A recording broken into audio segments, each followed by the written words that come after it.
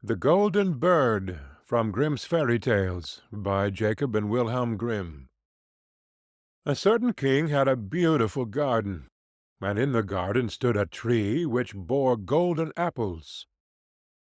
These apples were always counted, and about the time when they began to grow ripe, it was found that every night one of them was gone.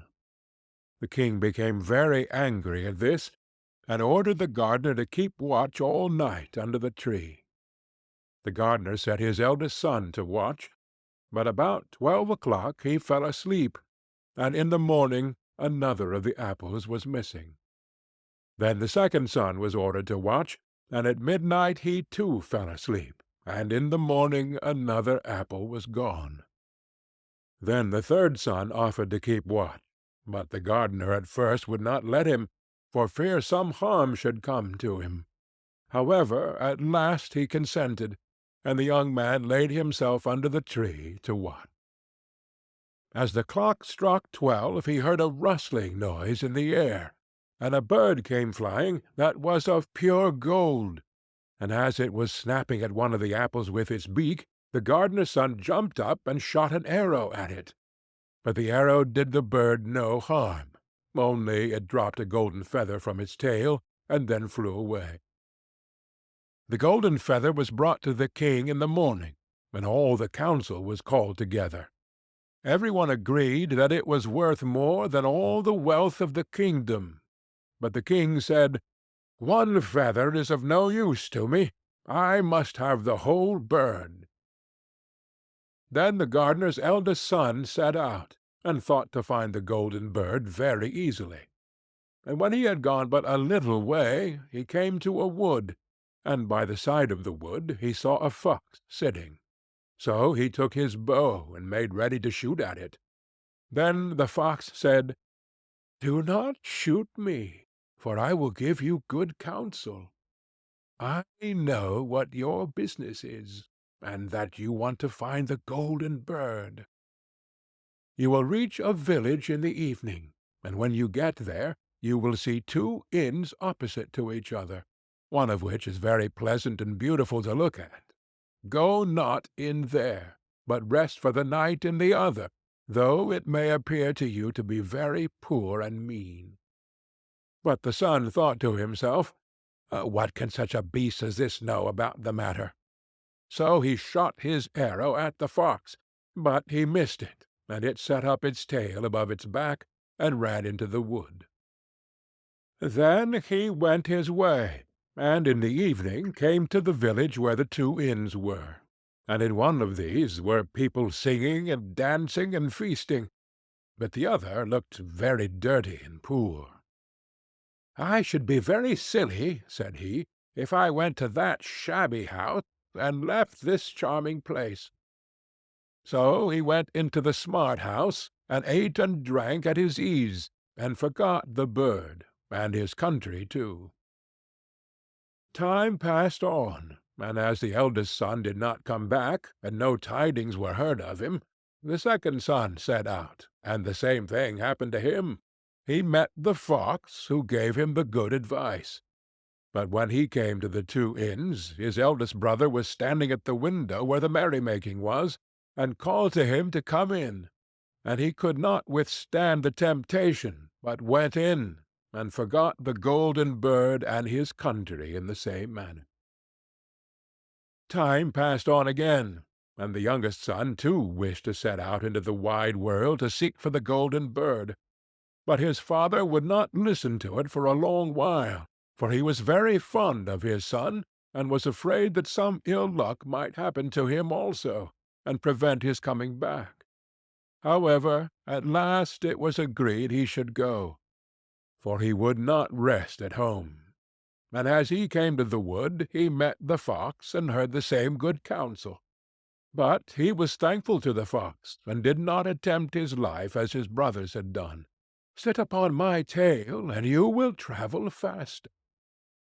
So he sat down, and the fox began to run, and away they went over stock and stone so quick that their hair whistled in the wind. When they came to the village, the son followed the fox's counsel, and without looking about him went to the shabby inn, and rested there all night at his ease.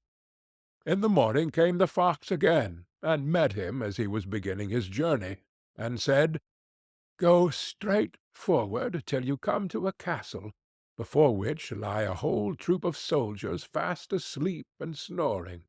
Take no notice of them, but go into the castle, and pass on till you come to a room where the golden bird sits in a wooden cage.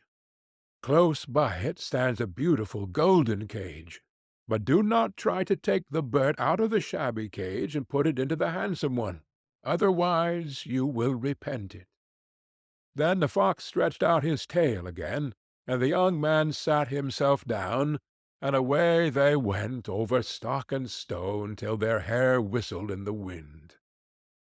Before the castle gate all was as the fox had said, so the son went in and found the chamber where the golden bird hung in a wooden cage, and below stood the golden cage, and the 3 golden apples that had been lost were lying close by it.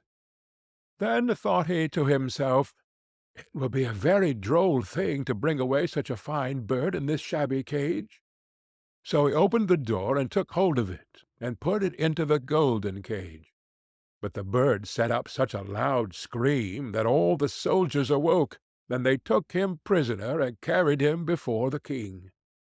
The next morning the court sat to judge him, and when all was heard, it sentenced him to death, unless he should bring the king the golden horse which could run as swiftly as the wind, and if he did this, he was to have the golden bird given him for his own.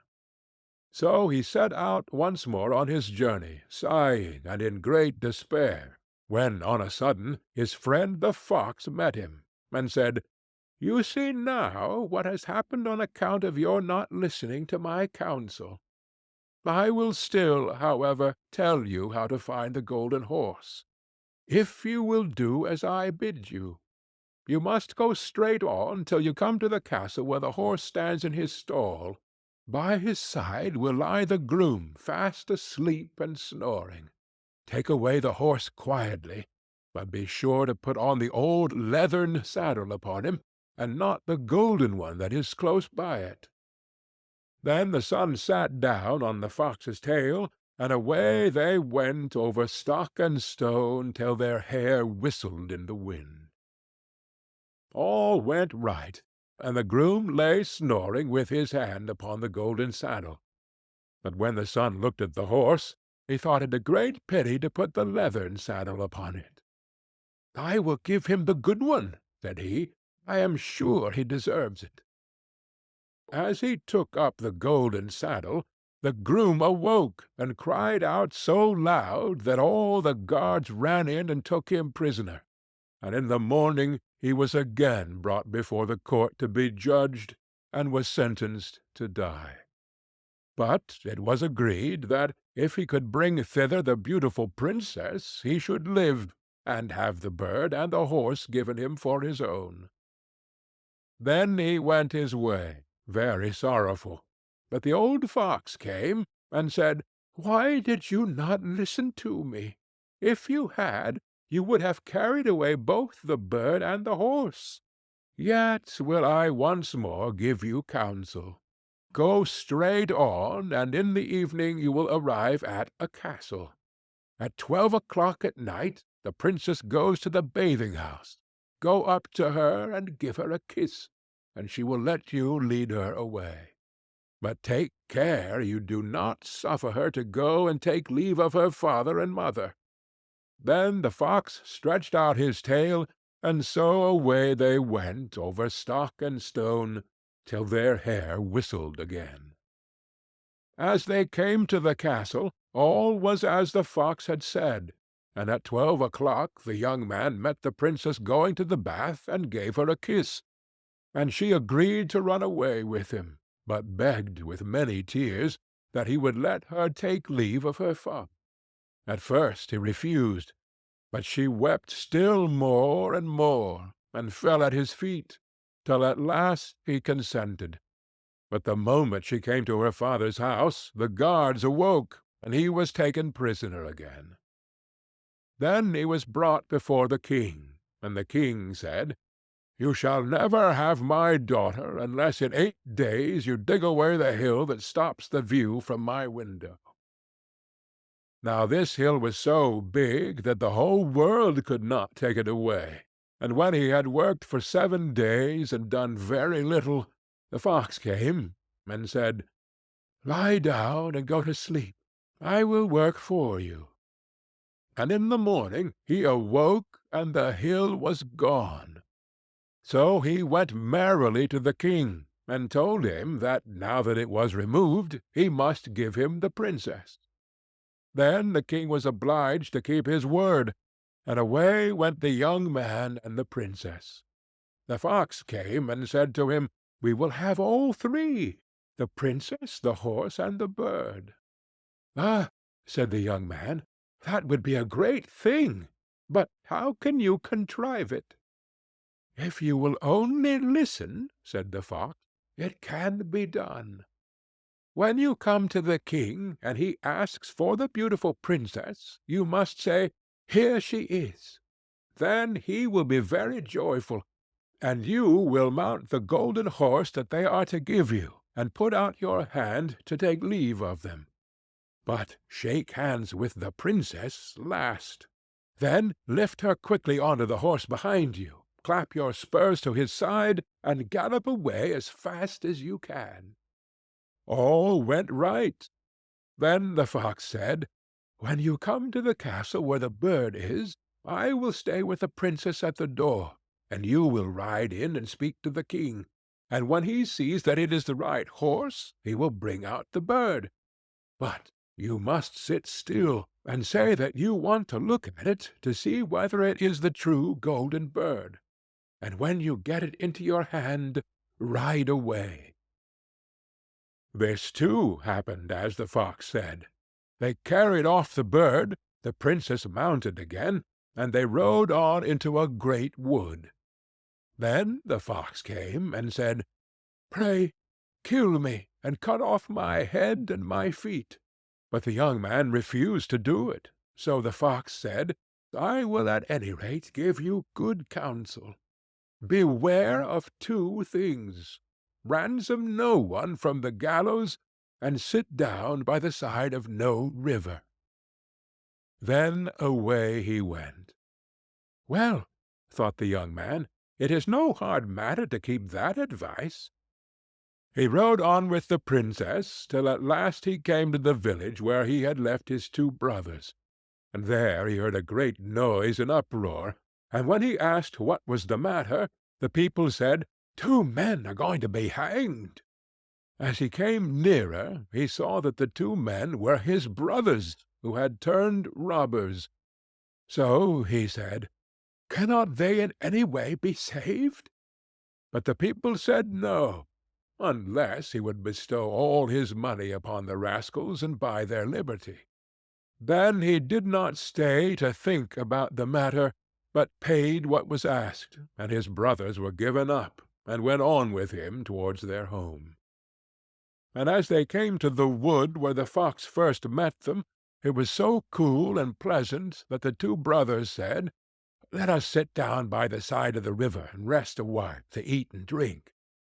So he said, "Yes," and forgot the fox's counsel, and sat down on the side of the river. And while he suspected nothing, they came behind and threw him down the bank, and took the princess, the horse, and the bird, and went home to the king their master, and said, "All this have we won by our labor." Then there was great rejoicing made, but the horse would not eat, the bird would not sing, and the princess wept. The youngest son fell to the bottom of the river's bed. Luckily it was nearly dry, but his bones were almost broken, and the bank was so steep that he could find no way to get out. Then the old fox came once more, and scolded him for not following his advice. Otherwise no evil would have befallen him.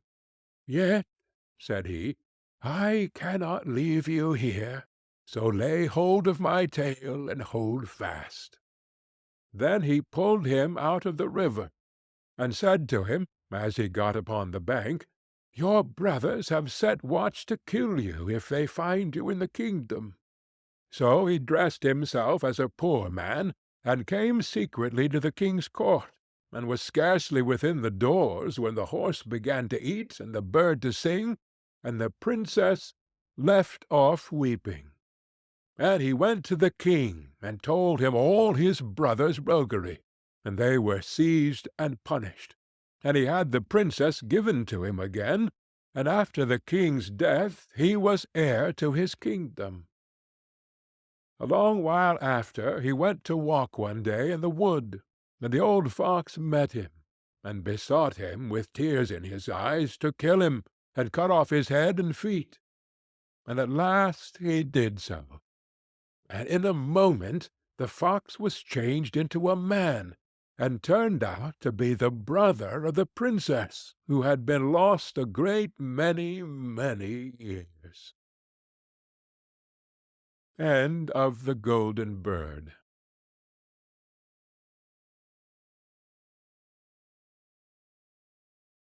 Hans in Luck, from Grimm's Fairy Tales, by Jacob and Wilhelm Grimm. Some men are born to good luck. All they do or try comes right. All that falls to them is so much gain.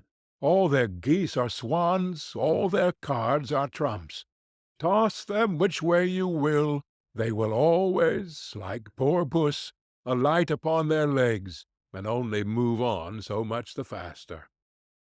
The world may very likely not always think of them as they think of themselves, but what care they for the world? What can it know about the matter? One of these lucky things was neighbor Hans. 7 long years he had worked hard for his master. At last he said, "Master, my time is up. I must go home and see my poor mother once more. So pray, pay me my wages, and let me go." And the master said, "You have been a faithful and good servant, Hans, so your pay shall be handsome." Then he gave him a lump of silver as big as his head. Hans took out his pocket-handkerchief, put the piece of silver into it, threw it over his shoulder, and jogged off on his road homewards. As he went lazily on, dragging one foot after another, a man came in sight, trotting gaily along on a capital horse. "Ah," said Hans aloud, "what a fine thing it is to ride on horseback! There he sits as easy and happy as if he was at home, in the chair by his fireside. He trips against no stones, saves shoe-leather, and gets on he hardly knows how." Hans did not speak so softly, but the horseman heard it all, and said, "Well, friend, why do you go on foot, then?" "Ah," said he, "I have this load to carry. To be sure it is silver, but it is so heavy that I can't hold up my head, and you must know it hurts my shoulder sadly." "What do you say of making an exchange?" said the horseman. "I will give you my horse, and you shall give me the silver, which will save you a great deal of trouble in carrying such a heavy load about with you." "With all my heart," said Hans, "but as you are so kind to me, I must tell you one thing. You will have a weary task to draw that silver about with you." However, the horseman got off, took the silver, helped Hans up, gave him the bridle into one hand and the whip into the other, and said, "When you want to go very fast, smack your lips loudly together, and cry 'Jeep.'" Hans was delighted as he sat on the horse, drew himself up, squared his elbows, turned out his toes, cracked his whip, and rode merrily off, 1 minute whistling a merry tune, and another singing, "No cares and no sorrow, a fig for your morrow, we'll laugh and be merry, sing neigh don derry." After a time he thought he should like to go a little faster, so he smacked his lips and cried "Jeep." Away went the horse full gallop, and before Hans knew what he was about, he was thrown off, and lay on his back by the roadside.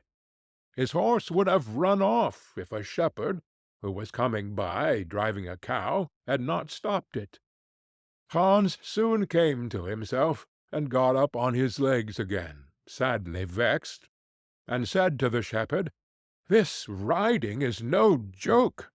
When a man has the luck to get upon a beast like this that stumbles and flings him off as if he would break his neck. However, I'm off now, once for all.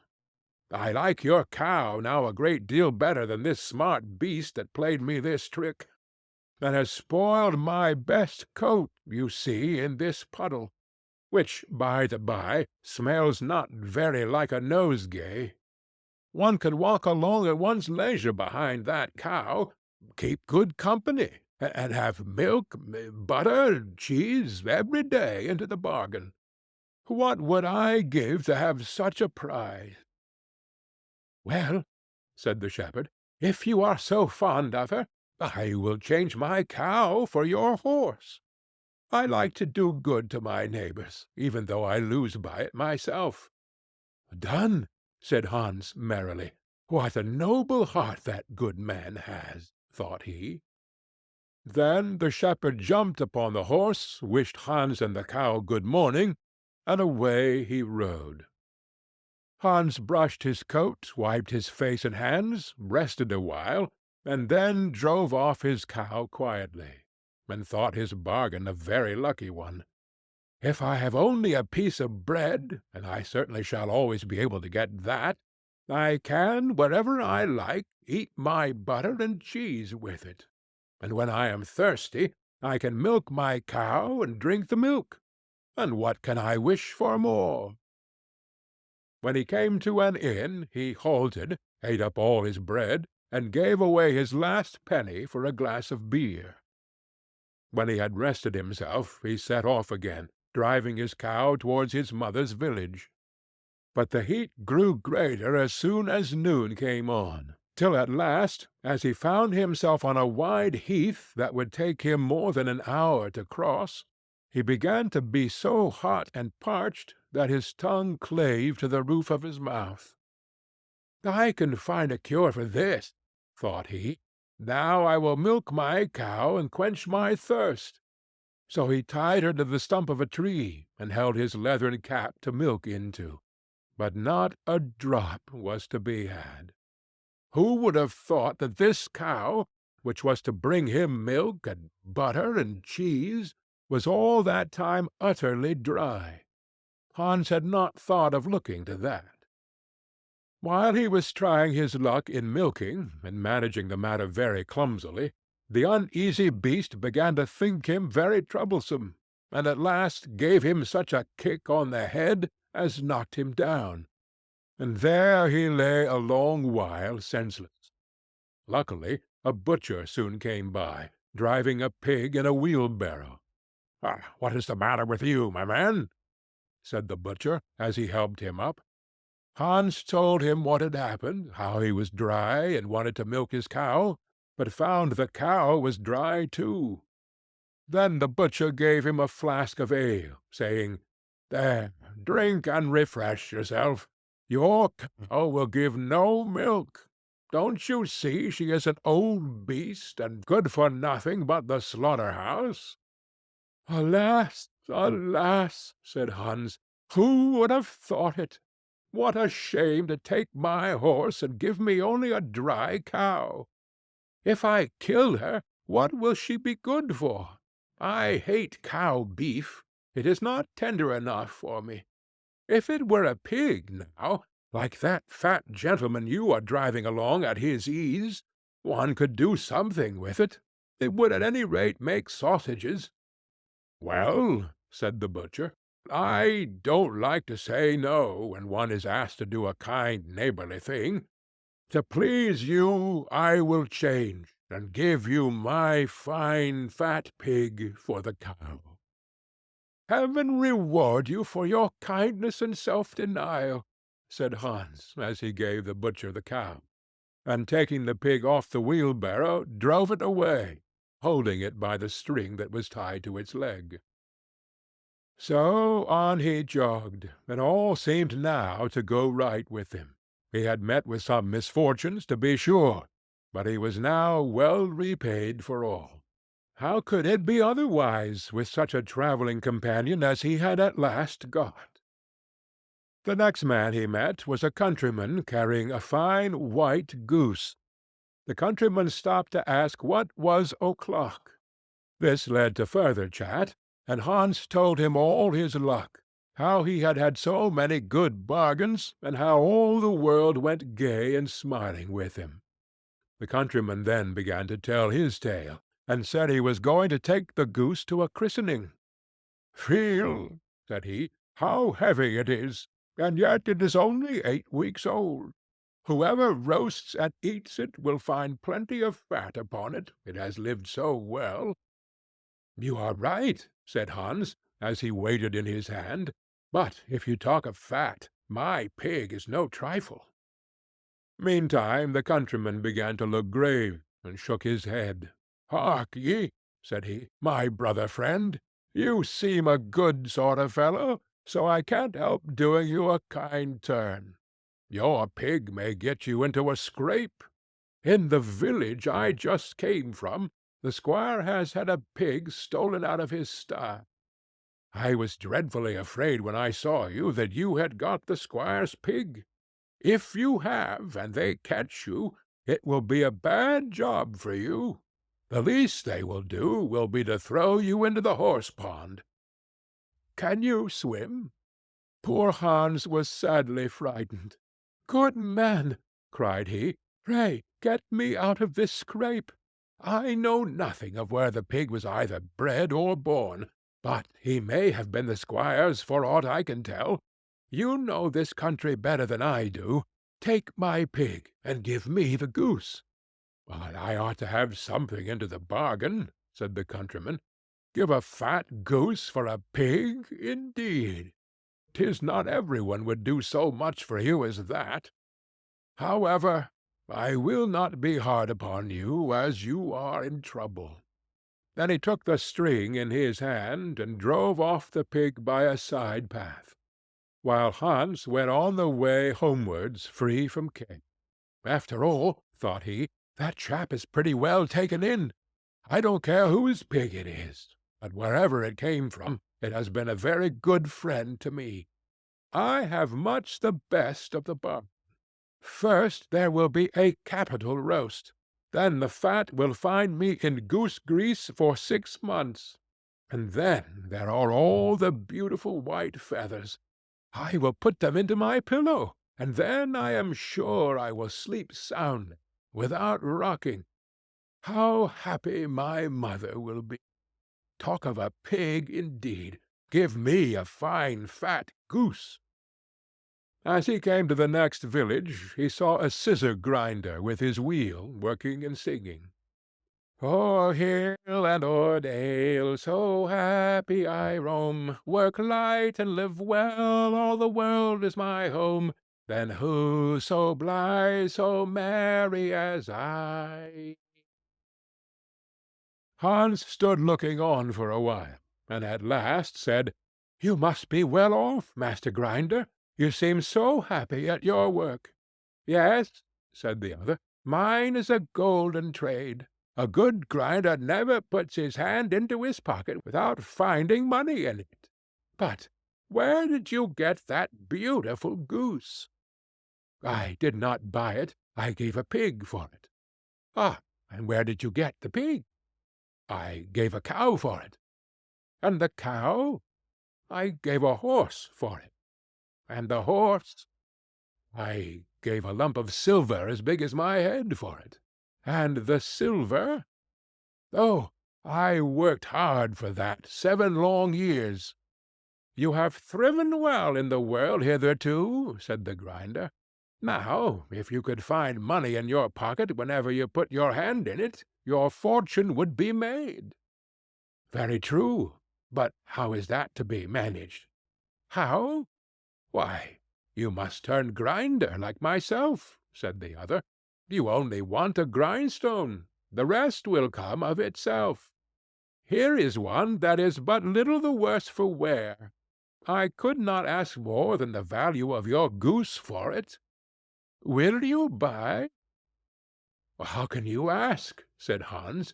"I should be the happiest man in the world if I could have money whenever I put my hand in my pocket. What could I want more? There's the goose." "Now," said the grinder, as he gave him a common rough stone that lay by his side, "this is a most capital stone. Do but work it well enough, and you can make an old nail cut with it." Hans took the stone and went his way with a light heart. His eyes sparkled for joy, and he said to himself, "Surely I must have been born in a lucky hour. Everything I could want or wish for comes of itself. People are so kind. They seem really to think I do them a favor in letting them make me rich, and giving me good bargains." Meantime he began to be tired, and hungry too, for he had given away his last penny in his joy at getting the cow. At last he could go no farther, for the stone tired him sadly, and he dragged himself to the side of a river, that he might take a drink of water and rest awhile. So he laid the stone carefully by his side on the bank, but, as he stooped down to drink, he forgot it, pushed it a little, and down it rolled plump into the stream. For a while he watched it sinking in the deep, clear water, then sprang up and danced for joy, then again fell upon his knees and thanked heaven, with tears in his eyes, for its kindness in taking away his only plague, the ugly, heavy stone. "How happy am I!" cried he. "Nobody was ever so lucky as I." Then up he got with a light heart, free from all his troubles, and walked on till he reached his mother's house, and told her how very easy the road to good luck was. End of Hans in Luck. Jorinda and Jorindel, from Grimm's Fairy Tales, by Jacob and Wilhelm Grimm. There was once an old castle that stood in the middle of a deep, gloomy wood, and in the castle lived an old fairy. Now this fairy could take any shape she pleased. All day long she flew about in the form of an owl, or crept about the country like a cat. But at night she always became an old woman again. When any young man came within 100 paces of her castle, he became quite fixed, and could not move a step till she came and set him free, which she would not do till he had given her his word never to come there again. But when any pretty maiden came within that space, she was changed into a bird, and the fairy put her into a cage, and hung her up in a chamber in the castle. There were 700 of these cages hanging in the castle, and all with beautiful birds in them. There was once a maiden whose name was Jorinda. She was prettier than all the pretty girls that ever were seen before, and a shepherd lad, whose name was Jorindel, was very fond of her, and they were soon to be married. One day they went to walk in the wood, that they might be alone, and Jorindel said, "We must take care that we don't go too near to the fairy's castle." It was a beautiful evening. The last rays of the setting sun shone bright through the long stems of the trees upon the green underwood beneath, and the turtle-doves sang from the tall birches. Jorinda sat down to gaze upon the sun. Jorindel sat by her side, and both felt sad, they knew not why. But it seemed as if they were to be parted from one another forever. They had wandered a long way, and when they had looked to see which way they should go home, they found themselves at a loss to know what path to take. The sun was setting fast, and already half of its circle had sunk behind the hill. Jorindel on a sudden looked behind him, and saw through the bushes that they had, without knowing it, sat down close under the old walls of the castle. Then he shrank for fear, turned pale and trembled. Jorinda was just singing, "The ring-dove sang from the willow spray, well-a-day, well-a-day. He mourned for the fate of his darling mate, well-a-day," when her song stopped suddenly. Jorndel turned to see the reason, and beheld his Jorinda changed into a nightingale, so that her song ended with a mournful jug, jug. An owl with fiery eyes flew 3 times round them, and 3 times screamed, "Tu-woo! Tu-woo! Tu-woo!" Jorindel could not move. He stood fixed as a stone, and could neither weep, nor speak, nor stir hand or foot. And now the sun went down, the gloomy night came, and the owl flew into a bush, and a moment after the old fairy came forth, pale and meagre, with staring eyes, and a nose and chin that almost met one another. She mumbled something to herself, seized the nightingale, and went away with it in her hand. Poor Jorindel saw the nightingale was gone, but what could he do? He could not speak, he could not move from the spot where he stood. At last the fairy came back, and sang with a hoarse voice, "Till the prisoner is fast, and her doom is cast, there stay, oh stay! When the charm is around her, and the spell has bound her, hie away, away!" On a sudden Jorindel found himself free. Then he fell on his knees before the fairy, and prayed her to give him back his dear Jorinda. But she laughed at him, and said he should never see her again. Then she went away. He prayed, he wept, he sorrowed, but all in vain. "Alas," he said, "what will become of me?" He could not go back to his own home, so he went to a strange village, and employed himself in keeping sheep. Many a time did he walk round and round, as near to the hated castle as he dared go, but all in vain. He heard or saw nothing of Jorinda. At last he dreamt one night that he found a beautiful purple flower, and that in the middle of it lay a costly pearl, and he dreamt that he plucked the flower, and went with it in his hand into the castle, and that everything he touched with it was disenchanted, and that there he found his Jorinda again. In the morning, when he awoke, he began to search over hill and dale for this pretty flower, and 8 long days he sought for it in vain. But on the 9th day, early in the morning, he found the beautiful purple flower, and in the middle of it was a large dewdrop as big as a costly pearl. Then he plucked the flower, and set out and travelled day and night, till he came again to the castle. He walked nearer than 100 paces to it, and yet he did not become fixed as before, but found that he could go quite close up to the door. Jorindel was very glad indeed to see this. Then he touched the door with the flower, and it sprang open, so that he went in through the court, and listened when he heard so many birds singing. At last he came to the chamber where the fairy sat, with the 700 birds singing in the 700 cages.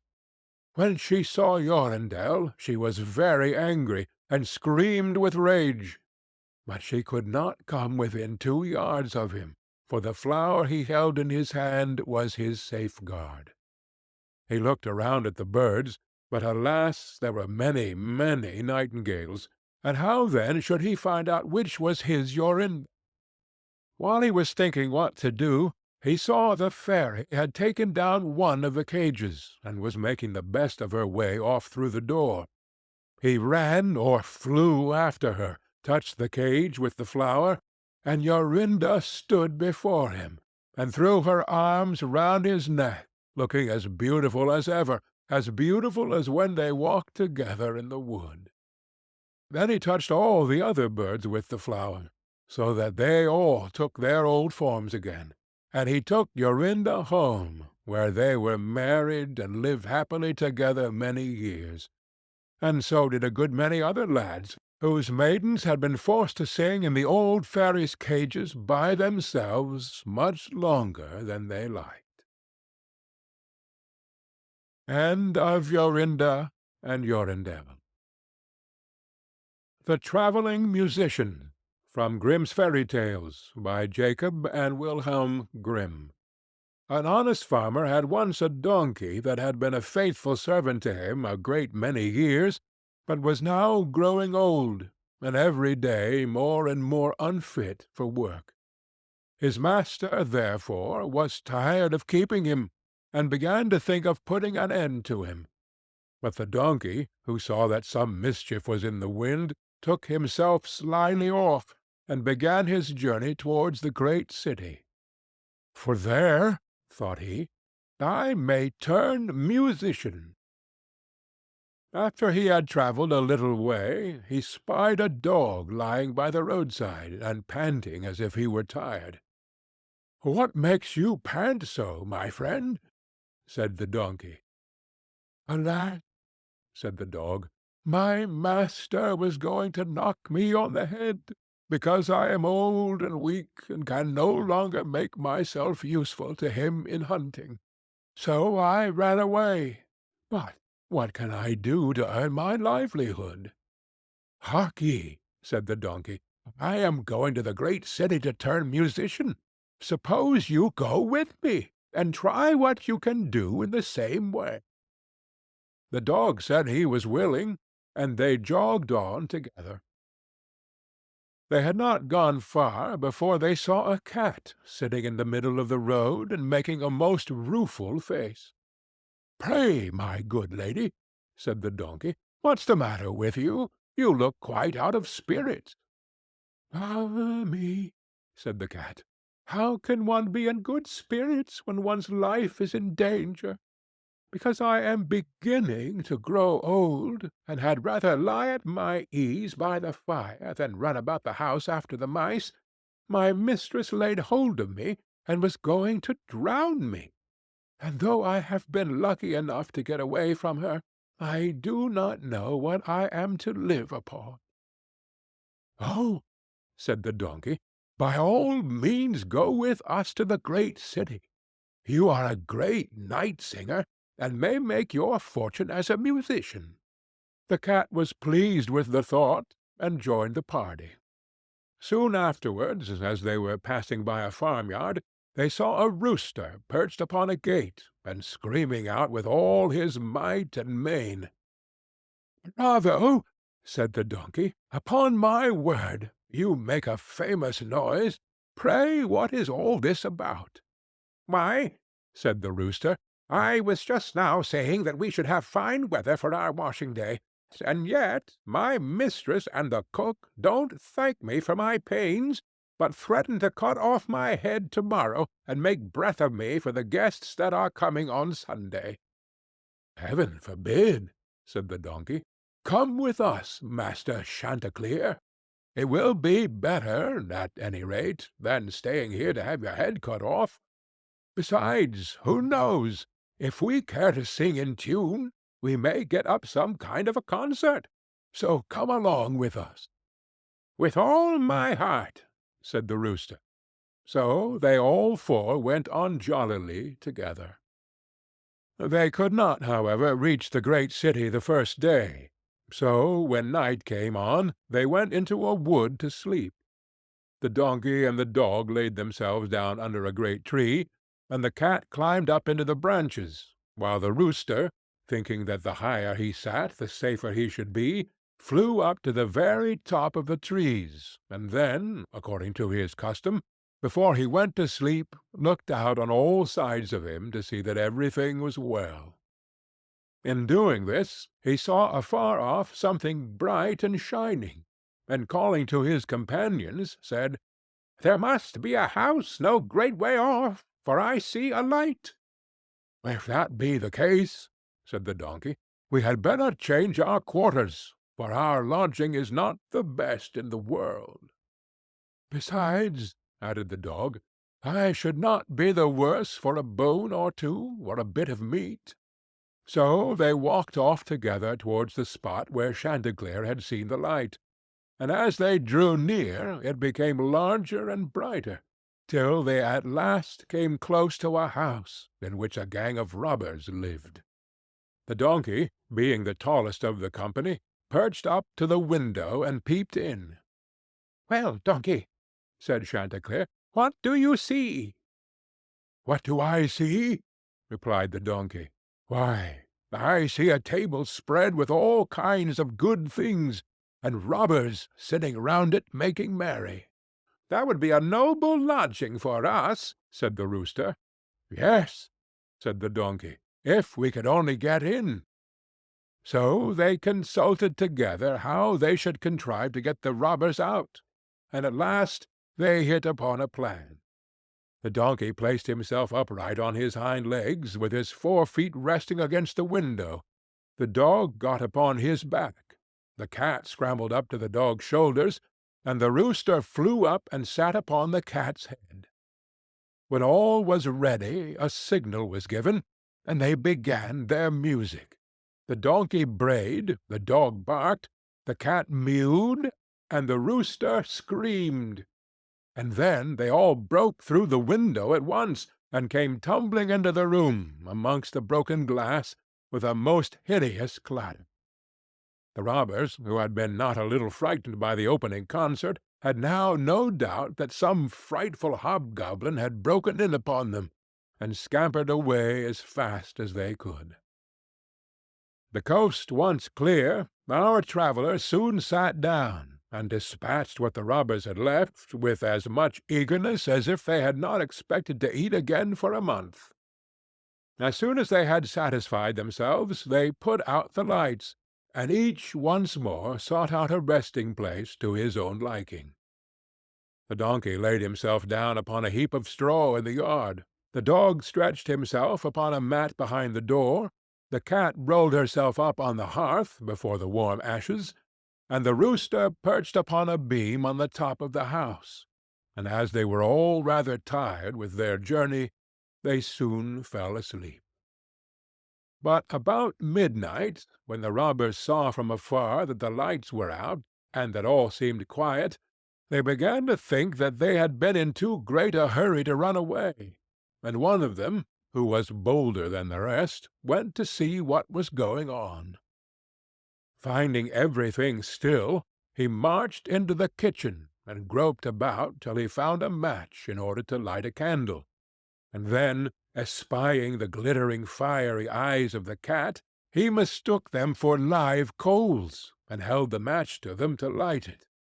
But the cat, not understanding his joke, sprang at his face, and spat and scratched at him. This frightened him dreadfully, and away he ran to the back door.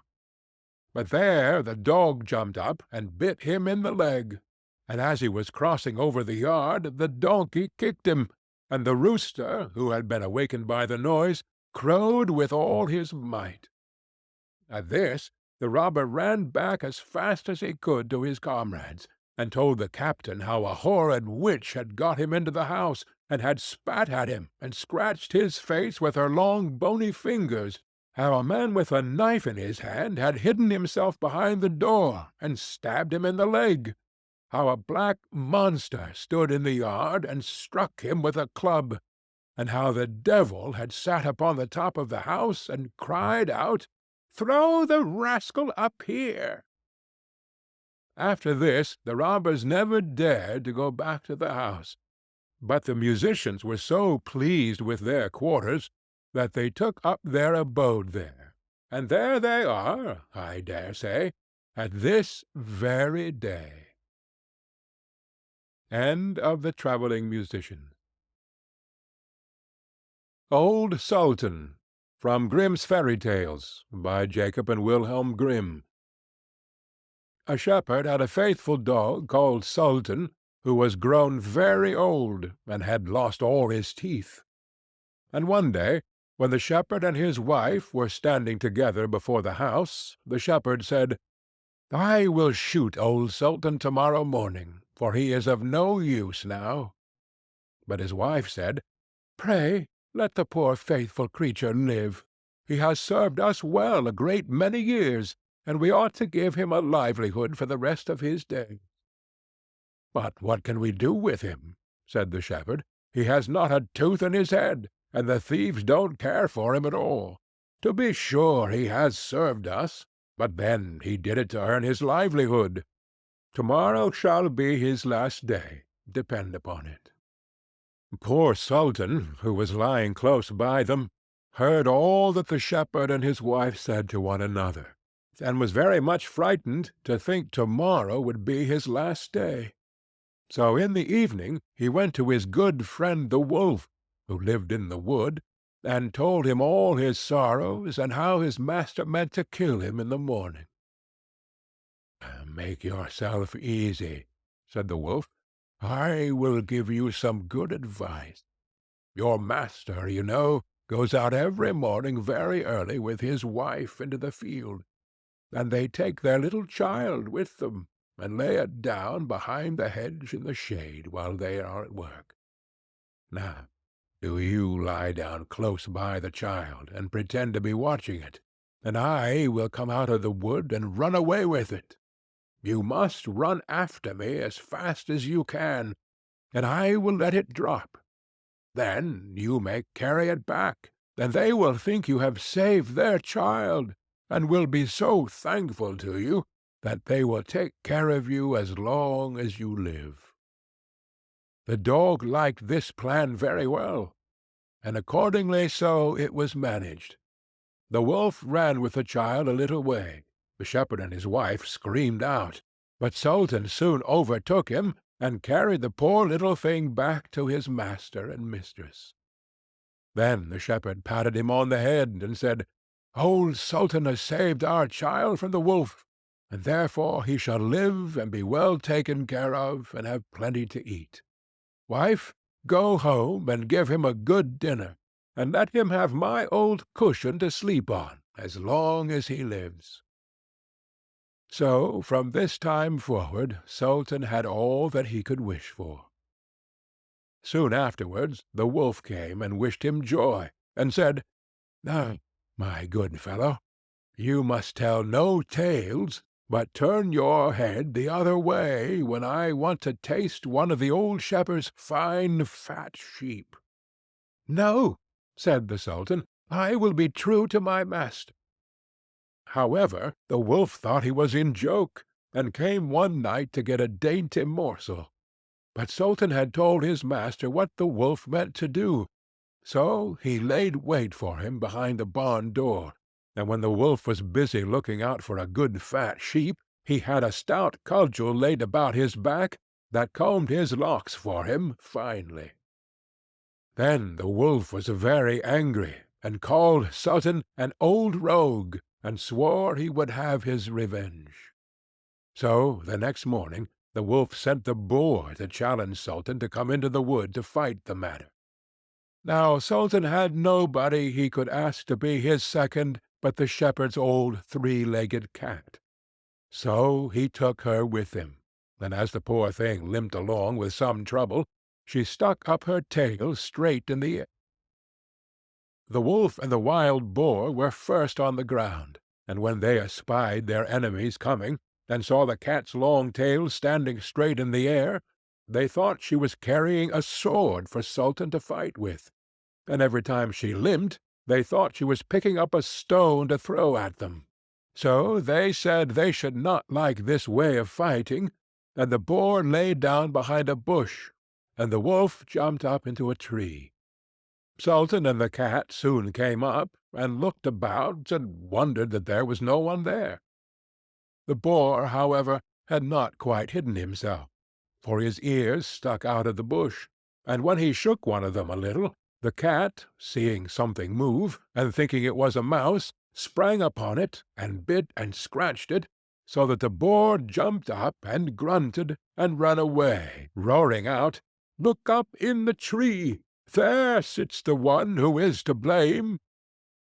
So they looked up, and espied the wolf sitting among the branches, and they called him a cowardly rascal, and would not suffer him to come down till he was heartily ashamed of himself, and had promised to be good friends again with Old Sultan. End of Old Sultan. The Straw, the Coal, and the Bean, from Grimm's Fairy Tales, by Jacob and Wilhelm Grimm. In a village dwelt a poor old woman who had gathered together a dish of beans, and wanted to cook them. So she made a fire on her hearth, and that it might burn the quicker, she lighted it with a handful of straw. When she was emptying the beans into the pan, one dropped without her observing it, and lay on the ground beside a straw, and soon afterwards a burning coal from the fire leaped down to the two. "Dear friends, from whence do you come here?" "I fortunately sprang out of the fire, and if I had not escaped by sheer force, my death would have been certain. I should have been burnt to ashes." The bean said, "I too have escaped with a whole skin, but if the old woman had got me into the pan, I should have been made into broth without any mercy, like my comrades."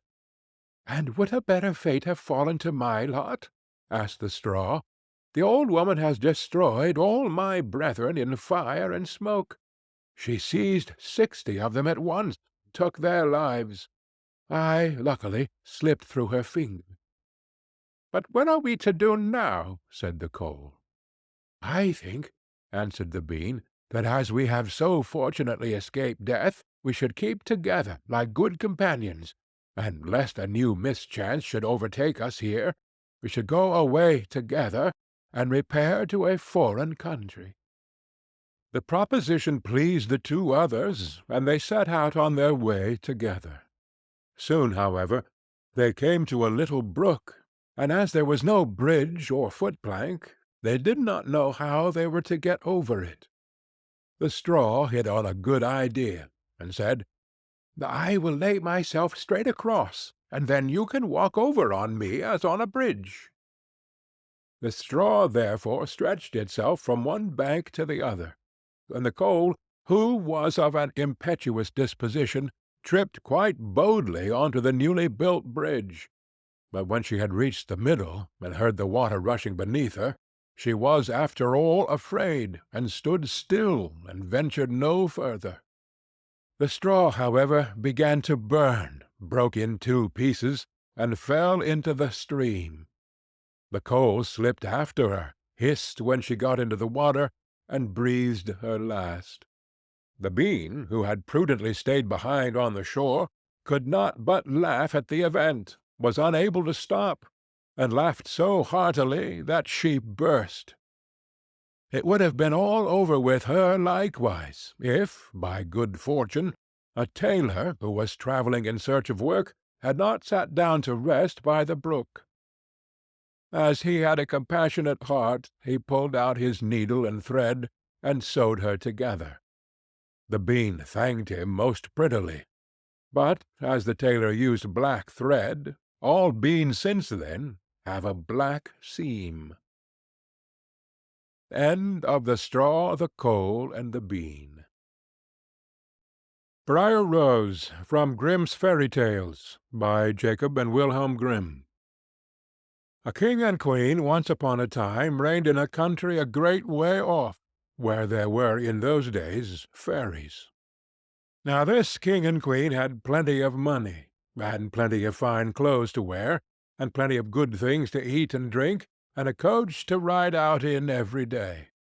But though they had been married many years, they had no children, and this grieved them very much indeed. But one day, as the queen was walking by the side of the river, at the bottom of the garden she saw a poor little fish that had thrown itself out of the water, and lay gasping and nearly dead on the bank. Then the queen took pity on the little fish, and threw it back again into the water, and before it swam away it lifted his head out of the water and said, "I know what your wish is, and it shall be fulfilled in return for your kindness to me. You will soon have a daughter." What the little fish had foretold soon came to pass, and the queen had a little girl, so very beautiful that the king could not cease looking on her for joy, and said he would hold a great feast, and make merry, and show the child to all the land. So he asked his kinsmen, and nobles, and friends, and neighbors. But the queen said, "I will have the fairies also, that they might be kind and good to our little daughter." Now there were 13 fairies in the kingdom, but as the king and queen had only 12 golden dishes for them to eat out of, they were forced to leave one of the fairies without asking her. So 12 fairies came, each with a high red cap on her head, and red shoes with high heels on her feet, and a long white wand in her hand. And after the feast was over, they gathered round in a ring and gave all their best gifts to the little princess. One gave her goodness, another beauty, another riches, and so on, till she had all that was good in the world. Just as 11 of them had done blessing her, a great noise was heard in the courtyard, and word was brought that the 13th fairy was come, with a black cap on her head, and black shoes on her feet, and a broomstick in her hand, and presently up she came into the dining-hall. Now, as she had not been asked to the feast, she was very angry, and scolded the king and queen very much, and set to work to take her revenge. So she cried out, "The king's daughter shall in her 15th year be wounded by a spindle, and fall down dead."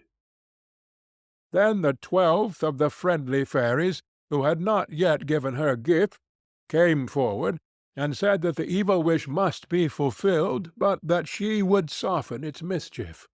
So her gift was, that the king's daughter, when the spindle wounded her, should not really die, but should only fall asleep for 100 years. However, the king hoped still to save his dear child altogether from the threatened evil, so he ordered that all the spindles in the kingdom should be brought up and burnt.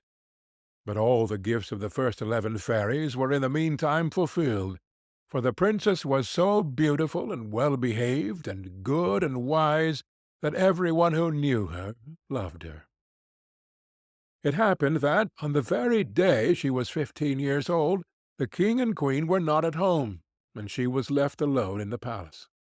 So she roved about by herself, and looked at all the rooms and chambers, till at last she came to an old tower, to which there was a narrow staircase ending with a little door.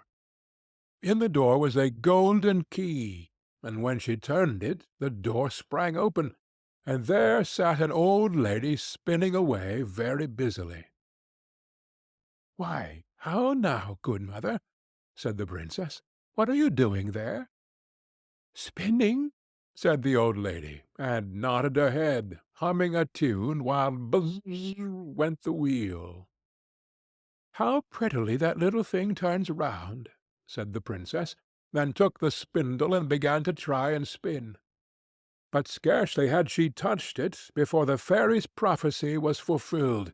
The spindle wounded her, and she fell down lifeless on the ground. However, she was not dead, but had only fallen into a deep sleep, and the king and the queen, who had just come home, and all their court fell asleep too, and the horses slept in the stables, and the dogs in the court, the pigeons on the house-top, and the very flies slept upon the walls. Even the fire on the hearth left off blazing and went to sleep. The jack stopped, and the spit that was turning about with a goose upon it for the king's dinner stood still. And the cook, who was at that moment pulling the kitchen boy by the hair to give him a box on the ear for something he had done amiss, let him go, and both fell asleep. The butler, who was slyly tasting the ale, fell asleep with the jug at his lips, and thus everything stood still and slept soundly. A large hedge of thorns soon grew round the palace, and every year it became higher and thicker, till at last the old palace was surrounded and hidden, so that not even the roof or the chimneys could be seen. But there went a report through all the land of the beautiful sleeping Briar Rose, for so the king's daughter was called, so that from time to time several kings' sons came and tried to break through the thicket into the palace. This, however, none of them could ever do, for the thorns and bushes laid hold of them, as it were, with hands, and there they stuck fast and died wretchedly. After many, many years there came a king's son into the land, and an old man told him the story of the thicket of thorns, and how a beautiful palace stood behind it, and how a wonderful princess, called Briar Rose, lay in it asleep, with all her court. He told, too, that he had heard from his grandfather that many, many princes had come and had tried to break through the thicket, but that they had all stuck fast in it and died. Then the young prince said, "All this shall not frighten me. I will go and see this Briar Rose." The old man tried to hinder him, but he was bent upon going. Now that very day the 100 years were ended, and as the prince came to the thicket, he saw nothing but beautiful flowering shrubs, through which he went with ease, and they shut in after him as thick as ever. Then he came at last to the palace, and there in the court lay the dogs, asleep, and the horses were standing in the stables, and on the roof sat the pigeons fast asleep, with their heads under their wings. And when he came into the palace, the flies were sleeping on the walls, the spit was standing still, the butler had the jug of ale at his lips, going to drink a draught, the maid sat with a fowl in her lap, ready to be plucked, and the cook in the kitchen was still holding up her hand, as if she was going to beat the boy. Then he went on still farther, and all was so still that he could hear every breath he drew, till at last he came to the old tower, and opened the door of the little room in which Briar Rose was, and there she lay, fast asleep on a couch by the window. She looked so beautiful that he could not take his eyes off her, so he stooped down and gave her a kiss. But the moment he kissed her, she opened her eyes and awoke, and smiled upon him, and they went out together, and soon the king and queen also awoke, and all the court, and gazed on each other with great wonder. And the horses shook themselves, and the dogs jumped up and barked, the pigeons took their heads from under their wings, and looked about, and flew into the fields. The flies on the walls buzzed again. The fire in the kitchen blazed up. Round went the jack, and round went the spit, with the goose for the king's dinner upon it. The butler finished his draught of ale, the maid went on plucking the fowl, and the cook gave the boy the box on his ear. And then the prince and Briar Rose were married, and the wedding feast was given, and they lived happily together all their lives long. End of Briar Rose.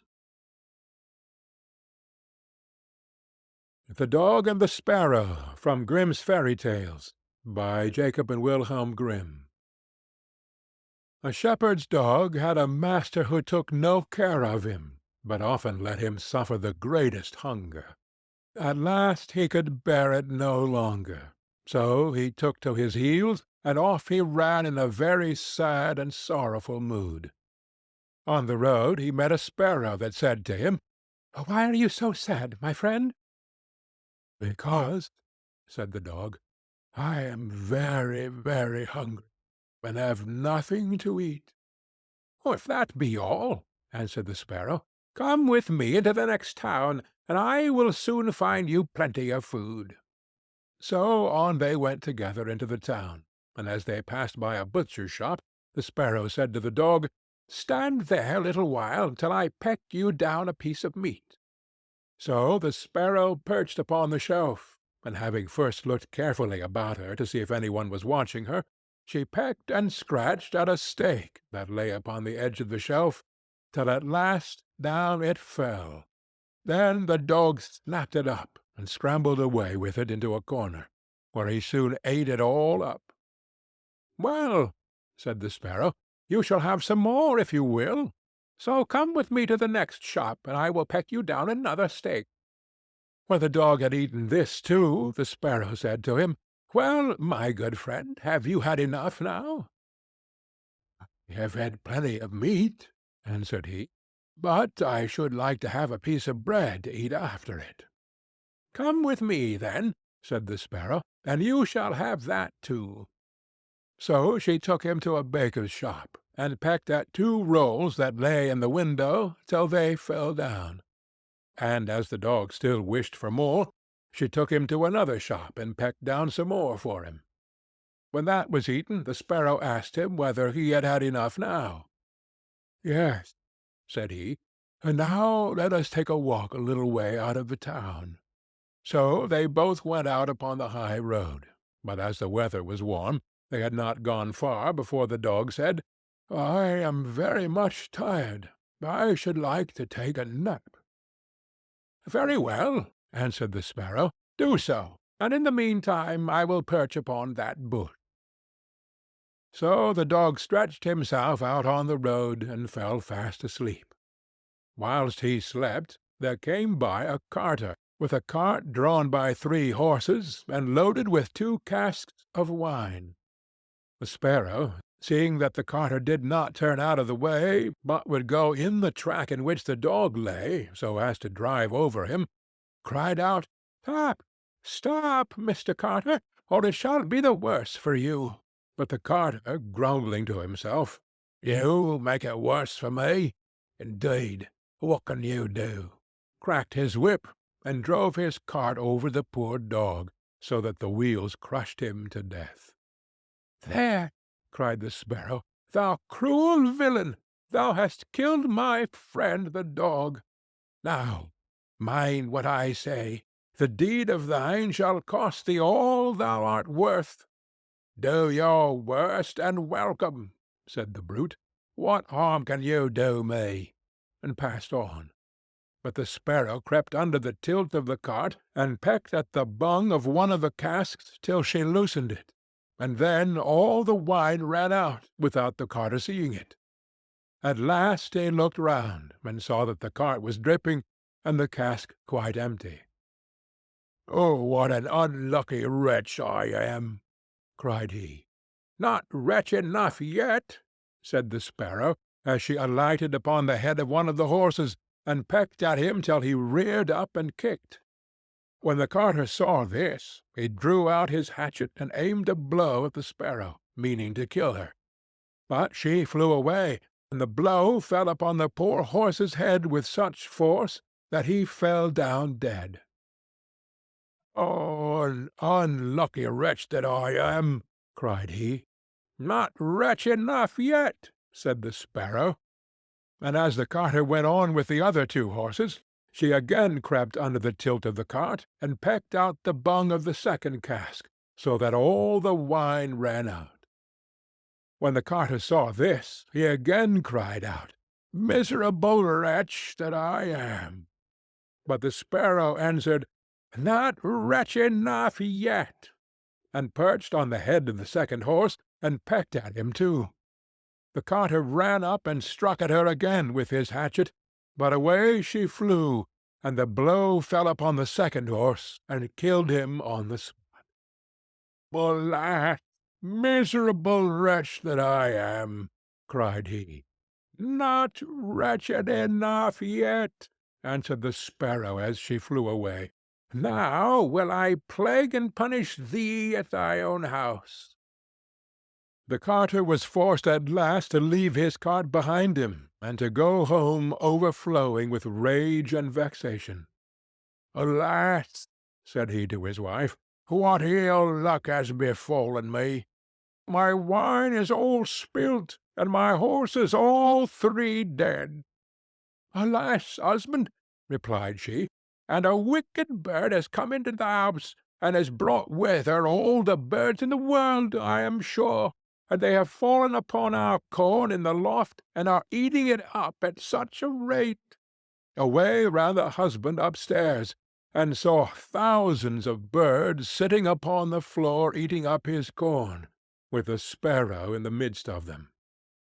"Oh, unlucky wretch that I am!" cried the carter, for he saw that the corn was almost gone. "Not wretch enough yet," said the sparrow. "My cruelty shall cost thee thy life yet." And away she flew. The carter, seeing that he had thus lost all that he had, went down into his kitchen, and was still not sorry for what he had done, but sat himself angrily and sulkily in the chimney-corner. But the sparrow sat on the outside of the window, and cried, "Carter, thy cruelty shall cost thee thy life." With that he jumped up in a rage, seized his hatchet, and threw it at the sparrow. But it missed her, and only broke the window. The sparrow now hopped in, perched upon the window-seat, and cried, "Carter, it shall cost thee thy life." Then he became mad and blind with rage, and struck the window-seat with such force that he cleft it in two, and as the sparrow flew from place to place, the carter and his wife were so furious that they broke all their furniture, glasses, chairs, benches, the table, and at last the walls, without touching the bird at all. In the end, however, they caught her, and the wife said, "Shall I kill her at once?" "No," cried he, "that is letting her off too easily. She shall die a much more cruel death. I will eat her." But the sparrow began to flutter about, and stretch out her neck, and cried, "Carter, it shall cost thee thy life yet." With that he could wait no longer, so he gave his wife the hatchet, and cried, "Wife, strike at the bird, and kill her in my hand." And the wife struck, but she missed her aim, and hit her husband on the head, so that he fell down dead. And the sparrow flew quietly home to her nest. End of The Dog and the Sparrow.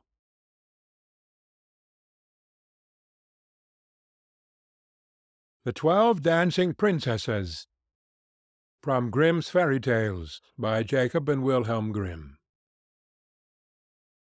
There was a king who had 12 beautiful daughters. They slept in 12 beds, all in one room, and when they went to bed the doors were shut and locked up. But every morning their shoes were found to be quite worn through, as if they had been danced in all night, and yet nobody could find out how it happened, or where they had been. Then the king made it known to all the land that if any person could discover the secret, and find out where it was that the princesses danced in the night, he should have the one he liked best for his wife, and should be king after his death. But whoever tried, and did not succeed, after 3 days and nights, should be put to death. A king's son soon came.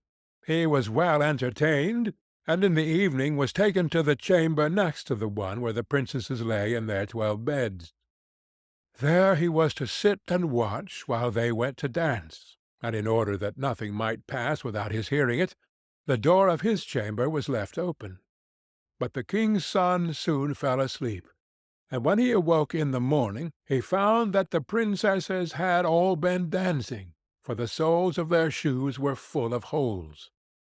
The same thing happened on the 2nd and 3rd night. So the king ordered his head to be cut off.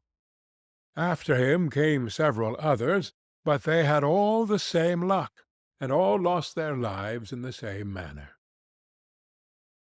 Now it chanced that an old soldier, who had been wounded in battle and could fight no longer, passed through the country where this king reigned, and as he was travelling through a wood, he met an old woman who asked him where he was going.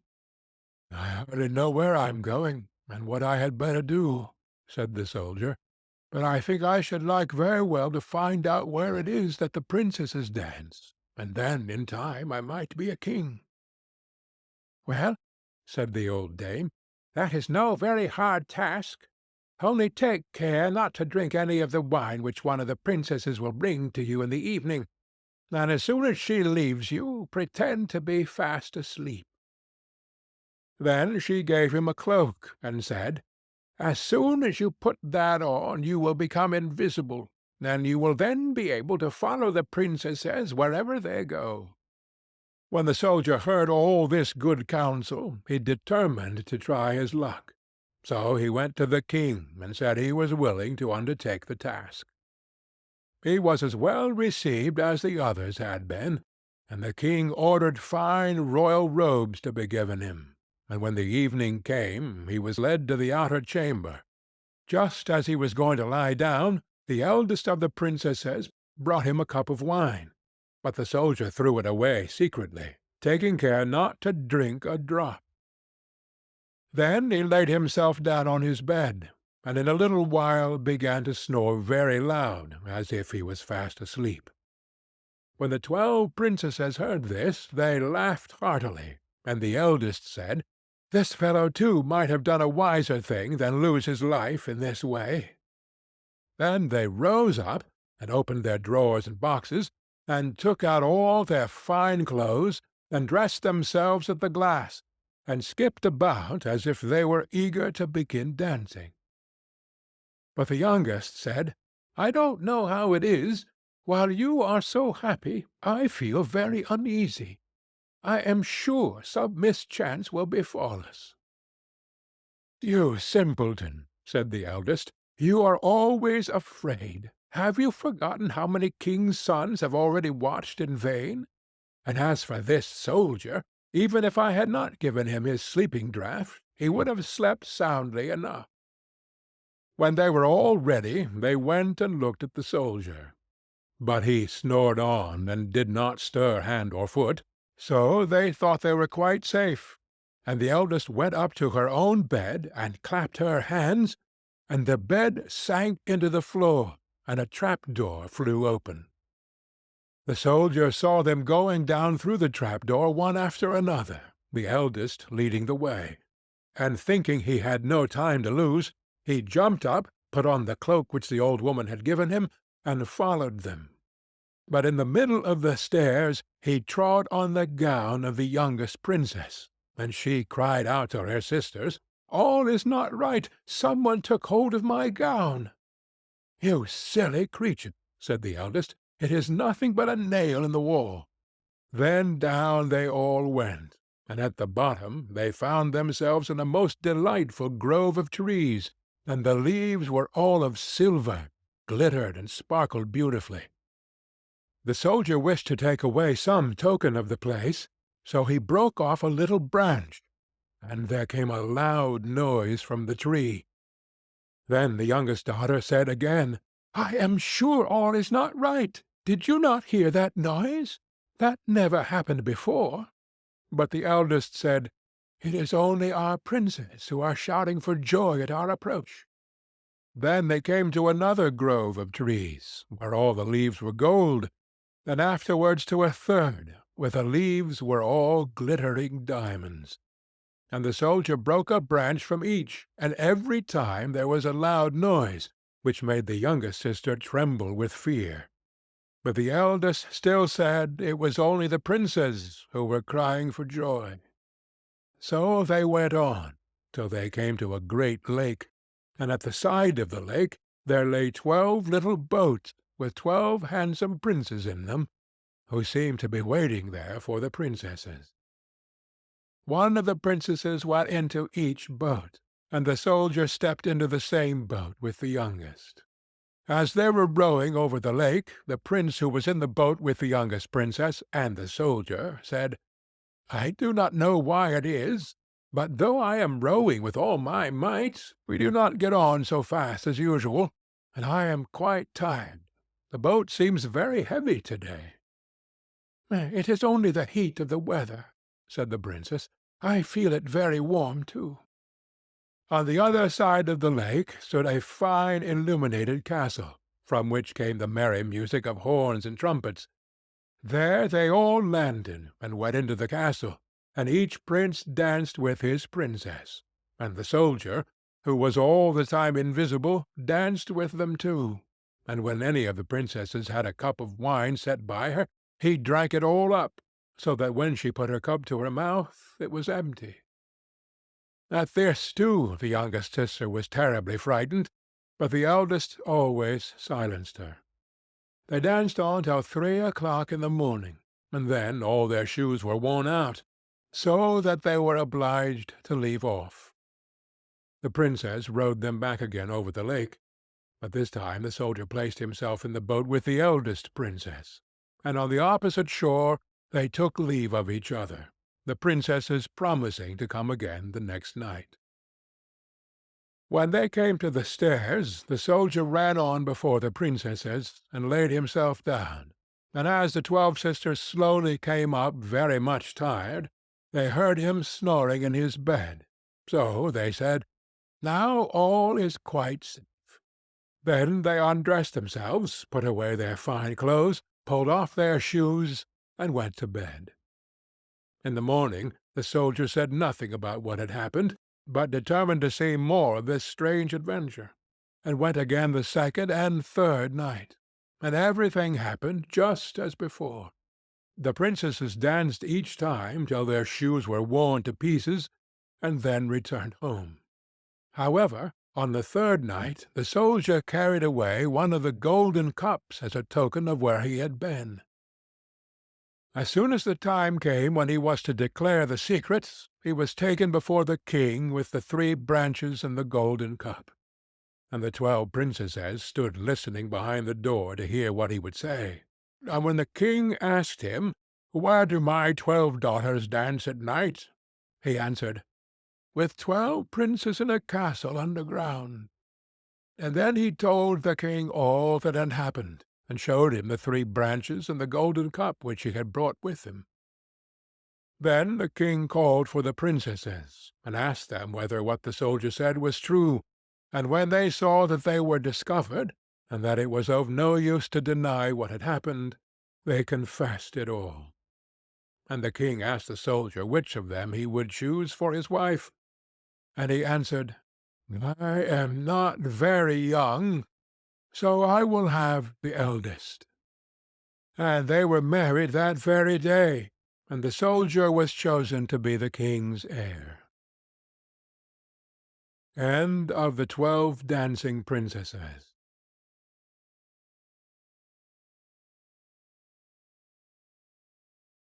The Fisherman and His Wife, from Grimm's Fairy Tales, by Jacob and Wilhelm Grimm. There was once a fisherman who lived with his wife in a pigsty close by the seaside. The fisherman used to go out all day long a-fishing, and one day, as he sat on the shore with his rod, looking at the sparkling waves and watching his line, all of a sudden his float was dragged away deep into the water, and in drawing it up he pulled out a great fish. But the fish said, "Pray let me live. I am not a real fish. I am an enchanted prince. Put me in the water again, and let me go." "Oh," said the man, "you need not make so many words about the matter. I will have nothing to do with a fish that can talk. So swim away, sir, as soon as you please." Then he put him back into the water, and the fish darted straight down to the bottom, and left a long streak of blood behind him on the wave. When the fisherman went home to his wife in the pigsty, he told her how he had caught a great fish, and how it had told him that it was an enchanted prince, and how, on hearing it speak, he had let it go again. "Did you not ask it for anything?" said the wife. "We live very wretchedly here in this nasty, dirty pigsty. Do go back and tell the fish we want a snug little cottage." The fisherman did not much like the business. However, he went to the seashore, and when he came back there the water looked all yellow and green, and he stood at the water's edge and said, "O man of the sea, hearken to me. My wife Isabel will have her own will, and hath sent me to beg a boon of thee." Then the fish came swimming to him, and said, "Well, what is her will? What does your wife want?" "Ah," said the fisherman, "she says that when I had caught you I ought to have asked you for something before I let you go. She does not like living any longer in the pigsty, and wants a snug little cottage." "Go home, then," said the fish, She is in the cottage already." So the man went home, and saw his wife standing at the door of a nice trim little cottage. Come in," said she. "Is not this much better than the filthy pigsty we had?" And there was a parlour, and a bedchamber, and a kitchen, and behind the cottage there was a little garden, planted with all sorts of flowers and fruits, and there was a courtyard behind, full of ducks and chickens. "Ah," said the fisherman, "how happily we shall live now!" "We will try to do so, at least," said his wife. Everything went right for a week or two, and then Dame Ilsebel said, "Husband, there is not near room enough for us in this cottage. The courtyard and the garden are a great deal too small. I should like to have a large stone castle to live in. Go to the fish again, and tell him to give us a castle." "Wife," said the fisherman, "I don't like to go to him again, for perhaps he will be angry. We ought to be easy with this pretty cottage to live in." "Nonsense," said the wife. "He will do it very willingly, I know. Go along and try." The fisherman went, but his heart was very heavy, and when he came to the sea it looked blue and gloomy, though it was very calm, and he went close to the edge of the waves, and said, "O man of the sea, hearken to me. My wife Ilsebel will have her own will, and hath sent me to beg a boon of thee." "Well, what does she want now?" said the fish. "Ah," said the man dolefully, "my wife wants to live in a stone castle." "Go home, then," said the fish. "She is standing at the gate of it already." So away went the fisherman, and found his wife standing before the gate of a great castle. "See," said she, "is not this grand?" With that they went into the castle together, and found a great many servants there, and the rooms all richly furnished, and full of golden chairs and tables. And behind the castle was a garden, and around it was a park half a mile long, full of sheep and goats and hares and deer, and in the courtyard were stables and cowhouses. "Well," said the man, "now we will live cheerful and happy in this beautiful castle for the rest of our lives." "Perhaps we may," said his wife, "but let us sleep upon it before we make up our minds to that." So they went to bed. The next morning, when Dame Ilsebel awoke, it was broad daylight, and she jogged the fisherman with her elbow, and said, "Get up, husband, and bestir yourself, for we must be king of all the land." "Wife, wife," said the man, "why should we wish to be the king? I will not be the king." "Then I will," said she. "But, wife," said the fisherman, "how can you be king? The fish cannot make you a king." "Husband," said she, "say no more about it, but go and try. I will be king." So the man went away quite sorrowful to think that his wife should want to be king.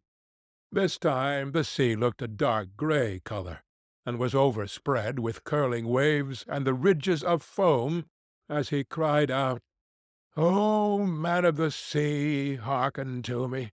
My wife Ilsebel will have her own will, and has sent me to beg a boon of thee." "Well, what would she have now?" said the fish. "Alas!" said the poor man, "my wife wants to be king." "Go home," said the fish. "She is king already." Then the fisherman went home, and as he came close to the palace he saw a troop of soldiers, and heard the sound of drums and trumpets. And when he went in he saw his wife sitting on a throne of gold and diamonds, with a golden crown upon her head, and on each side of her stood 6 fair maidens, each a head taller than the other. "Well, wife," said the fisherman, "are you king?" "Yes," said she, "I am king." And when he had looked at her for a long time, he said, "Ah, wife, what a fine thing it is to be king! Now we shall never have anything more to wish for as long as we live." "I don't know how that may be," said she. "Never is a long time. I am king, it is true, but I begin to be tired of that, and I think I should like to be emperor." "Alas, wife, why should you wish to be emperor?" said the fisherman. "Husband," said she, "go to the fish. I say I will be emperor." "Ah, wife," replied the fisherman, "the fish cannot make an emperor, I am sure, and I should not like to ask him for such a thing." "I am king," said Ilsebel, "and you are my slave, so go at once." So the fisherman was forced to go, and he muttered as he went along, "This will come to no good. It is too much to ask. The fish will be tired at last, and then we shall be sorry for what we have done." He soon came to the seashore, and the water was quite black and muddy, and a mighty whirlwind blew over the waves and rolled them about. But he went as near as he could to the water's brink, and said, "O man of the sea, hearken to me. My wife Ilsebel will have her own will, and hath sent me to beg a boon of thee." "What would she have now?" said the fish. "Ah," said the fisherman, "she wants to be emperor." "Go home," said the fish. "She is emperor already." So he went home again, and as he came near he saw his wife Ilsebel sitting on a very lofty throne made of solid gold, with a great crown on her head full 2 yards high, and on each side of her stood her guards and attendants in a row, each one smaller than the other, from the tallest giant down to a little dwarf no bigger than my finger. And before her stood princes and dukes and earls, and the fisherman went up to her and said, "Wife, are you emperor?" "Yes," said she, "I am emperor." "Ah," said the man, as he gazed upon her, "what a fine thing it is to be emperor!" "Husband," said she, "why should we stop at being emperor? I will be pope next." "Oh, wife, wife," said he, "how can you be pope? There is but one pope at a time in Christendom." "Husband," said she, "I will be pope this very day." "But," replied the husband, "the fish cannot make you pope." "What nonsense!" said she. "If he can make me an emperor, he can make me a pope. Go and try him." So the fisherman went, but when he came to the shore the wind was raging, and the sea was tossed up and down in boiling waves, and the ships were in trouble, and rolled fearfully upon the tops of the billows.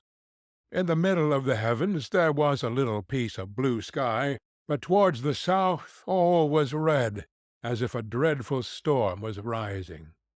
At this sight the fisherman was dreadfully frightened, and he trembled so that his knees knocked together. But still he went down near to the shore, and said, "O man of the sea, hearken to me. My wife Ilsebel will have her own will, and hath sent me to beg a boon of thee."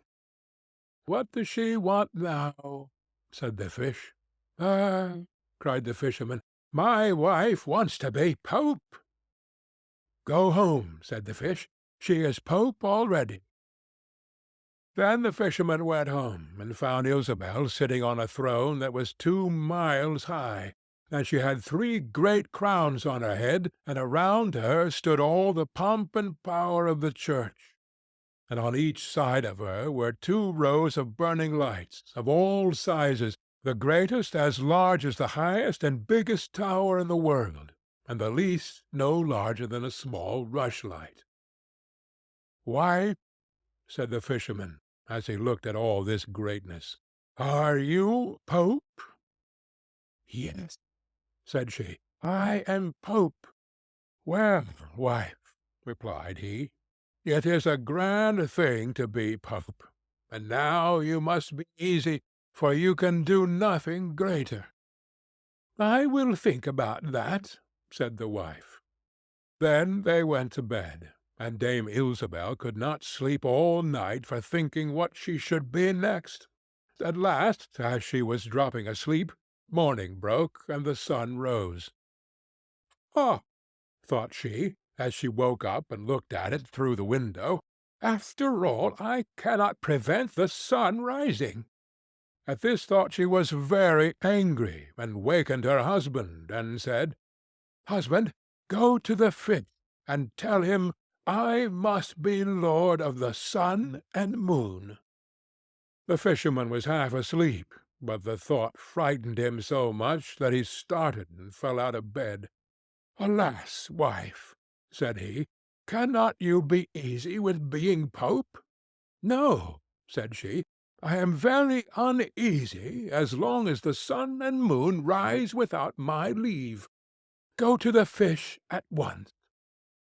Then the man went shivering with fear, and as he was going down to the shore a dreadful storm arose, so that the trees and the very rocks shook, and all the heavens became black with stormy clouds, and the lightnings played and the thunders rolled, and you might have seen in the sea great black waves swelling up like mountains, with crowns of white foam upon their heads.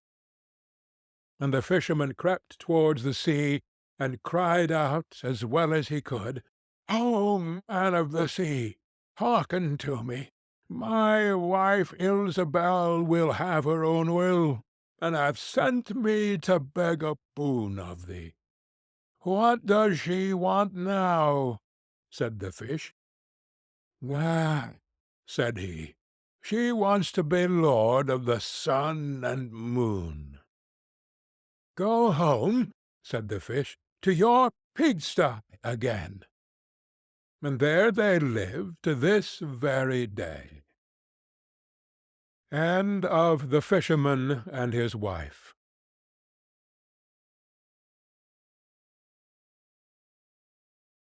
The Willow Wren and the Bear. From Grimm's Fairy Tales, by Jacob and Wilhelm Grimm.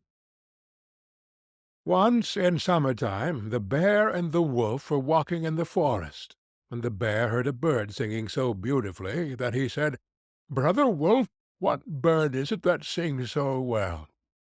"That is the king of birds," said the wolf, "before whom we must bow down." In reality the bird was the willow wren. "If that's the case," said the bear, "I should very much like to see his royal palace. Come, take me thither." "That is not done quite as you seem to think," said the wolf. "You must wait until the queen comes." Soon afterwards the queen arrived with some food in her beak, and the lord king came too, and they began to feed their young ones. The bear would have liked to go at once, but the wolf held him back by the sleeve, and said, "No, you must wait until the lord and lady queen have gone away again." So they took stock of the hole where the nest lay, and trotted away. The bear, however, could not rest until he had seen the royal palace, and when a short time had passed, went to it again. The king and queen had just flown out, so he peeped in, and saw 5 or 6 young ones lying there. "Is that the royal palace?" cried the bear. "It is a wretched palace, and you are not king's children. You are disreputable children." When the young wrens heard that, they were frightfully angry, and screamed, "No, that we are not. Our parents are honest people. Bear, you will have to pay for that." The bear and the wolf grew uneasy, and turned back and went into their holes. The young willow wrens, however, continued to cry and scream, and when their parents again brought food, they said, "We will not so much as touch one fly's leg, no, not if we were dying of hunger, until you have settled whether we are respectable children or not. The bear has been here, and has insulted us." Then the old king said, "Be easy, he shall be punished." And he at once flew with the queen to the bear's cave, and called in, "Old growler, why have you insulted my children? You shall suffer for it. We will punish you by a bloody war." Thus war was announced to the bear, and all four-footed animals were summoned to take part in it: oxen, donkeys, cows, deer, and every other animal the earth contained. And the willow wren summoned everything which flew in the air, not only birds large and small, but midges and hornets, bees and flies had to come. When the time came for the war to begin, the willow wren sent out spies to discover who was the enemy's commander-in-chief. The gnat, who was the most crafty, flew into the forest where the enemy was assembled, and hid herself beneath a leaf of the tree where the password was to be announced. There stood the bear, and he called the fox before him, and said, "Fox, you are the most cunning of all animals. You shall be general and lead us." "Good," said the fox. "But what signal shall we agree upon?" No one knew that.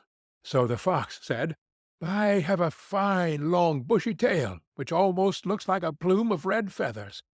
When I lift my tail up quite high, all is going well, and you must charge. But if I let it hang down, run away as fast as you can."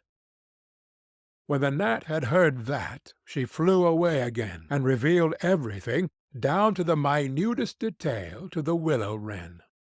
When day broke, and the battle was to begin, all the four-footed animals came running up with such a noise that the earth trembled.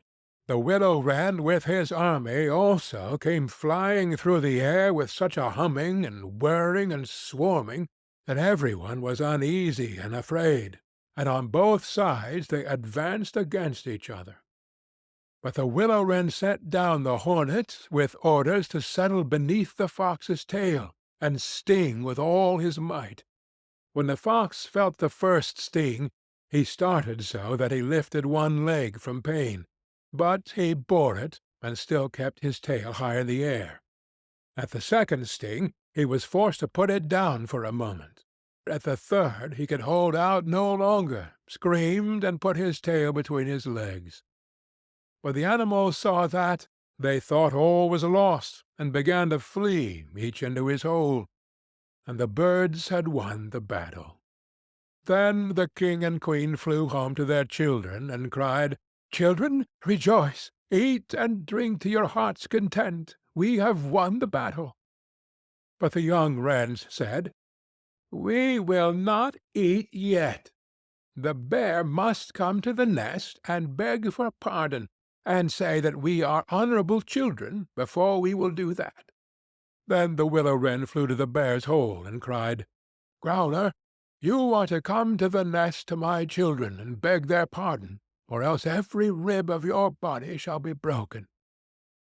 So the bear crept thither in the greatest fear, and begged their pardon. And now at last the young wrens were satisfied, and sat down together, and ate and drank and made merry till quite late into the night. End of The Willow Wren and the Bear. The Frog Prince, from Grimm's Fairy Tales, by Jacob and Wilhelm Grimm. One fine evening a young princess put on her bonnet and clogs, and went out to take a walk by herself in a wood. And when she came to a cool spring of water that rose in the midst of it, she sat herself down to rest awhile. Now she had a golden ball in her hand, which was her favorite plaything, and she was always tossing it up into the air and catching it again as it fell. After a time she threw it up so high that she missed catching it as it fell, and the ball bounded away and rolled along upon the ground, till at last it fell down into the spring. The princess looked into the spring after her ball, but it was very deep, so deep that she could not see the bottom of it. Then she began to bewail her loss, and said, "Alas! If I could only get my ball again, I would give all my fine clothes and jewels, and everything that I have in the world." Whilst she was speaking, a frog put its head out of the water, and said, "Princess, why do you weep so bitterly?" "Alas!" she said, "what can you do for me, you nasty frog? My golden ball has fallen into the spring." The frog said, "I want not your pearls and jewels and fine clothes, but if you will love me, and let me live with you, and eat from off your golden plate, and sleep upon your bed, I will bring you your ball again." "What nonsense this silly frog is talking," thought the princess. "He can never even get out of the spring to visit me, though he may be able to get my ball for me, and therefore I will tell him he shall have what he asks." So she said to the frog, "Well, if you will bring me my ball, I will do all you ask." Then the frog put his head down and dived deep under the water, and after a little while he came up again with the ball in his mouth, and threw it on the edge of the spring. As soon as the young princess saw her ball, she ran to pick it up, and she was so overjoyed to have it in her hand again that she never thought of the frog, but ran home with it as fast as she could. The frog called after her, "Stay, princess, and take me with you as you said." But she did not stop to hear a word. The next day, just as the princess had sat down to dinner, she heard a strange noise, tap, tap, plash, plash, as if something was coming up the marble staircase. And soon afterwards there was a great knock at the door, and a little voice cried out and said, "Open the door, my princess dear. Open the door to thy true love here. And mind the words that thou and I said by the fountain cool in the greenwood shade." Then the princess ran to the door and opened it, and there she saw the frog, whom she had quite forgotten. At this sight she was sadly frightened, and shutting the door as fast as she could, came back to her seat.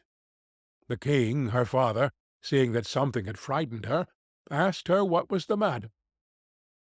"There is a nasty frog," said she, "at the door, that lifted my ball for me out of the spring this morning. I told him that he should live with me here, thinking that he could never get out of the spring. But there he is at the door, and he wants to come in." While she was speaking, the frog knocked again at the door, and said, "Open the door, my princess dear. Open the door to thy true love here. And mind the words that thou and I said by the fountain cool in the greenwood shade." Then the king said to the young princess, "As you have given your word, you must keep it. So go and let him in." She did so, and the frog hopped into the room, and then straight on, tap, tap, plash, plash, from the bottom of the room to the top, till he came up close to the table where the princess sat. "Pray lift me upon the chair," said he to the princess, "and let me sit next to you." As soon as she had done this, the frog said, "Put your plate nearer to me, that I may eat out of it." This she did, and when he had eaten as much as he could, he said, "Now I am tired. Carry me upstairs and put me into your bed." And the princess, though very unwilling, took him up in her hand and put him upon the pillow of her own bed, where he slept all night long. As soon as it was light, he jumped up, hopped downstairs, and went out of the house. "Now then," thought the princess, "at last he is gone, and I shall be troubled with him no more." But she was mistaken, for when night came again, she heard the same tapping at the door, and the frog came once more and said, "Open the door, my princess dear, open the door to thy true love here, and mind the words that thou and I said by the fountain cool in the greenwood shade."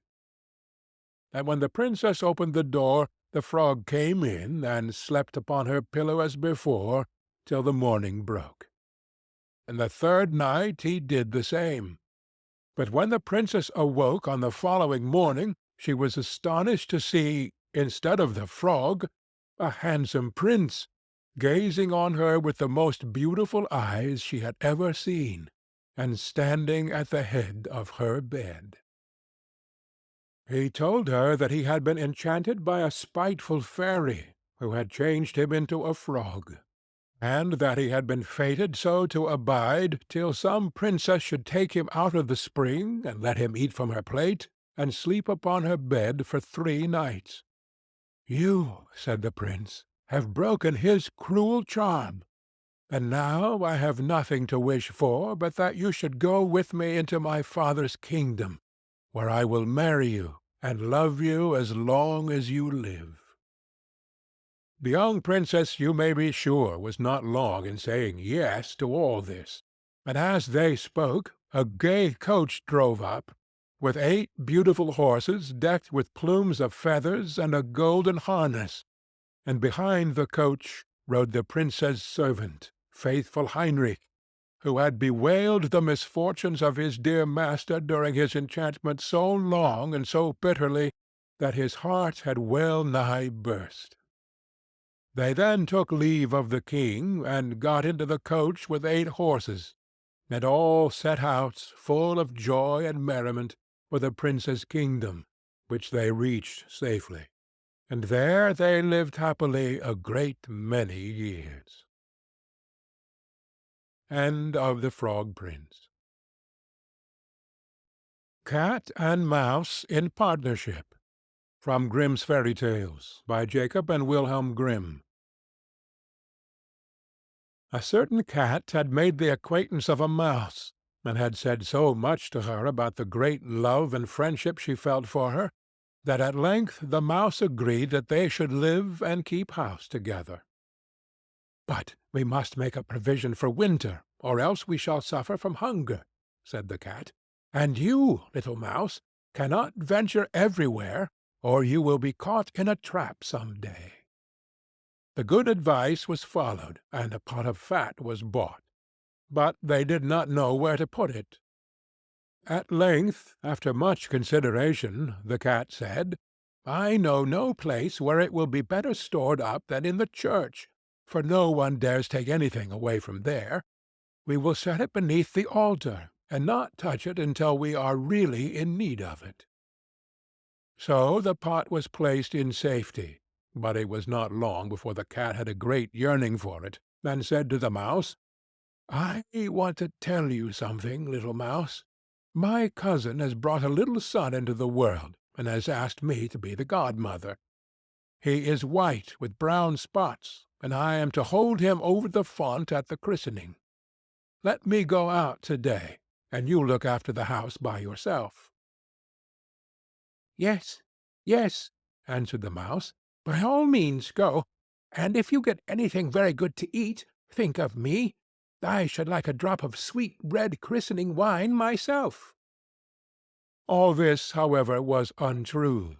The cat had no cousin, and had not been asked to be godmother.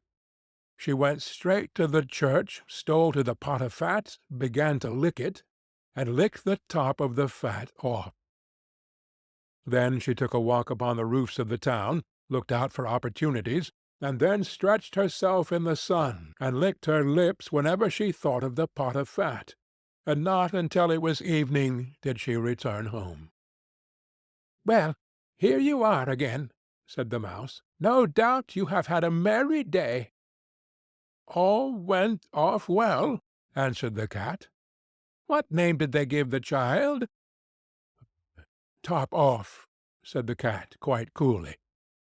"Top off!" cried the mouse. "That is a very odd and uncommon name. Is it a usual one in your family?" "What does it matter?" said the cat. It is no worse than crumb-stealer, as your godchildren are called." Before long the cat was seized by another fit of yearning. She said to the mouse, "You must do me a favour, and once more manage the house for a day alone. I am again asked to be a godmother, and as the child has a right ring round its neck, I cannot refuse." The good mouse consented, but the cat crept behind the town walls to the church and devoured half the pot of fat. "Nothing ever seems as good as what one keeps to oneself," said she, and was quite satisfied with her day's work. When she went home, the mouse inquired, "And what was the child christened?" "Half done," answered the cat. "Half done? What are you saying? I never heard the name in my life. I'll wager anything it is not in the calendar." The cat's mouth soon began to water for some more licking. "All good things go in threes," said she. "I am asked to stand godmother again. The child is quite black, only it has white paws, but with that exception it has not a single white hair on its whole body.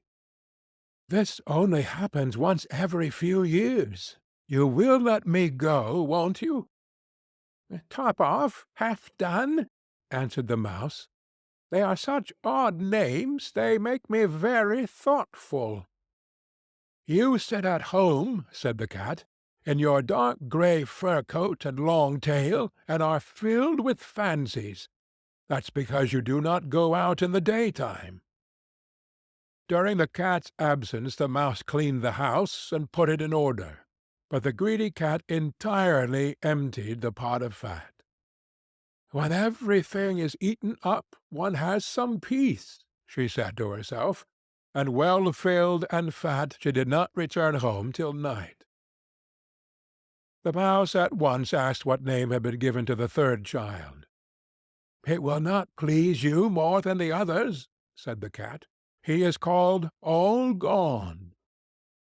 "All Gone!" cried the mouse. "That is the most suspicious name of all.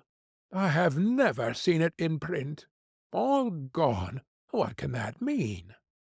And she shook her head, curled herself up, and lay down to sleep. From this time forth no one invited the cat to be godmother, but when the winter had come, and there was no longer anything to be found outside, the mouse thought of their provision, and said, "Come, cat, we will go to our pot of fat which we have stored up for ourselves. We shall enjoy that." "Yes," answered the cat, "you will enjoy it as much as you would enjoy sticking that dainty tongue of yours out of the window." They set out on their way, but when they arrived the pot of fat certainly was still in its place, but it was empty. "Alas!" said the mouse, "now I see what has happened. Now it comes to light. You are a true friend. You have devoured all when you were standing godmother. First top up, then half done, then will you hold your tongue?" cried the cat. "One word more, and I will eat you too." All Gone was already on the poor mouse's lips. Scarcely had she spoken it before the cat sprang on her, seized her, and swallowed her down. Verily, that is the way of the world. End of Cat and Mouse in Partnership. The Goose Girl, from Grimm's Fairy Tales, by Jacob and Wilhelm Grimm. The king of a great land died, and left his queen to take care of their only child. The child was a daughter, who was very beautiful, and her mother loved her dearly, and was very kind to her. And there was a good fairy, too, who was fond of the princess, and helped her mother to watch over her. When she grew up, she was betrothed to a prince who lived a great way off, and as the time drew near for her to be married, she got ready to set off on her journey to his country. Then the queen, her mother, packed up a great many costly things, jewels and gold and silver, trinkets, fine dresses, and in short everything that became a royal bride. And she gave her a waiting-maid to ride with her, and give her into the bridegroom's hands, and each had a horse for the journey. Now the princess's horse was the fairy's gift, and it was called Falada, and could speak. When the time came for them to set out, the fairy went into her bedchamber, and took a little knife, and cut off a lock of her hair, and gave it to the princess, and said, "Take care of it, dear child, for it is a charm that may be of use to you on the road." Then they all took a sorrowful leave of the princess, and she put the lock of hair into her bosom, got upon her horse, and set off on her journey to her bridegroom's kingdom. One day, as they were riding along by a brook, the princess began to feel very thirsty, and she said to her maid, "Pray get down and fetch me some water in my golden cup out of yonder brook, for I want to drink." "Nay," said the maid, "if you are thirsty, get off yourself and stoop down by the water and drink. I shall not be your waiting-maid any longer." And she was so thirsty that she got down and knelt over the little brook and drank. For she was frightened, and dared not bring out her golden cup. And she wept and said, "Alas, what will become of me?" And the lock answered her and said, "Alas, alas, if thy mother knew it, sadly, sadly would she rue it."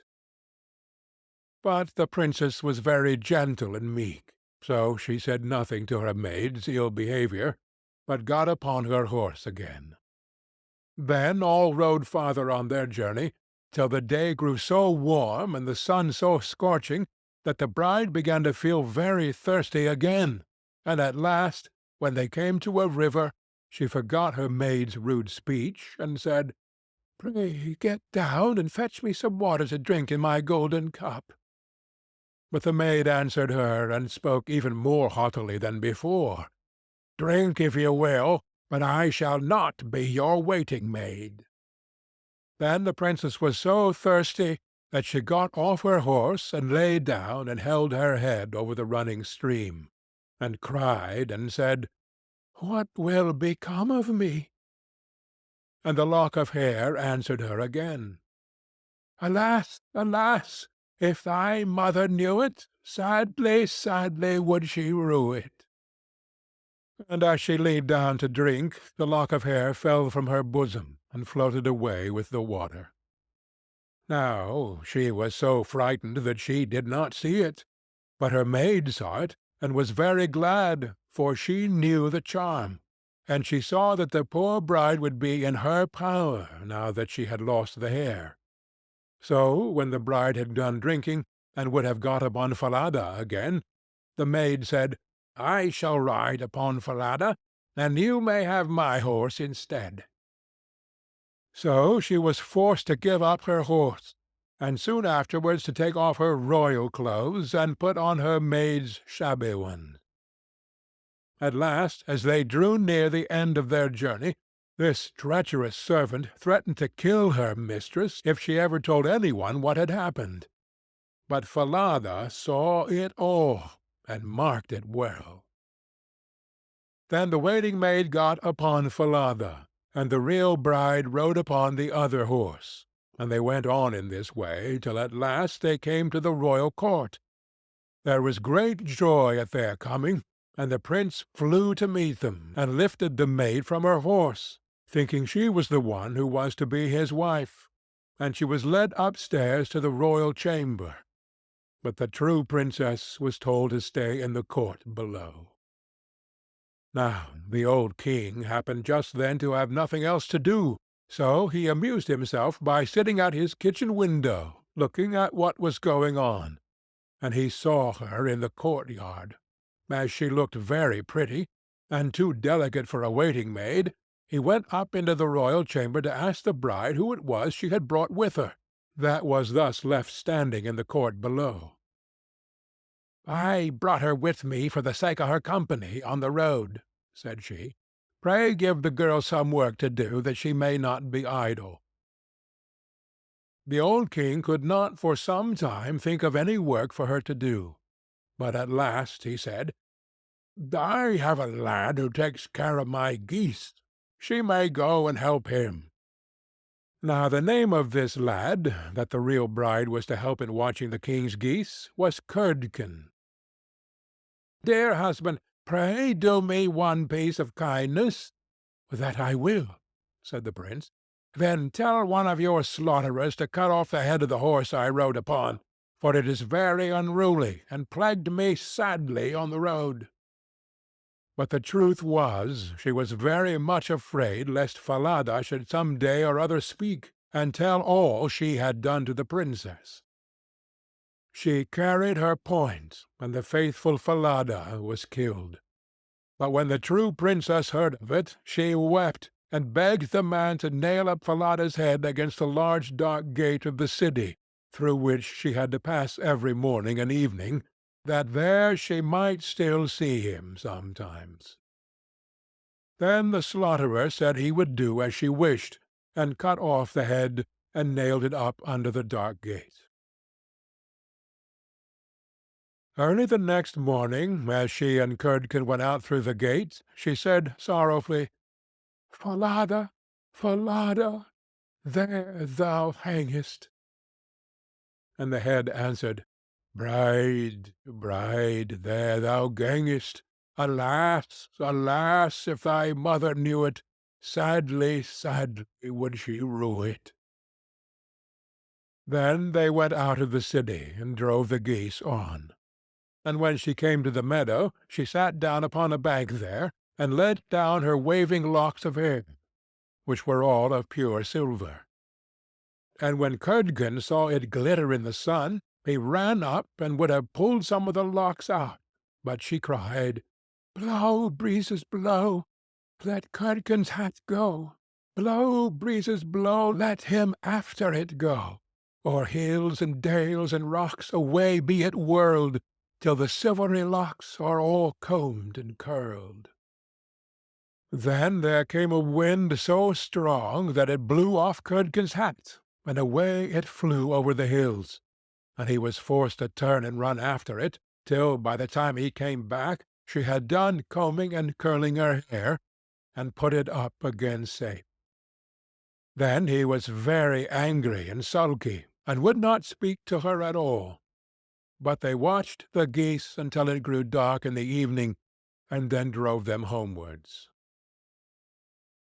The next morning, as they were going through the dark gate, the poor girl looked up at Falada's head, and cried, "Falada, Falada, there thou hangest."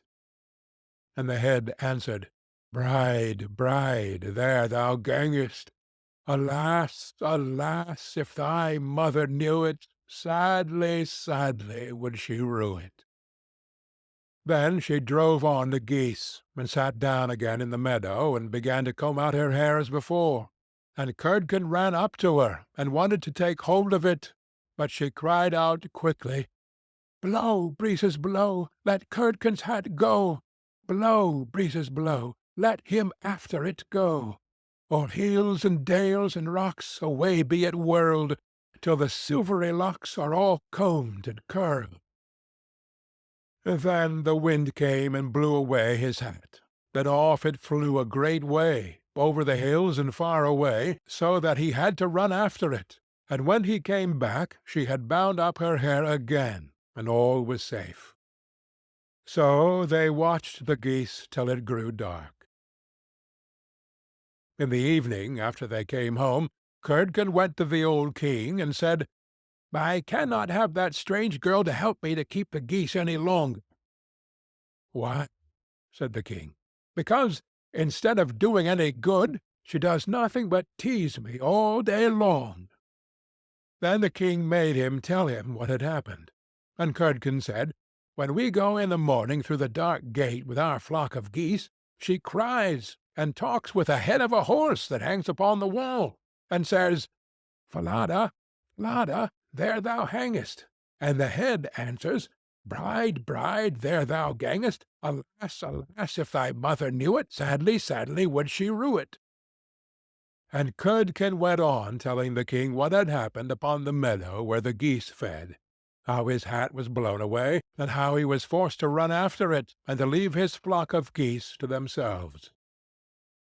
But the old king told the boy to go out again the next day, and when morning came he placed himself behind the dark gate, and heard how she spoke to Falada, and how Falada answered.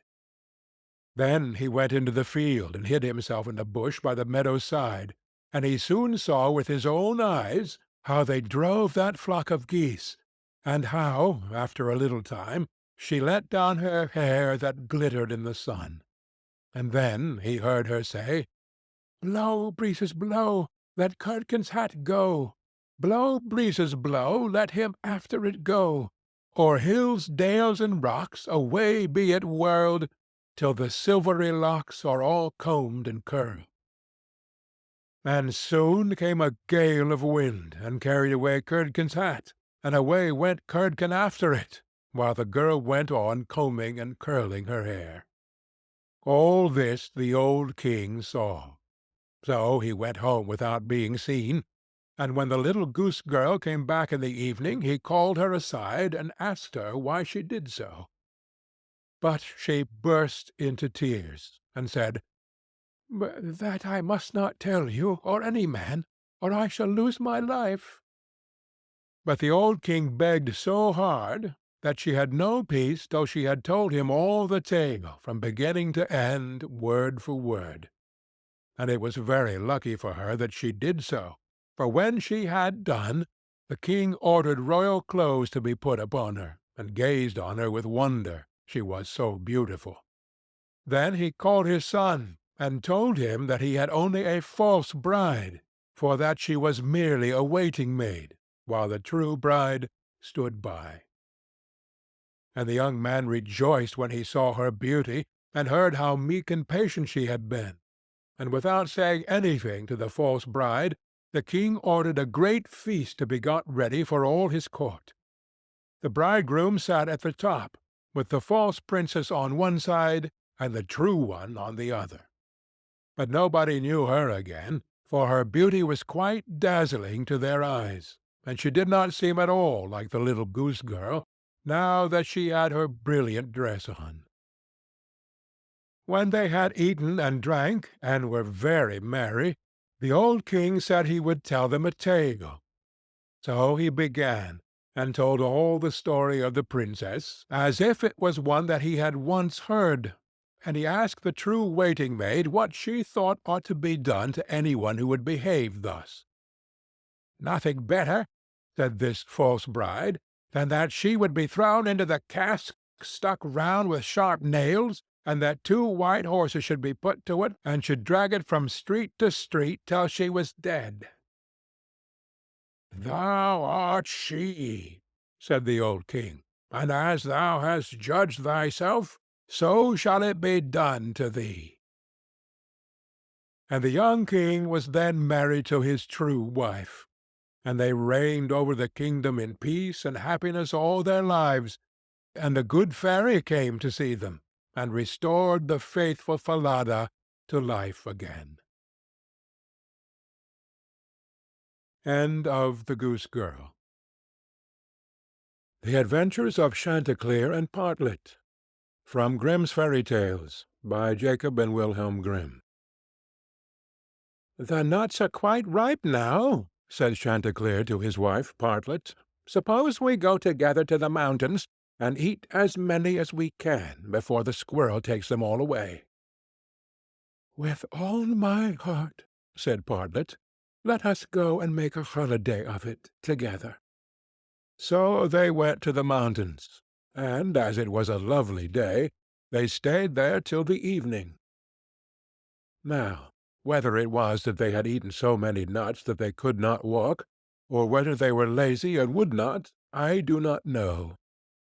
However, they took it into their heads that it did not become them to go home on foot. So Chanticleer began to build a little carriage of nutshells, and when it was finished, Partlet jumped into it and sat down, and bid Chanticleer harness himself to it and draw her home. "That's a good joke," said Chanticleer. "No, that will never do. I would rather by half walk home. I'll sit on the box and be coachman, if you like, but I'll not draw." While this was passing, a duck came quacking up, and cried out, "You thieving vagabonds, what business have you in my grounds? I give it you well for your insolence." And upon that she fell upon Chanticleer most lustily.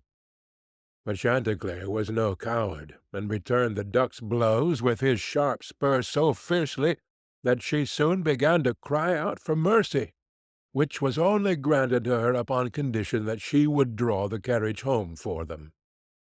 This she agreed to do, and Chanticleer got upon the box and drove, crying, "Now, duck, get on as fast as you can."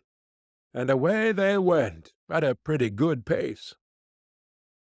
After they had travelled along a little way, they met a needle and a pin walking together along the road, and the needle cried out, "Stop, stop!" and said it was so dark that they could hardly find their way, and such dirty walking they could not get on at all. He told them that he and his friend the pin had been at a public-house a few miles off, and had sat drinking till they had forgotten how late it was. He begged, therefore, that the travellers would be so kind as to give them a lift in their carriage. Chanticleer, observing that they were but thin fellows, and not likely to take up much room, told them they might ride, but made them promise not to dirty the wheels of the carriage in getting in, nor to tread upon Partlet's toes. Late at night they arrived at an inn, and as it was bad travelling in the dark, and the duck seemed much tired, and waddled about a good deal from one side to the other, they made up their minds to fix their quarters there. But the landlord at first was unwilling, and said his house was full, thinking they might not be very respectable company. However, they spoke civilly to him, and gave him the egg which Partlet had laid by the way, and said they would give him the duck, who was in the habit of laying one every day. So at last he let them come in, and they bespoke a handsome supper, and spent the evening very jollily. Early in the morning, before it was quite light, and when nobody was stirring in the inn, Chanticleer awakened his wife, and, fetching the egg, they pecked a hole in it, ate it up, and threw the shells into the fireplace.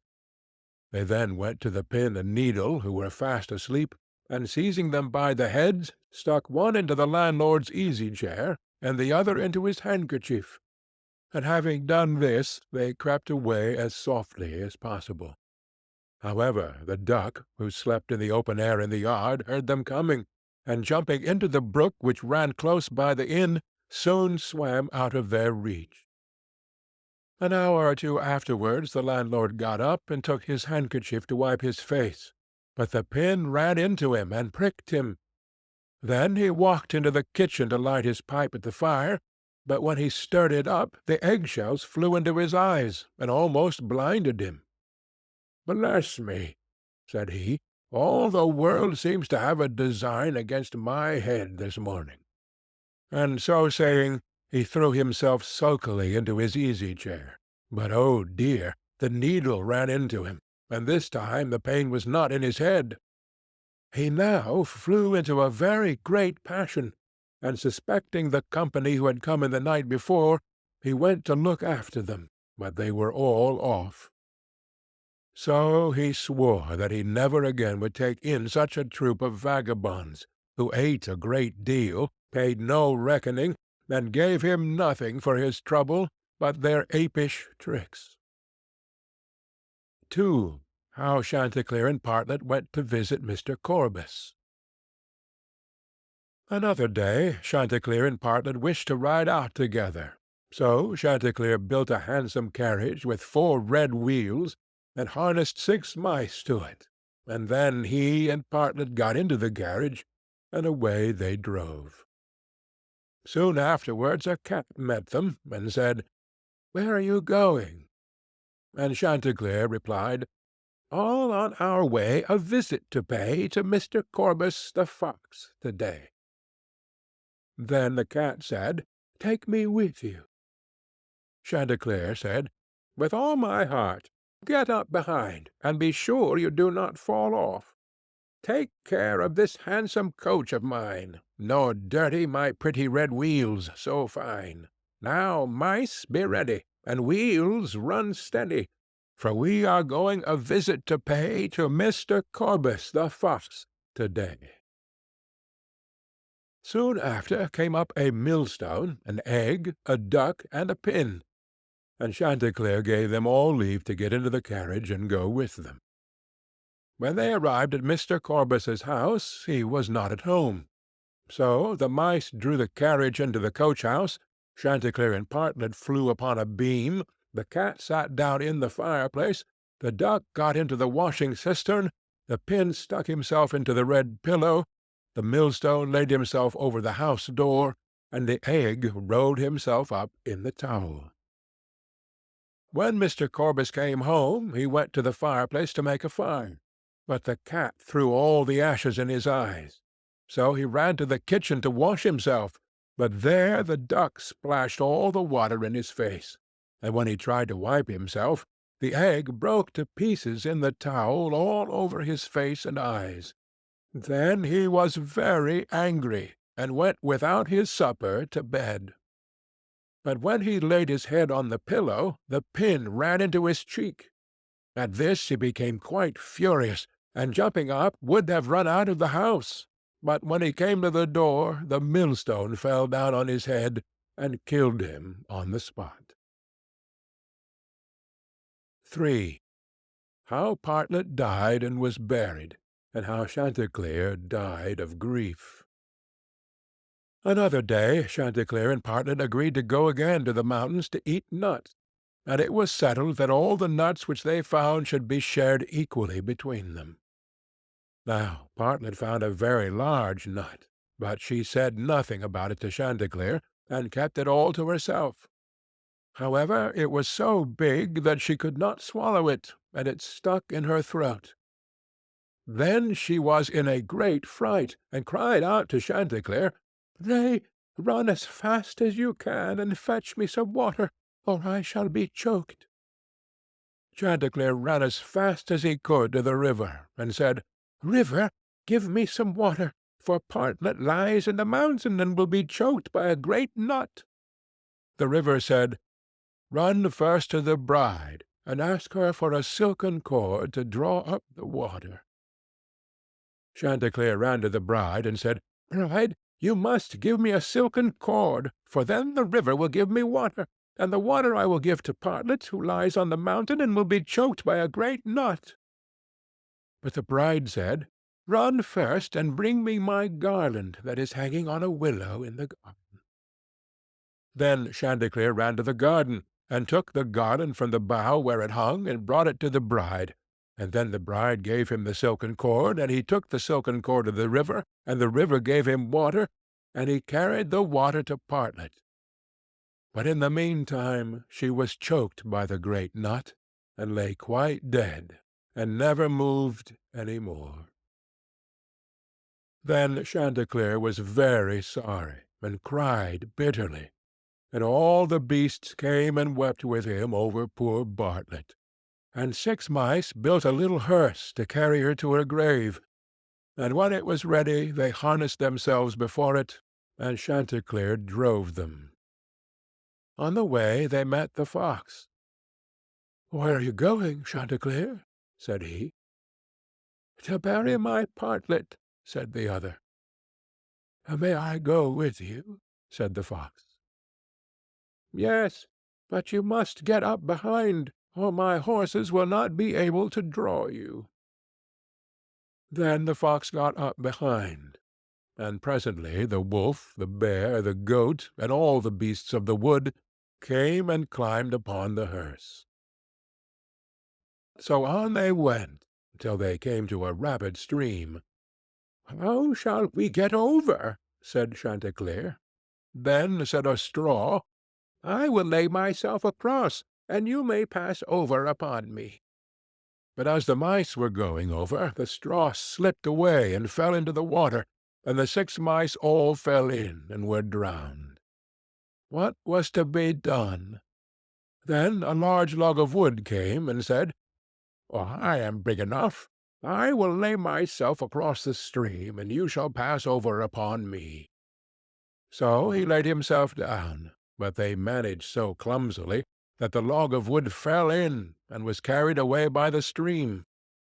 Then a stone, who saw what had happened, came up and kindly offered to help poor Chanticleer by laying himself across the stream. And this time he got safely to the other side with the hearse, and managed to get Partlet out of it. But the fox and the other mourners, who were sitting behind, were too heavy, and fell back into the water, and were all carried away by the stream and drowned. Thus Chanticleer was left alone with his dead Partlet, and having dug a grave for her, he laid her in it, and made a little hillock over her. Then he sat down by the grave, and wept and mourned till at last he died too, and so all were dead. End of the Adventures of Chanticleer and Partlet. Rapunzel, from Grimm's Fairy Tales, by Jacob and Wilhelm Grimm. There were once a man and a woman who had long in vain wished for a child. At length the woman hoped that God was about to grant her desire. These people had a little window at the back of their house, from which a splendid garden could be seen, which was full of the most beautiful flowers and herbs. It was, however, surrounded by a high wall, and no one dared to go into it because it belonged to an enchantress, who had great power and was dreaded by all the world. One day the woman was standing by this window and looking down into the garden, when she saw a bed which was planted with the most beautiful rampion, and it looked so fresh and green that she longed for it. She quite pined away, and began to look pale and miserable. Then her husband was alarmed, and asked, "What ails you, dear wife?" "Ah," she replied, "if I can't eat some of the rampion which is in the garden behind our house, I shall die." The man, who loved her, thought, "Sooner than let your wife die, bring her some of the rampion yourself, let it cost what it will." At twilight he clambered down over the wall into the garden of the enchantress, hastily clutched a handful of rampion, and took it to his wife. She at once made herself a salad of it, and ate it greedily. It tasted so good to her, so very good, that the next day she longed for it 3 times as much as before. If he was to have any rest, her husband must once more descend into the garden. In the gloom of evening, therefore, he let himself down again, but when he had clambered down the wall he was terribly afraid, for he saw the enchantress standing before him. "How can you dare," said she, with angry look, "descend into my garden and steal my rampion like a thief? You shall suffer for it." "Ah," answered he, "let mercy take the place of justice. I only made up my mind to do it for necessity. My wife saw your rampion from the window, and felt such a longing for it that she would have died if she had not got some to eat." Then the enchantress allowed her anger to be softened, and said to him, "If the case be as you say, I will allow you to take away with you as much rampion as you will. Only I make one condition. You must give me the child which your wife will bring into the world. It shall be well treated, and I will care for it like a mother."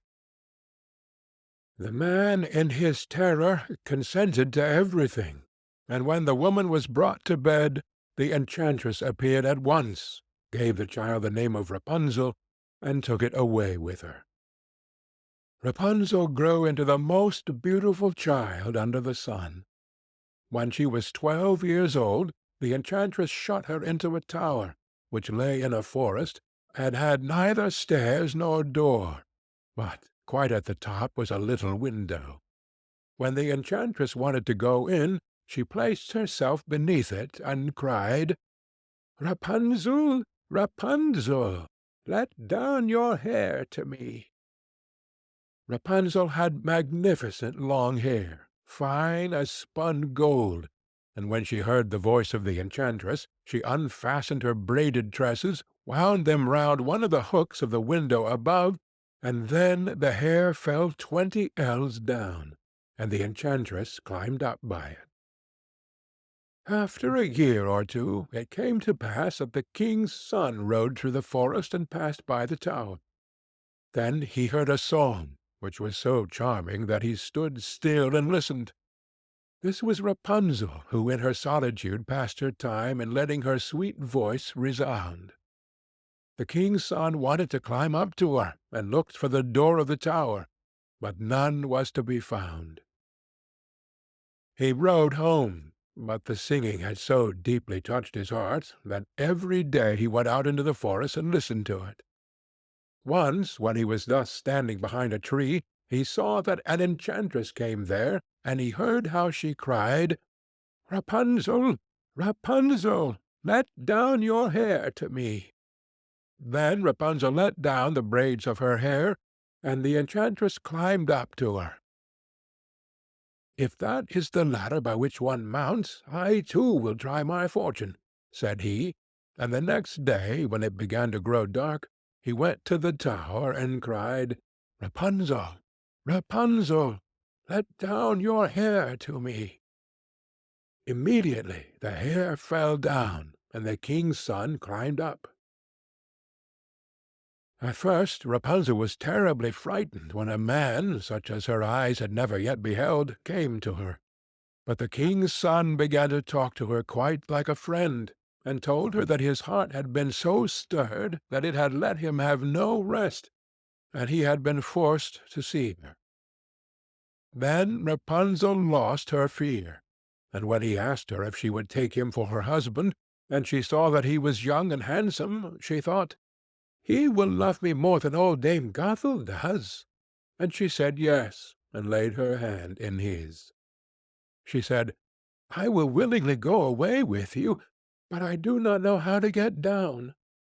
Bring with you a skein of milk every time that you come, and I will weave a ladder with it, and when that is ready I will descend, and you will take me on your horse." They agreed that until that time he should come to her every evening, for the old woman came by day. The enchantress remarked nothing of this, until once Rapunzel said to her, "Tell me, Dame Gothel, how it happens that you are so much heavier for me to draw up than the young king's son. He is with me in a moment." "Ah, you wicked child!" cried the enchantress. "What do I hear you say?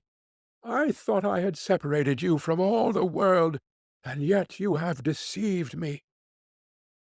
In her anger she clutched Rapunzel's beautiful tresses, wrapped them twice around her left hand, seized a pair of scissors with the right, and snip, snap, they were cut off, and the lovely braids lay on the ground. Then she was so pitiless that she took poor Rapunzel into a desert, where she had to live in great grief and misery.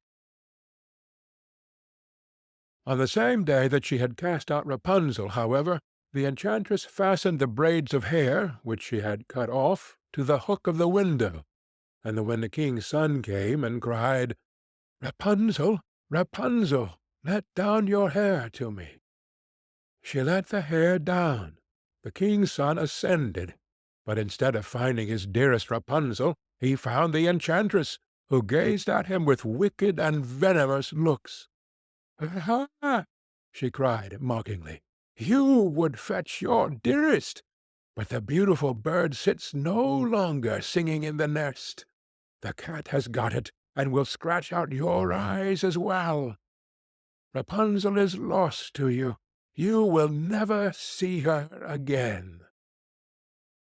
The king's son was beside himself with pain, and in his despair he leapt down from the tower.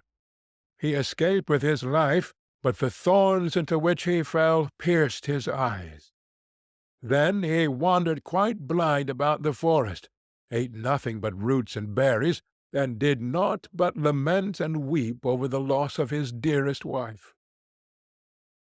Thus he roamed about in misery for some years, and at length came to the desert where Rapunzel, with the twins to which she had given birth, a boy and a girl, lived in wretchedness. He heard a voice, and it seemed so familiar to him that he went towards it, and when he approached, Rapunzel knew him, and fell on his neck, and wept. Two of her tears wetted his eyes, and they grew clear again, and he could see with them as before. He led her to his kingdom, where he was joyfully received, and they lived a long time afterwards, happy and contented. End of Rapunzel. Fundevogel, from Grimm's Fairy Tales, by Jacob and Wilhelm Grimm. There once was a forester who went into the forest to hunt, and as he entered it he heard a sound of screaming, as if a little child were there. He followed the sound, and at last came to a high tree, and at the top of this a little child was sitting, for the mother had fallen asleep under the tree with the child, and a bird of prey had seen it in her arms, had flown down, snatched it away, and set it on the high tree. The forester climbed up, brought the child down, and thought to himself, "You will take him home with you, and bring him up with your Lena." He took it home, therefore, and the two children grew up together. And the one which he had found on a tree was called Fundevogel, because a bird had carried it away. Fundevogel and Lena loved each other so dearly that when they did not see each other they were sad. Now the forester had an old cook, who one evening took 2 pails and began to fetch water, and did not go once only, but many times out to the spring. Lena saw this, and said, "Listen, old Sanna, why are you fetching so much water? If you will never repeat it to anyone, I will tell you why." So Lena said no, she would never repeat it to anyone. And then the cook said, "Early tomorrow morning, when the forester is out hunting, I will heat the water, and when it is boiling in the kettle, I will throw in Fundevogel, and will boil him in it." Early next morning the forester got up and went out hunting, and when he was gone the children were still in bed. Then Lena said to Fundevogel, "If you will never leave me, I too will never leave you." Fundevogel said, "Neither now nor ever will I leave you." Then said Lena, "Then will I tell you. Last night old Sanna carried so many buckets of water into the house that I asked her why she was doing that, and she said that if I would promise not to tell any one, and she said that early tomorrow morning, when father was out hunting, she would set the kettle full of water, throw you into it, and boil you. But we will get quickly, dress ourselves, and go away together." The two children therefore got up, dressed themselves quickly, and went away. When the water in the kettle was boiling, the cook went into the bedroom to fetch Fundevogel, and throw him into it. But when she came in and went to the beds, both the children were gone. Then she was terribly alarmed, and she said to herself, "What shall I say now when the forester comes home and sees that the children are gone? They must be followed instantly to get them back again." Then the cook sent 3 servants after them, who were to run and overtake the children. The children, however, were sitting outside the forest, and when they saw from afar the 3 servants running, Lena said to Fundevogel, "Never leave me, and I will never leave you." Fundevogel said, "Neither now nor ever." Then said Lena, do you become a rose-tree, and I the rose upon it." When the 3 servants came to the forest, nothing was there but a rose-tree, and 1 rose on it. But the children were nowhere. Then said they, "There is nothing to be done here." And they went home and told the cook that they had seen nothing in the forest but a little rose-bush with 1 rose on it. Then the old cook scolded and said, "You simpletons! You should have cut the rose-bush in 2, and have broken off the rose and brought it home with you. Go, and do it at once." They had therefore to go out and look for the 2nd time. The children, however, saw them coming from a distance. Then Lena said, "Fundevogel, never leave me, and I will never leave you." Fundevogel said, "Neither now nor ever." Said Lena, "Then do you become a church, and I'll be the chandelier in it." So when the 3 servants came, nothing was there but a church with a chandelier in it. They said therefore to each other, "What can we do here? Let us go home." When they got home, the cook asked if they had not found them. So they said no, they had found nothing but a church, and there was a chandelier in it. And the cook scolded them and said, "You fools! Why did you not pull the church to pieces and bring the chandelier home with you?" And now the old cook herself got on her legs and went with the 3 servants in pursuit of the children. The children, however, saw from afar that the 3 servants were coming, and the cook waddling after them. Then said Lena, "Fundevogel, never leave me, and I will never leave you." Then said Fundevogel, "Neither now nor ever." Said Lena, "Be a fish-pond, and I will be the duck upon it." The cook, however, came up to them, and when she saw the pond she lay down by it, and was about to drink it up. But the duck swam quickly to her, seized her head in its beak, and drew her into the water, and there the old witch had to drown. Then the children went home together, and were heartily delighted, and if they have not died, they are living still. End of Fundevogel. The Valiant Little Tailor, from Grimm's Fairy Tales, by Jacob and Wilhelm Grimm. One summer morning a little tailor was sitting on his table by the window. He was in good spirits, and sewed with all his might. Then came a peasant woman down the street, crying, "Good jams, cheap! Good jams, cheap!" This rang pleasantly in the tailor's ears. He stretched his delicate head out of the window, and called, "Come up here, dear woman. Here you will get rid of your goods." The woman came up the 3 steps to the tailor with her heavy basket, and he made her unpack all the pots for him. He inspected each one, lifted it up, put his nose to it, and at length said, "The jam seems to me to be good.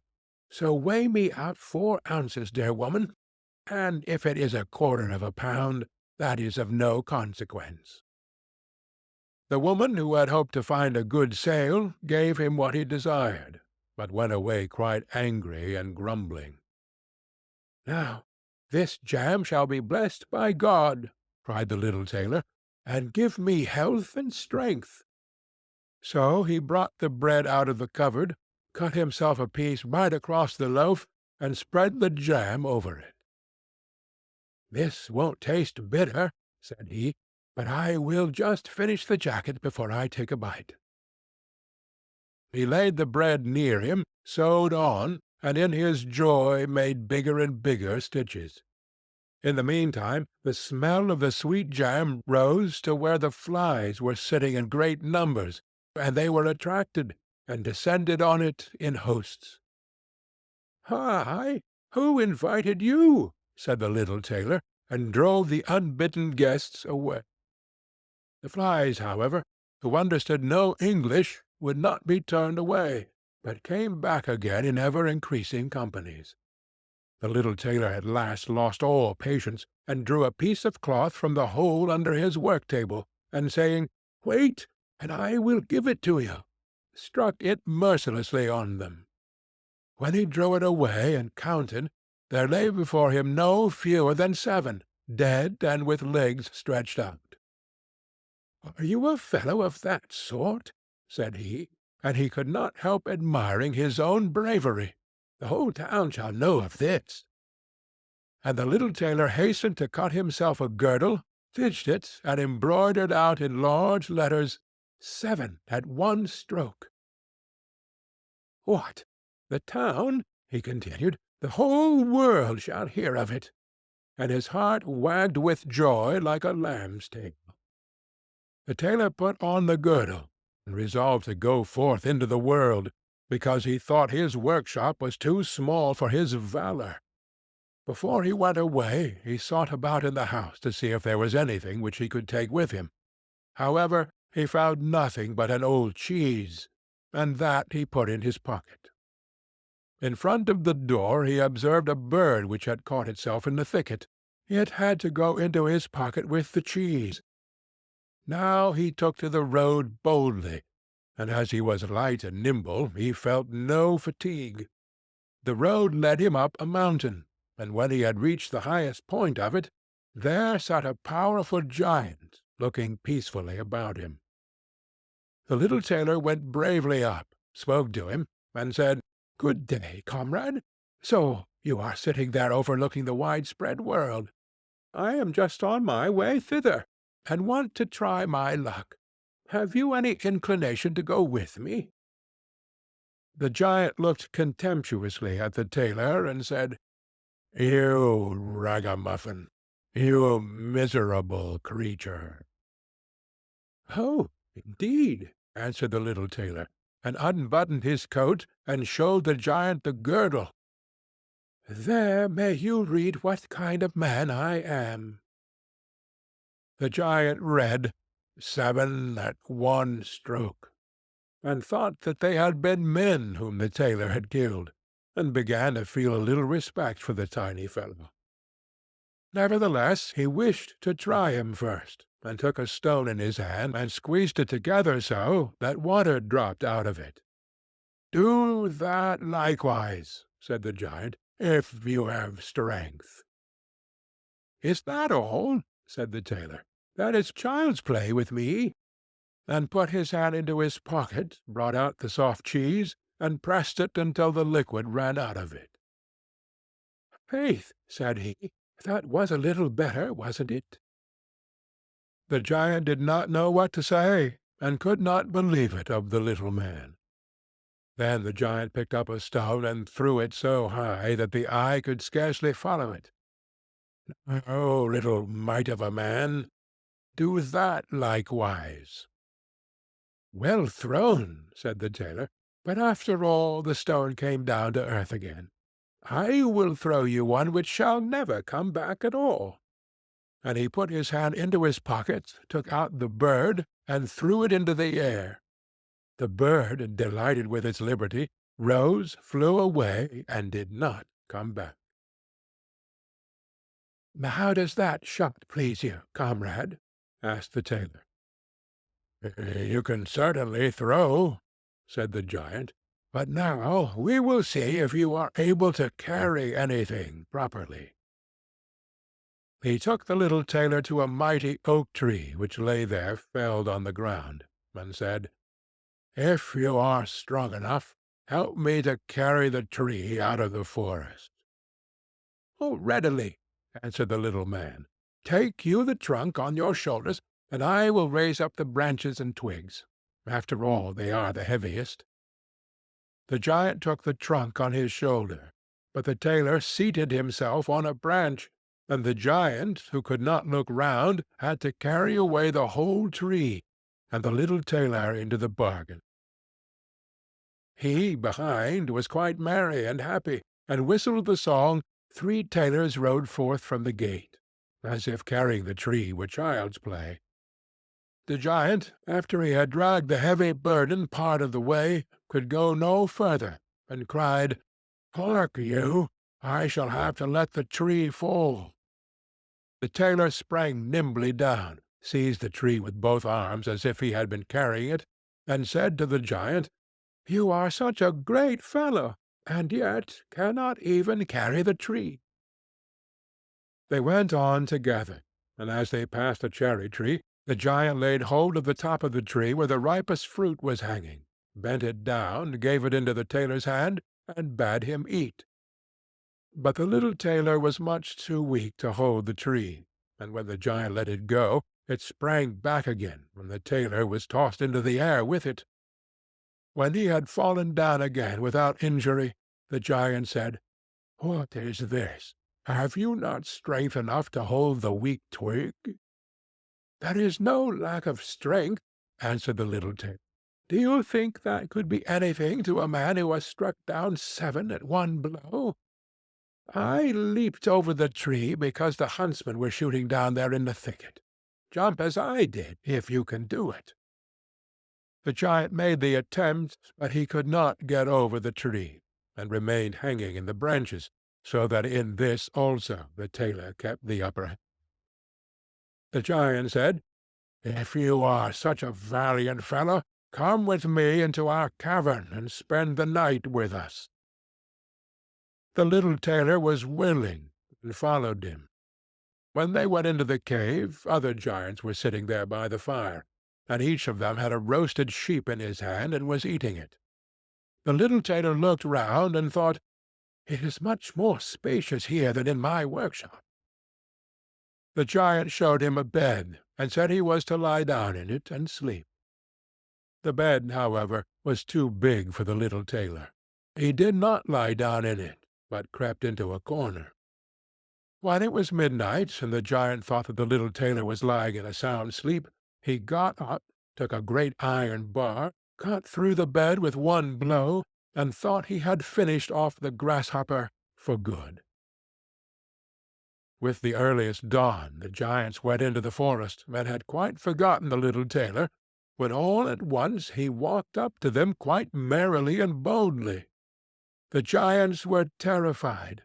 They were afraid that he would strike them all dead, and ran away in a great hurry. The little tailor went onward, always following his own pointed nose. After he had walked for a long time, he came to the courtyard of a royal palace, and as he felt weary, he lay down on the grass and fell asleep. Whilst he lay there, the people came and inspected him on all sides, and read on his girdle, 7 at one stroke. "Ah," said they, "what does the great warrior want here in the midst of peace? He must be a mighty lord." They went and announced him to the king, and gave it as their opinion that if war should break out, this would be a weighty and useful man, who ought on no account to be allowed to depart. The council pleased the king, and he sent one of his courtiers to the little tailor to offer him military service when he awoke. The ambassador remained standing by the sleeper, waited until he stretched his limbs and opened his eyes, and then conveyed to him his proposal. "For this very reason have I come here," the tailor replied. "I am ready to enter the king's service." He was therefore honorably received, and a special dwelling was assigned him. The soldiers, however, were set against the little tailor, and wished him 1,000 miles away. "What is to be the end of this?" they said among themselves. "If we quarrel with him, and he strikes about him, the 7 of us will fall at every blow. Not one of us can stand against him." They came therefore to a decision, betook themselves in a body to the king, and begged for their dismissal. "We are not prepared," said they, "to stay with a man who kills 7 at one stroke." The king was sorry that for the sake of one he should lose all his faithful servants, wished that he had never set eyes on the tailor, and would willingly have been rid of him again. But he did not venture to give him his dismissal, for he dreaded lest he should strike him and all his people dead, and place himself on the royal throne. He thought about it for a long time, and at last found good counsel. He sent to the little tailor, and caused him to be informed that, as he was a great warrior, he had one request to make to him. In a forest of his country lived two giants, who caused great mischief with their robbing, murdering, ravaging, and burning, and no one could approach them without putting himself in danger of death. If the tailor conquered and killed these two giants, he would give him his only daughter to wife, and half of his kingdom as a dowry. Likewise 100 horsemen would go with him to assist him. "That would indeed be a fine thing for a man like me," thought the little tailor. "One is not offered a beautiful princess and half a kingdom every day of one's life." "Oh, yes," he replied, "I will soon subdue the giants, and do not require the help of the 100 horsemen to do it. He who can hit 7 with one blow has no need to be afraid of 2." The little tailor went forth, and the 100 horsemen followed him. When he came to the outskirts of the forest, he said to his followers, "Just stay waiting here. I alone will soon finish off the giants." Then he bounded into the forest, and looked about right and left. After a while he perceived both giants. They lay sleeping under a tree, and snored so that the branches waved up and down. The little tailor, not idle, gathered 2 pockets full of stones, and with these climbed up the tree. When he was half-way up, he slipped down by a branch until he sat just above the sleepers, and then let one stone after another fall on the breast of one of the giants. For a long time the giant felt nothing, but at last he awoke, pushed his comrade, and said, "Why are you knocking me?" "You must be dreaming," said the other. "I am not knocking you." They laid themselves down to sleep again, and then the tailor threw a stone down on the second. "What is the meaning of this?" cried the other. "Why are you pelting me?" "I am not pelting you," answered the first, growling. They disputed about it for a time, but as they were weary, they let the matter rest, and their eyes closed once more. The little tailor began his game again, picked out the biggest stone, and threw it with all his might on the breast of the first giant. "That is too bad," cried he, and sprang up like a madman, and pushed his companion against the tree until it shook. The other paid him back in the same coin, and they got into such a rage that they tore up trees, and belaboured each other so long that at last they both fell down dead on the ground at the same time. Then the little tailor leaped down. "It's a lucky thing," said he, "that they did not tear up the tree on which I was sitting, or I should have had to sprint on to another like a squirrel. But we tailors are nimble." He drew out his sword and gave each one of them a couple of thrusts in his breast, and then went out to the horsemen and said, "The work is done. I have finished both of them. But it was hard work. They tore up trees in their sore need, and defended themselves with them. But all that is to no purpose when a man like myself comes, who can kill 7 at one blow." "But are you wounded?" asked the horseman. "You need not concern yourself about that," answered the tailor. "They have not bent one hair of mine." The horseman would not believe him, and rode into the forest. There they found the giants swimming in their blood, and all round about lay the torn-up trees. The little tailor demanded of the king the promised reward. He, however, repented of his promise, and again bethought himself how he could get rid of him. "Before you receive my daughter and half of my kingdom," said he to him, "you must perform one more heroic deed. In the forest roams a unicorn which does great harm, and you must catch it first." "I fear one unicorn still less than 2 giants," 7 at one blow is my kind of affair." He took a rope and axe with him, went forth into the forest, and again bade those who were sent with him to wait outside. He had not long to seek. The unicorn soon came towards him, and rushed directly on the tailor, as if it would gore him with its horn without more ado. "Softly, softly! Can't be done as quickly as that," said he, and stood still and waited until the animal was quite close, and then sprang nimbly behind the tree. The unicorn ran against the tree with all its strength, and stuck its horn so fast in the trunk that it had not the strength enough to draw it out again, and thus it was caught.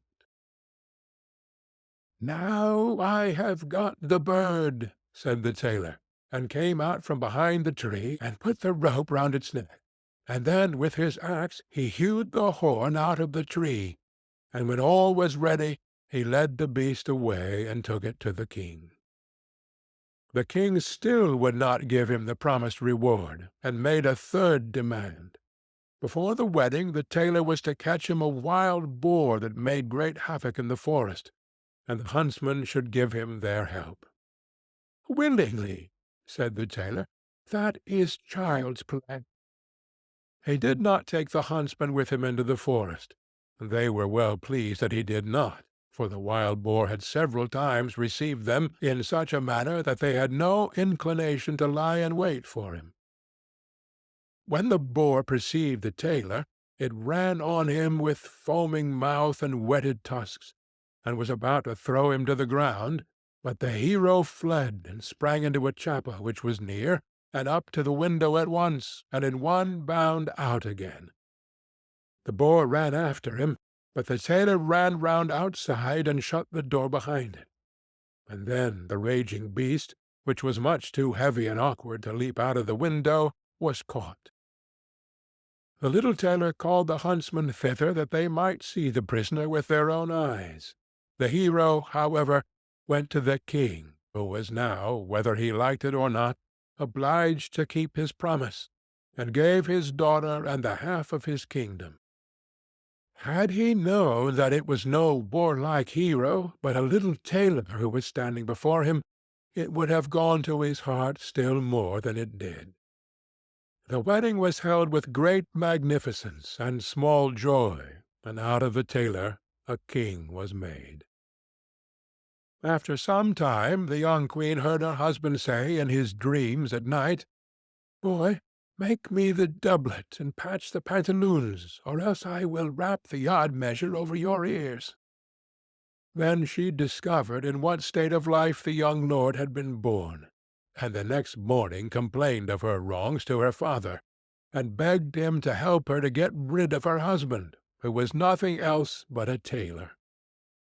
The king comforted her, and said, "Leave your bedroom door open this night, and my servants shall stand outside, and when he has fallen asleep shall go in, bind him, and take him on board a ship, which shall carry him into the wide world." The woman was satisfied with this, but the king's armor-bearer, who had heard all, was friendly with the young lord, and informed him of the whole plot.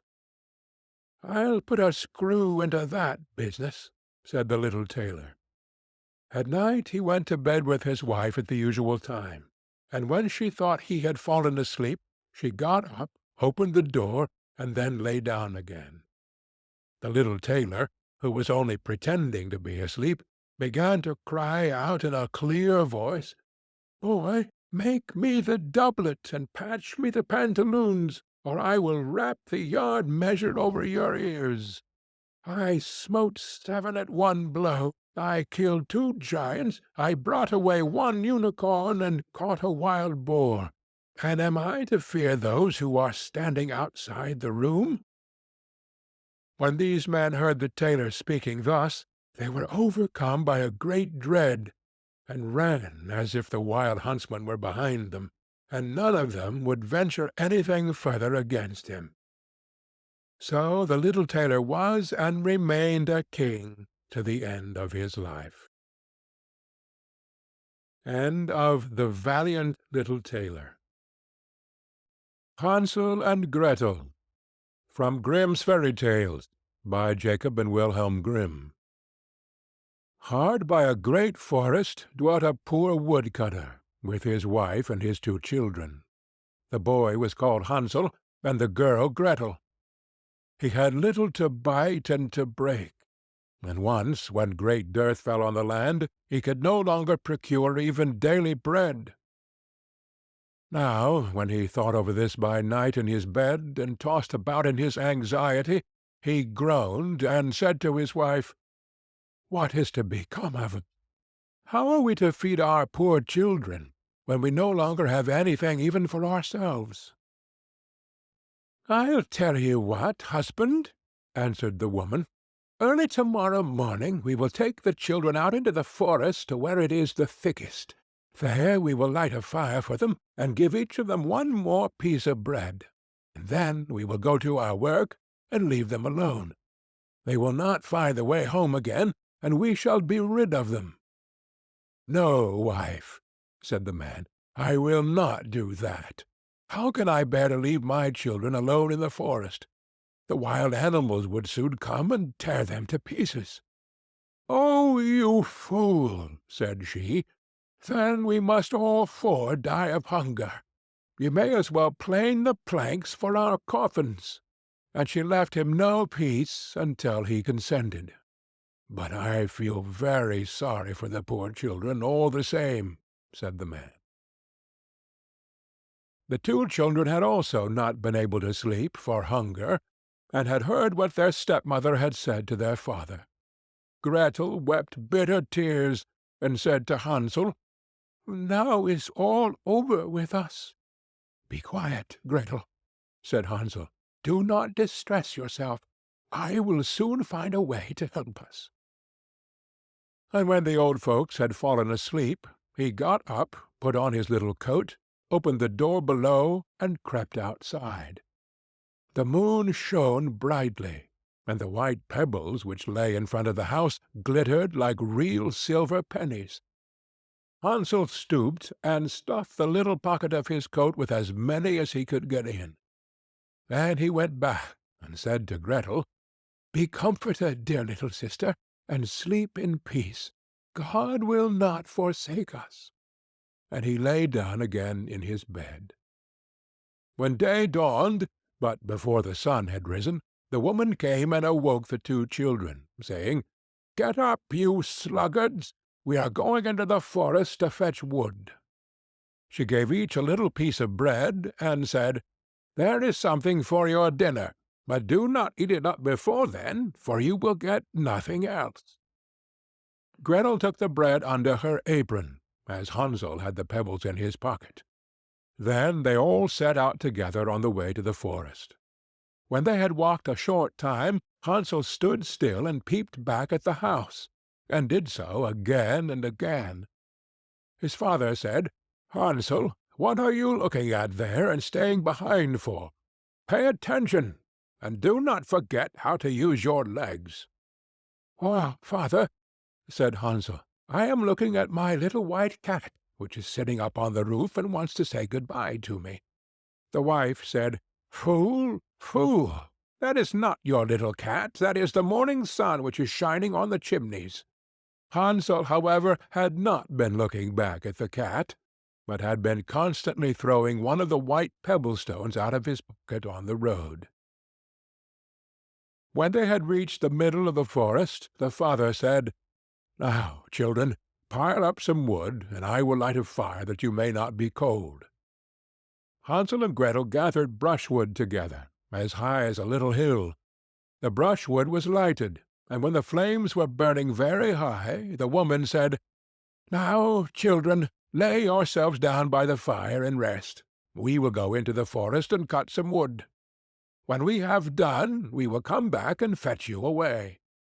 Hansel and Gretel sat by the fire, and when noon came, each ate a little piece of bread, and as they heard the strokes of the wood-axe, they believed that their father was near.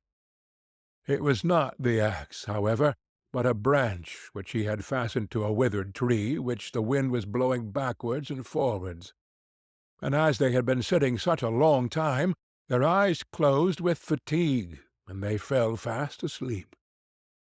When at last they awoke, it was already dark night. Gretel began to cry, and said, "How are we to get out of the forest now?" But Hansel comforted her, and said, "Just wait a little, until the moon has risen, and then we will soon find the way." And when the full moon had risen, Hansel took his little sister by the hand, and followed the pebbles, which shone like newly coined silver pieces, and showed them the way. They walked the whole night long, and by break of day came once more to their father's house. They knocked at the door, and when the woman opened it, and saw it was Hansel and Gretel, she said, "You naughty children, why have you slept so long in the forest? We thought you were never coming back at all." The father, however, rejoiced, for it had cut him to the heart to leave them behind alone.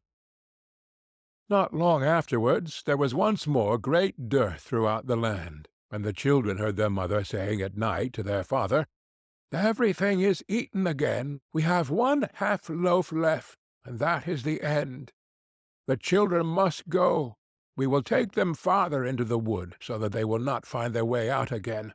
There is no other means of saving ourselves." The man's heart was heavy, and he thought, "It would be better for you to share the last mouthful with your children." The woman, however, would listen to nothing that he had to say, but scolded and reproached him. He who says A must say B likewise, and as he had yielded the first time, he had to do so a second time also. The children, however, were still awake, and had heard the conversation. When the old folks were asleep, Hansel again got up, and wanted to go out and pick up pebbles, as he had done before. But the woman had locked the door, and Hansel could not get out. Nevertheless, he comforted his little sister, and said, "Do not cry, Gretel. Go to sleep quietly. The good God will help us." Early in the morning came the woman, and took the children out of their beds. Their piece of bread was given to them, but it was still smaller than the time before. On the way into the forest, Hansel crumbled his in his pocket, and often stood still and threw a morsel on the ground. "Hansel, why do you stop and look round?" said the father. "Go on." "I am looking back at my little pigeon, which is sitting on the roof, and wants to say good-bye to me," answered Hansel. "Fool!" said the woman. "That is not your little pigeon. That is the morning sun that is shining on the chimney." Hansel, however, little by little, threw all the crumbs on the path.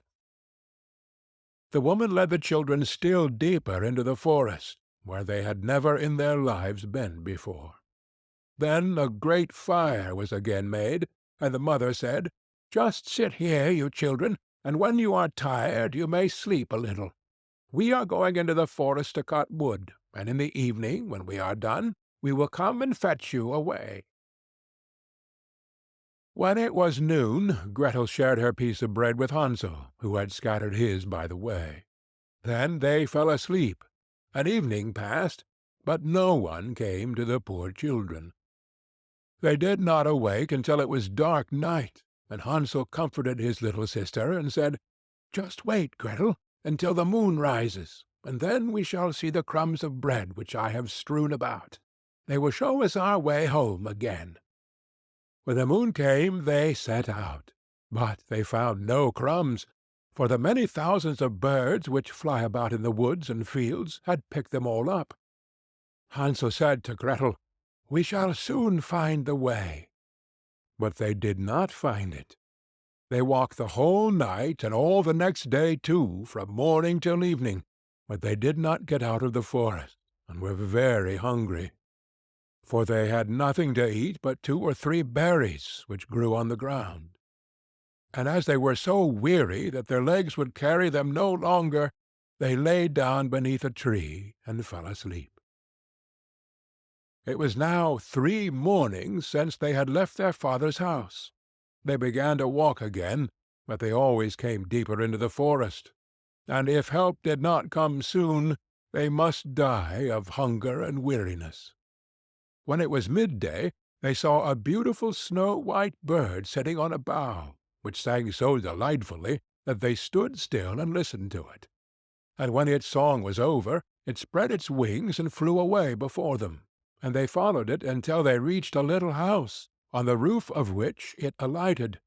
And when they approached the little house, they saw that it was built of bread, covered with cakes, but that the windows were of clear sugar. "We will set to work on that," said Hansel, "and have a good meal. I will eat a bit of the roof, and you, Gretel, can eat some of the window.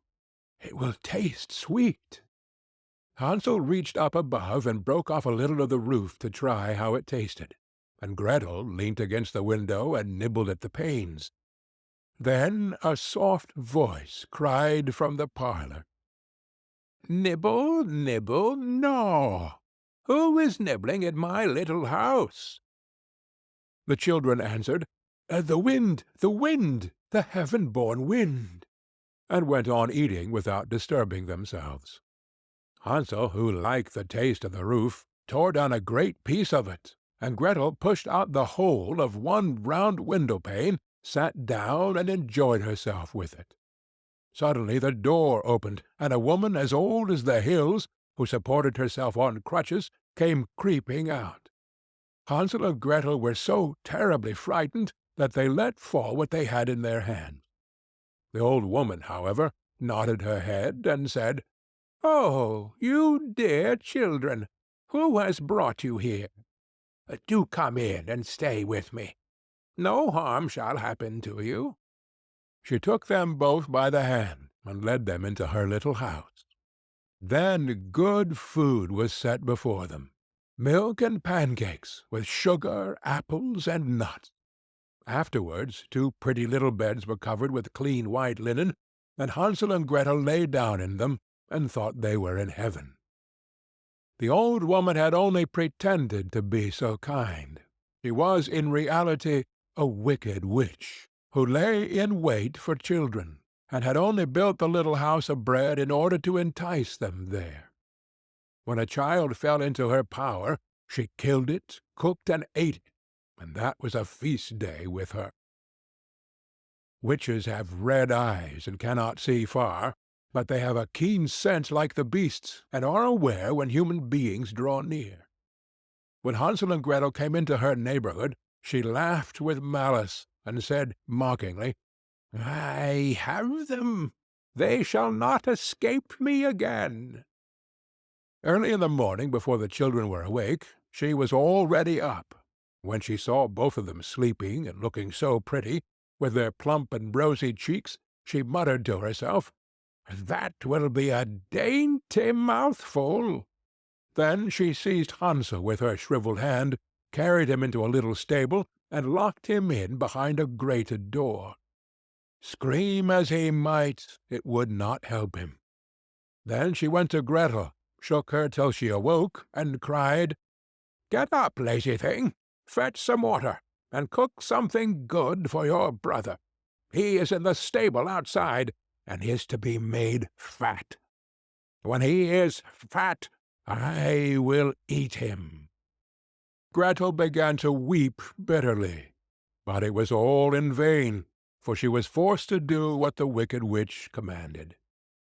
And now the best food was cooked for poor Hansel, but Gretel got nothing but crab shells. Every morning the woman crept to the little stable and cried, "Hansel, stretch out your finger, I may feel if you will soon be fat." Hansel, however, stretched out a little bone to her, and the old woman, who had dim eyes, could not see it, and thought it was Hansel's finger, and was astonished that there was no way of fattening him. When 4 weeks had gone by, and Hansel still remained thin, she was seized with impatience, and would not wait any longer. "Now then, Gretel," she cried to the girl, "stir yourself, and bring me some water. Let Hansel be fat or lean, to-morrow I will kill him, and cook him." Ah, how the poor little sister did lament when she had to fetch the water, and how her tears did flow down her cheeks. "Dear God, "Do help us!" she cried. "If the wild beasts in the forest had but devoured us, we should at any rate have died together." "Just keep your noise to yourself," said the old woman. "It won't help you at all." Early in the morning Gretel had to go out and hang up the cauldron with the water, and light the fire.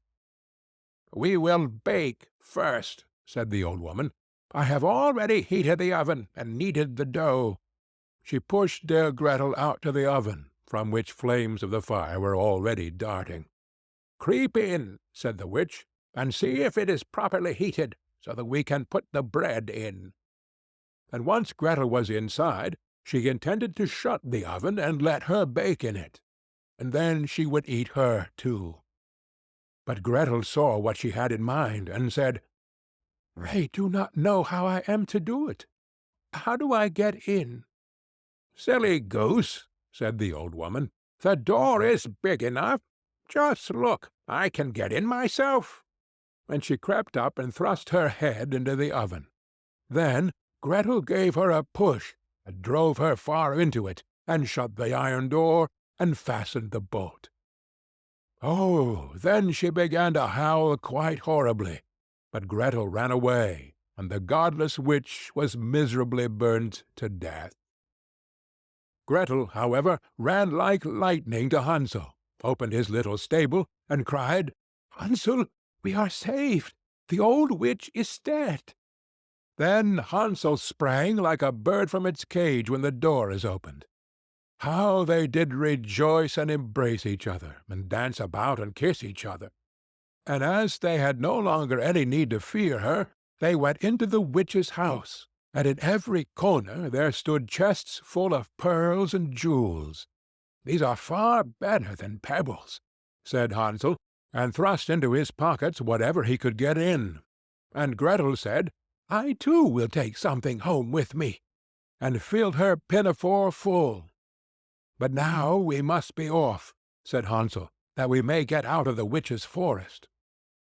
When they had walked for 2 hours, they came to a great stretch of water.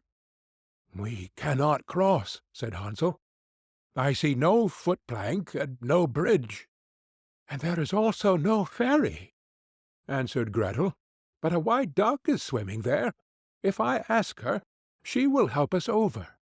Then she cried, little duck, dost thou see Hansel and Gretel are waiting for thee? There's never a plank or a bridge in sight. Take us across on thy back so white." The duck came to them, and Hansel seated himself on its back, and told his sister to sit by him.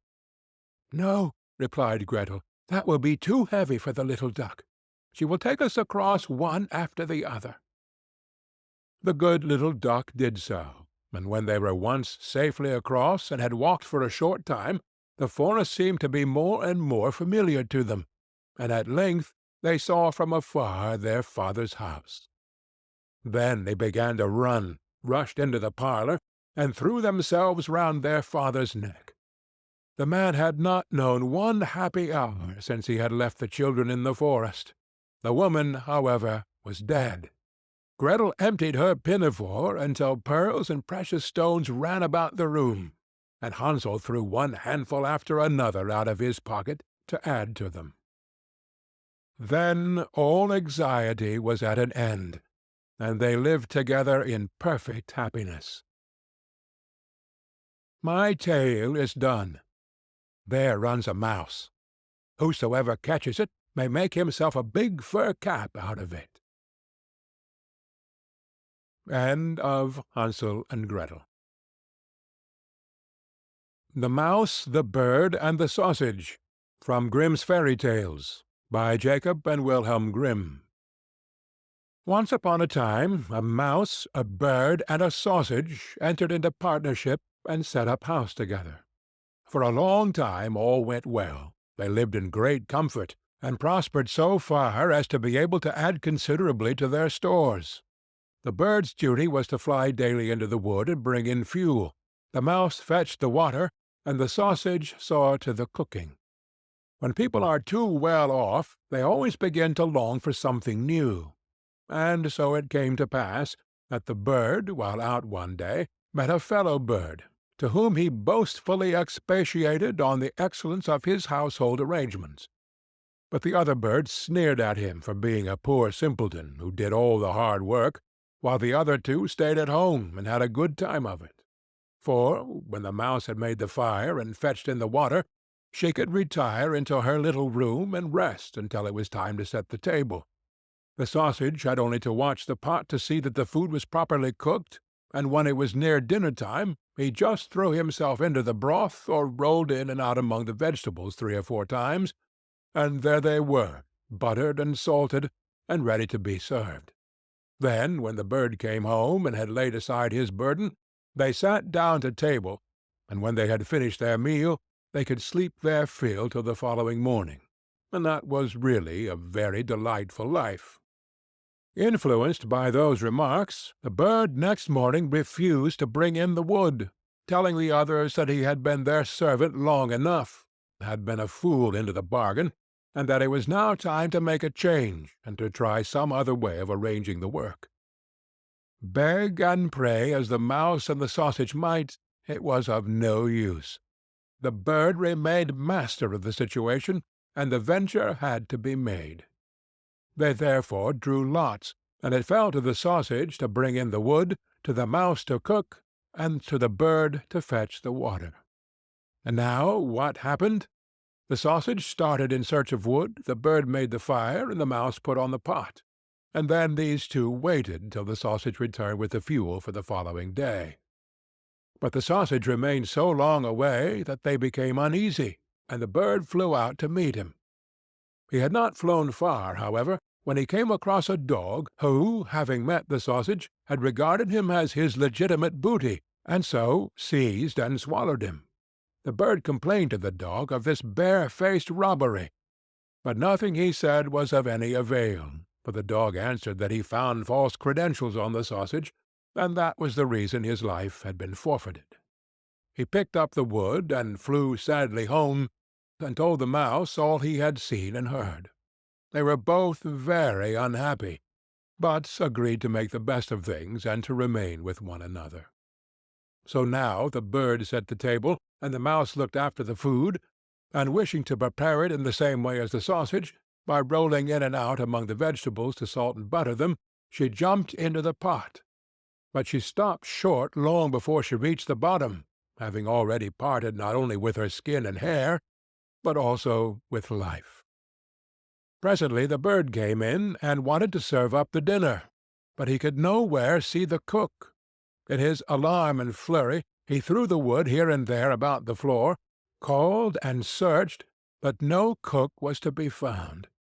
Then some of the wood that had been carelessly thrown down caught fire and began to blaze. The bird hastened to fetch some water, but his pail fell into the well, and he after it, and as he was unable to recover himself, he was drowned.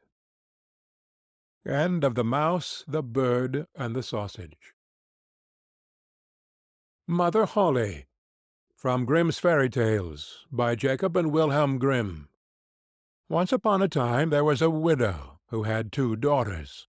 One of them was beautiful and industrious, the other ugly and lazy. The mother, however, loved the ugly and lazy one best, because she was her own daughter, and so the other, who was only her step-daughter, was made to do all the work of the house, and was quite the Cinderella of the family.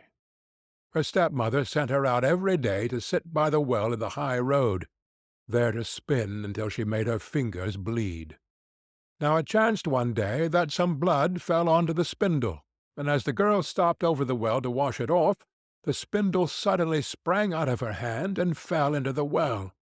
She ran home crying to tell of her misfortune, but her stepmother spoke harshly to her, and after giving her a violent scolding, said unkindly, "As you have left the spindle fall into the well, you may go yourself and fetch it out." The girl went back to the well, not knowing what to do, and at last, in her distress, she jumped into the water after the spindle. She remembered nothing more until she awoke and found herself in a beautiful meadow, full of sunshine, and with countless flowers blooming in every direction. She walked over the meadow, and presently she came upon a baker's oven full of bread, and the loaves cried out to her, "Take us out, or alas, we shall be burnt to a cinder. We were baked through long ago." So she took the bread shovel and drew them all out. She went on a little farther, till she came to a tree full of apples. Shake me, I pray," cried the tree. "My apples, one and all, are ripe." So she shook the tree, and the apples came falling down upon her like rain. But she continued shaking until there was not a single apple left upon it. Then she carefully gathered in the apples together in a heap, and walked on again. The next thing she came to was a little house, and there she saw an old woman looking out, with such large teeth that she was terrified, and turned to run away. But the old woman called after her, "What are you afraid of, dear child? Stay with me. If you will do the work of my house properly for me, I will make you very happy. You must be very careful, however, to make my bed in the right way, for I wish you always to shake it so thoroughly, so that the feathers fly about. Then they say, down there in the world, that it is snowing, for I am Mother Holly." The old woman spoke so kindly that the girl summoned up courage and agreed to enter into her service. She took care to do everything according to the old woman's bidding, and every time she made the bed she shook it with all her might, so that the feathers flew about like so many snowflakes. The old woman was as good as her word. She never spoke angrily to her, and gave her roast and boiled meats every day. So she stayed on with Mother Holly for some time, and then she began to grow unhappy. She could not at first tell why she felt sad, but she became conscious at last of great longing to go home. Then she knew she was homesick, although she was 1,000 times better off with Mother Holly than with her mother and sister. After waiting a while, she went to Mother Holly and said, "I am so homesick that I cannot stay with you any longer, for although I am so happy here, I must return to my own people." Then Mother Holly said, "I am pleased that you should want to go back to your own people, and as you have served me so well and faithfully, I will take you home myself." Thereupon she led the girl by the hand up to a broad gateway. The gate was opened, and as the girl passed through, a shower of gold fell upon her, and the gold clung to her, so that she was covered with it from head to foot. And as she spoke, she handed her the spindle which she had dropped into the well. The gate was then closed, and the girl found herself back in the old world, close to her mother's house. As she entered the courtyard, the rooster, who was perched on the well, called out, "Cock-a-doodle-doo! Your golden daughter's come back to you." Then she went to her mother and sister, and as she was so richly covered with gold, they gave her a warm welcome. She related to them all that had happened, and when the mother heard how she had come by her great riches, she thought she should like her ugly, lazy daughter to go and try her fortune. So she made the sister go and sit by the well and spin, and the girl pricked her finger and thrust her hand into a thorn bush, so that she might drop some blood onto the spindle. Then she threw it into the well, and jumped in herself.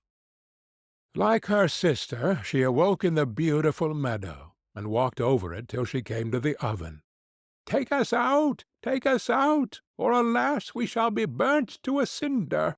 We were baked through long ago," cried the loaves as before. But the lazy girl answered, "Do you think I'm going to dirty my hands for you?" and walked on. Presently she came to the apple tree. Shake me, I pray. My apples, one and all, are ripe," it cried.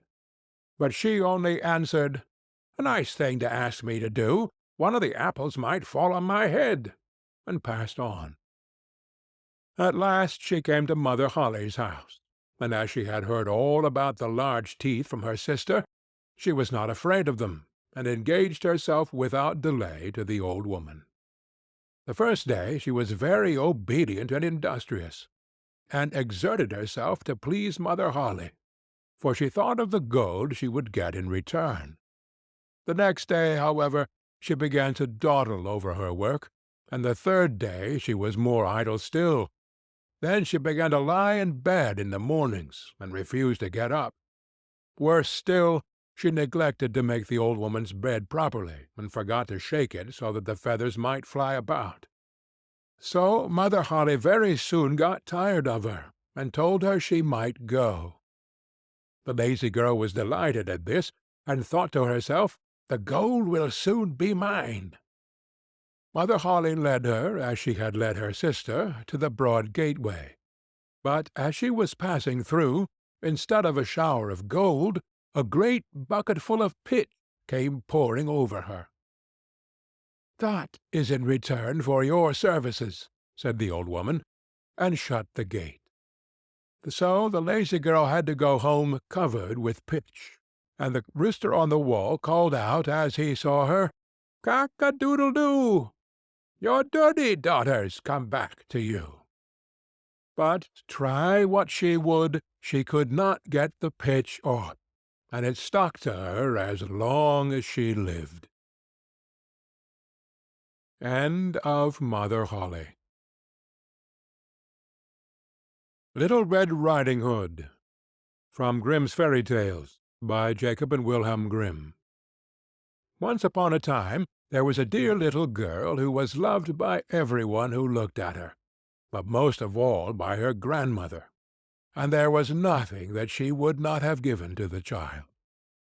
Once she gave her a little cap of red velvet, which suited her so well that she would never wear anything else, so she was always called Little Red Riding Hood. One day her mother said to her, "Come, Little Red Riding Hood, here is a piece of cake and a bottle of wine. Take them to your grandmother. She is ill and weak, and they will do her good. Set out before it gets hot, and when you are going, walk nicely and quietly, and do not run off the path, or you may fall and break the bottle, and then your grandmother will get nothing. And when you go into her room, don't forget to say 'Good morning,' and don't peep into every corner before you do it." "I will take great care," said Little Red Riding Hood to her mother, and gave her hand on it. The grandmother lived out in the wood, half a league from the village, and just as Little Red Riding Hood entered the wood, a wolf met her. Little Red Riding Hood did not know what a wicked creature he was, and was not at all afraid of him. "Good, Little Red Riding Hood," said he. "Thank you kindly, Wolf. Whither away so early, Little Red Riding Hood?" "To my grandmother's." "What have you got in your apron?" "Cake and wine.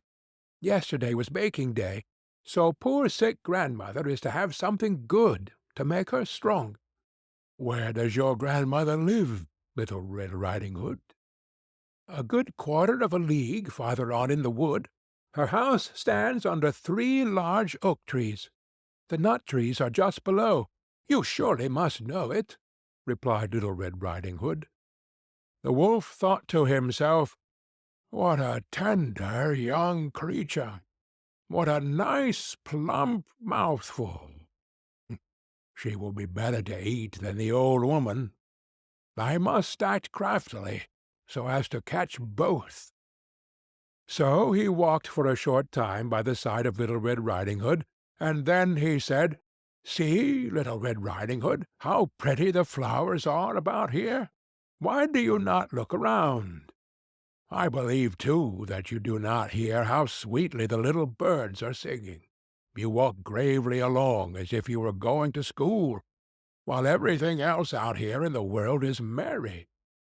Little Red Riding Hood raised her eyes, and when she saw the sunbeams dancing here and there through the trees, and pretty flowers growing everywhere, she thought, "Oh, suppose I take grandmother a fresh nosegay. That would please her too." It is so early in the day that I shall still get there in good time." And so she ran from the path into the wood to look for flowers. And whenever she had picked one, she fancied that she saw a still prettier one farther on, and ran after it, and so got deeper and deeper into the wood. Meanwhile the wolf ran straight to the grandmother's house and knocked at the door. "Who is there?" "Little Red Riding Hood," replied the wolf. "She is bringing cake and wine. Open the door."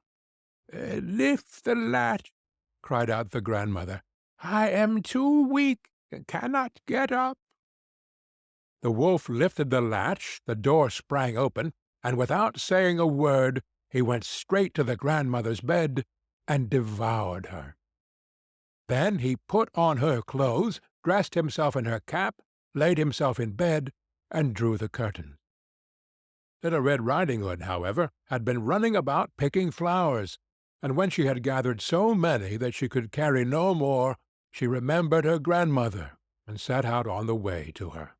She was surprised to find the cottage door standing open, and when she went into the room she had such a strange feeling that she said to herself, "Oh dear, how uneasy I feel to-day, and at other times I like being with grandmother so much." She called out, "Good morning," but received no answer. So she went to the bed and drew back the curtains.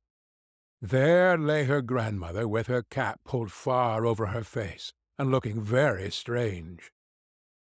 "Oh, grandmother," she said, "what big ears you have!" "The better to hear you with, my child," was the reply. "But, grandmother, what big eyes you have!" she said. "The better to see you with, my dear." "But, grandmother, what large hands you have!" "The better to hug you with." "Oh, but, grandmother, what a terrible big mouth you have!" "The better to eat you with." And scarcely had the wolf said this, than with one bound he was out of bed and swallowed up Little Red Riding Hood. When the wolf had appeased his appetite, he lay down again in the bed, fell asleep, and began to snore very loud. The huntsman was just passing the house, and thought to himself, "How the old woman is snoring! I must just see if she wants anything." So he went into the room, and when he came to the bed, he saw that the wolf was lying in it. "Do I find you here, you old sinner?" said he. "I have long sought you." Then, just as he was going to fire at him, it occurred to him that the wolf might have devoured the grandmother, and that she might still be saved. So he did not fire, but took a pair of scissors and began to cut open the stomach of the sleeping wolf. When he had made 2 snips, he saw the Little Red Riding Hood shining, and then he made 2 snips more, and the little girl sprang out, crying, "Ah, how frightened I have been! How dark it was inside the wolf's!" And after that the aged grandmother came out alive also, but scarcely able to breathe. Little Red Riding Hood, however, quickly fetched great stones with which to fill the wolf's belly, and when he awoke he wanted to run away, but the stones were so heavy that he collapsed at once and fell dead. Then all 3 were delighted. The huntsman drew off the wolf's skin and went home with it. The grandmother ate the cake and drank the wine which Little Red Riding Hood had brought, and revived. But Little Red Riding Hood thought to herself, "As long as I live, I will never by myself leave the path to run into the wood when my mother has forbidden me to do so."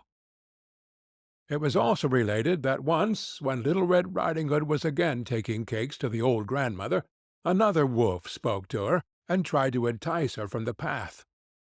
Little Red Riding Hood, however, was on her guard, and went straight forward on her way, and told her grandmother that she had met the wolf, and that he had said good morning to her, but with such a wicked look in his eyes, that if they had not been on the public road she was certain he would have eaten her up.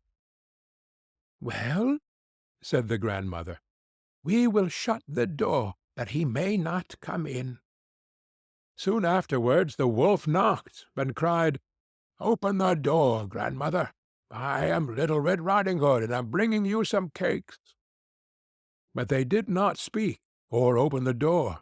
So the greybeard stole twice or thrice around the house, and at last jumped on the roof, intending to wait until Little Riding Hood went home in the evening, and then to steal after her and devour her in the darkness. But the grandmother saw what was in his thoughts. In front of the house was a great stone trough.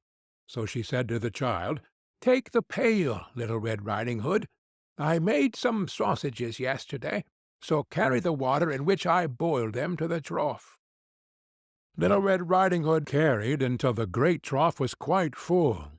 Then the smell of the sausages reached the wolf, and he sniffed and peeped down, and at last stretched out his neck so far that he could no longer keep his footing, and began to slip, and slipped down from the roof straight into the great trough, and was drowned.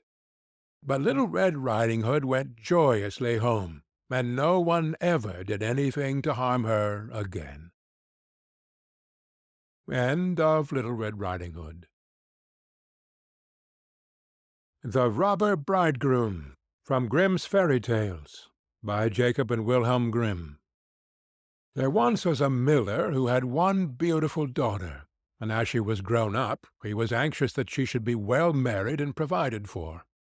He said to himself, "I will give her to the first suitable man who comes and asks for her hand."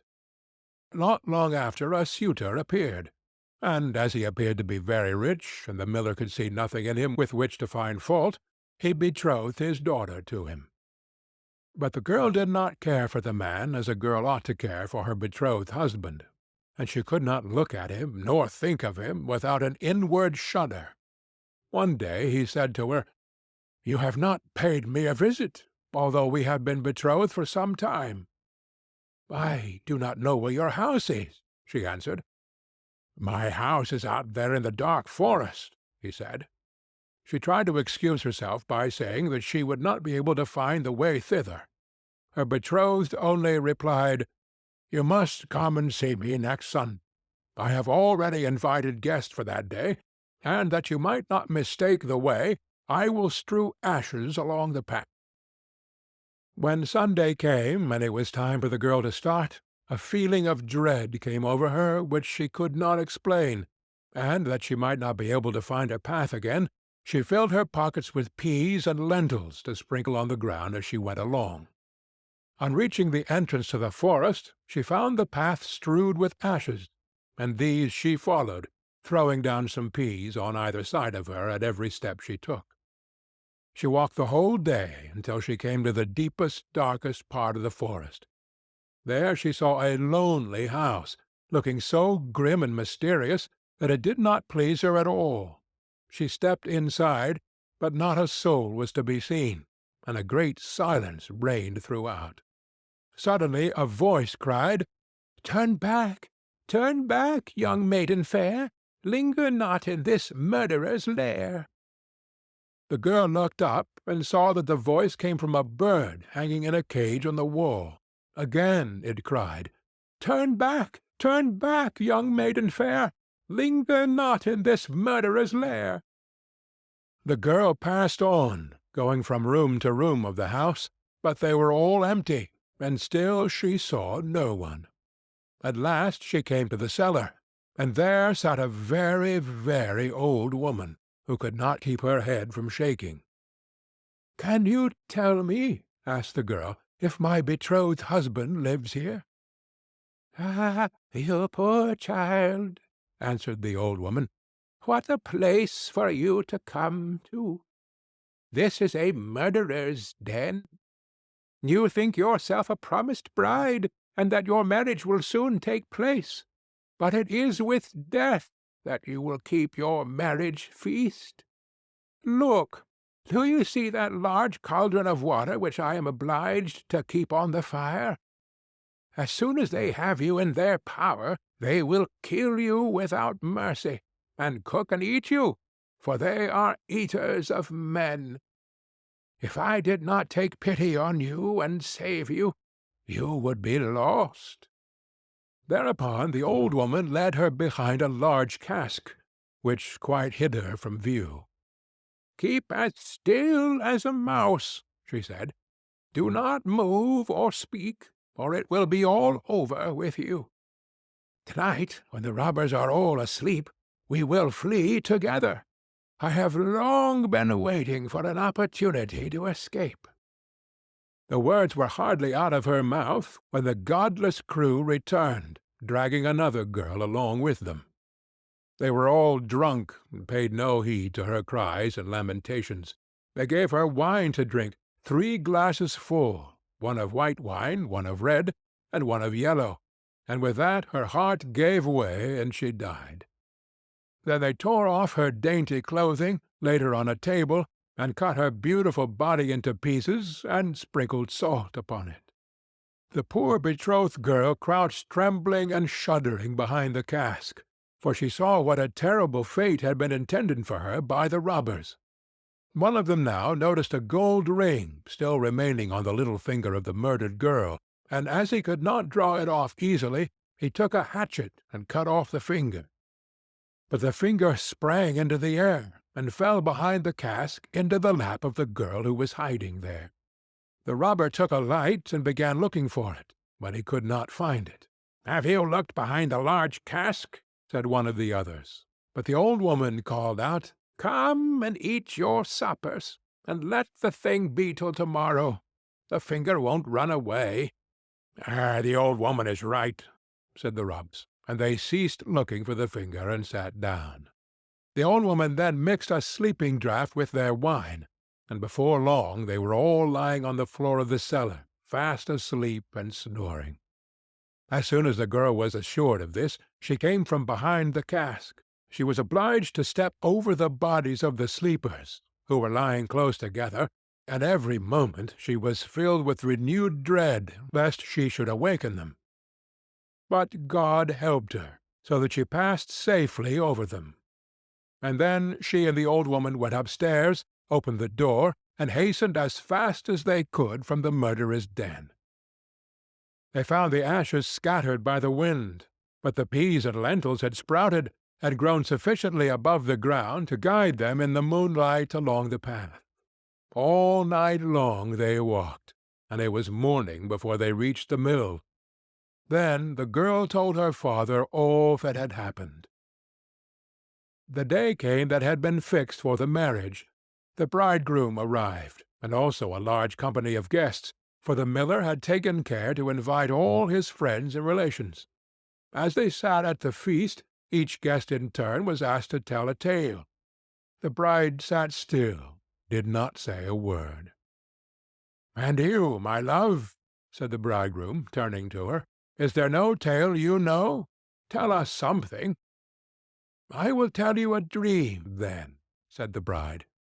"I went alone through a forest, and came at last to a house. Not a soul could I find within, but a bird that was hanging in a cage on the wall cried, 'Turn back, young maiden fair, linger not in this murderer's lair.' And again a second time it said these words. My darling, this is only a dream. I went on through the house from room to room, but they were all empty, and everything was so grim and mysterious. At last I went down to the cellar, and there sat a very, very old woman, who could not keep her head still. I asked her if my betrothed lived there, and she answered, 'Oh, you poor child, you are come to a murderer's den. Your betrothed does indeed live here, but he will kill you without mercy, and afterwards cook and eat you.' My darling, this is only a dream." The old woman hid me behind a large cask, and scarcely had she done this when the robbers returned home, dragging a young girl along with them. They gave her 3 kinds of wine to drink, white, red, and yellow, and with that she died. My darling, this is only a dream. Then they tore off her dainty clothing, and cut her beautiful body into pieces, and sprinkled salt upon it. My darling, this is only a dream. And one of the robbers saw that there was a gold ring still left on her finger, and as it was difficult to draw off, he took a hatchet and cut off her finger. But the finger sprang into the air and fell behind the great cask into my lap. And here is the finger with the ring." And with these words the bride drew forth the finger and showed it to the assembled guests. The bridegroom, who during this recital had grown deadly pale, up and tried to escape, but the guests seized him and held him fast. They delivered him up to justice, and he and all his murderous band were condemned to death for their wicked deeds. End of The Robber Bridegroom. Tom Thumb, from Grimm's Fairy Tales, by Jacob and Wilhelm Grimm. A poor woodman sat in his cottage one night, smoking his pipe by the fireside, while his wife sat by his side, spinning. "How lonely it is, wife," said he, as he puffed out a long curl of smoke, "for you and me to sit here by ourselves, without any children to play about and amuse us, while other people seem so happy and merry with their children." "What you say is very true," said the wife, sighing and turning round her wheel. "How happy should I be if I had but one child! If it were ever so small, yea, if it were no bigger than my thumb, I should be very happy and love it dearly." Now, odd as you may think it, it came to pass that this good woman's wish was fulfilled just in the very way she had wished it, for, not long afterwards, she had a little boy, who was quite healthy and strong, but was not much bigger than my thumb. So they said, "Well, we cannot say we have not got what we wished for, and little as he is, we will love him dearly." And they called him Thomas Thumb. They gave him plenty of food, yet for all they could do he never grew bigger, but kept just the same size as he had been when he was born. Still his eyes were sharp and sparkling, and he soon showed himself to be a clever little fellow, who always knew well what he was about. One day, as the woodman was getting ready to go into the wood to cut fuel, he said, "I wish I had someone to bring the cart after me, for I want to make haste." "Oh, father," cried Tom, "I will take care of that. The cart shall be in the wood by the time you want it." Then the woodman laughed and said, "How can that be? You cannot reach up to the horse's bridle." "Never mind that, father," said Tom. "If my mother will only harness the horse, I will get into his ear and tell him which way to go." "Well," said the father, "we will try for once." When the time came, the mother harnessed the horse to the cart and put Tom into his ear. And as he sat there, the little man told the beast how to go, crying out, "Go on!" and "Stop!" as he wanted.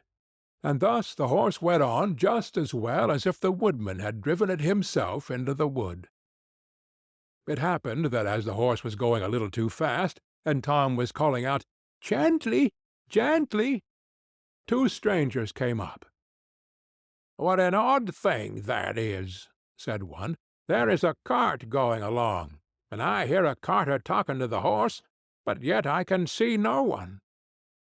"That is queer indeed," said the other. "Let us follow the cart and see where it goes." So they went on into the wood, till at last they came to the place where the woodman was. Then Tom Thumb, seeing his father, cried out, "See, father, here I am with the cart, all right and safe. Now take me down." So his father took hold of the horse with one hand, and with the other took his son out of the horse's ear, and put him down upon a straw, where he sat as merry as you please. The two strangers were all this time looking on, and did not know what to say for wonder. At last one took the other aside, and said, "That little urchin will make our fortune, if we can get him and carry him about from town to town as a show. We must buy him." So they went up to the woodman, and asked him what he would take for the little man. "He will be better off," said they, "with us than with you." "I won't sell him at all," said the father. My own flesh and blood is dearer to me than all the silver and gold in the world." But Tom, hearing of the bargain they wanted to make, crept up his father's coat to his shoulder, and whispered in his ear, "Take the money, father, and let them have me. I'll soon come back to you." So the woodman at last said he would sell Tom to the strangers for a large piece of gold, and they paid the price. "Where would you like to sit?" said one of them. "Oh, put me on the rim of your hat. That will be a nice gallery for me. I can walk about there and see the country as we go along." So they did as he wished, and when Tom had taken leave of his father, they took him away with them. They journeyed on till it began to be dusky, and then the little man said, "Let me get down. I'm tired." So the man took off his hat and put him down on a clod of earth in a ploughed field by the side of the road. But Tom ran about amongst the furrows, and at last slipped into an old mouse-hole. "Good night, my masters," said he. "I'm off. Mind and look sharp after me the next time." Then they ran at once to the place and poked the ends of their sticks into the mouse-hole, but all in vain. Tom only crawled farther and farther in, and at last it became quite dark, so that they were forced to go their way without their prize, as sulky as could be. When Tom found they were gone, he came out of his hiding-place. "What dangerous walking it is," said he, "in this ploughed field. If I were to fall from one of these great clods, I should undoubtedly break my neck." At last, by good luck, he found a large, empty snail-shell. "This is lucky," said he. "I can sleep here very well." And in he crept. Just as he was falling asleep, he heard two men passing by, chatting together, and one said to the other, "How can we rob that rich parson's house of his silver and gold?" "I'll tell you," cried Tom. "What noise was that?" said the thief, frightened. "I'm sure I heard some one speak." They stood listening, and Tom said, "Take me with you, and I'll soon show you how to get the parson's money." "But where are you?" said they. "Look about on the ground," answered he, "and listen where the sound comes from." At last the thieves found him out, and lifted him up in their hands. "You little urchin," they said, "what can you do for us?" "Why, I can get between the iron window-bars of the parson's house, and throw you out whatever you want." "That's a good thought," said the thieves. "Come along. We shall see what you can do." When they came to the parson's house, Tom slipped through the window-bars into the room, and then called out as loud as he could bawl, "Will you have all that is here?" At this the thieves were frightened, and said, "Softly, softly, speak low, that you may not awaken anybody." But Tom seemed as if he did not understand them, and bawled out again, "How much will you have? Shall I throw it all out?" Now the cook lay in the next room, and hearing a noise, she raised herself up in her bed and listened. Meantime the thieves were frightened, and ran off a little way. But at last they plucked up their hearts, and said, "This little urchin is only trying to make fools of us." So they came back, and whispered softly to him, saying, "Now let us have no more of your roguish jokes, but throw us out some of the money." Then Tom called out as loud as he could, "Very well, hold your hands. Here it comes." The cook heard this quite plain, so she sprang out of her bed and ran to the open door. The thieves ran off as if a wolf was at their tails, and the maid, having groped about and found nothing, went away for a light. By the time she came back, Tom had slipped off into the barn, and when she looked about and searched every hole and corner and found nobody, she went to bed, thinking she must have been dreaming with her eyes open. The little man crawled about in the hayloft, and at last found a snug place to finish his night's rest in. So he laid himself down, meaning to sleep till daylight, and then find his way home to his father and mother. But, alas, how woefully he was undone! What crosses and sorrows happen to us all in this world! The cook got up early, before daybreak, to feed the cows, and going straight to the hayloft, carried away a large bundle of hay, with the little man in the middle of it, fast asleep. He still, however, slept on, and did not awake till he found himself in the mouth of a cow, for the cook had put the hay into the cow's rick, and the cow had taken Tom up in a mouthful of it. "Good lack-a-day!" said he, "how came I to tumble into the mill?" But he soon found out where he really was, and was forced to have all his wits about him, that he might not get between the cow's teeth, and so be crushed to death. At last down he went into her stomach. "It is rather dark," said he. "They forgot to build windows in this room to let the sun in. A candle would be no bad thing." Though he made the best of his bad luck, he did not like his quarters at all, and the worst of it was that more and more hay was always coming down, and the space left for him became smaller and smaller. At last he cried out as loud as he could, "Don't bring me any more hay!" The maid happened to be just then milking the cow, and hearing some one speak, but seeing nobody, and yet being quite sure it was the same voice that she had heard in the night, she was so frightened that she fell off her stool, and overset the milk-pail.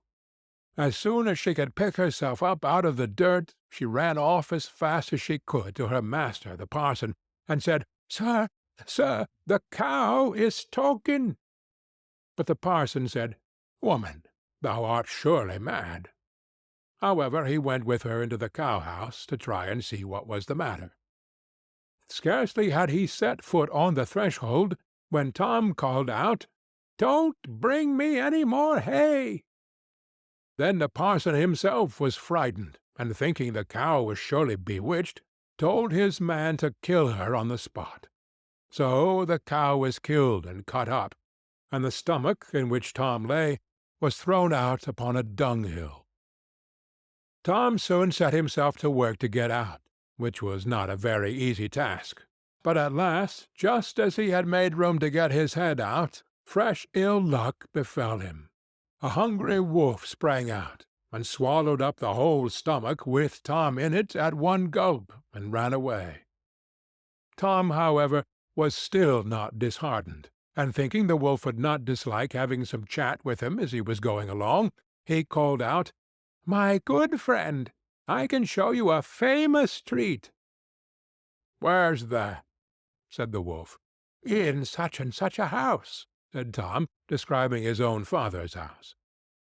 "You can crawl through the drain into the kitchen, and then into the pantry, and there you will find cakes, ham, beef, cold chicken, roast pig, apple dumplings, and everything that your heart can wish."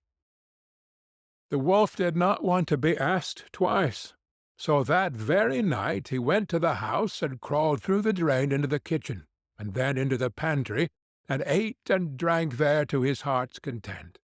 As soon as he had had enough, he wanted to get away, but he had eaten so much that he could not get out by the same way he came in. This was just what Tom had reckoned upon, and now he began to set up a great shout, making all the noise he could. "Will you be easy?" said the wolf. "You'll awaken everybody in the house if you make such a clatter." "What's that to me?" said the little man. "You have had your frolic, now I've a mind to be merry myself." And he began singing and shouting as loud as he could. The woodman and his wife, being awakened by the noise, peeped through a crack in the door. But when they saw a wolf was there, you may well suppose that they were sadly frightened, and the woodman ran for his axe, and gave his wife a scythe. "Do you stay behind," said the woodman, "and when I have knocked him on the head, you must rip him up with the scythe." Tom heard all this, and cried out, "Father, father, I am here! The wolf has swallowed me!" And his father said, "Heaven be praised! We have found our dear child again." And he told his wife not to use the scythe, for fear she should hurt him. Then he aimed a great blow, and struck the wolf on the head, and killed him on the spot. And when he was dead, they cut open his body, and set Tommy free. "Ah," said the father, "what fears we have had for you!" "Yes, father," answered he, "I have travelled all over the world, I think, in one way or other, since we parted, and now I am very glad to come home and get fresh air again." "Why, where have you been?" said his father. "I have been in a mouse-hole, in a snail-shell, and down a cow's throat, and in a wolf's belly, and yet here I am again, safe and sound." "Well," said they, "you are come back, and we will not sell you again for all the riches in the world." Then they hugged and kissed their dear little son, and gave him plenty to eat and drink, for he was very hungry, and then they fetched new clothes for him, for his old clothes had been quite spoiled on his journey. So Master Thumb stayed at home with his father and mother in peace, for though he had been so great a traveller, and had done and seen so many fine things, and was fond enough of telling the whole story, he always agreed that, after all, there's no place like home. End of Tom Thumb.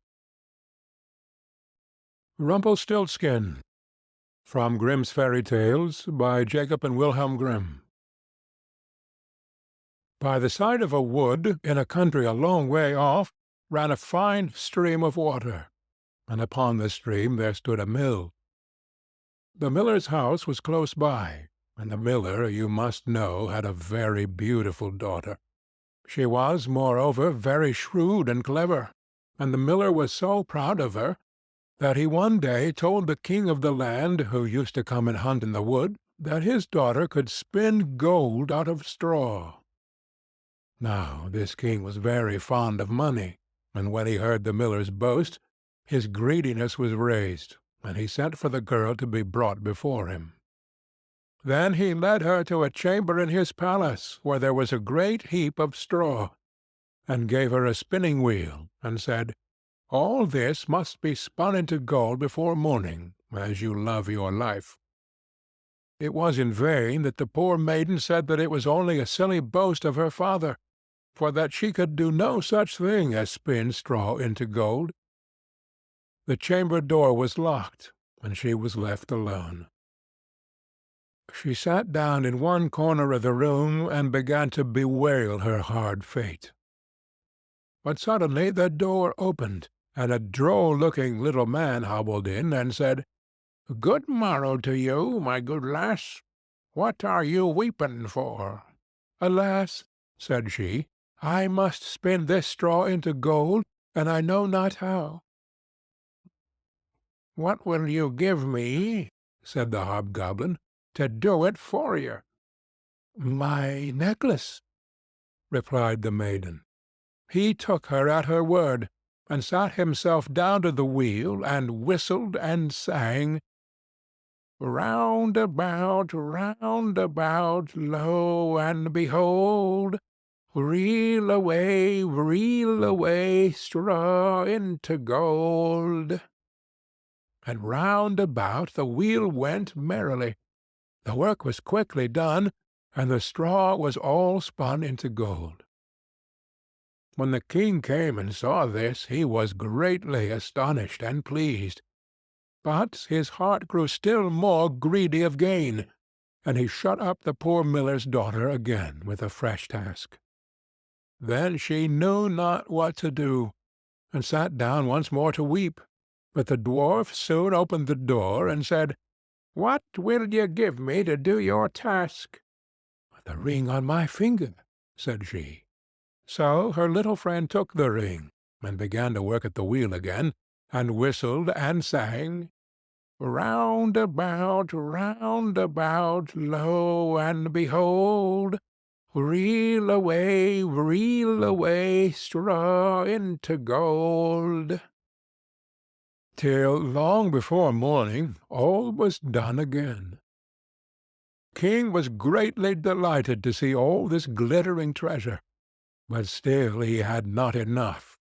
So he took the miller's daughter to a yet larger heap, and said, "All this must be spun to-night, and if it is, you shall be my queen." As soon as she was alone, that dwarf came in and said, "What will you give me to spin gold for you this third time?" "I have nothing left," said she. "Then say you will give me," said the little man, "the first little child that you may have when you are queen." "That may never be," thought the miller's daughter, and as she knew no other way to get her task done, she said she would do what he asked.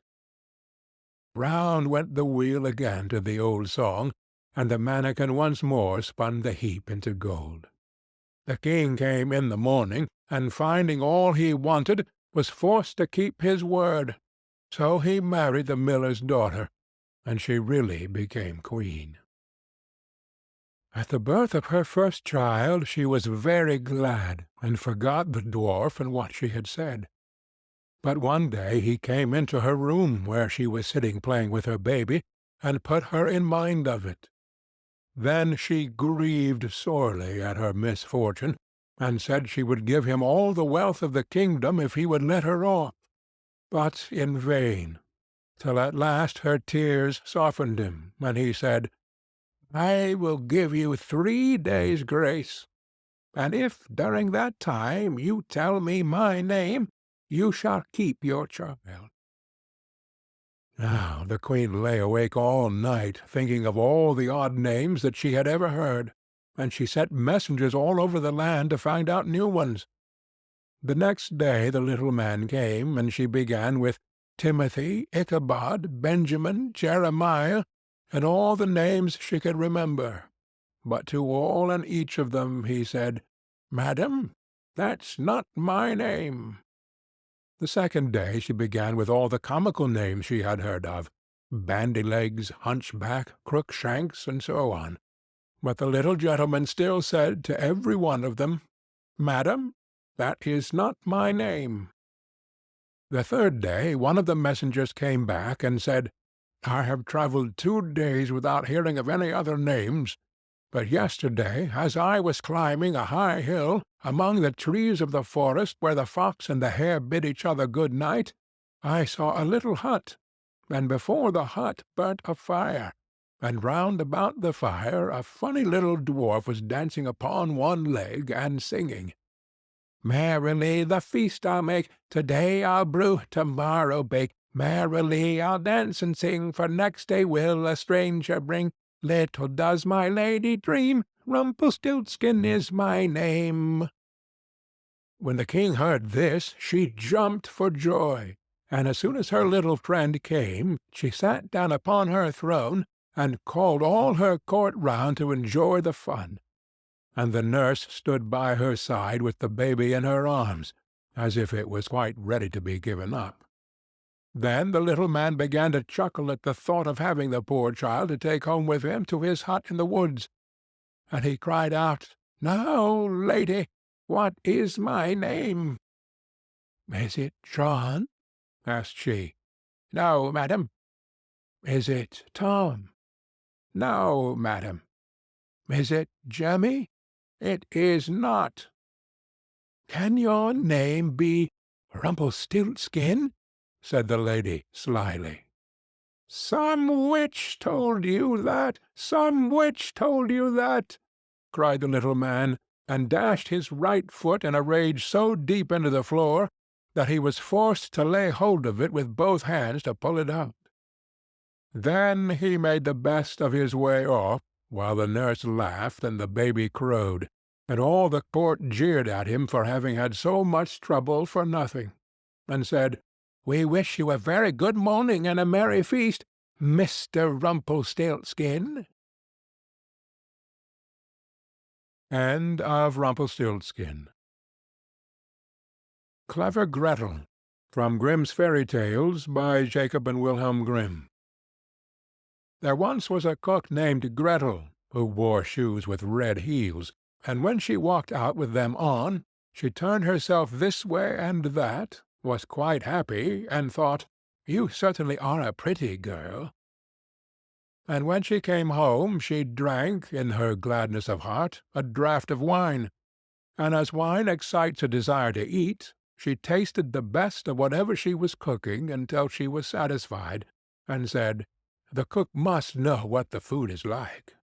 It came to pass that the master one day said to her, "Gretel, there is a guest coming this evening. Prepare me 2 fowls very daintily."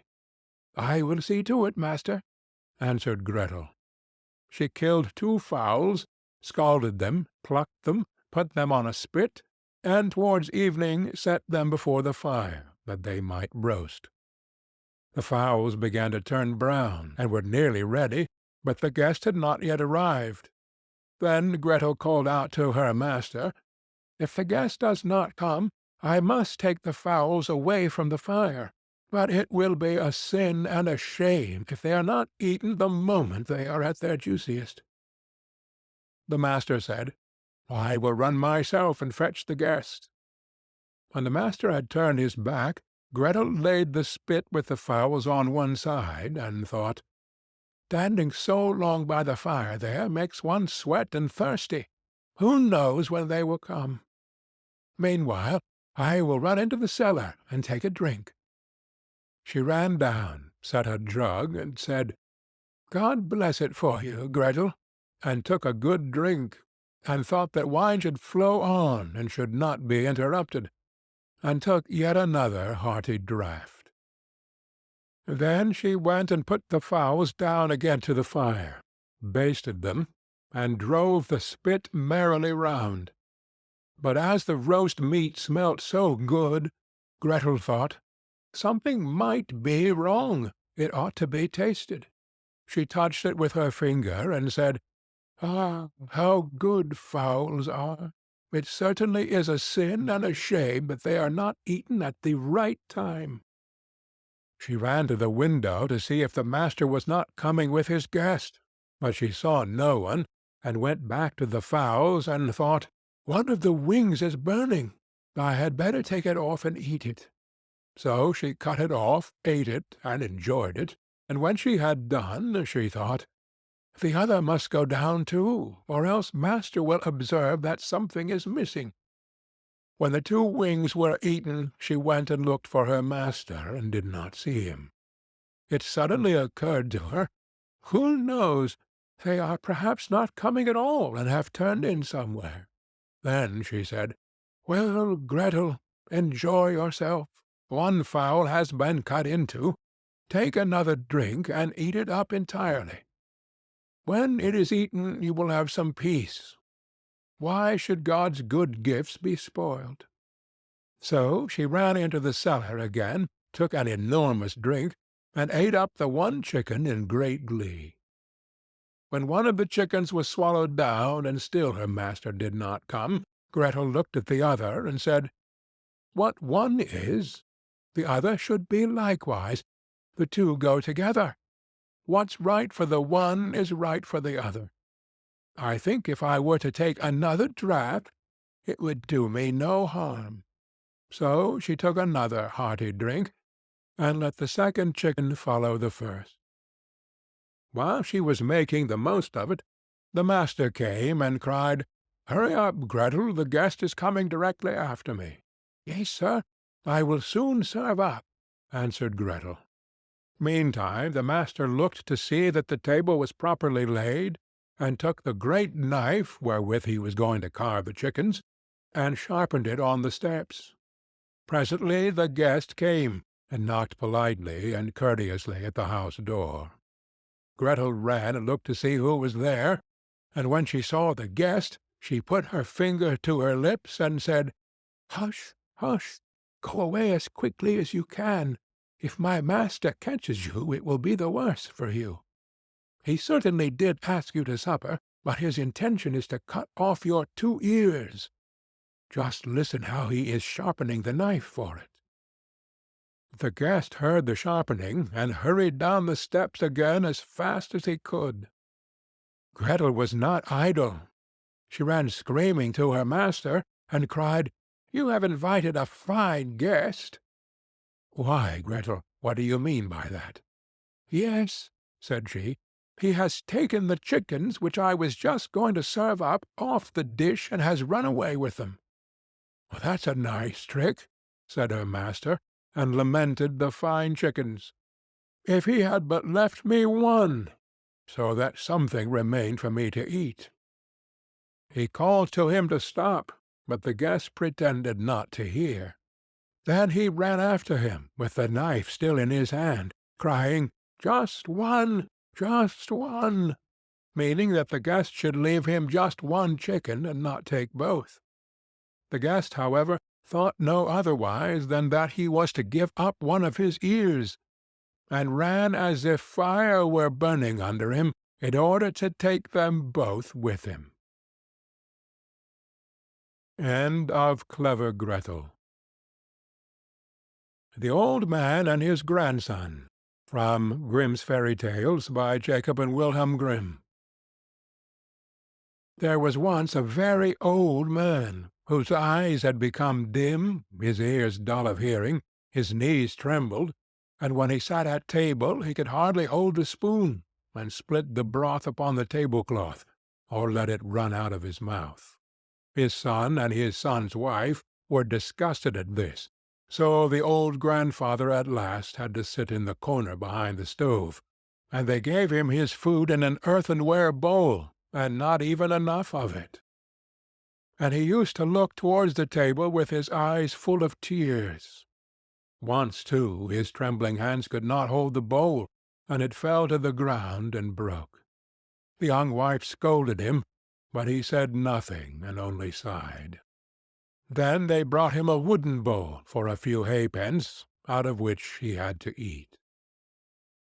They were once sitting thus, when the little grandson of 4 years old began to gather together some bits of wood upon the ground.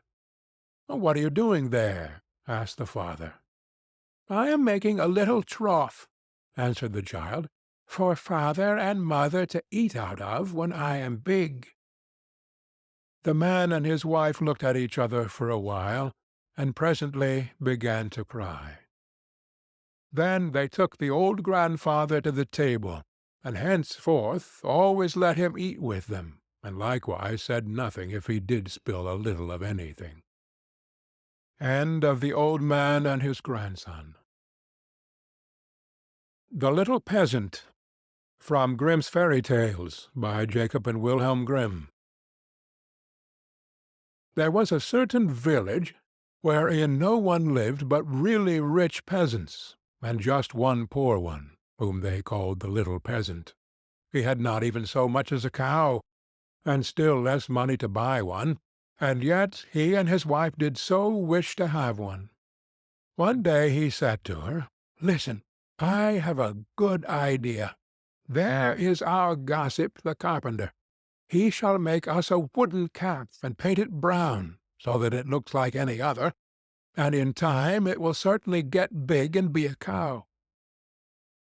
The woman also liked the idea, and their gossip the carpenter cut and planed the calf, and painted it as it ought to be, and made it with its head hanging down, as if it were eating. Next morning, when the cows were being driven out, the little peasant called the cowherd in, and said, "Look, I have a little calf here, but it is still small and has to be carried." The cowherd said, "All right," and took it in his arms and carried it to the pasture and set it among the grass. The little calf always remained standing like one which was eating, and the cowherd said, "It will soon run by itself. Just look how it eats already." At night, when he was going to drive the herd home again, he said to the calf, "If you can stand there and eat your fill, you can also go on your 4 legs. I don't care to drag you home again in my arms." But the little peasant stood at his door and waited for his little calf, and when the cowherd drove the cows through the village and the calf was missing, he inquired where it was. The cowherd answered, "It is still standing out there eating. It would not stop and come with us." But the little peasant said, "Oh, but I must have my beast back again." Then they went back to the meadow together, but someone had stolen the calf, and it was gone. The cowherd said, "It must have run away." The peasant, however, said, "Don't tell me that," and led the cowherd before the mayor, who, for his carelessness, condemned him to give the peasant a cow for the calf which had run away. And now the little peasant and his wife had the cow for which they had so long wished, and they were heartily glad, but they had no food for it, and could give it nothing to eat, so it soon had to be killed. They salted the flesh, and the peasant went into the town and wanted to sell the skin there, so that he might buy a new calf with the proceeds. On the way he passed by a mill, and there sat a raven with broken wings, and out of pity he took him and wrapped him in the skin. But as the weather grew so bad, and there was a storm of rain and wind, he could go no farther, and turned back to the mill and begged for shelter. The miller's wife was alone in the house, and said to the peasant, "Lay yourself on the straw there," and gave him a slice of bread and cheese. The peasant ate it and lay down with his skin beside him, and the woman thought, "He is tired and has gone asleep." In the meantime came the parson.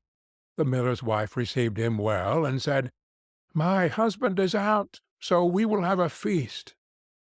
The peasant listened, and when he heard them talk about feasting, he was vexed that he had been forced to make shift with a slice of bread and cheese. Then the woman served up 4 different things: roast meat, salad, cakes, and wine. Just as they were about to sit down and eat, there was a knocking outside. The woman said, "Oh, heavens! It is my husband." She quickly hid the roast meat inside the tile stove, the wine under the pillow, the salad on the bed, the cakes under it, and the parson in the closet on the porch. Then she opened the door for her husband, and said, "Thank heaven you are back again. There is such a storm, it looks as if the world were coming to an end." The miller saw the peasant lying on the straw, and asked, "What is that fellow doing there?" "Ah," said the wife, "the poor knave came in the storm and rain and begged for shelter. So I gave him a bit of bread and cheese, and showed him where the straw was." The man said, "I have no objection, but be quick and get me something to eat." The woman said, "But I have nothing but bread and cheese." "I am contented with anything," replied the husband. "So far as I am concerned, bread and cheese will do," and looked at the peasant and said, "Come and eat some more with me." The peasant did not require to be invited twice, but got up and ate. After this the miller saw the skin in which the raven was lying on the ground, and asked, "What have you there?" The peasant answered, "I have a soothsayer inside it." "Can he foretell anything to me?" said the miller. "Oh, why not?" answered the peasant. "But he only says 4 things, and the 5th he keeps to himself." The miller was curious, and said, "Let him foretell something for once." Then the peasant pinched the raven's head, so that it croaked and made a noise like "Caw, caw." The miller said, "What did he say?" The peasant answered, "In the first place, he says that there is some wine hidden under the pillow." "Bless me!" cried the miller, and went there and found the wine. "Now go on," said he. The peasant made the raven croak again, and said, "In the second place, he says that there is some roast meat in the tile stove." "Upon my word!" cried the miller, and went thither and found the roast meat. The peasant made the raven prophesy still more, and said, "Thirdly, he says that there is some salad on the bed." "That would be a fine thing," cried the miller, and went there and found the salad. At last the peasant pinched the raven once more till he croaked, and said, "Fourthly, he says that there are some cakes under the bed." "That would be a fine thing," cried the miller, and looked there and found the cakes. And now the two sat down to the table together, but the miller's wife was frightened to death, and went to bed and took all the keys with her. The miller would have liked much to know the fifth, but the little peasant said, "First we will quickly eat the four things, for the fifth is something bad." So they ate, and after that they bargained how much the miller was to give for the fifth prophecy, until they agreed on 300 thalers. Then the peasant once more pinched the raven's head till he croaked loudly. The miller asked, "What did he say?" The peasant replied, "He says that the devil is hiding outside there in the closet on the porch." The miller said, "The devil must go out," and opened the house door. Then the woman was forced to give up the keys, and the peasant unlocked the closet. The parson ran out as fast as he could, and the miller said, "It was true. I saw the black rascal with my own eyes." The peasant, however, made off next morning by daybreak with the 300 thalers. At home the small peasant gradually launched out. He built a beautiful house, and the peasant said, "The small peasant has certainly been to the place where golden snow falls, and people carry the gold home in shovels." Then the small peasant was brought before the mayor, and bidden to say from whence his wealth came. He answered, "I sold my cow's skin in the town for 300 thalers."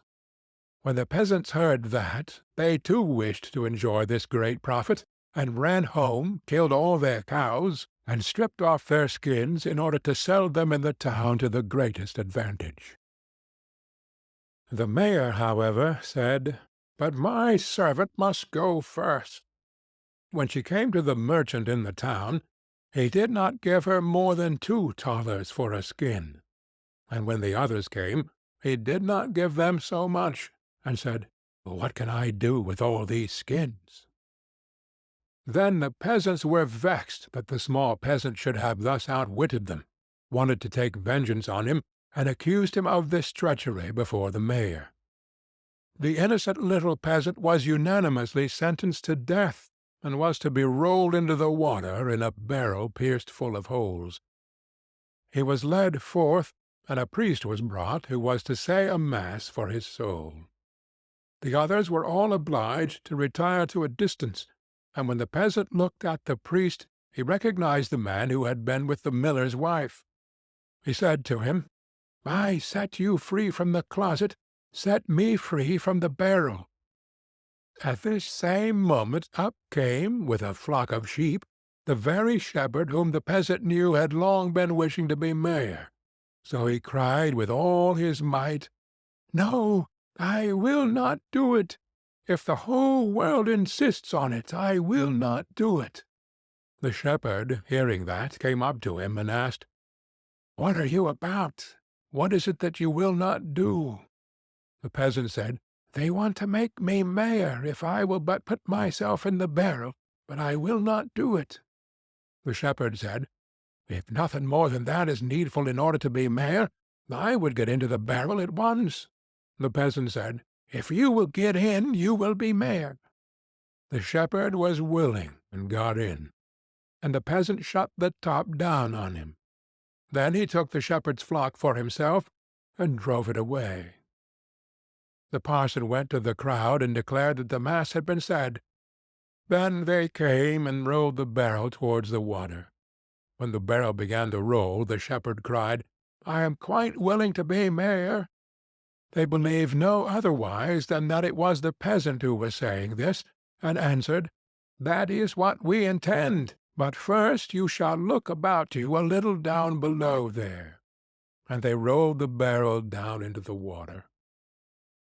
After the peasants went home, and as they were entering the village, the small peasant also came quietly in, driving a flock of sheep and looking quite contented. Then the peasants were astonished, and said, "Peasant, from whence do you come? Have you come out of the water?" "Yes, truly," replied the peasant. "I sank down, deep down, until at last I got to the bottom. I pushed the bottom out of the barrel and crept out, and there were pretty meadows on which a number of lambs were feeding, and from thence I brought this flock away with me." Said the peasants, "Are there any more there?" "Oh, yes," said he, "more than I could want." Then the peasants made up their minds that they too would fetch some sheep for themselves, a flock apiece, but the Mayor said, "I come first." So they went to the water together, and just then there were some of the small fleecy clouds in the blue sky, which are called little lambs, and they were reflected in the water. Whereupon the peasants cried, "We already see the sheep down below." The Mayor pressed forward and said, "I will go down first and look about me, and if things promise well I'll call you." So he jumped in. Splash went the water. It sounded as if he were calling them, and the whole crowd plunged in after him as one man. Then the entire village was dead, and the small peasant, as sole heir, became a rich man. End of The Little Peasant. Frederick and Catherine, from Grimm's Fairy Tales, by Jacob and Wilhelm Grimm. There once was a man called Frederick. He had a wife whose name was Catherine, and they had not long been married. One day Frederick said, "Kate, I am going to work in the fields. When I come back I shall be hungry, so let me have something nice cooked, and a good draught of ale."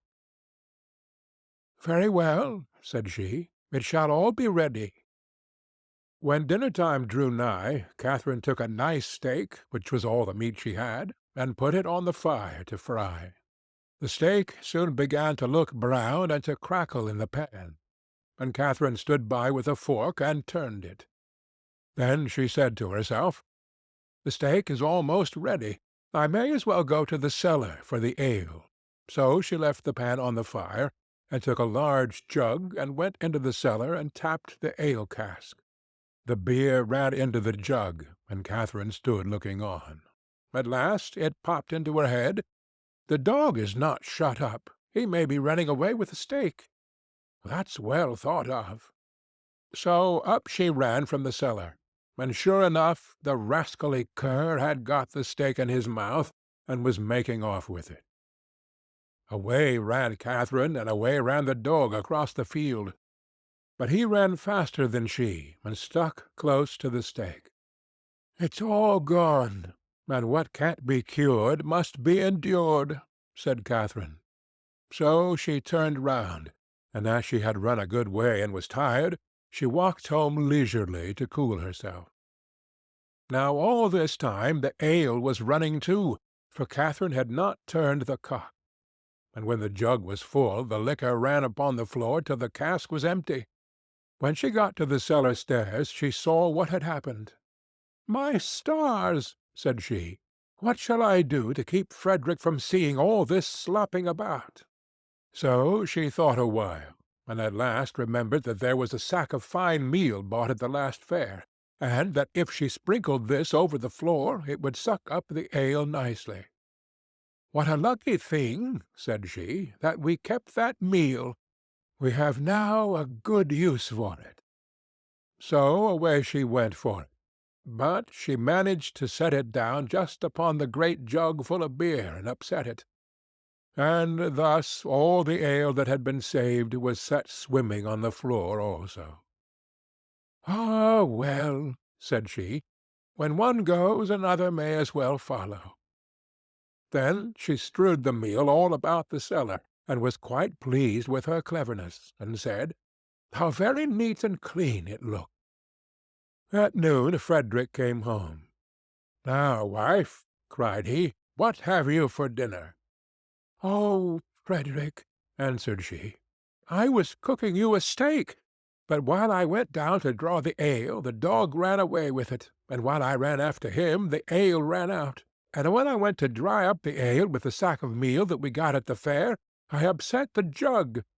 But now the cellar is quite dry, and looks so clean." "Kate, Kate," said he, "how could you do all this? Why did you leave the steak to fry and the ale to run, and then spoil all the meal?" "Why, Frederick," said she, "I did not know I was doing wrong. You should have told me before." The husband thought to himself, "If my wife manages matters thus, I must look sharp myself." Now he had a good deal of gold in the house, so he said to Catherine, "What pretty yellow buttons these are! I shall put them into a box and bury them in the garden, but take care that you never go near or meddle with them." "No, Frederick," said she, "that I never will." As soon as he was gone, there came by some pedlars with earthenware plates and dishes, and they asked her whether she would buy. "Oh, dear me! I should like to buy very much, but I have no money. If you had any use for yellow buttons, I might deal with you." "Yellow buttons," said they. "Let us have a look at them." "Go into the garden and dig where I tell you, and you will find the yellow buttons. I dare not go myself." So the rogues went, and when they found what these yellow buttons were, they took them all away, and left her plenty of plates and dishes. Then she set them all about the house for a show, and when Frederick came back, he cried out, "Kate, what have you been doing?" "See," said she, "I have bought all these with your yellow buttons. But I did not touch them myself. The pedlars went themselves and dug them up." "Wife, wife," said Frederick, "what a pretty piece of work you have made! Those yellow buttons were all my money. How came you to do such a thing?" "Why," answered she, "I did not know there was any harm in it. You should have told me." Catherine stood musing for a while, and at last said to her husband, "Hark ye, Frederick, we will soon get the gold back. Let us run after the thieves." "Well, we will try," answered he, "but take some butter and cheese with you, that we may have something to eat by the way." "Very well," said she, and they set out, and as Frederick walked the fastest, he left his wife some way behind. "It does not matter," thought she. "When we turn back, I shall be so much nearer home than he." Presently she came to the top of a hill, down the side of which there was a road so narrow that the cart-wheels always chafed the trees on each side as they passed. "See now," said she, "how they have bruised and wounded those poor trees. They will never get well." So she took pity on them, and made use of the butter to grease them all, so that the wheels might not hurt them so much. While she was doing this kind office, one of her cheeses fell out of the basket and rolled down the hill. Catherine looked, but could not see where it had gone. So she said, "Well, I suppose the other will go the same way and find you. He has younger legs than I have." Then she rolled the other cheese after it, and away it went, nobody knows where, down the hill. But she said she supposed that they knew the road and would follow her, and she could not stay there all day waiting for them. At last she overtook Frederick, who desired her to give him something to eat. Then she gave him the dry bread. "Where are the butter and cheese?" said he. "Oh," answered she, "I used the butter to grease those poor trees that the wheels chafed so, and one of the cheeses ran away. So I sent the other after it to find it, and I suppose they are both on the road together somewhere." "What a goose you are to do such silly things!" said the husband. "How can you say so?" said she. "I am sure you never told me not." They ate the dry bread together, and Frederick said, "Kate, I hope you locked the door safe when you came away." "No," answered she, "you did not tell me." "Then go home and do it now before we go any farther," said Frederick, "and bring with you something to eat." Catherine did as he told her, and thought to herself by the way, "Frederick wants something to eat, but I don't think he's very fond of butter and cheese. I'll bring him a bag of fine nuts and the vinegar, for I have often seen him take some." When she reached home, she bolted the back door, but the front door she took off the hinges, and said, "Frederick told me to lock the door, but surely it can nowhere be so safe if I take it with me." So she took her time by the way, and when she overtook her husband, she cried out, "There, Frederick, there is the door itself. You may watch it as carefully as you please." "Alas, alas!" said he, "what a clever wife I have! I sent you to make the house fast, and you took the door away, so that everybody may go in and out as they please. However, as you have brought the door, you shall carry it about with you for your pains." "Very well," answered she, "I'll carry the door.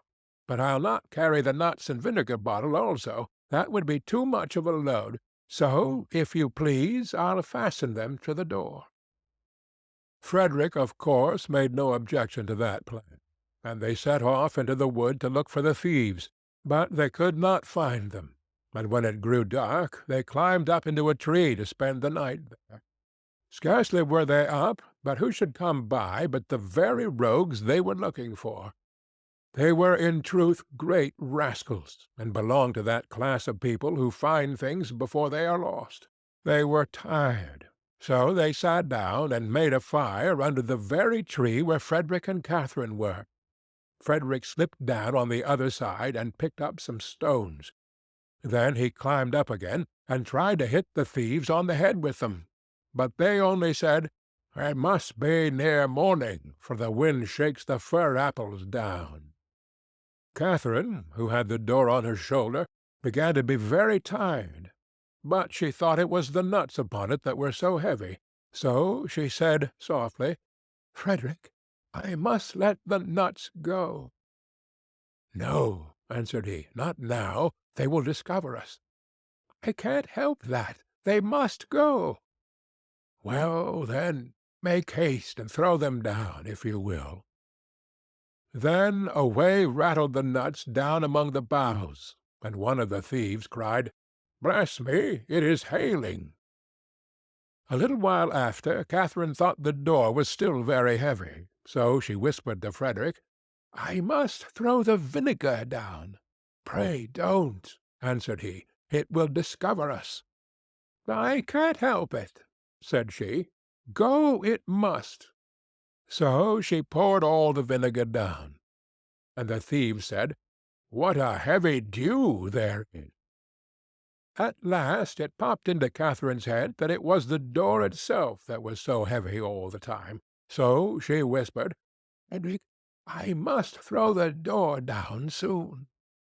But he begged and prayed her not to do so, for he was sure it would betray them. "Here goes, however," said she, and down went the door with such a clatter upon the thieves that they cried out, "Murder!" and, not knowing what was coming, ran away as fast as they could, and left all the gold. So, when Frederick and Catherine came down, there they found all their money, safe and sound. End of Frederick and Catherine. Sweetheart Roland, from Grimm's Fairy Tales, by Jacob and Wilhelm Grimm. There was once upon a time a woman who was a real witch, and had two daughters, one ugly and wicked, and this one she loved because she was her own daughter, and one beautiful and good, and this one she hated because she was her step-daughter. The step-daughter once had a pretty apron, which the other fancied so much that she became envious, and told her mother that she must and would have that apron. "Be quiet, my child," said the old woman, "and you shall have it. Your stepsister has long deserved death. To-night, when she is asleep, I will come and cut her head off. Only be careful that you are at the far side of the bed, and push her well to the front." It would have been all over with the poor girl if she had not just then been standing in a corner, and heard everything. All day long she dared not go out of doors, and when bedtime had come, the witch's daughter got into bed first, so as to lie at the far side. But when she was asleep, the other pushed her gently to the front, and took for herself the place at the back, close by the wall. In the night the old woman came creeping in. She held an axe in her right hand, and felt with her left to see if anything were lying at the outside. And then she grasped the axe with both hands, and cut her own child's head off. When she had gone away, the girl got up and went to her sweetheart, who was called Roland, and knocked at his door. When he came out, she said to him, "Listen, dearest Roland, we must fly in all haste. My stepmother wanted to kill me, but she has struck her own child. When daylight comes, and she sees what she has done, we shall be lost." "But," said Roland, "I counsel you first to take away her magic wand, or we cannot escape her if she pursues us." The maiden fetched the magic wand, and she took the dead girl's head and dropped 3 drops of blood on the ground, one in front of the bed, one in the kitchen, and one on the stairs. Then she hurried away with her lover. When the old witch got up next morning, she called her daughter, and wanted to give her the apron, but she did not come. Then the witch cried, "Where are you?" "Here, on the steps. I am sweeping," answered the first drop of blood. The old woman went out, but saw no one on the stairs, and cried again, "Where are you?" "Here in the kitchen. I am warming myself," cried the second drop of blood. She went into the kitchen, but found no one. Then she cried again, "Where are you?"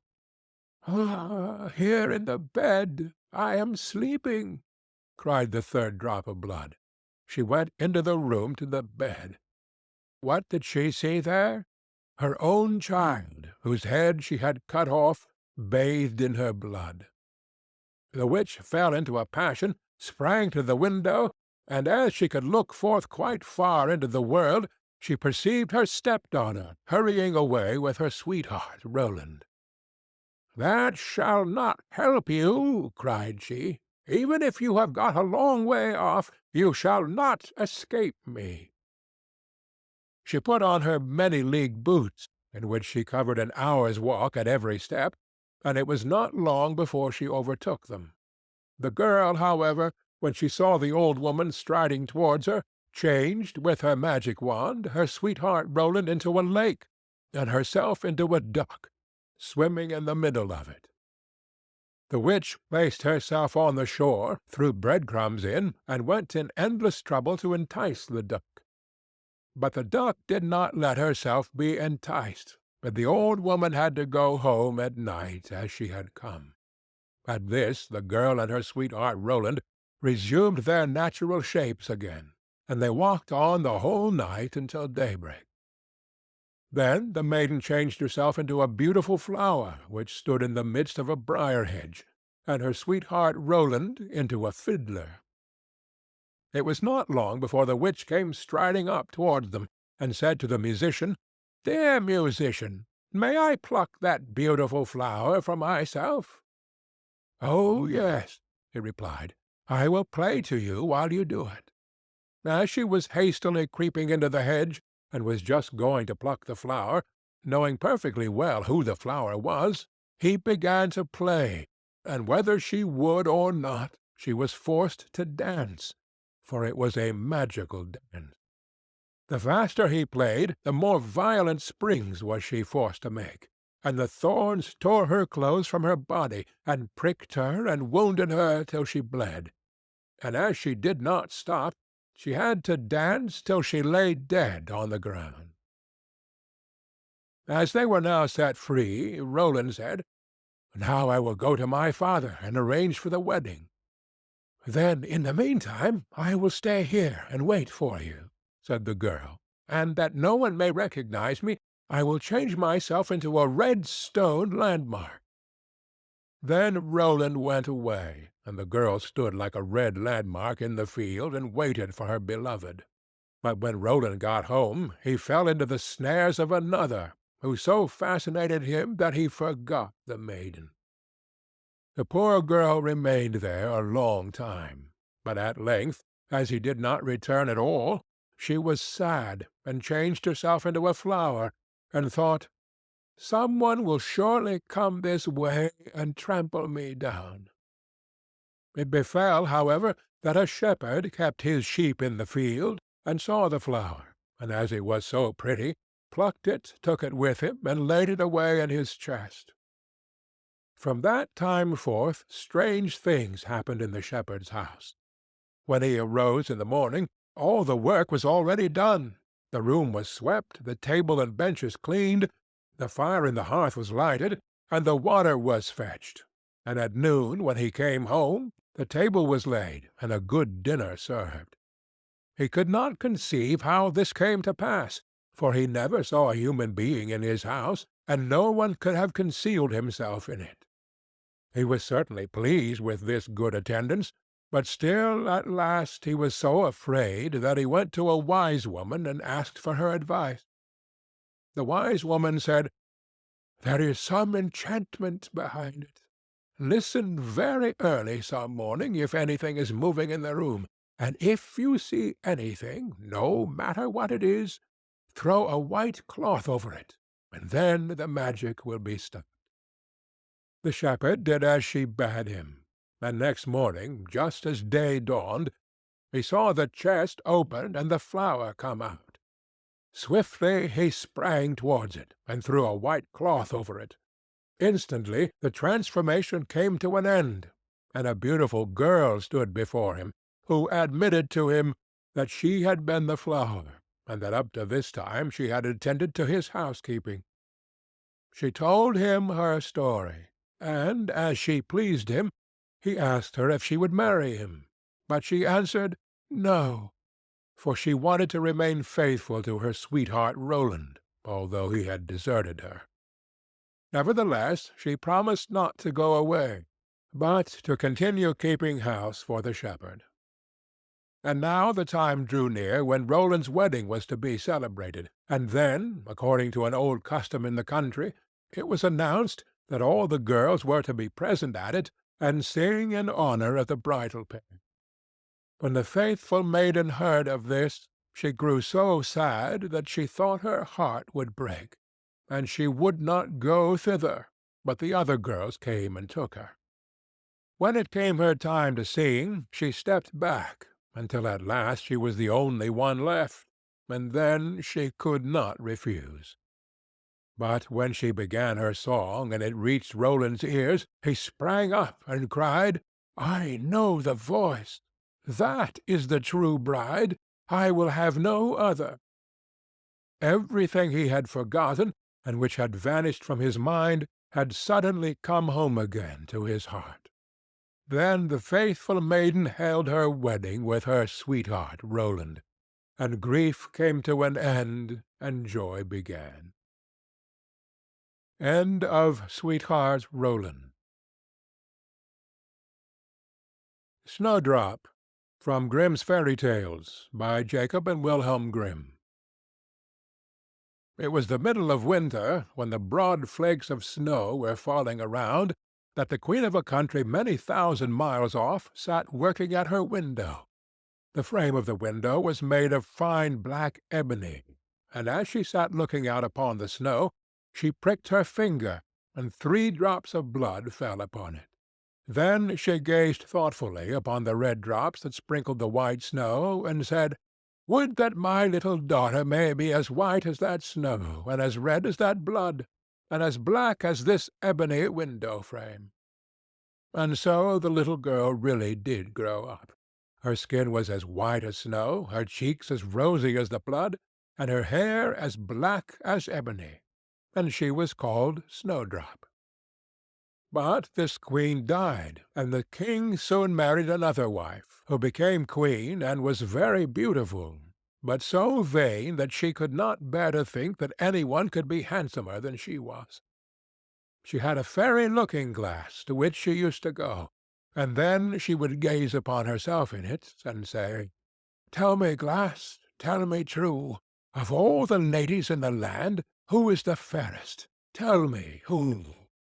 And the glass had always answered, "Thou, queen, art the fairest in all the land." But Snowdrop grew more and more beautiful, and when she was 7 years old she was as bright as the day, and fairer than the queen herself.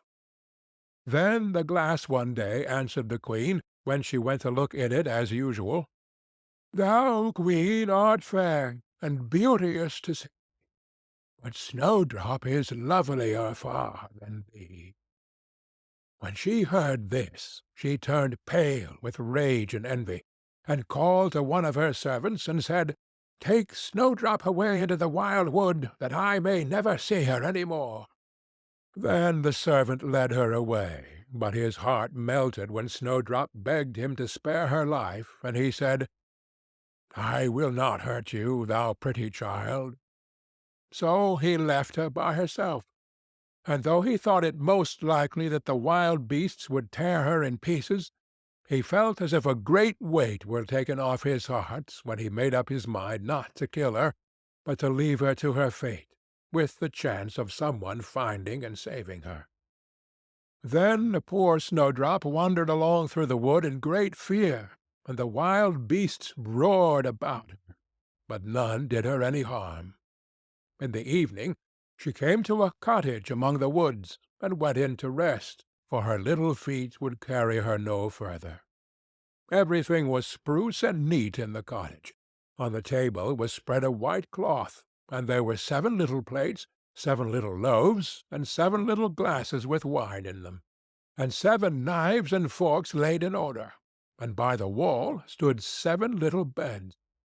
As she was very hungry, she picked a little piece of each loaf, and drank a very little wine out of each glass, and after that she thought she would lie down and rest.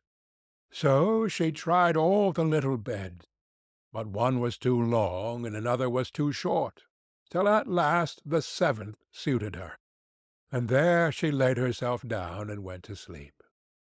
By and by in came the masters of the cottage. Now they were 7 little dwarfs that lived among the mountains, and dug and searched for gold. They lighted up their 7 lamps, and saw at once that all was not right. The first said, "Who has been sitting on my stool?"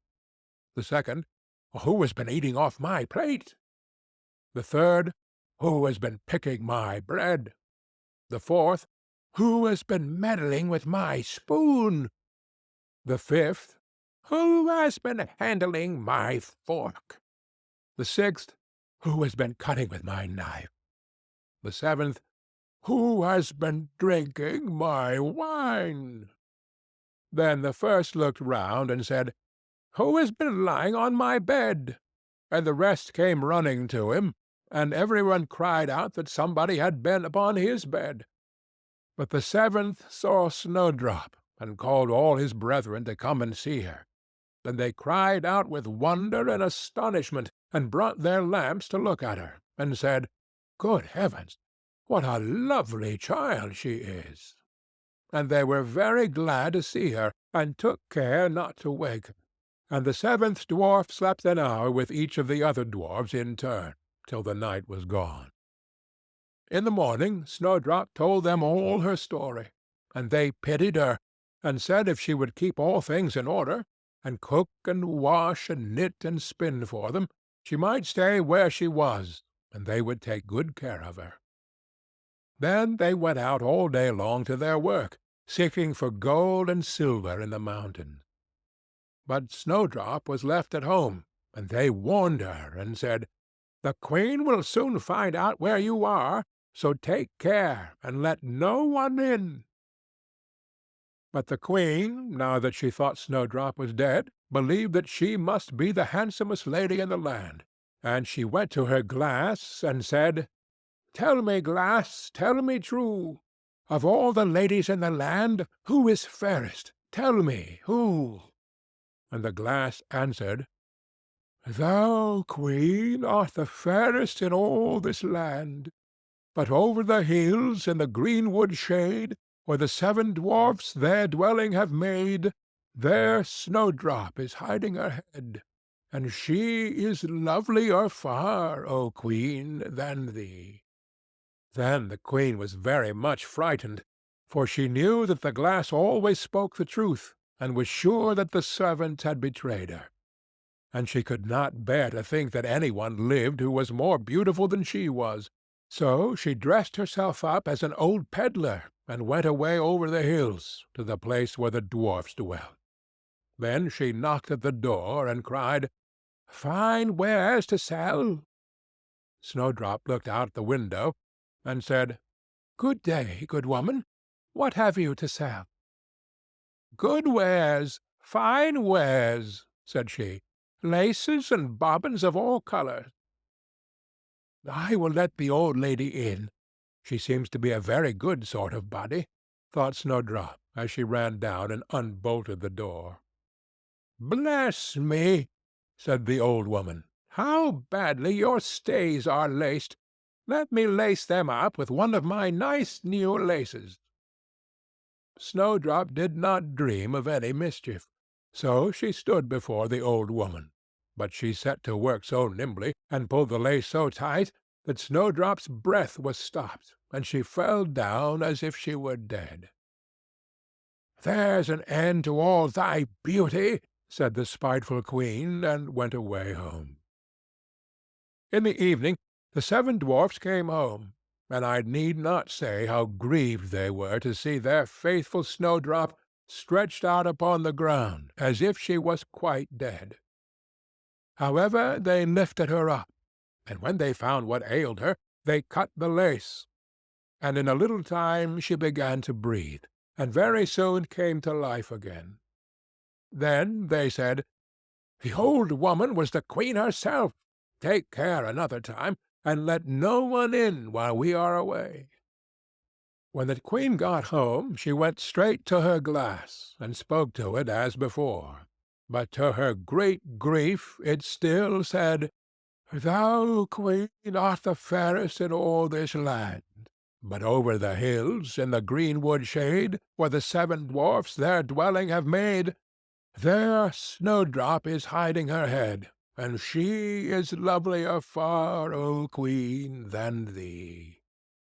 Then the blood ran cold in her heart with spite and malice to see that Snowdrop still lived, and she dressed herself up again, but in quite another dress from the one she wore before, and took with her a poisoned comb.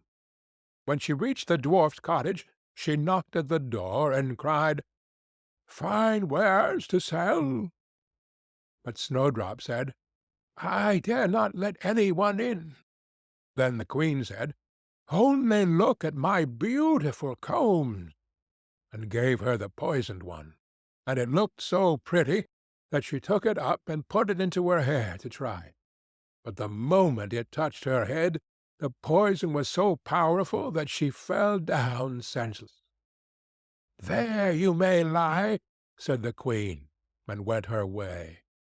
But by good luck the dwarfs came in very early that evening, and when they saw Snowdrop lying on the ground, they thought what had happened, and soon found the poisoned comb.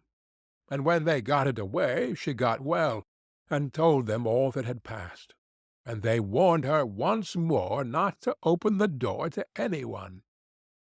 Meantime the queen went home to her glass, and shook with rage when she read the very same answer as before, and she said, "Snowdrop shall die if it cost me my life."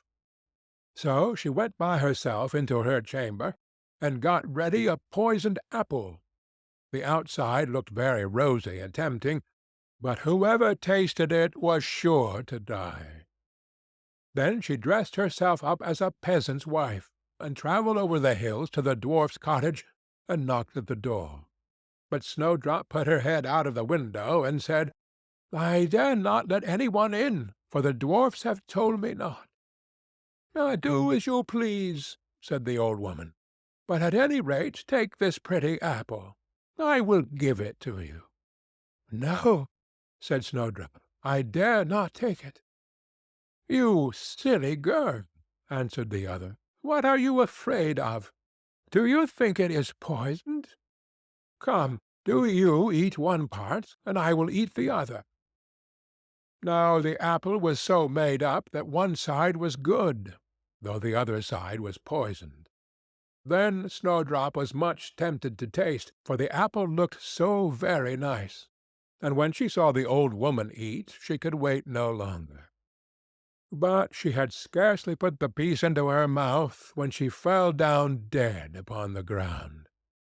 "This time nothing will save thee," said the Queen, and she went home to her glass, and at last it said, "Thou, Queen, art the fairest of all the fair." And then her wicked heart was glad, and as happy as such a heart could be. When evening came and the dwarfs had gone home, they found Snowdrop lying on the ground. No breath came from her lips, and they were afraid that she was quite dead. They lifted her up, and combed her hair, and washed her face with wine and water, but all was in vain, for the little girl seemed quite dead. So they laid her down upon a bier, and all seven watched and bewailed her 3 whole days, and then they thought they would bury her. But her cheeks were still rosy, and her face looked just as it did while she was alive. So they said, "We will never bury her in the cold ground." And they made a coffin of glass, so that they might still look at her, and wrote upon it in golden letters what her name was, and that she was a king's daughter. And the coffin was set among the hills, and one of the dwarfs always sat by it and watched. And the birds of the air came too, and bemoaned Snowdrop. And first of all came an owl, and then a raven, and at last a dove, and sat by her side. And thus Snowdrop lay for a long, long time, and still only looked as though she was asleep, for she was, even now, as white as snow, and as red as blood, and as black as ebony. At last a prince came and called at the dwarf's house, and he saw Snowdrop, and read what was written in golden letters. Then he offered the dwarfs money, and prayed and besought them to let him take her away. But they said, "We will not part with her for all the gold in the world." At last, however, they had pity on him, and gave him the coffin. But the moment he lifted it up to carry it home with him, the piece of apple fell from beneath her lips, and Snowdrop awoke, and said, "Where am I?" And the prince said, "Thou art quite safe with me." Then he told her all that had happened, and said, "I love you far better than all the world, so come with me to my father's palace, and you shall be my wife." And Snowdrop consented, and went home with the prince. And everything was got ready with great pomp and splendor for their wedding. To the feast was asked, among the rest, Snowdrop's old enemy, the Queen. And as she was dressing herself in fine rich clothes, she looked in the glass, and said, "Tell me, glass, tell me true, of all the ladies in the land, who is the fairest? Tell me, who?" And the glass answered, "Thou, lady, art loveliest here, I ween, but lovelier far is the new-made queen." When she heard this, she started with rage, but her envy and curiosity were so great that she could not help setting out to see the bride. When she got there, and saw that it was no other than Snowdrop, who, as she thought, had been dead a long while, she choked with rage, and fell down and died. But Snowdrop and the prince lived and reigned happily over that land many, many years, and sometimes they went up into the mountains and paid a visit to the little dwarfs, who had been so kind to Snowdrop in her time of need. End of Snowdrop. The Pink, from Grimm's Fairy Tales, by Jacob and Wilhelm Grimm. There was once upon a time a queen, to whom God had given no children. Every morning she went into the garden, and prayed to God in heaven to bestow on her a son or a daughter. Then an angel from heaven came to her, and said, "Be at rest. You shall have a son with the power of wishing, so that whatsoever in the world he wishes for, that shall he have." Then she went to the king, and told him the joyful tidings, and when the time was come she gave birth to a son, and the king was filled with gladness. Every morning she went with the child to the garden, where the wild beasts were kept, and washed herself there in a clear stream. It happened once, when the child was a little older, that it was lying in her arms, and she fell asleep. Then came the old cook, who knew that the child had the power of wishing, and stole it away, and he took a hen and cut it in pieces, and dropped some of its blood on the queen's apron and on her dress.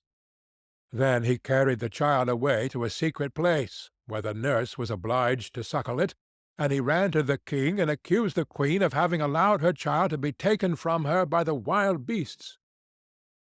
When the king saw the blood on her apron, he believed this, fell into such a passion that he ordered a high tower to be built, in which neither sun nor moon could be seen, and had his wife put into it, and walled up.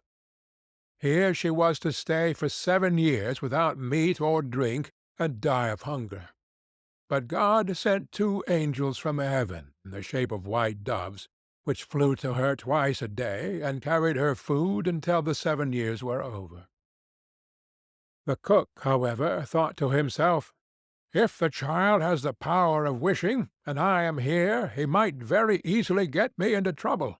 So he left the palace, and went to the boy, who was already big enough to speak, and said to him, "Wish for a beautiful palace for yourself with a garden, and all else that pertains to it."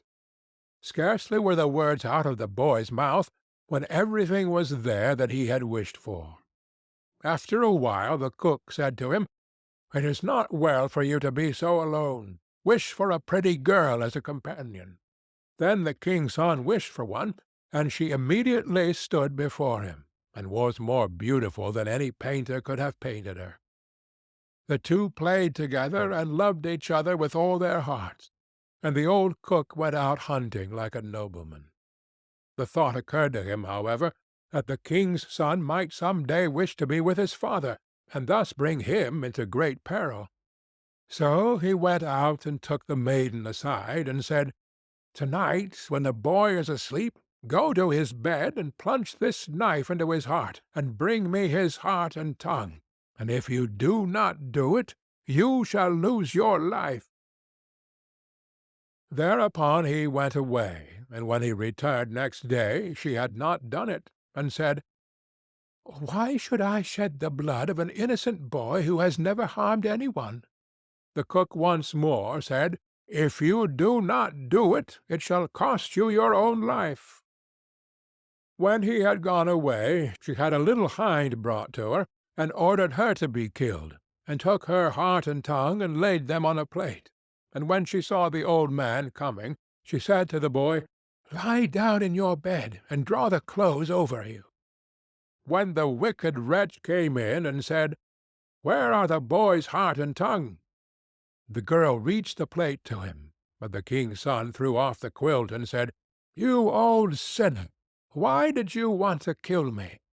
Now will I pronounce thy sentence. You shall become a black poodle, and have a gold collar round your neck, and shall eat burning coals till the flames burst forth from your throat." And when he had spoken these words, the old man was changed into a poodle dog, and had a gold collar round his neck, and the cooks were ordered to bring him some live coals, and these he ate until the flames broke forth from his throat. The king's son remained there a short while longer, and he thought of his mother, and wondered if she were still alive. At length he said to the maiden, "I will go home to my own country. If you will go with me, I will provide for you. "Ah," she replied, "the way is so long, and what shall I do in a strange land where I am unknown?" As she did not seem quite willing, and as they could not be parted from each other, he wished that she might be changed into a beautiful pink, and took her with him. Then he went away to his own country, and the poodle had to run after. He went to the tower in which his mother was confined, and as it was so high, he wished for a ladder which would reach up to the very top. Then he mounted up, and looked inside, and cried, "Beloved mother, Lady Queen, are you still alive, or are you dead?" She answered, "I have just eaten, and am still satisfied," for she thought the angels were there. Said he, "I am your dear son, whom the wild beasts were said to have torn from your arms, but I am alive still, and will soon set you free." Then he descended again, and went to his father, and caused himself to be announced as a strange huntsman, and asked if he could offer him service. The king said yes, if he was skilful and could get game for him, he should come to him, but that deer had never taken up their quarters in any part of the district or country. Then the huntsman promised to procure as much game for him as he could possibly use at the royal table. So he summoned all the huntsmen together, and bade them go out into the forest with him. And he went with them, and made them form a great circle, open at one end where he stationed himself, and began to wish. 200 deer and more came running inside the circle at once, and the huntsmen shot them.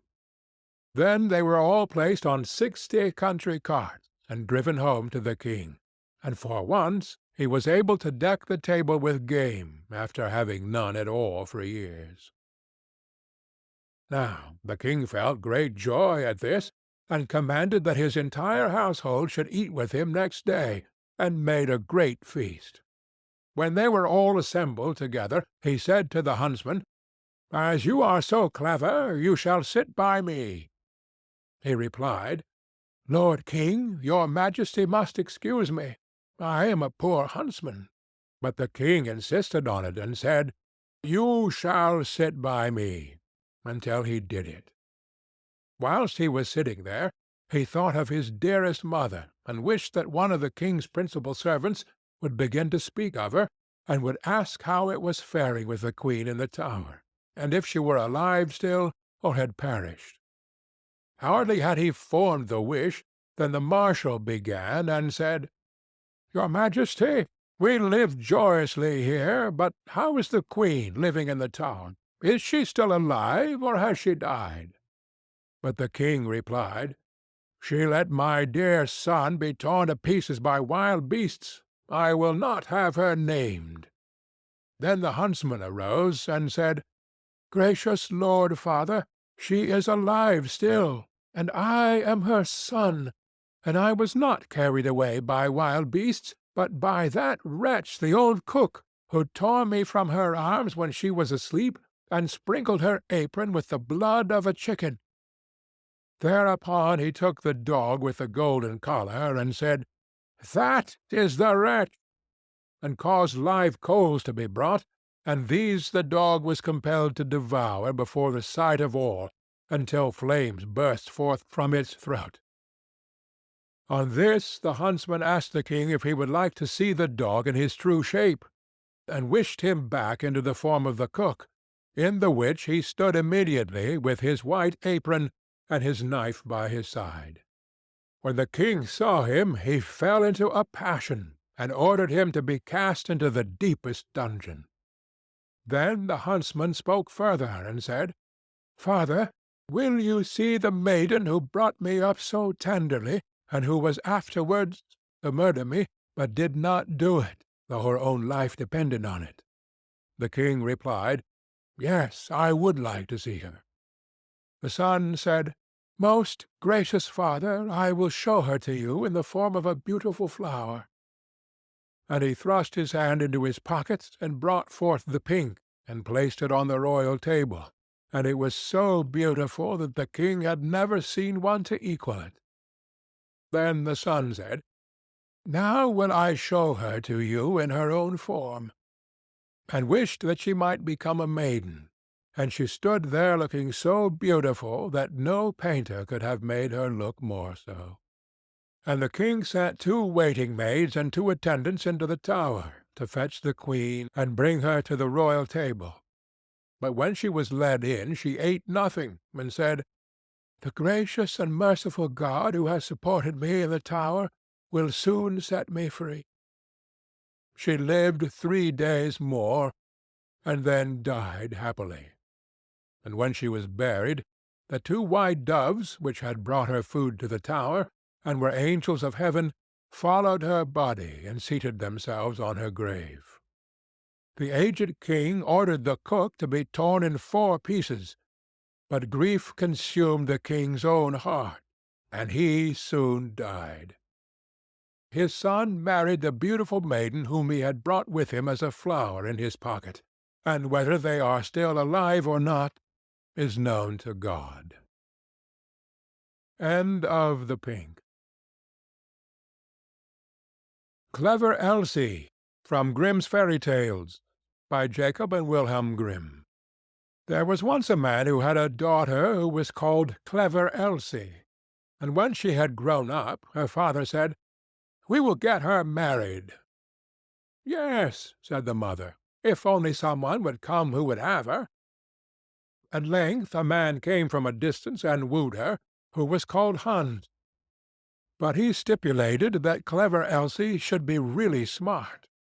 "Oh," said the father, "she has plenty of good sense." And the mother said, "Oh, she can see the wind coming up the street and hear the flies coughing." "Well," said Hans, "if she is not really smart, I won't have her."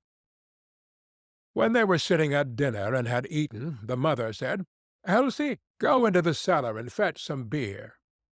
Then Clever Elsie took the pitcher from the wall, went into the cellar, and tapped the lid briskly as she went, so that the time might not appear long. When she was below, she fetched herself a chair, and set it before the barrel so that she had no need to stoop, and did not hurt her back or do herself any unexpected injury. Then she placed the can before her and turned the tap, and while the beer was running she would not let her eyes be idle, but looked up at the wall, and after much peering here and there, saw a pickaxe exactly above her, which the masons had accidentally left there. Then Clever Elsie began to weep, and said, "If I get Hans, and we have a child, and he grows big, and we send him into the cellar here to draw beer, then the pickaxe will fall on his head and kill him." Then she sat and wept and screamed with all the strength of her body over the misfortune which lay before her. Those upstairs waited for the drink, but Clever Elsie still did not come. Then the woman said to the servant, "Just go down into the cellar and see where Elsie is."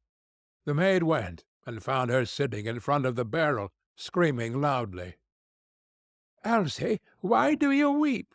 asked the maid. "Oh," she answered, "have I not reason to weep? If I get Hans, and we have a child, and he grows big, and has to draw beer here, the pickaxe will perhaps fall on his head and kill him." Then said the maid, "What a clever Elsie we have!"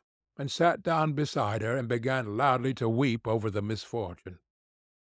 After a while, as the maid did not come back, and those upstairs were thirsty for beer, the man said to the boy, "Just go down into the cellar and see where Elsie and the old girl are." The boy went down, and there sat Clever Elsie and the girl both weeping together. Then he asked, "Why are you weeping?" "Oh," said Elsie, "have I not reason to weep? If I get Hans, and we have a child, and he grows big and has to draw beer here, the pickaxe will fall on his head and kill him." Then said the boy, "What a clever Elsie we have!" and sat down beside her, and likewise began to howl loudly. Upstairs they waited for the boy, but as he still did not return, the man said to the woman, "Well, just go down into the cellar and see where Elsie is." The woman went down, found all three in the midst of their lamentations, and inquired what was the cause.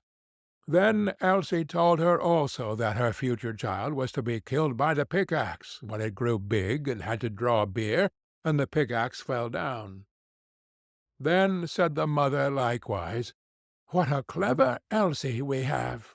and sat down and wept with them. The man upstairs waited a short time, but as his wife did not come back and his thirst grew ever greater, he said, "I must go down into the cellar myself, and see where Elsie is." But when he got into the cellar, and they were all sitting together crying, and he heard the reason, and that Elsie's child was the cause, and that Elsie might perhaps bring one into the world some day, and that he might be killed by the pickaxe if he should happen to be sitting beneath it, drawing beer just at the very time when it fell down, he cried, "Oh, what a clever Elsie!" and sat down and likewise wept with them. The bridegroom stayed upstairs alone for a long time. Then, as no one would come back, he thought, "They must be waiting for me below. I too must go there and see what they are about." When he got down, the five of them were sitting, screaming and lamenting quite piteously, each outdoing the other. "What misfortune has happened, then?" asked he. "Ah, dear Hans," said Elsie, "if we marry each other, and have a child, and he is big, and we perhaps send him here to draw something to drink, then the pickaxe, which has been left up there, might dash his brains out if it were to fall down. So have we not reason to weep?" "Come," said Hans, "more understanding than that is not needed for my household. As you are such a clever Elsie, I will have you," and seized her hand, took her upstairs with him, and married her. After Hans had had her for some time, he said, "Wife, I am going out to work and earn some money for us. Go into the field and cut the corn that we may have some bread." "Yes, dear Hans, I will do that." After Hans had gone away, she cooked herself some good broth and took it into the field with her. When she came to the field, she said to herself, "Oh, what shall I do? Shall I cut first, or shall I eat first? Oh, I will eat first." Then she drank her cup of broth, and when she was fully satisfied, she once more said, "Oh, what shall I do? Shall I cut first, or shall I sleep first? I will sleep first." Then she lay down among the corn and fell asleep. Hans had been at home for a long time, but Elsie did not come.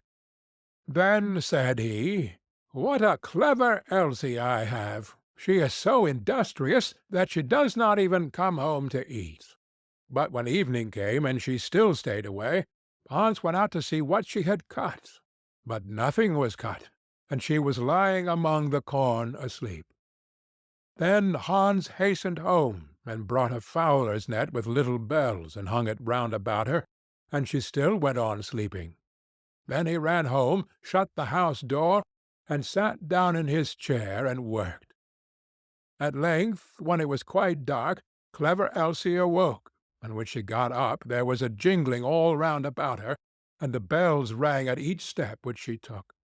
Then she was alarmed, and became uncertain whether she really was clever Elsie or not, and said, "Is it I, or is it not I?" But she knew not what answer to make to this, and stood for a time in doubt.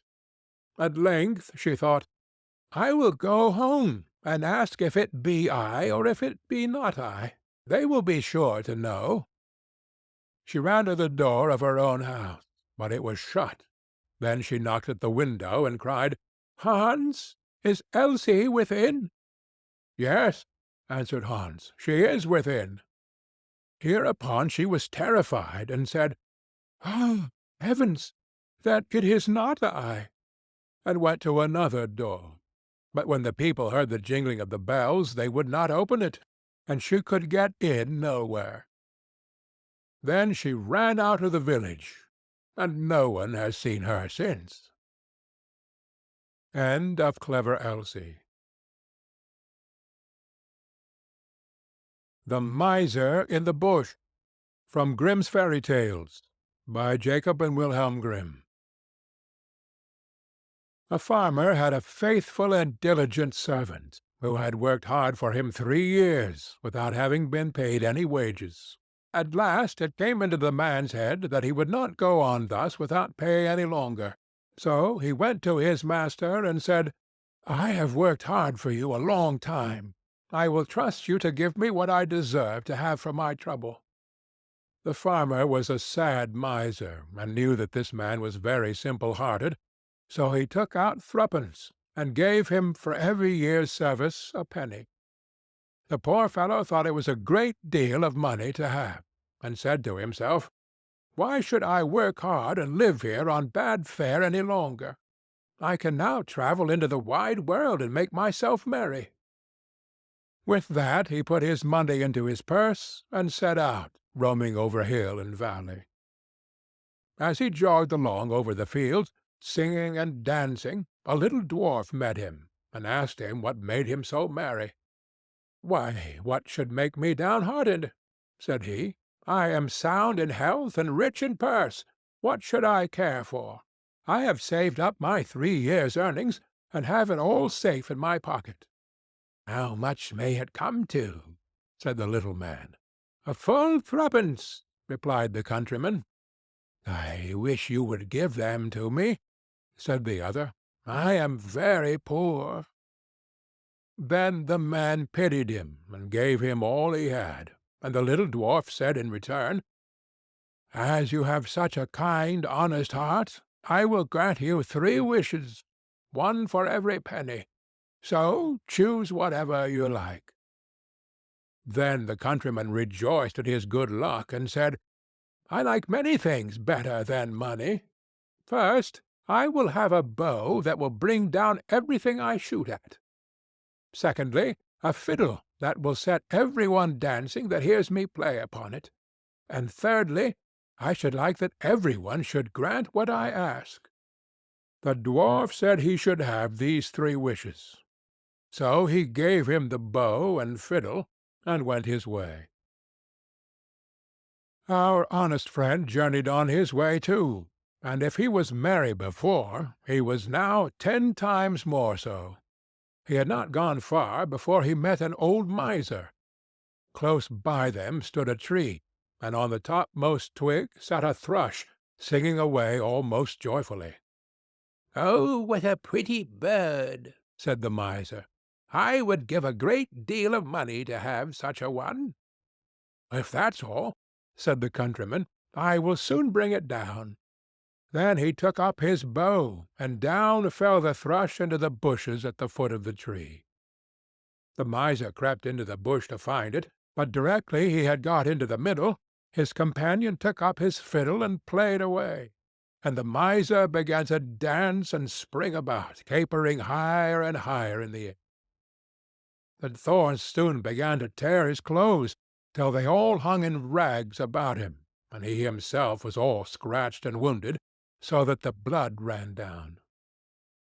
"Oh, for heaven's sake!" cried the miser. "Master, master, pray let the fiddle alone. What have I done to deserve this?" "Thou hast shaved many a poor soul close enough," said the other. "Thou art only meeting thy reward." So he played up another tune. Then the miser began to beg and promise, and offered money for his liberty. But he did not come up to the musician's price for some time, and he danced him along brisker and brisker, and the miser bid higher and higher, till at last he offered a round 100 of florins that he had in his purse, and had just gained by cheating some poor fellow. When the countryman saw so much money, he said, "I will agree to your proposal." So he took up the purse, put up his fiddle, and travelled on very pleased with his bargain. Meanwhile the miser crept out of the bush half naked and in a piteous plight, and began to ponder how he should take his revenge, and serve his late companion some trick. At last he went to the judge, and complained that a rascal had robbed him of his money and beaten him into the bargain, and that the fellow who did it carried a bow on his back and a fiddle hung round his neck. Then the judge sent his officers to bring up the accused wherever they should find him, and he was soon caught and brought up to be tried. The miser began to tell his tale, and said he had been robbed of his money. "No, you gave it to me for playing a tune to you," said the countryman. But the judge told him that was not likely, and cut the matter short by ordering him off to the gallows. So away he was taken. But as he stood on the steps, he said, "My lord judge, grant me one last request." "Anything but thy life," replied the other. "No," said he, "I do not ask my life, only to let me play upon my fiddle for the last time." The miser cried out, "Oh, no, no! For heaven's sake, don't listen to him! Don't listen to him!" But the judge said, "It is only this once. He will soon have done." The fact was, he could not refuse the request, on account of the dwarf's third gift. Then the miser said, bind me fast, for pity's sake." But the countryman seized his fiddle and struck up a tune, and at the first note judge, clerks, and jailer were in motion. All began capering, and no one could hold the miser. At the second note the hangman let his prisoner go and danced also, and by the time he had played the first bar of the tune, all were dancing together, judge, court, and miser, and all the people who had followed to look on. At first the thing was merry and pleasant enough, but when it had gone on a while, and there seemed to be no end of playing or dancing, they began to cry out and beg him to leave off. But he stopped not a whit, the more for their entreaties, till the judge not only gave him his life, but promised to return him the 100 florins. Then he called to the miser, and said, "Tell us now, you vagabond, where you got that gold, or I shall play on for your amusement only." "I stole it," said the miser in the presence of all the people. "I acknowledge that I stole it, and that you earned it fairly." Then the countryman stopped his fiddle, and left the miser to take his place at the gallows. End of The Miser in the Bush. Ashputtel, from Grimm's Fairy Tales, by Jacob and Wilhelm Grimm. The wife of a rich man fell sick, and when she felt that her end drew nigh, she called her only daughter to her bedside, and said, "Always be a good girl, and I will look down from heaven and watch over you." Soon afterwards she shut her eyes and died, and was buried in the garden, and the little girl went every day to her grave and wept, and was always good and kind to all about her. And the snow fell and spread a beautiful white covering over the grave. But by the time the spring came and the sun had melted it away, her father had married another wife. This new wife had 2 daughters of her own that she brought home with her. They were fair in face, but foul at heart, and it was now a sorry time for the poor little girl. "What does the good-for-nothing want in the parlor?" said they. "They who eat bread should first earn it. Away with the kitchen-maid." Then they took away her fine clothes, and gave her an old grey frock to put on, and laughed at her, and turned her into the kitchen. There she was forced to do hard work, to rise early before daylight, to bring the water, to make the fire, to cook, and to wash. Besides that, the sisters plagued her in all sorts of ways, and laughed at her. In the evening, when she was tired, she had no bed to lie down on, but was made to lie by the hearth among the ashes, and as this of course made her always dusty and dirty, they called her Ashputtel. It happened once that the father was going to the fair, and asked his wife's daughters what he should bring them. Fine clothes, said the first. Pearls and diamonds, cried the second. Now, child, said he to his own daughter, what will you have? The first twig, dear father, that brushes against your hat when you turn your face to come homewards, said she. Then he bought for the first two the fine clothes and pearls and diamonds they had asked for, and on his way home, as he rode through a green copse, a hazel twig brushed against him, and almost pushed off his hat. So he broke it off and brought it away, and when he got home he gave it to his daughter. Then she took it and went to her mother's grave and planted it there, and cried so much that it was watered with her tears, and there it grew and became a fine tree. 3 times every day she went to it and cried, and soon a little bird came and built its nest upon the tree, and talked with her, and watched over her, and brought her whatever she wished for. Now it happened that the king of that land held a feast, which was to last 3 days, and out of those who came to it his son was to choose a bride for himself. Ashpuddle's 2 sisters were asked to come, so they called her up and said, "Now comb our hair, brush our shoes, and tie our sashes for us, for we are going to dance at the king's feast." Then she did as she was told, but when all was done she could not help crying, for she thought to herself she should so have liked to have gone with them to the ball, and at last she begged her mother very hard to let her go. "You, Ashputtel," said she, "you who have nothing to wear, no clothes at all, and who cannot even dance, you want to go to the ball?" And when she kept on begging, she said at last, to get rid of her, "I will throw this dishful of peas into the ash-heap, and if in 2 hours' time you have picked them all out, you shall go to the feast too." Then she threw the peas down into the ashes, but the little maiden ran out of the back door into the garden, and cried out, "Hither, hither, through the sky, turtle doves and linnets fly, blackbird, thrush, and chaffinch gay, hither, hither, haste away.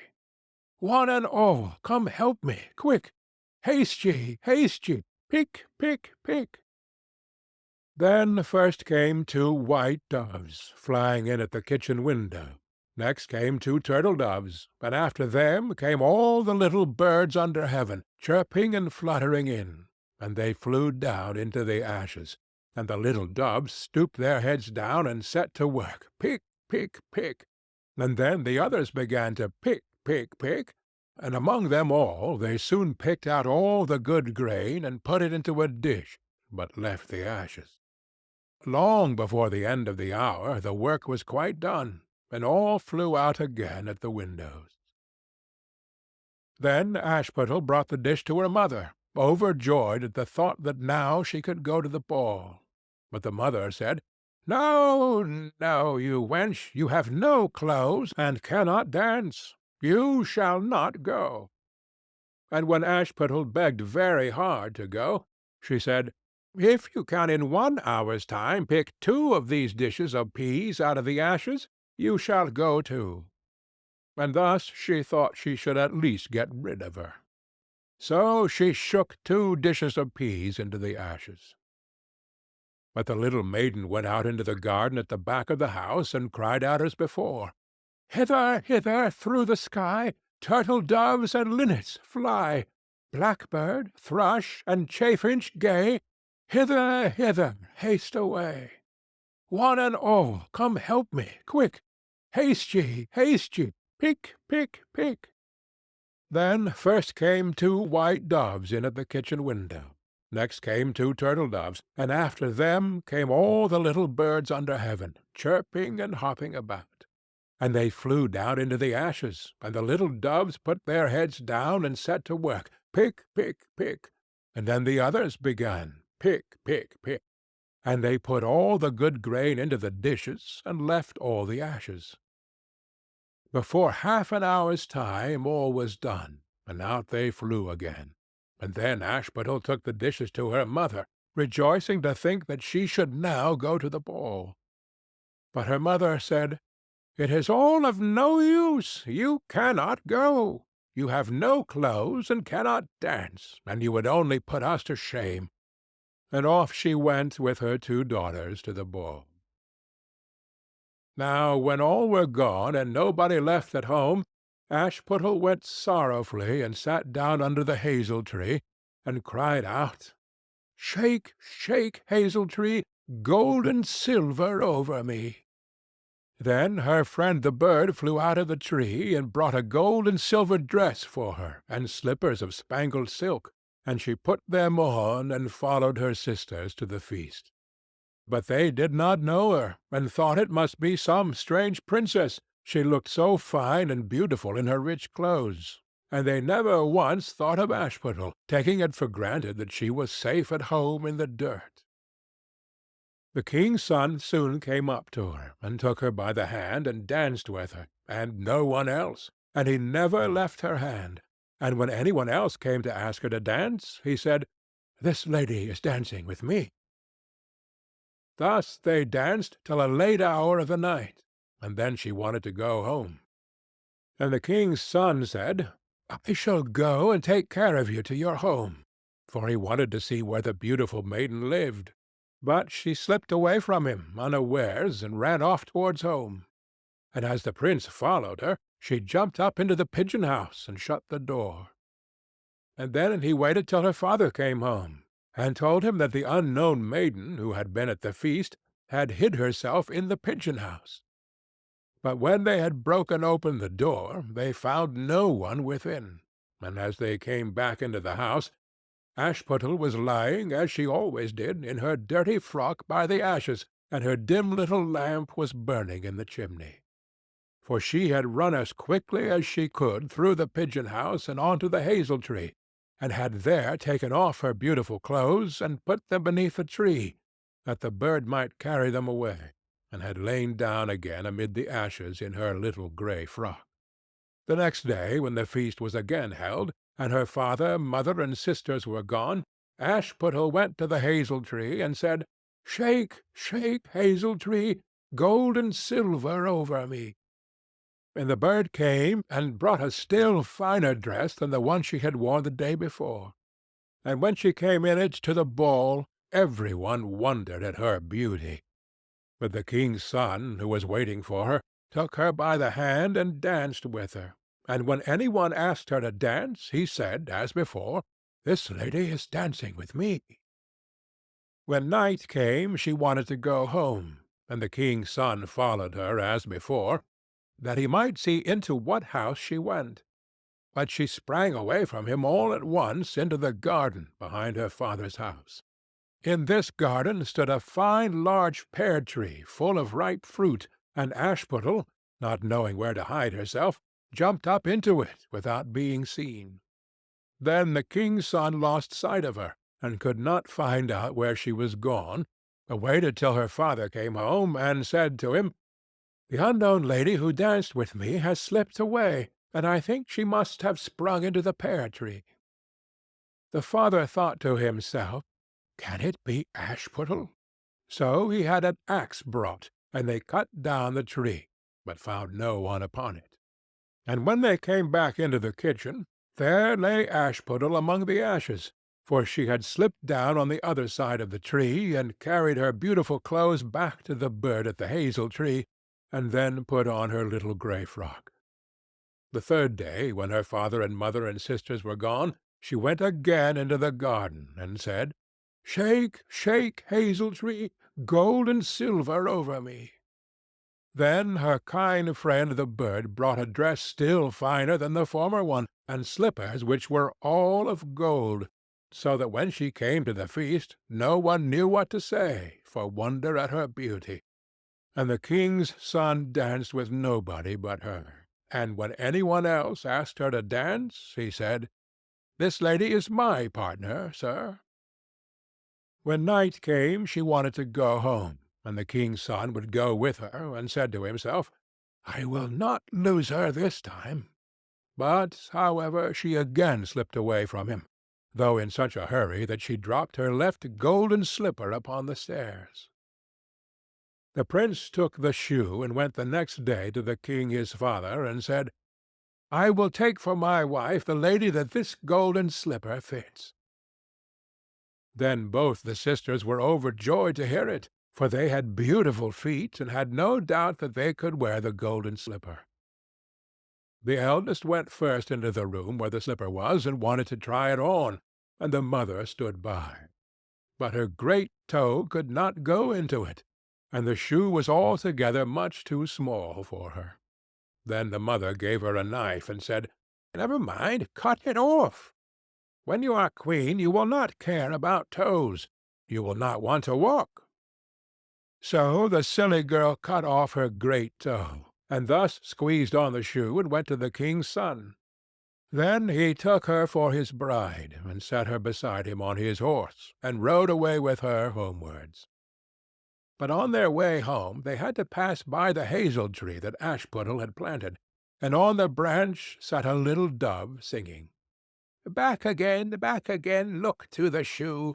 The shoe is too small and not made for you. Prince, prince, look again for thy bride, for she's not the true one that sits by thy side." Then the prince got down and looked at her foot, and he saw by the blood that streamed from it what a trick she had played him. So he turned his horse round and brought the false bride back to her home, and said, "This is not the right bride. Let the other sister try, and put on the slipper." Then she went into the room and got her foot into the shoe, all but the heel, which was too large. But her mother squeezed it in till the blood came, and took her to the king's son, and he set her as his bride by his side on his horse, and rode away with her. But when they came to the hazel tree, the little dove sat there still, and sang, back again, look to the shoe. The shoe is too small and not made for you. Prince, prince, look again for thy bride, for she's not the true one that sits by thy side." Then he looked down, and saw that the blood streamed so much from the shoe that her white stockings were quite red. So he turned his horse and brought her also back again. "This is not the true bride," said he to the father. "Have you no other daughters?" "No," said he. "There is only a little dirty Ashputtel here, the child of my first wife. I am sure she cannot be the bride." The prince told him to send her, but the mother said, "No, no, she is much too dirty. She will not dare to show herself." However, the prince would have her come, and she first washed her face and hands, and then went in and curtsied to him, and he reached her the golden slipper. Then she took her clumsy shoe off her left foot, and put on the golden slipper, and it fitted her as if it had been made for her. And when he drew near and looked at her face, he knew her, and said, "This is the right bride." But the mother and both the sisters were frightened, and turned pale with anger as he took Ashputtel on his horse, and rode away with her. And when they came to the hazel tree, the white dove sang, "Home, home, look at the shoe. Princess, the shoe was made for you. Prince, prince, take home thy bride, for she is the true one who sits by thy side." And when the dove had done its song, it came flying, and perched upon her right shoulder, and so went home with her. End of Ashputtel. The White Snake, from Grimm's Fairy Tales, by Jacob and Wilhelm Grimm. A long time ago there lived a king who was famed for his wisdom through all the land. Nothing was hidden from him, and it seemed as if news of the most secret things were brought to him through the air. But he had a strange custom. Every day after dinner, when the table was cleared and no one else was present, a trusty servant had to bring him one more dish. It was covered, however, and even the servant did not know what was in it. Neither did any one know, for the king never took off the cover to eat of it until he was quite alone. This had gone on for a long time, when one day the servant who took away the dish was overcome with such curiosity that he could not help carrying the dish into his room.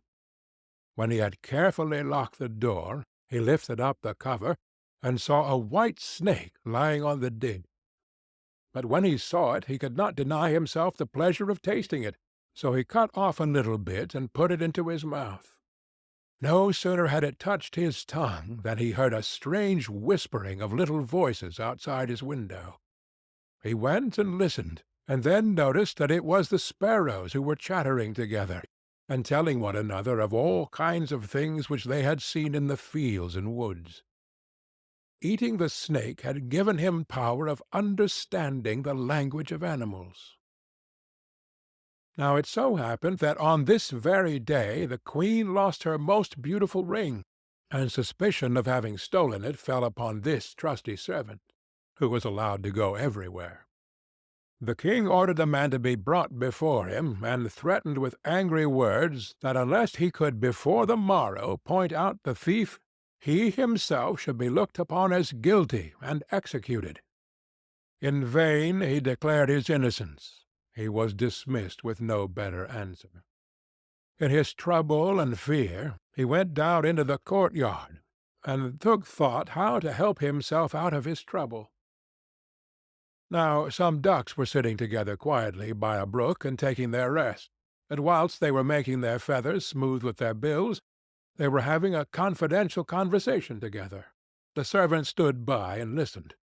They were telling one another of all the places where they had been waddling about all the morning, and what good food they had found, and one said in a pitiful tone, "Something lies heavy on my stomach. As I was eating in haste, I swallowed a ring, which lay upon the queen's window."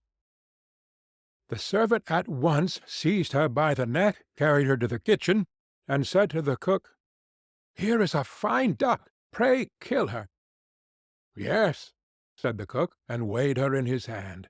"She has spared no trouble to fatten herself, and has been waiting to be roasted long enough." So he cut off her head, and as she was being dressed for the spit, the queen's ring was found inside her.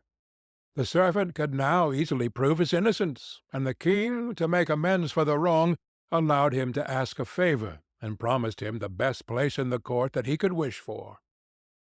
The servant refused everything, and only asked for a horse and some money for travelling, as he had a mind to see the world and go about a little. When his request was granted, he set out on his way, and one day came to a pond where he saw 3 fishes caught in the reeds and gasping for water. Now, though it is said that fishes are mute, he heard them lamenting that they must perish so miserably. And as he had a kind heart, he got off his horse and put the 3 prisoners back into the water. They leaped with delight, put out their heads, and cried to him, "We will remember you and repay you for saving us." He rode on, and after a while it seemed to him that he heard a voice in the sand at his feet. He listened, and heard an ant-king complain, "Why cannot folks, with their clumsy beasts, keep off our bodies? That stupid horse, with his heavy hoofs, has been treading down my people without mercy." So he turned on to a side path, and the ant-king cried out to him, "We will remember you. One good turn deserves another." The path led him into a wood, and there he saw 2 ravens standing by their nest and throwing out their young ones. "Out with you, you idle, good-for-nothing creatures!" cried they. "We cannot find food for you any longer. You are big enough, and can provide for yourselves." But the poor young ravens lay upon the ground, flapping their wings, and crying, "Oh, what helpless chicks we are! We must shift for ourselves, and yet we cannot fly. What can we do but lie here and starve?" So the good young fellow alighted and killed his horse with his sword, and gave it to them for food. Then they came hopping up to it, satisfied their hunger, and cried, "We will remember you. One good turn deserves another." And now he had to use his own legs, and when he had walked a long way, he came to a large city.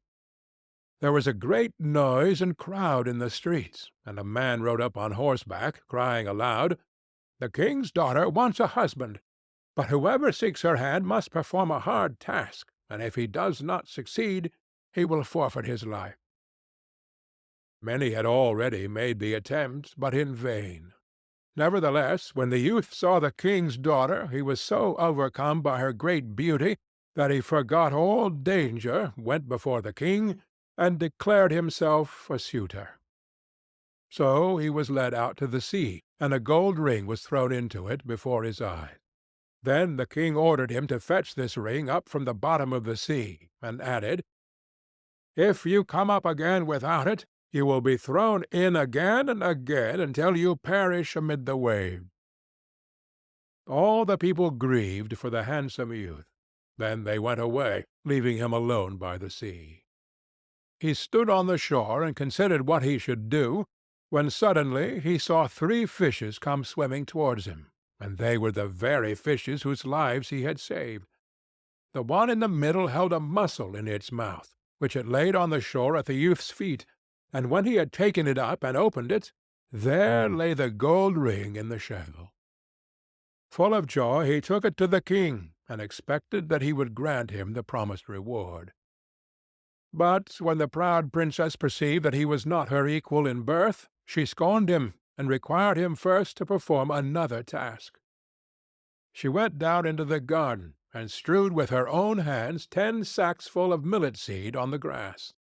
Then she said, "Tomorrow morning, before sunrise, these must be picked up, and not a single grain be wanting." The youth sat down in the garden and considered how it might be possible to perform this task. But he could think of nothing, and there he sat sorrowfully awaiting the break of day, when he should be led to death. But as soon as the first rays of the sun shone into the garden, he saw all the 10 sacks standing side by side, quite full, and not a single grain was missing. The ant-king had come in the night with thousands and thousands of ants, and the grateful creatures had by great industry picked up all the millet seed and gathered them into the sack. Presently the king's daughter herself came down into the garden, and was amazed to see that the young man had done the task she had given him. But she could not yet conquer her proud heart, and said, "Although he has performed both the tasks, he shall not be my husband until he has brought me an apple from the tree of life."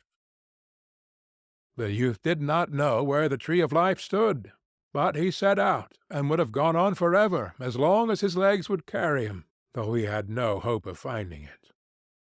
After he had wandered through 3 kingdoms, he came one evening to a wood, and lay down under a tree to sleep. But he heard a rustling in the branches, and a golden apple fell into his hand. At the same time 3 ravens flew down to him, perched themselves upon his knee, and said, "We are the 3 young ravens whom you saved from starving. When we had grown big, and heard that you were seeking the golden apple, we flew over the sea to the end of the world, where the tree of life stands, and have brought you the apple." The youth, full of joy, set out homewards, and took the golden apple to the king's beautiful daughter, who had now no more excuses left to make. They cut the apple of life in 2, and ate it together. And then her heart became full of love for him, and they lived in undisturbed happiness to a great age. End of The White Snake. The Wolf and the 7 Little Kids, from Grimm's Fairy Tales, by Jacob and Wilhelm Grimm. There was once upon a time an old goat who had 7 little kids, and loved them with all the love of a mother for her children. One day she wanted to go into the forest and fetch some food, so she called all 7 to her and said, "Dear children, I have to go into the forest. Be on your guard against the wolf. If he comes in, he will devour you all, skin, hair, and everything. The wretch often disguises himself, but you will know him at once by his rough voice and his black feet."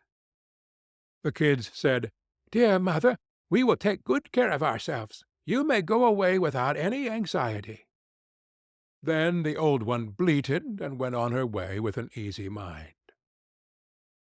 It was not long before some one knocked at the house door, and called, "Open the door, dear children. Your mother is here, and has brought something back with her for each of you." But the little kids knew that it was the wolf by the rough voice.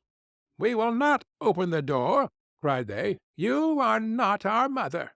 She has a soft, pleasant voice, but your voice is rough. You are the wolf." Then the wolf went away to a shopkeeper and bought himself a great lump of chalk, ate this, and made his voice soft with it. Then he came back, knocked at the door of the house, and called, "Open the door, dear children. Your mother is here, and has brought something back with her for each of you."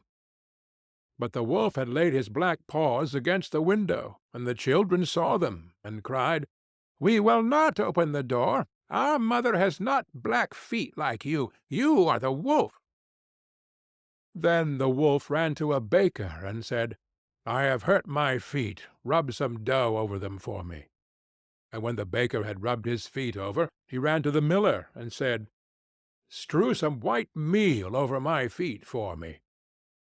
The miller thought to himself, "The wolf wants to deceive someone," and refused. But the wolf said, "If you will not do it, I will devour you." Then the miller was afraid, and made his paws white for him. Truly, this is the way of mankind.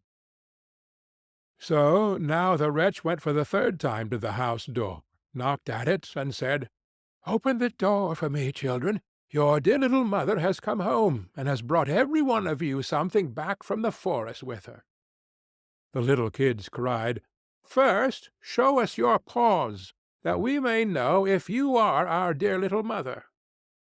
Then he put his paws in through the window, and when the kids saw that they were white, they believed that all he said was true, and opened the door. But who should come in but the wolf? They were terrified and wanted to hide themselves. One sprang under the table, the second into the bed, the third into the stove, the fourth into the kitchen, the fifth into the cupboard, the sixth under the washing bowl, and the seventh into the clock case. But the wolf found them all, and used no great ceremony. One after the other, he swallowed them down his throat. The youngest, who was in the clock case, was the only one he did not find. When the wolf had satisfied his appetite, he took himself off, laid himself down under a tree in the green meadow outside, and began to sleep.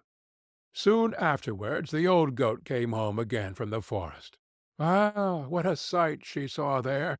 The house door stood wide open, the table, chairs, and benches were thrown down, the washing bowl lay broken to pieces, and the quilts and pillows were pulled off the bed. She sought her children, but they were nowhere to be found. She called them one after another by name, but no one answered. At last, when she came to the youngest, a soft voice cried, "Dear mother, I am in the clock case." She took the kid out, and it told her that the wolf had come and eaten all the others. Then you may imagine how she wept over her poor children. At length, in her grief, she went out, and the youngest kid ran with her. When they came to the meadow, there lay the wolf by the tree, and snored so loud that the branches shook. She looked at him on every side, and saw that something was moving and struggling in his gorged belly. "Ah, heavens!" she said, "is it possible that my poor children, whom he has swallowed down for his supper, can still be alive?" Then the kid had to run home and fetch scissors and a needle and thread, and the goat cut open the monster's stomach, and hardly had she made one cut than one little kid thrust its head out, and when she had cut farther, all six sprang out one after another, and were all still alive, and had suffered no injury whatever, for in his greediness the monster had swallowed them down whole. What rejoicing there was! They embraced their dear mother, and jumped like a tailor at his wedding. The mother, however, said, "Now go and look for some big stones, and we will fill the wicked beast's stomach with them while he is still asleep." Then the 7 kids dragged the stones thither with all speed, and put as many of them into his stomach as they could get in. And the mother sewed him up again in the greatest haste, so that he was not aware of anything, and never once stirred. When the wolf at length had had his fill of sleep, he got on his legs, and as the stones in his stomach made him very thirsty, he wanted to go to a well to drink. But when he began to walk and to move about, the stones in his stomach knocked against each other and rattled. Then cried he, "What rumbles and tumbles against my poor bones?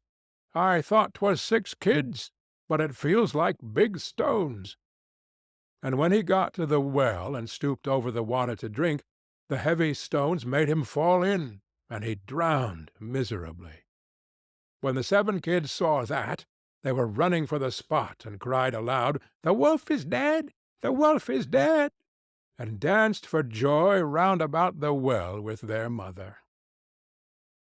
End of The Wolf and the 7 Little Kids.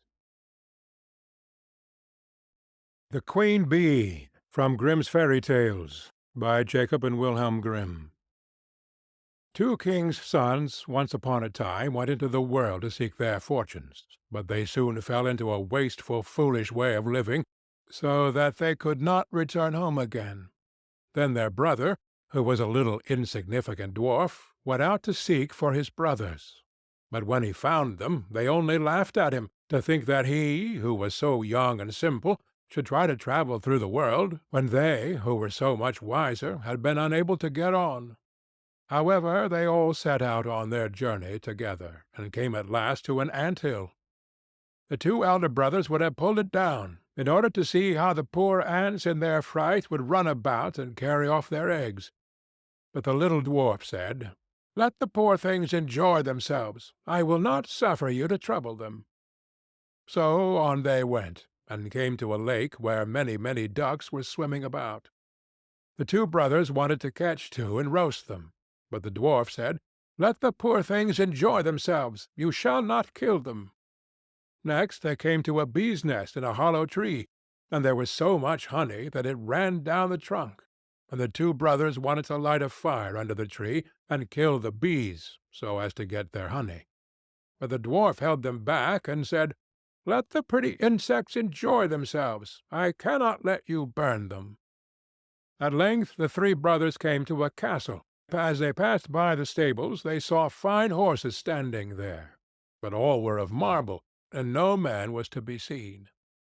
Then they went through the rooms till they came to a door on which were 3 locks, but in the middle of the door was a wicket, so that they could look into the next room. There they saw a little grey old man sitting at a table, and they called to him once or twice, but he did not hear. However, they called a 3rd time, and then he rose and came out to them. He said nothing, but took hold of them, and led them to a beautiful table covered with all sorts of good things, and when they had eaten and drunk, he showed each of them to a bedchamber. The next morning he came to the eldest and took him to a marble table, where there were 3 tablets containing an account of the means by which the castle might be disenchanted. The first tablet said, "In the wood under the moss lie the 1,000 pearls belonging to the king's daughter. They must all be found, and if one be missing by set of sun, he who seeks them will be turned into marble." The eldest brother set out and sought for the pearls the whole day, but the evening came, and he had not found the first 100, so he was turned into stone, as the tablet had foretold. The next day the second brother undertook the task, but he succeeded no better than the first, for he could only find the second 100 of the pearls, and therefore he too was turned into stone. At last came the little dwarf's turn, and he looked in the moss. But it was so hard to find the pearls, and the job was so tiresome, so he sat down upon a stone and cried. And as he sat there, the king of the ants, whose life he had saved, came to help him, with 5,000 ants, and it was not long before they had found all the pearls and laid them in a heap. The second tablet said, "The key of the princess's bedchamber must be fished up out of the lake," and as the dwarf came to the brink of it, he saw the 2 ducks whose lives he had saved swimming about, and they dived down and soon brought in the key from the bottom. The third task was the hardest. It was to choose out the youngest and the best of the king's 3 daughters. Now, they were all beautiful, and all exactly alike, but he was told that the eldest had eaten a piece of sugar, the next some sweet syrup, and the youngest a spoonful of honey. So he was to guess which it was that had eaten the honey. Then came the queen of the bees, who had been saved by the little dwarf from the fire, and she tried the lips of all three, but at last she sat upon the lips of the one that had eaten the honey, and so the dwarf knew which was the youngest. Thus the spell was broken, and all who had been turned into stones awoke, and took their proper forms. And the dwarf married the youngest and best of the princesses, and was king after her father's death. But his brothers married the other two sisters. End of The Queen Bee. The Elves and the Shoemaker. From Grimm's Fairy Tales, by Jacob and Wilhelm Grimm. There once was a shoemaker who worked very hard and was very honest, but still he could not earn enough to live upon, and at last all he had in the world was gone, save just leather enough to make one pair of shoes. Then he cut his leather out, all ready to make up the next day, meaning to rise early in the morning to his work. His conscience was clear and his heart light amidst all his troubles. So he went peaceably to bed, left all his cares to heaven, and soon fell asleep. In the morning, after he had said his prayers, he set himself down to his work, when to his great wonder there stood the shoes all ready made upon the table. The good man knew not what to say or think at such an odd thing happening. He looked at the workmanship. There was not one false stitch in the whole job. All was so neat and true that it was quite a masterpiece. The same day a customer came in, and the shoes suited him so well that he willingly paid a price higher than usual for them. And the poor shoemaker, with the money, bought leather enough to make 2 pairs more. In the evening he cut out the work and went to bed early, that he might get up and begin betimes next day. But he was saved all the trouble, for when he got up in the morning the work was done, ready to his hand. Soon in came buyers, who paid him handsomely for his goods, so that he bought leather enough for 4 pair more. He cut out the work again overnight, and found it done in the morning as before. And so it went on for some time. What was got ready in the evening was always done by daybreak, and the good man soon became thriving and well off again. One evening, about Christmas time, as he and his wife were sitting over the fire chatting together, he said to her, "I should like to sit up and watch to-night, that we may see who it is that comes and does my work for me." The wife liked the thought, so they left a light burning, and hid themselves in a corner of the room, behind a curtain that was hung up there, and watched what would happen. As soon as it was midnight, there came in 2 little naked dwarfs, and they sat themselves upon the shoemaker's bench, took up all the work that was cut out, and began to ply with their little fingers, stitching and rapping and tapping away at such a rate that the shoemaker was all wonder, and could not take his eyes off them. And on they went, till the job was quite done, and the shoes stood ready for use upon the table. This was long before daybreak, and then they bustled away as quick as lightning. The next day the wife said to the shoemaker, "Those little wights have made us rich, and we ought to be thankful to them, and do them a good turn if we can. I am quite sorry to see them run about as they do, and indeed it is not very decent, for they have nothing upon their backs to keep off the cold. I'll tell you what, I will make each of them a shirt, and a coat, and a waistcoat, and a pair of pantaloons into the bargain, and do you make each of them a little pair of shoes." The thought pleased the old cobbler very much, and one evening, when all the things were ready, they laid them on the table instead of the work that they used to cut out, and then went out and hid themselves, to watch what the little elves would do. About midnight in they came, dancing and skipping, hopping round the room, and then went to sit down to their work as usual. But when they saw the clothes lying for them, They laughed and chuckled, and seemed mightily delighted. Then they dressed themselves in the twinkling of an eye, and danced and capered and sprang about as merry as could be, till at last they danced out the door and away over the green. The good couple saw them no more, but everything went well with them from that time forward, as long as they lived. End of The Elves and the Shoemaker. The Juniper Tree, from Grimm's Fairy Tales, by Jacob and Wilhelm Grimm.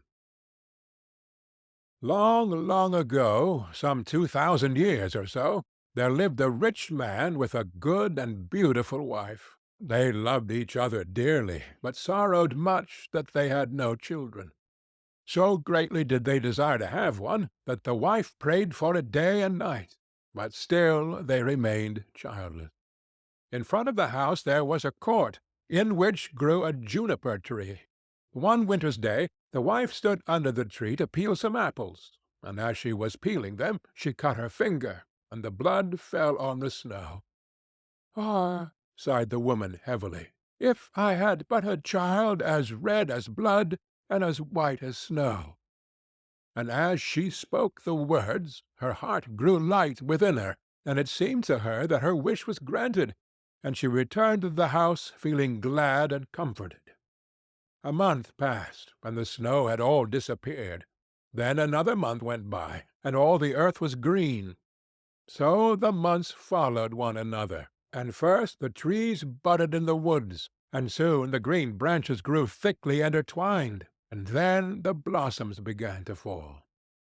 Once again the wife stood under the juniper tree, and it was so full of sweet scent that her heart leaped for joy, and she was so overcome with her happiness that she fell on her knees. Presently the fruit became round and firm, and she was glad and at peace. And when they were fully ripe, she picked the berries and ate eagerly of them, and then she grew sad and ill. A little while later she called her husband, and said to him, weeping, "If I die, bury me under the juniper tree." Then she felt comforted and happy again, and before another month had passed she had a little child, and when she saw that it was as white as snow and as red as blood, her joy was so great that she died. Her husband buried her under the juniper tree, and wept bitterly for her. By degrees, however, his sorrow grew less, and although at times he still grieved over his loss, he was able to go about as usual, and later on he married again. He now had a little daughter born to him. The child of his first wife was a boy, who was as red as blood and as white as snow. The mother loved her daughter very much, and when she looked at her and then looked at the boy, it pierced her heart to think that he would always stand in the way of her own child, and she was continually thinking how she could get the whole of the property for her. This evil thought took possession of her more and more, and made her behave very unkindly to the boy. She drove him from place to place with cuffings and buffetings, so that the poor child went about in fear, and had no peace from the time he left school to the time he went back. One day the little daughter came running to her mother in the storeroom, and said, "Mother, give me an apple." "Yes, my child," said the wife, and she gave her a beautiful apple out of the chest. The chest had a very heavy lid, and a large iron lock. "Mother," said the little girl again, "may not brother have one too?" The mother was angry at this, but she answered, "Yes, when he comes out of school." Just then she looked out of the window and saw him coming, and it seemed as if an evil spirit entered into her, for she snatched the apple out of her little daughter's hand, and said, "You shall not have one before your brother." She threw the apple into the chest, and shut it to. The little boy now came in, and the evil spirit in the wife made her say kindly to him, "My son, will you have an apple?" But she gave him a wicked look. "Mother," said the boy, "how dreadful you look!" "Yes, give me an apple." The thought came to her that she should kill him. "Come with me," she said, and she lifted up the lid of the chest. "Take one out for yourself." And as he bent over to do so, the evil spirit urged her, and crash! Down went the lid, and off went the little boy's head. Then she was overwhelmed with fear at the thought of what she had done. "If only I can prevent any one knowing that I did it," she thought. So she went upstairs to her room, and took a white handkerchief out of her top drawer. Then she set the boy's head again on his shoulders, and bound it with the handkerchief, so that nothing could be seen, and placed him on a chair by the door with an apple in his hand.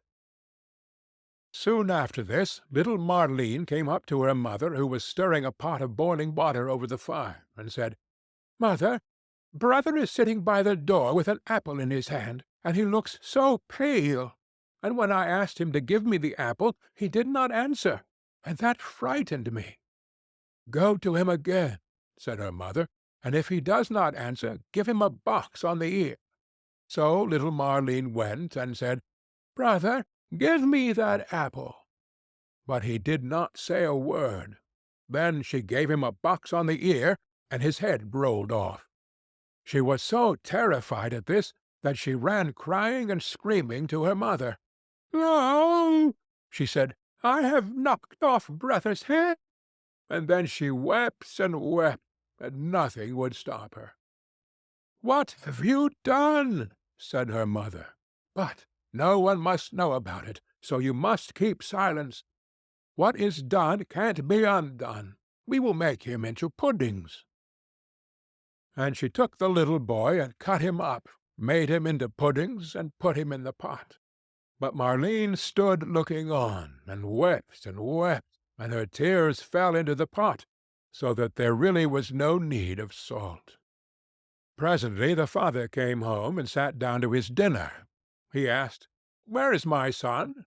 Mother said nothing, but gave him a large dish of black pudding, and Marleen still wept without ceasing. The father again asked, "Where is my son?" "Oh," answered the wife, "he is gone into the country, to his mother's great-uncle. He is going to stay there some time." "What has he gone there for? And he never even said good-bye to me."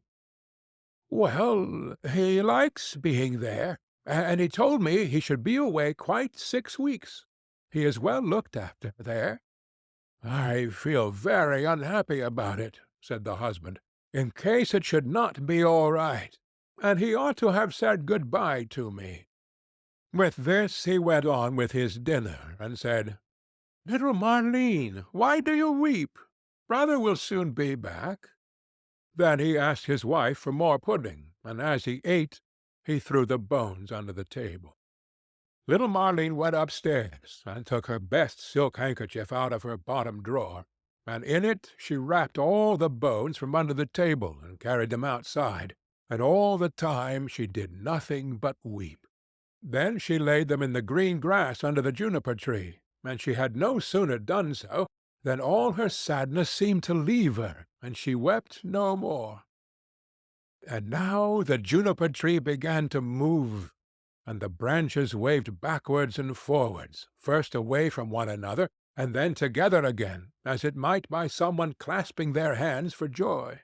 After this a mist came round the tree, and in the midst of it there was a burning as of fire, and out of the fire there flew a beautiful bird that rose high into the air, singing magnificently, and when it could no more be seen, the juniper tree stood there as before, and the silk handkerchief and the bones were gone.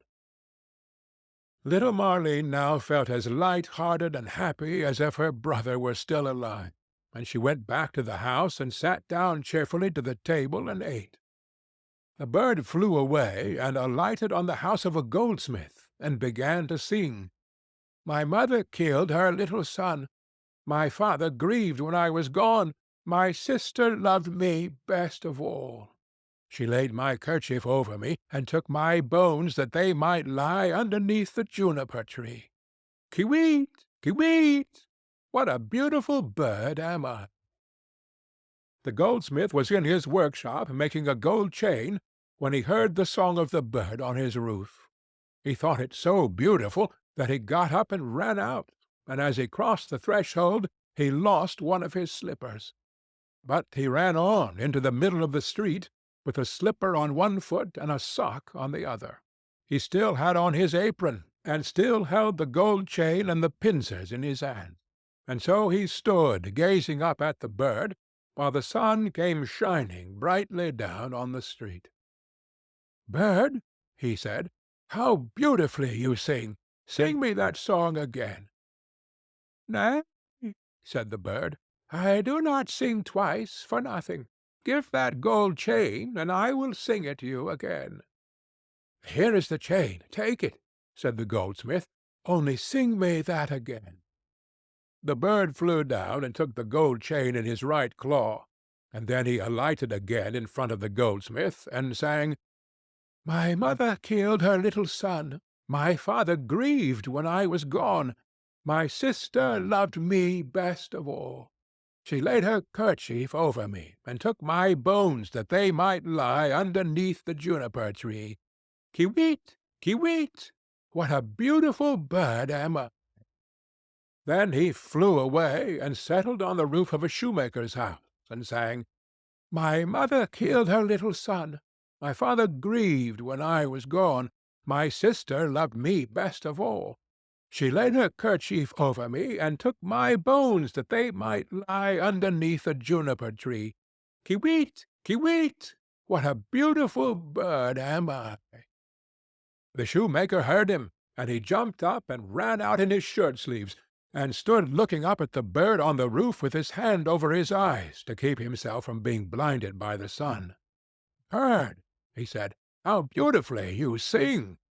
Then he called through the door to his wife, "Wife, come out! Here is a bird. Come and look at it, and hear how beautifully it sings." Then he called his daughter and the children, then the apprentices, girls and boys, and they all ran up the street to look at the bird, and saw how splendid it was with its red and green feathers, and its neck like burnished gold, and eyes like two bright stars in its head. "Bird," said the shoemaker, "sing me that song again." "Nay," answered the bird, "I do not sing twice for nothing. You must give me something." "Wife," said the man, "go into the garret. On the upper shelf you will see a pair of red shoes. Bring them to me." The wife went in and fetched the shoes. "There, bird," said the shoemaker. "Now sing me that song again." The bird flew down and took the red shoes in his left claw, and then he went back to the roof and sang, "My mother killed her little son. My father grieved when I was gone. My sister loved me best of all. She laid her kerchief over me, and took my bones that they might lie underneath the juniper tree. Kiwit, kiwit, what a beautiful bird am I!" When he had finished, he flew away. He had the chain in his right claw, and the shoes in his left, and he flew right away to a mill, and the mill went click-clack, click-clack, click-clack. Inside the mill were 20 of the miller's men, hewing a stone, and as they went hick-hack, hick-hack, hick-hack, the mill went click-clack, click-clack, click-clack. The bird settled on a lime-tree in front of the mill, and sang, "My mother killed her little son." Then one of the men left off. "My father grieved when I was gone." 2 more men left off and listened. "My sister loved me best of all." Then 4 more left off. "She laid her kerchief over me, and took my bones that they might lie." Now there were only 8 at work, underneath, and now only 5. The juniper tree, and now only 1. Kiwit, kiwit, what a beautiful bird am I! Then he looked up, and the last one had left off work. "Bird," he said, "what a beautiful song that is you sing! Let me hear it too. Sing it again." "Nay," answered the bird, "I do not sing twice for nothing. Give me that millstone, and I will sing it again." "If it belonged to me alone," said the man, "you should have it." "Yes, yes," said the others. "If you will sing again, he can have it." The bird came down, and all the 20 millers set to and lifted up the stone with a beam. Then the bird put his head through the hole and took the stone round his neck like a collar, and flew back with it to the tree, and sang, "My mother killed her little son. My father grieved when I was gone. My sister loved me best of all. She laid her kerchief over me, and took my bones that they might lie underneath the juniper tree. Kiwit, kiwit! What a beautiful bird am I!" And when he had finished his song, he spread his wings, and with the chain in his right claw, the shoes in his left, and the millstone round his neck, he flew right away to his father's house. The father, the mother, and little Marleen were having their dinner. "How light-hearted I feel," said the father, "so pleased and cheerful." "And I," said the mother, "I feel so uneasy, as if a heavy thunderstorm were coming." But little Marleen sat and wept and wept. Then the bird came flying towards the house and settled on the roof. "I do feel so happy," said the father, "and how beautifully the sun shines! I feel just as if I were going to see an old friend again." "Ah," said the wife, "and I am so full of distress and uneasiness that my teeth chatter, and I feel as if there were a fire in my veins." And she tore open her dress, and all the while little Marleen sat in the corner and wept, and the plate on her knees was wet with her tears. The bird now flew to the juniper tree, and began singing, "My mother killed her little son." The mother shut her eyes and her ears, that she might see and hear nothing, but there was a roaring sound in her ears, like that of a violent storm, and in her eyes a burning and flashing like lightning. "My father grieved when I was gone." "Look, mother," said the man, "at the beautiful bird that is singing so magnificently, and how warm and bright the sun is, and what a delicious scent of spice in the air. My sister loved me best of all." Then little Marleen laid her head down on her knees and sobbed. "I must go outside and see the bird nearer," said the man. "Oh, do not go," cried the wife. "I feel as if the whole house were in flames." But the man went out and looked at the bird. "She laid her kerchief over me, and took my bones that they might lie underneath the juniper tree. Kiwit, kiwit! What a beautiful bird am I!" With that the bird let fall the gold chain, and it fell just round the man's neck, so that it fitted him exactly. He went inside and said, "See, what a splendid bird that is! He has given me this beautiful gold chain, and looks so beautiful himself." But the wife was in such fear and trouble that she fell on the floor, and her cap fell from her head. Then the bird began again. "My mother killed her little son." "Ah me!" cried the wife. "If I were but 1,000 feet beneath the earth, that I might not hear that song. My father grieved when I was gone." Then the woman fell down again as if dead. "My sister loved me best of all." "Well," said little Marleen, "I will go out too, and see if the bird will give me anything." So she went out. "She laid her kerchief over me, and took my bones that they might lie," and he threw down the shoes to her, "underneath the juniper tree. Kiwit, kiwit! What a beautiful bird am I!" And she now felt quite happy and light-hearted. She put on the shoes, and danced and jumped about in them. "I was so miserable," she said, "when I came out, but that has all passed away. That is indeed a splendid bird, and he has given me a pair of red shoes." The wife sprang up, with her hair standing out from her head like flames of fire.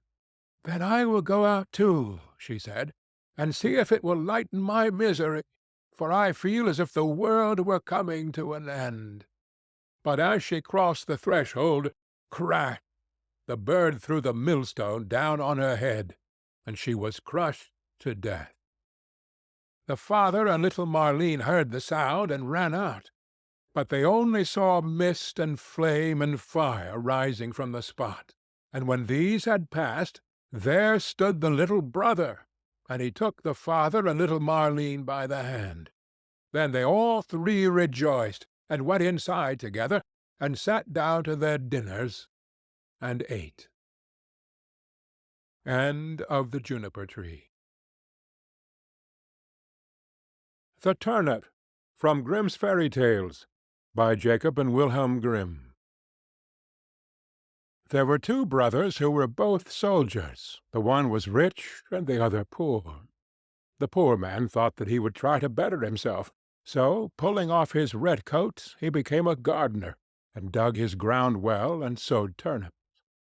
When the seed came, there was one plant bigger than all the rest, and it kept getting larger and larger, and seemed as if it would never cease growing, so that it might have been called the Prince of Turnips, for there never was such a one seen before, and never will again.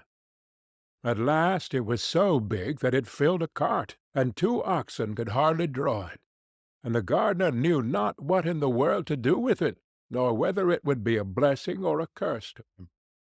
One day he said to himself, "What shall I do with it? If I sell it, it will bring no more than another, and for eating, the little turnips are better than this. The best thing, perhaps, is to carry it and give it to the king as a mark of respect." Then he yoked his oxen, and drew the turnip to his court, and gave it to the king. "What a wonderful thing!" said the king. "I have seen many strange things, but such a monster as this I never saw. Where did you get the seed? Or is it only your good luck? If so, you are a true child of fortune." "Ah, no," answered the gardener, "I am no child of fortune. I am a poor soldier who never could get enough to live upon, so I laid aside my red coat and set to work, tilling the ground. I have a brother who is rich, and your Majesty knows him well, and all the world knows him, but because I am poor, everybody forgets me." The king then took pity on him, and said, "You shall be poor no longer. I will give you so much that you shall be even richer than your brother." Then he gave him gold and lands and flocks, and made him so rich that his brother's fortune could not at all be compared with his. When the brother heard of all this, and how a turnip had made the gardener so rich, he envied him sorely, and bethought himself how he could contrive to get the same good fortune for himself. However, he determined to manage more cleverly than his brother, and got together a rich present of gold and fine horses for the king, and thought he must have a much larger gift in return, for if his brother had received so much for only a turnip, what must his present be worth? The king took the gift very graciously, and said he knew not what to give in return more valuable and wonderful than the great turnip. So the soldier was forced to put it into a cart and drag it home with him. When he reached home, he knew not upon whom to vent his rage and spite, and at length wicked thoughts came into his head, and he resolved to kill his brother. So he hired some villains to murder him, and having shown them where to lie in ambush, he went to his brother and said, "Dear brother, I have found a hidden treasure. Let us go and dig it up and share it between us."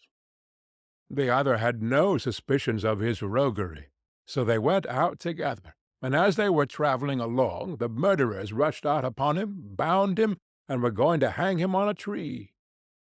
But whilst they were getting all ready, they heard the trampling of a horse at a distance, which so frightened them that they pushed their prisoner neck and shoulders together into a sack, and swung him by a cord to the tree, where they left him dangling and ran away.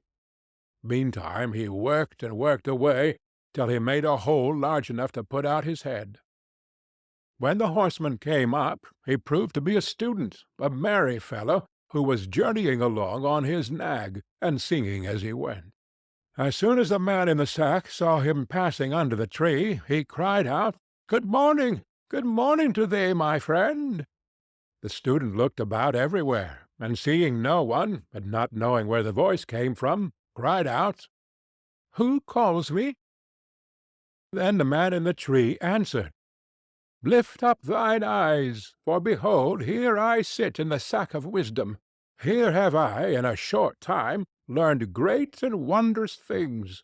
Compared to this seat, all the learning of the schools is as empty air.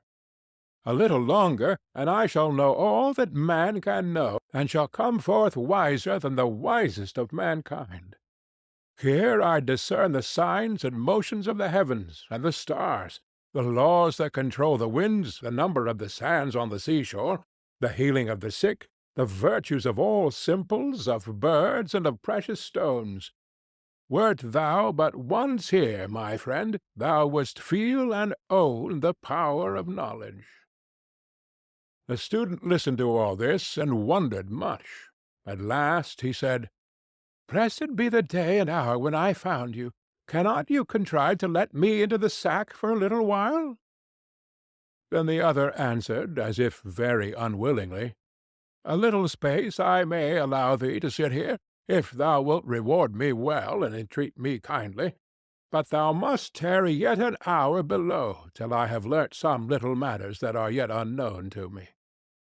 So the student sat himself down and waited a while, but the time hung heavy upon him, and he begged earnestly that he might ascend forthwith, for his thirst for knowledge was great. Then the other pretended to give way, and said, "Thou must let the sack of wisdom descend by untying yonder cord, and then thou shalt enter." So the student let him down, opened the sack, and set him free. "Now then," cried he, "let me ascend quickly." As he began to put himself into the sack, heels first, "Wait a while," said the gardener, "that is not the way." Then he pushed him in head first, tied up the sack, and soon swung up the searcher after wisdom dangling in the air. "How is it with thee, friend?" said he. "Dost thou not feel that wisdom comes unto thee? Rest there in peace till thou art a wiser man than thou wert." So saying, he trotted off on the student's nag, and left the poor fellow to gather wisdom till somebody should come and let him down. End of The Turnip. Clever Hans, from Grimm's Fairy Tales, by Jacob and Wilhelm Grimm. The mother of Hans said, "Whither away, Hans?" Hans answered, "To Gretel." "Behave well, Hans." "Oh, I'll behave well. Good-bye, mother." "Good-bye, Hans." Hans comes to Gretel. "Good day, Gretel." "Good day, Hans. What do you bring that is good?" "I bring nothing. I want to have something given me." Gretel presents Hans with a needle. Hans says, "Good-bye, Gretel." "Good-bye, Hans." Hans takes the needle, sticks it into a hay-cart, and follows the cart home. "Good evening, mother." "Good evening, Hans. Where have you been?" "With Gretel." "What did you take her?" "I took nothing. Had something given me." "What did Gretel give you?" "Gave me a needle." "Where is the needle, Hans?" "Stuck in the hay-cart." "That was ill done, Hans. You should have stuck the needle in your sleeve." "Never mind. I'll do better next time." "Whither away, Hans?" "To Gretel, mother." "Behave well, Hans." "I'll behave well. Good-bye, mother." "Good-bye, Hans." Hans comes to Gretel. "Good day, Gretel." "Good day, Hans. What do you bring that is good?" "I bring nothing. I want to have something given to me." Gretel presents Hans with a knife. "Good-bye, Gretel." "Good-bye, Hans." Hans takes the knife, sticks it in his sleeve, and goes home. "Good evening, mother." "Good evening, Hans. Where have you been?" "With Gretel." "With Gretel. What did you take her?" "I took her nothing. She gave me something." "What did Gretel give you?" "Gave me a knife." Where is the knife, Hans? Stuck in my sleeve. That's ill done, Hans. You should have put the knife in your pocket. Never mind. We'll do better next time. Whither away, Hans? To Gretel, mother. Behave well, Hans. Oh, I'll behave well. Good-bye, mother. Good-bye, Hans. Hans comes to Gretel. Good day, Gretel. Good day, Hans. What good thing do you bring? I bring nothing. I want something given me. Gretel presents Hans with a young goat. Good-bye, Gretel. Good-bye, Hans. Hans takes the goat, ties its legs, and puts it in his pocket. When he gets home, it is suffocated. Good evening, mother. Good evening, Hans. Where have you been? With Gretel. What did you take her? I took nothing. She gave me something. What did Gretel give you? She gave me a goat. Where is the goat, Hans? Put it in my pocket. That was ill done, Hans. You should have put a rope around the goat's neck. Never mind. We'll do better next time. Whither away, Hans? To Gretel, mother. Behave well, Hans. Oh, I'll behave well. Good-bye, mother. Good-bye, Hans. Hans comes to Gretel. Good day, Gretel. Good day, Hans. What good thing do you bring? I bring nothing. I want something given me. Gretel presents Hans with a piece of bacon. Good-bye, Gretel. Good-bye, Hans. Hans takes the bacon, ties it to a rope, and drags it away behind him. The dogs come and devour the bacon. When he gets home, he has a rope in his hand, and there is no longer anything hanging on to it. Good evening, mother. Good evening, Hans. Where have you been? With Gretel. What did you take? I took her nothing. She gave me some. What did Gretel give you? Gave me a bit of bacon. Where is the bacon, Hans? I tied it to a rope, brought it home. Dogs took it. That was ill done, Hans. You should have carried the bacon on your head. Never mind. We'll do better next time. Whither away, Hans? To Gretel, mother. Behave well, Hans. I'll behave well. Good-bye, mother. Good-bye, Hans. Hans comes to Gretel. Good day, Gretel. Good day, Hans. What good thing do you bring? I bring nothing, but would have something given. Gretel presents Hans with a calf. Good-bye, Gretel. Good-bye, Hans. Hans takes the calf, puts it on his head, and the calf kicks his face. Good evening, mother. Good evening, Hans. Where have you been? With Gretel. What did you take? I took nothing, but had something given me. What did Gretel give you? A calf. Where have you the calf, Hans? I set it on my head, and it kicked my face. That was ill done, Hans. You should have led the calf and put it in the stall. Never mind. We'll do better next time. Whither away, Hans? To Gretel, mother. Behave well, Hans. I'll behave well. Good-bye, mother. Good-bye, Hans. Hans comes to Gretel. Good day, Gretel. Good day, Hans. What good thing do you bring? I bring nothing, but would have something given. Gretel says to Hans, I will go with you. Hans takes Gretel, ties her to a rope, leads her to the rack, and binds her fast. Then Hans goes to his mother. Good evening, mother. Good evening, Hans. Where have you been? With Gretel. What did you take her? I took her nothing. What did Gretel give you? She gave me nothing. She came with me. Where have you left Gretel? I led her by the rope, tied her to the rack, and scattered some grass for her. That was ill done, Hans. You should have cast friendly eyes on her. Never mind. We'll do better. Hans went into the stable, cut out all the calves' and sheep's eyes, and threw them in Gretel's face. Then Gretel became angry, tore herself loose, and ran away, and was no longer the bride of Hans. End of Clever Hans. The Three Languages, from Grimm's Fairy Tales, by Jacob and Wilhelm Grimm. An aged count once lived in Switzerland, who had an only son, but he was stupid and could learn nothing. Then said the father, "Hark you, my son, try as I will, I can get nothing into your head. You must go from hence. I will give you into the care of a celebrated master, who shall see what he can do with you." The youth was sent into a strange town, and remained a whole year with the master. At the end of this time he came home again, and his father asked, "Now, my son, what have you learned?" "Father, I have learned what the dogs say when they bark." "Lord have mercy on us!" cried the father. "Is that all you have learnt? I will send you into another town, to another master." The youth was taken thither, and stayed a year with this master likewise. When he came back, the father again asked, "My son, what have you learned?" He answered, "Father, I have learned what the birds say." Then the father fell into a rage, and said, "Oh, you lost man! You have spent the precious time, and learnt nothing.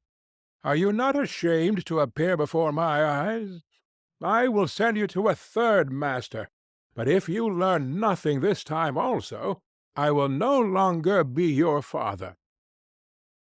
The youth remained a whole year with the third master also, and when he came home again, and his father inquired, "My son, what have you learned?"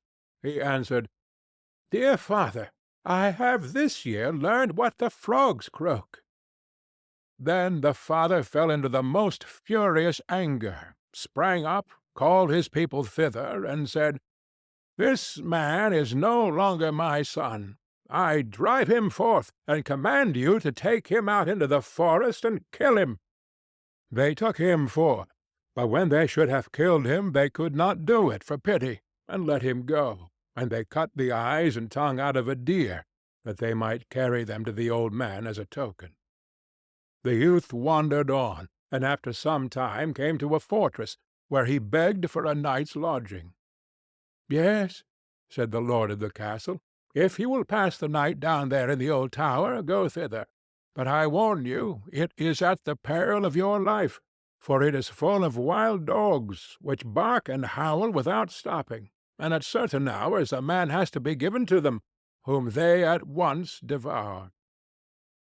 The whole district was in sorrow and dismay because of them, and yet no one could do anything to stop this. The youth, however, was without fear, and said, "Just let me go down to the barking dogs, and give me something that I can throw to them. They will do nothing to harm me." As he himself would have it so, they gave him some food for the wild animals, and led him down to the tower. When he went inside, the dogs did not bark at him, but wagged their tails quite amicably around him, ate what he set before them, and did not hurt one hair of his head. Next morning, to the astonishment of every one, he came out again safe and unharmed, and said to the lord of the castle, "The dogs have revealed to me, in their own language, why they dwell there, and bring evil on the land.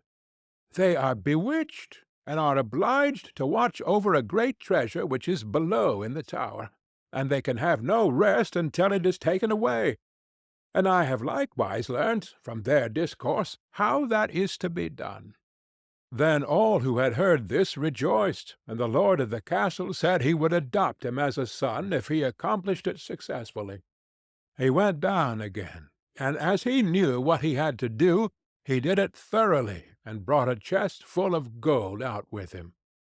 The howling of the wild dogs was henceforth heard no more. They had disappeared, and the country was freed from the trouble. After some time he took it in his head that he would travel to Rome. On the way he passed by a marsh, in which a number of frogs were sitting croaking.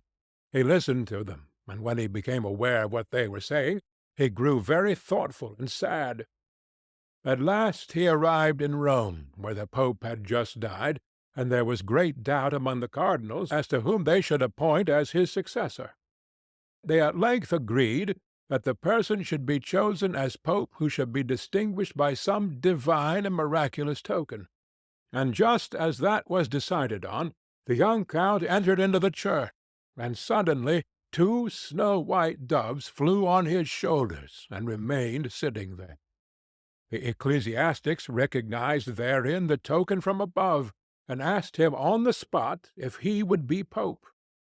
He was undecided, and knew not if he were worthy of this. But the doves counselled him to do it, and at length he said yes. Then was he anointed and consecrated, and thus was fulfilled what he had heard from the frogs on his way, which had so affected him that he was to be his holiness the Pope. Then he had to sing a mass, and did not know one word of it, but the 2 doves sat continually on his shoulders, and said it all in his ear. End of the 3 languages. The Fox and the Cat, from Grimm's Fairy Tales, by Jacob and Wilhelm Grimm. It happened that the cat met the fox in a forest, and as she thought to herself, "He is clever and full of experience, and much esteemed in the world," she spoke to him in a friendly way. "Good day, dear Mr. Fox. How are you? How is all with you? How are you getting on in these hard times?" The fox, full of all kinds of arrogance, looked at the cat from head to foot, and for a long time did not know whether he would give an answer or not. At last he said, "Oh, you wretched beard-cleaner, you piebald fool, you hungry mouse-hunter, what can you be thinking of? Have you the cheek to ask how I am getting on? What have you learnt? How many arts do you understand?"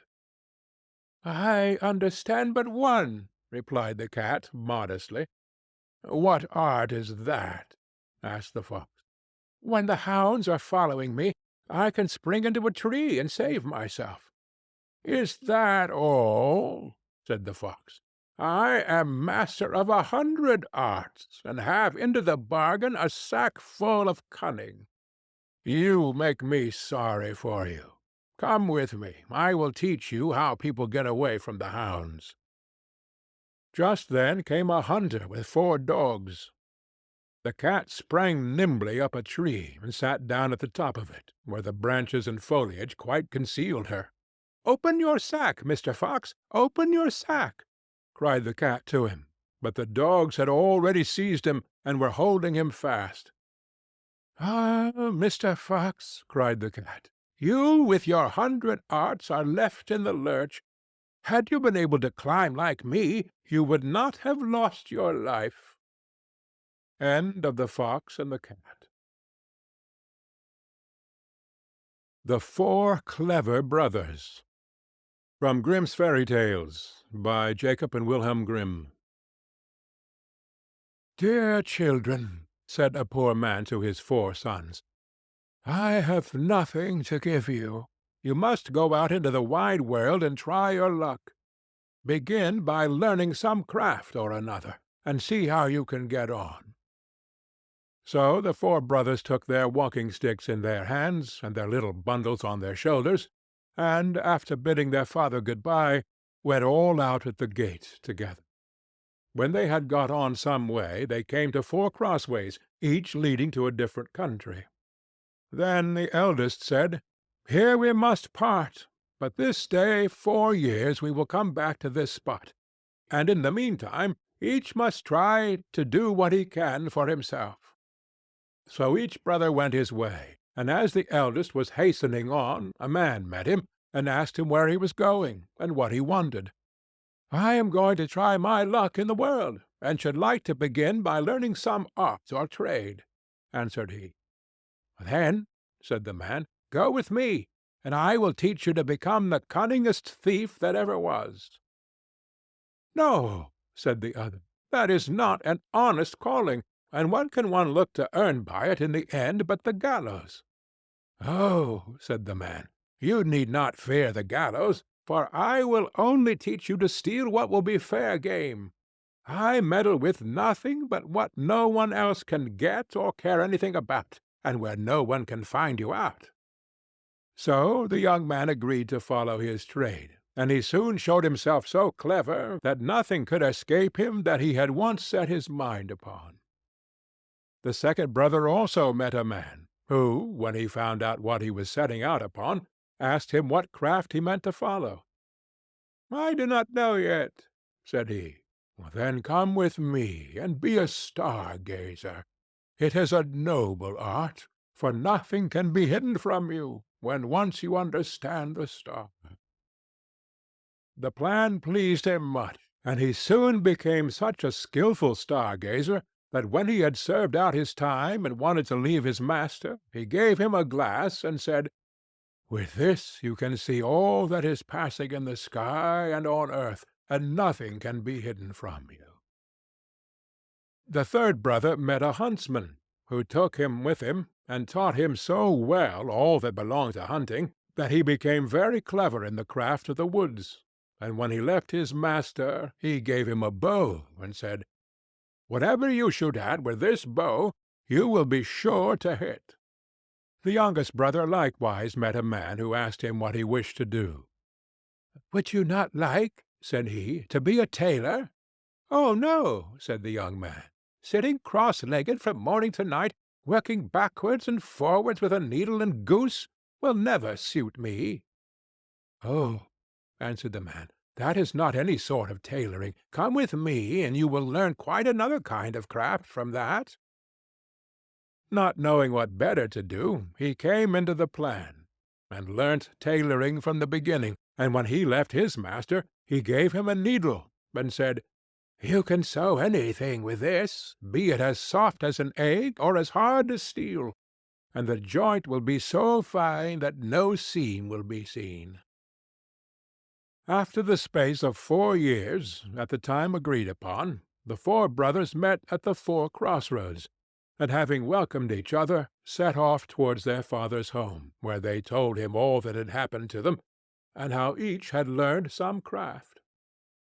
Then one day, as they were sitting before the house under a very high tree, the father said, "I should like to try what each of you can do in this way." So he looked up and said to the second son, "At the top of this tree there is a chaffinch's nest. Tell me how many eggs there are in it." The star-gazer took his glass, looked up, and said, "5. "Now," said the father to the eldest son, "take away the eggs, without letting the bird that is sitting upon them and hatching them know anything of what you are doing." So the cunning thief climbed up the tree, and brought away to his father the 5 eggs from under the bird, and it never saw or felt what he was doing, but kept sitting on at its ease. Then the father took the eggs, and put one on each corner of the table, and the 5th in the middle, and said to the huntsman, "Cut all the eggs in 2 pieces at one shot." The huntsman took up his bow, and at one shot struck all the 5 eggs as his father wished. "Now comes your turn," said he to the young tailor. "Sew the eggs and the young birds in them together again, so neatly that the shot shall have done them no harm." Then the tailor took his needle, and sewed the eggs as he was told, and when he had done, the thief was sent to take them back to the nest, and put them under the bird without its knowing it. Then she went on sitting, and hatched them, and in a few days they crawled out, and had only a little red streak across their necks, where the tailor had sewn them together. "Well done, sons," said the old man. "You have made good use of your time, and learnt something worth the knowing. But I am sure I do not know which ought to have the prize. Oh, that a time might soon come for you to turn your skill to some account." Not long after this there was a great bustle in the country, for the king's daughter had been carried off by a mighty dragon, and the king mourned over her loss day and night, and made it known that whoever brought her back to him should have her for a wife. Then the 4 brothers said to each other, "Here is a chance for us. Let us try what we can do." And they agreed to see whether they could not set the princess free. "I will soon find out where she is, however," said the star-gazer as he looked through his glass, and soon cried out, "I see her afar off, sitting upon a rock in the sea, and I can spy the dragon close by, guarding." Then he went to the king and asked for a ship for himself and his brothers, and they sailed together over the sea till they came to the right place. There they found the princess sitting, as the star-gazer had said, on the rock, and the dragon was lying asleep, with his head upon her lap. "I dare not shoot at him," said the huntsman, "for I should kill the beautiful young lady also." "Then I will try my skill," said the thief, and went and stole her away from under the dragon, so quietly and gently that the beast did not know it, but went on snoring. Then away they hastened with her, full of joy, in their boat towards the ship. But soon came the dragon roaring behind them through the air, for he awoke and missed the princess.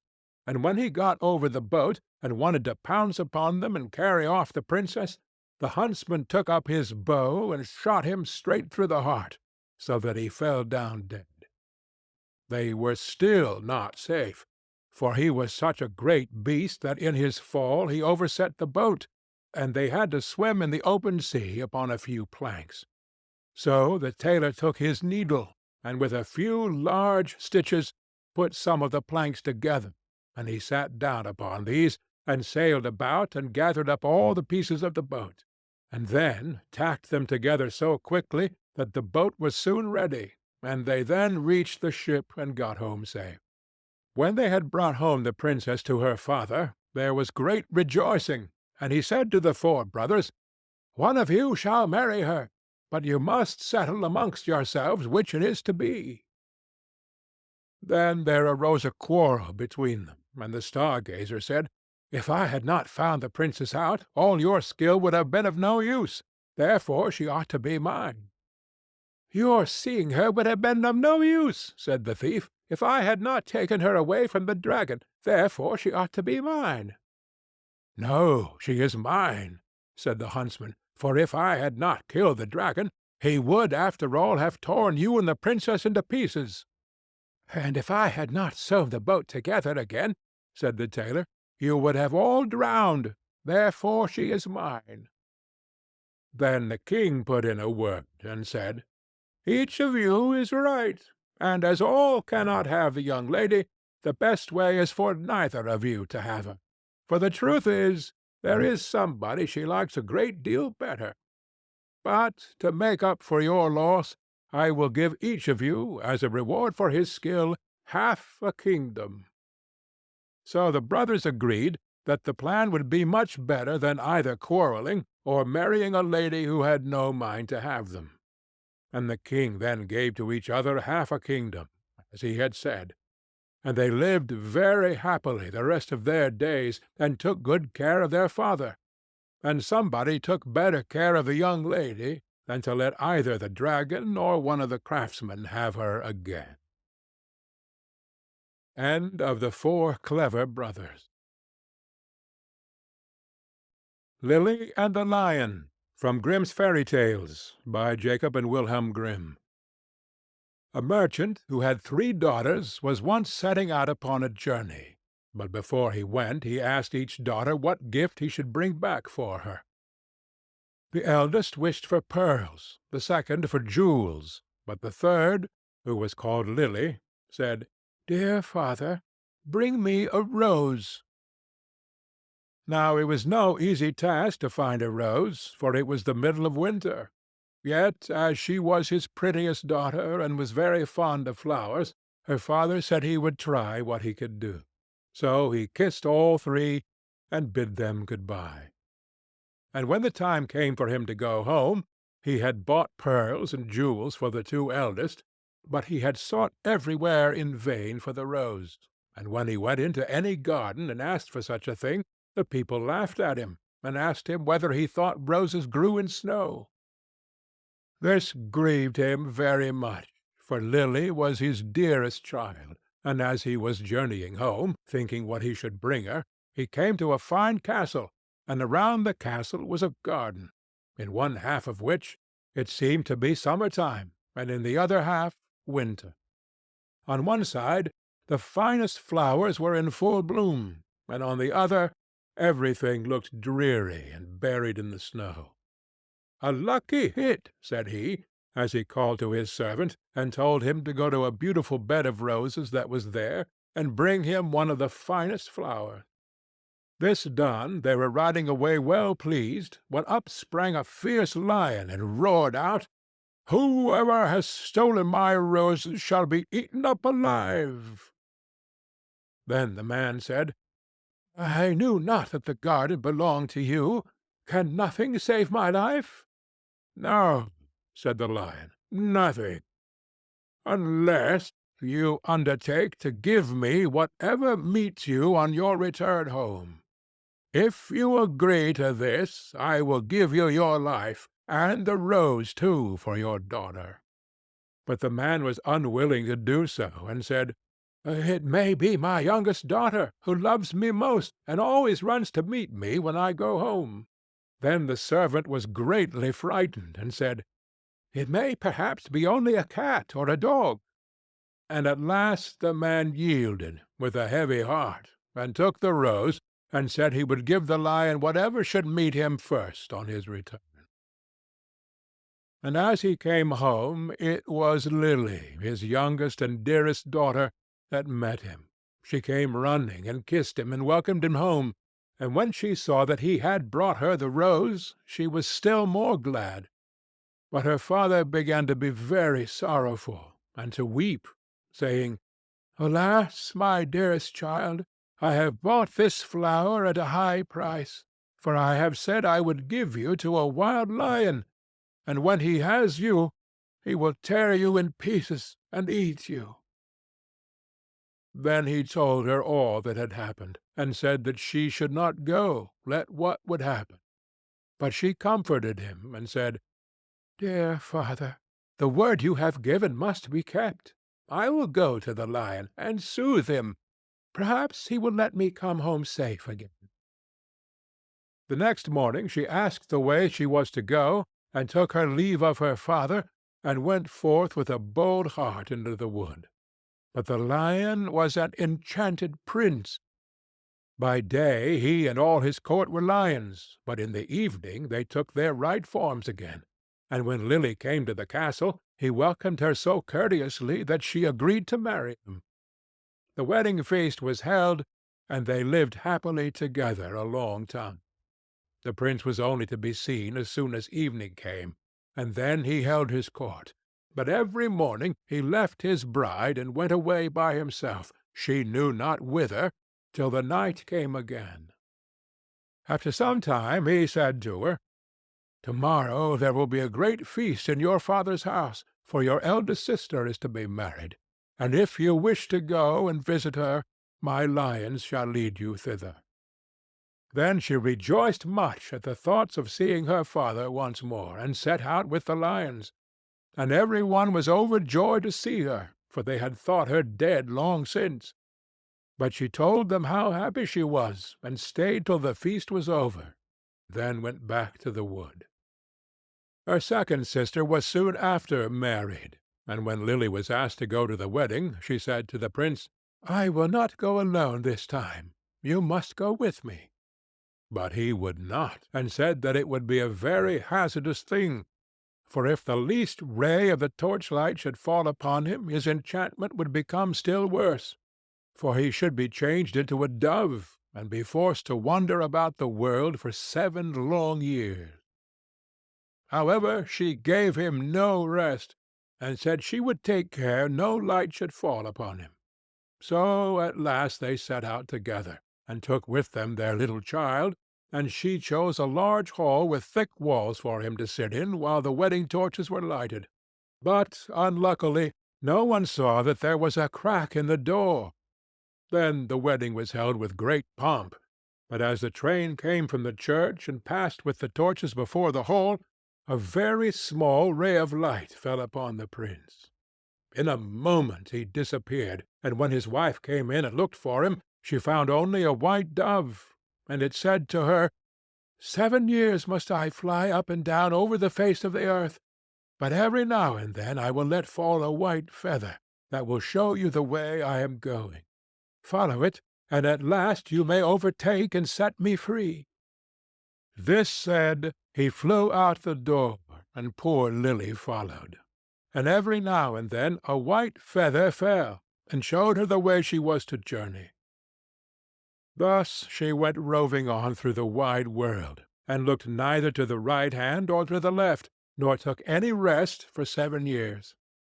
Then she began to be glad, and thought to herself that the time was fast coming when all her troubles should end. Yet repose was still far off, for one day, as she was travelling on, she missed the white feather, and when she lifted up her eyes she could nowhere see the dove. "Now," thought she to herself, "no aid of man can be of use to me." So she went to the sun, and said, "Thou shinest everywhere, on the hill's top and the valley's depth. Hast thou anywhere seen my white dove?" "No," said the sun, "I have not seen it, but I will give thee a casket. Open it when thy hour of need comes." So she thanked the sun, and went on her way till eventide. And when the moon arose, she cried unto it, and said, "Thou shinest through the night, over field and grove. Hast thou nowhere seen my white dove?" "No," said the moon, "I cannot help thee, but I will give thee an egg. Break it when need comes." Then she thanked the moon, and went on till the night wind blew, and she raised up her voice to it, and said, "Thou blowest through every tree and under every leaf. Hast thou not seen my white dove?" "No," said the night wind, "but I will ask 3 other winds. Perhaps they have seen it." Then the east wind and the west wind came, and said they too had not seen it. But the south wind said, "They have seen the white dove. He has fled to the Red Sea, and is changed once more into a lion, for the 7 years are passed away. And there he is, fighting with a dragon, and the dragon is an enchanted princess, who seeks to separate him from you." Then the night wind said, "I will give thee counsel. Go to the Red Sea. On the right shore stand many rods. Count them, and when thou comest to the 11th, break it off, and smite the dragon with it. And so the lion will have the victory, and both of them will appear to you in their own forms. Then look round, and thou wilt see a griffin, winged like a bird, sitting by the Red Sea. Jump onto his back with thy beloved one as quickly as possible, and he will carry you over the waters to your home. I will also give thee this nut," continued the night wind. "When you are half-way over, throw it down, and out of the waters will immediately spring up a high nut-tree, on which the griffin will be able to rest. Otherwise he would not have the strength to bear you the whole way. If, therefore, thou dost forget to throw down the nut, he will let you both fall into the sea." So our poor wanderer went forth, and found all as the night wind had said. And she plucked the 11th rod, and smote the dragon, and the lion forthwith became a prince, and the dragon a princess again. But no sooner was the princess released from the spell, than she seized the prince by the arm, and sprang onto the griffin's back, and went off, carrying the prince away with her. Thus the unhappy traveller was again forsaken and forlorn, but she took heart, and said, "As far as the wind blows, and as long as the rooster crows, I will journey on, till I find him once again." She went on for a long, long way, till at length she came to the castle where the princess had carried the prince. And there was a feast got ready, and she heard that the wedding was about to be held. "Heaven aid me now," said she, and she took the casket that the sun had given her, and found that within it lay a dress as dazzling as the sun itself. So she put it on, and went into the palace, and all the people gazed upon her. And the dress pleased the bride so much that she asked whether it was to be sold. "Not for gold or silver," said she, "but for flesh and blood." The princess asked what she meant, and she said, "Let me speak with the bridegroom this night in his chamber, and I will give thee the dress." At last the princess agreed, but she told her chamberlain to give the prince a sleeping draught, that he might not hear or see her. When evening came, and the prince had fallen asleep, she was led into his chamber, and she sat herself down at his feet, and said, "I have followed thee 7 years. I have been to the sun, the moon, and the night wind to seek thee, and at last I have helped thee to overcome the dragon. Wilt thou then forget me quite?" But the prince all the time slept so soundly that her voice only passed over him, and seemed like the whistling of the wind among the fir-trees. Then poor Lily was led away, and forced to give up the golden dress, and when she saw that there was no help for her, she went out into the meadow, and sat herself down and wept. But as she sat, she bethought herself of the egg that the moon had given her, and when she broke it, there ran out a hen and 12 chickens of pure gold, that played about, and then nestled under the old one's wings, so as to form the most beautiful sight in the world. Then she rose up and drove them before her, till the bride saw them from her window, and was so pleased that she came forth and asked her if she would sell the brood. "Not for gold or silver, but for flesh and blood. Let me again this evening speak with the bridegroom in his chamber, and I will give thee the whole brood." Then the princess thought to betray her as before, and agreed to what she asked. But when the prince went to his chamber, he asked the chamberlain why the wind had whistled so in the night. And the chamberlain told him all, how he had given him a sleeping draught, and how a poor maiden had come and spoken to him in his chamber, and was to come again that night.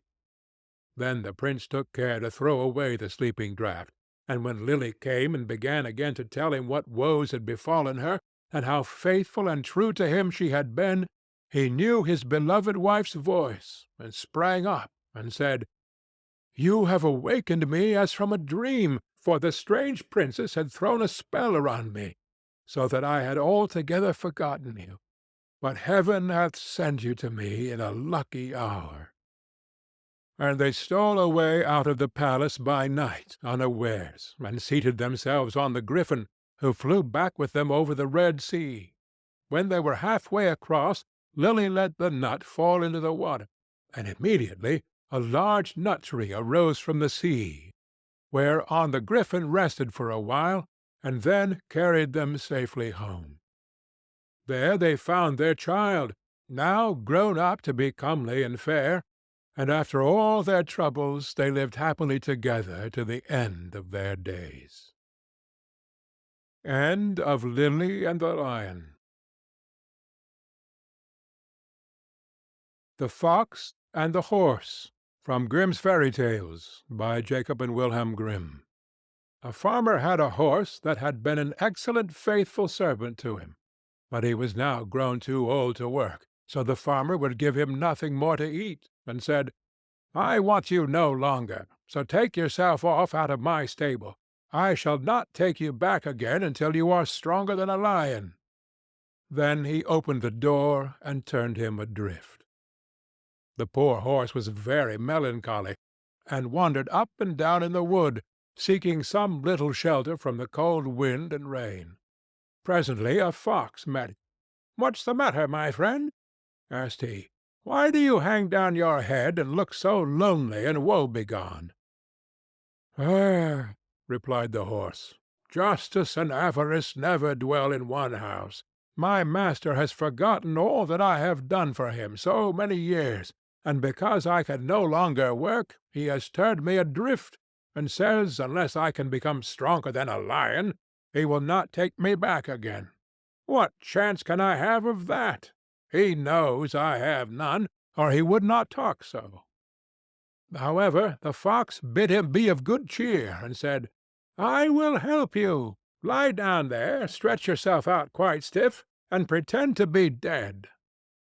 The horse did as he was told, and the fox went straight to the lion who lived in a cave close by, and said to him, "A little way off lies a dead horse. Come with me, and you may make an excellent meal of his carcass."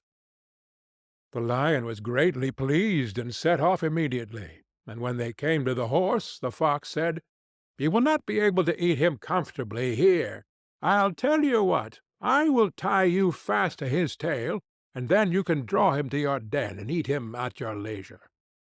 This advice pleased the lion, so he laid himself down quietly for the fox to make him fast to the horse. But the fox managed to tie his legs together, and bound all so hard and fast that with all his strength he could not set himself free. When the work was done, the fox clapped the horse on the shoulder, and said, "Chip, Dobbin, Jip."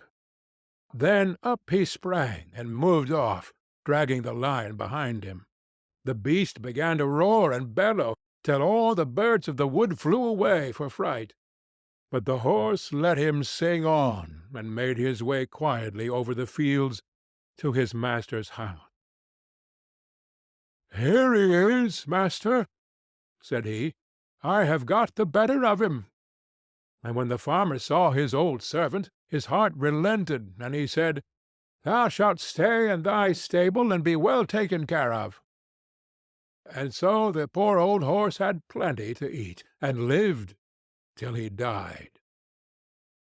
End of The Fox and the Horse. The Blue Light, from Grimm's Fairy Tales, by Jacob and Wilhelm Grimm.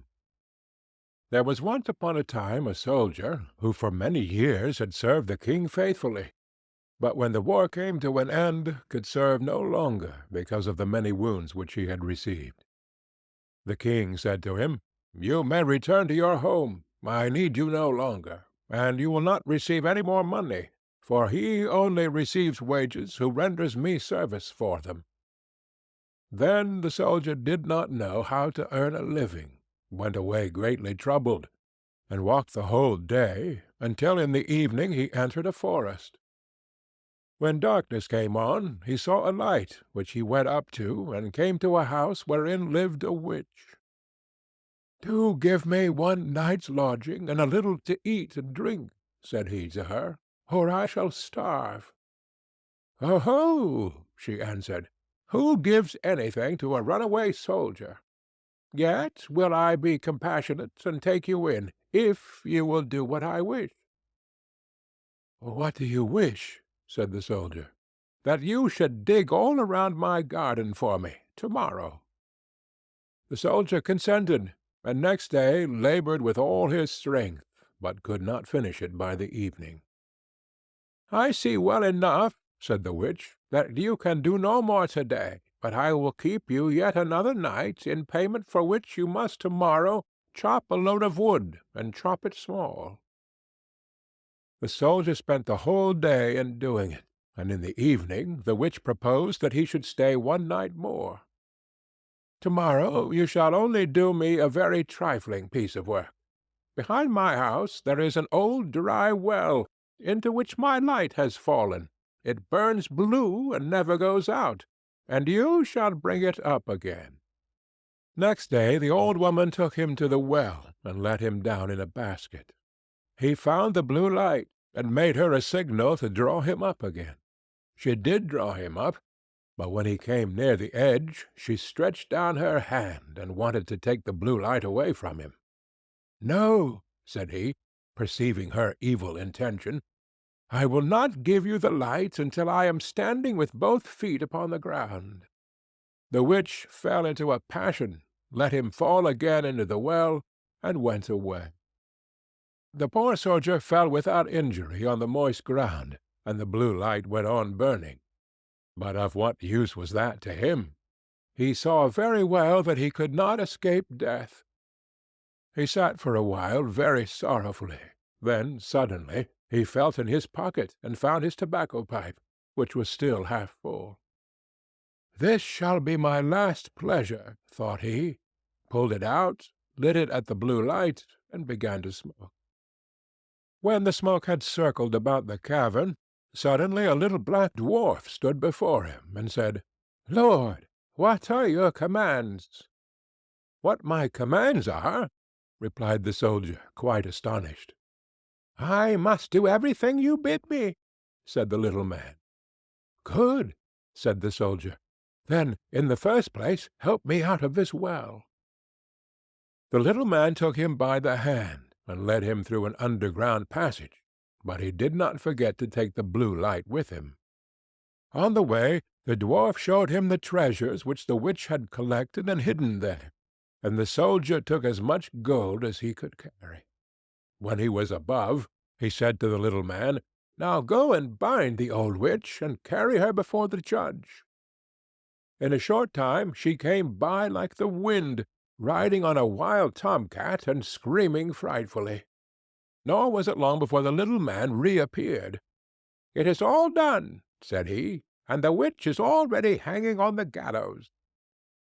"What further commands has my lord?" inquired the dwarf. "At the moment, none," answered the soldier. "You can return home. Only be at hand immediately if I summon you. Nothing more is needed than that you should light your pipe at the blue light, and I will appear before you at once." Thereupon he vanished from his sight. The soldier returned to the town from which he came. He went to the best inn, ordered himself handsome clothes, and then bade the landlord furnish him a room as handsome as possible. When it was ready, and the soldier had taken possession of it, he summoned the little black mannikin, and said, "I have served the king faithfully, but he has dismissed me and left me to hunger, and now I want to take my revenge." "What am I to do?" asked the little man. "Late at night, when the king's daughter is in bed, bring her here in her sleep. She shall do servant's work for me." The mannikin said, "That is an easy thing for me to do, but a very dangerous thing for you, for if it is discovered, you will fare ill." When 12 o'clock had struck, the door sprang open, and the mannikin carried in the princess. "Ah, are you there?" cried the soldier.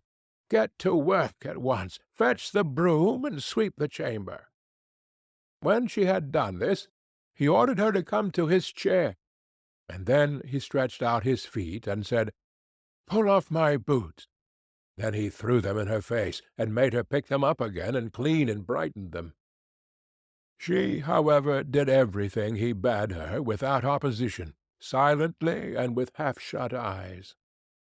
When the first rooster crowed, the mannikin carried her back to the royal palace and laid her in her bed.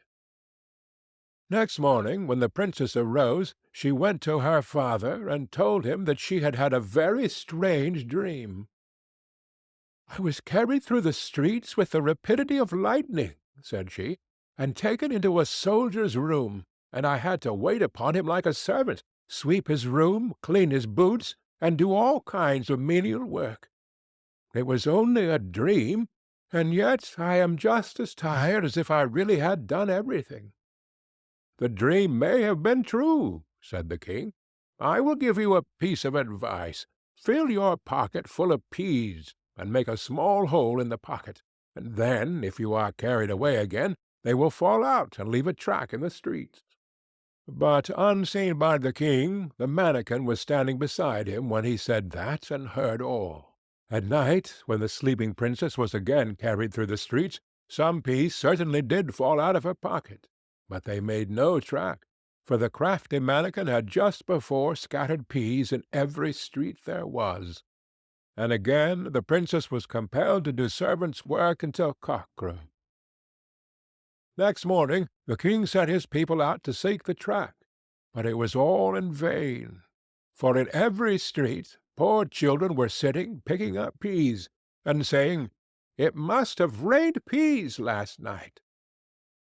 "We must think of something else," said the king.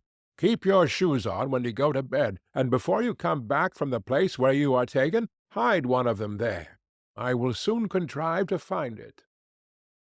The black mannikin heard this plot, and at night, when the soldier again ordered him to bring the princess, revealed it to him, and told him that he knew of no expedient to counteract this stratagem, and if the shoe were found in the soldier's house, it would go badly with him.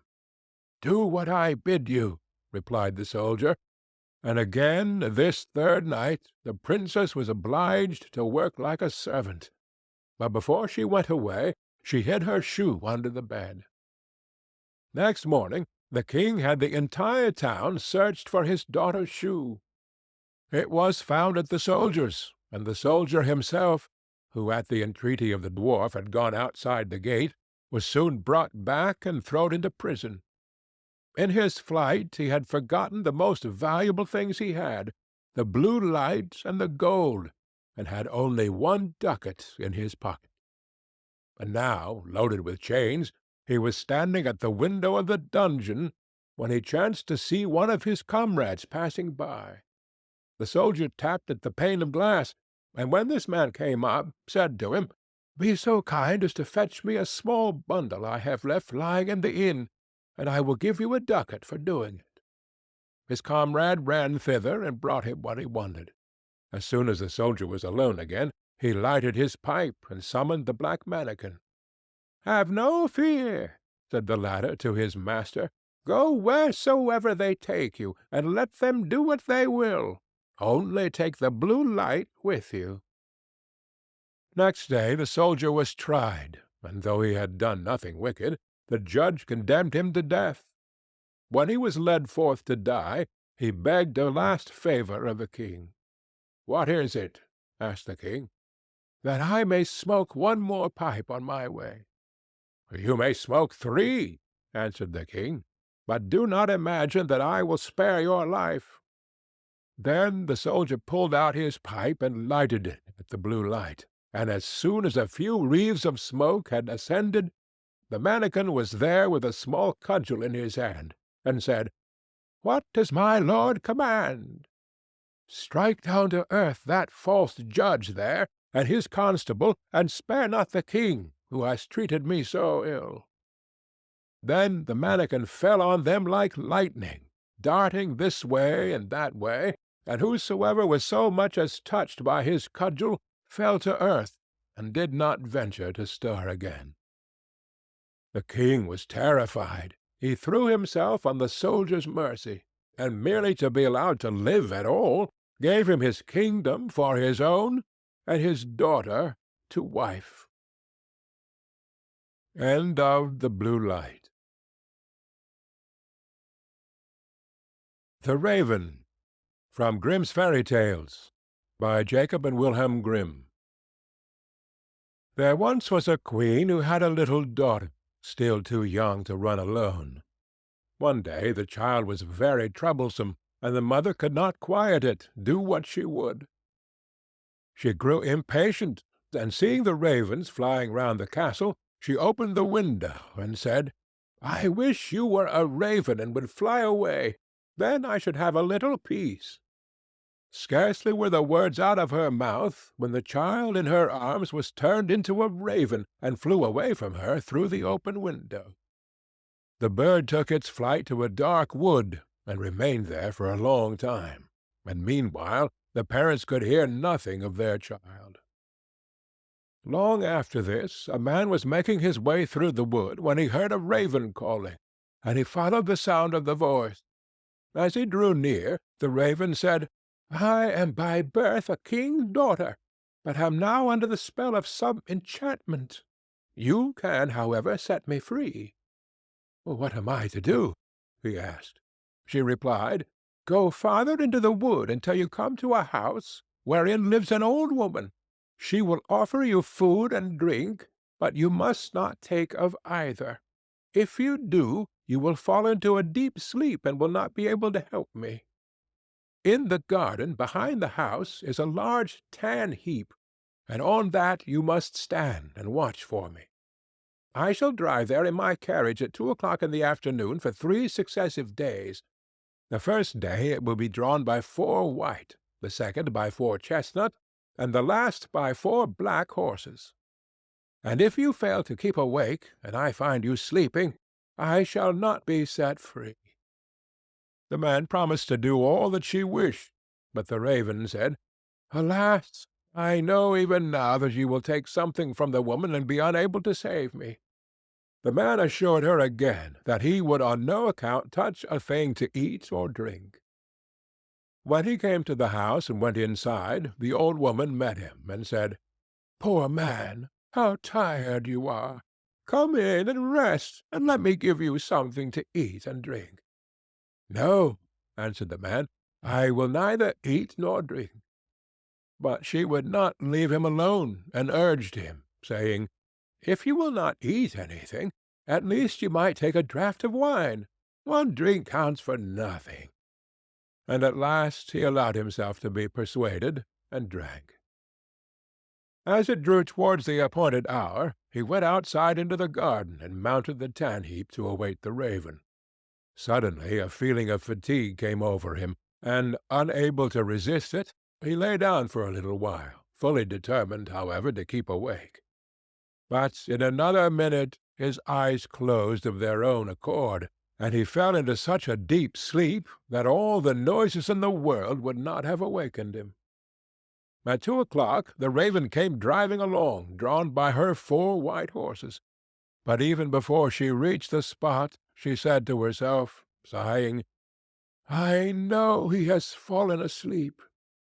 When she entered the garden, there she found him as she had feared, lying on the tan-heap, fast asleep. She got out of her carriage and went to him. She called him and shook him, but it was all in vain. He still continued sleeping. The next day, at noon, the old woman came to him again with food and drink, which he had first refused. At last, overcome by her persistent entreaties that he would take something, he lifted the glass and drank again. Towards 2 o'clock he went into the garden and on to the tan-heap to watch for the raven. He had not been there long before he began to feel so tired that his limbs seemed hardly able to support him, and he could not stand upright any longer. So again he lay down and fell fast asleep. As the raven drove along her 4 chestnut horses, she said sorrowfully to herself, "I know he has fallen asleep." She went as before to look for him, but he slept, and it was impossible to awaken him. The following day the old woman said to him, "What is this? You are not eating or drinking anything. Do you want to kill yourself?" He answered, "I may not, and will not either eat or drink." But she put down the dish of food and the glass of wine in front of him, and when he smelt the wine he was unable to resist the temptation, and took a deep draught. When the hour came round again, he went, as usual, on to the tan-heap in the garden to await the king's daughter. But he felt even more overcome with weariness than on the 2 previous days, and throwing himself down, he slept like a log. At 2 o'clock the raven could be seen approaching, and this time her coachman and everything about her, as well as her horses, were blood. She was sadder than ever as she drove along, and said mournfully, "I know he has fallen asleep, and will not be able to set me free." She found him sleeping heavily, and all her efforts to awaken him were of no avail.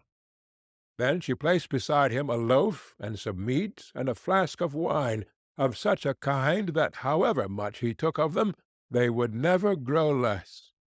After that she drew a gold ring, on which her name was engraved, off her finger, and put it upon one of his.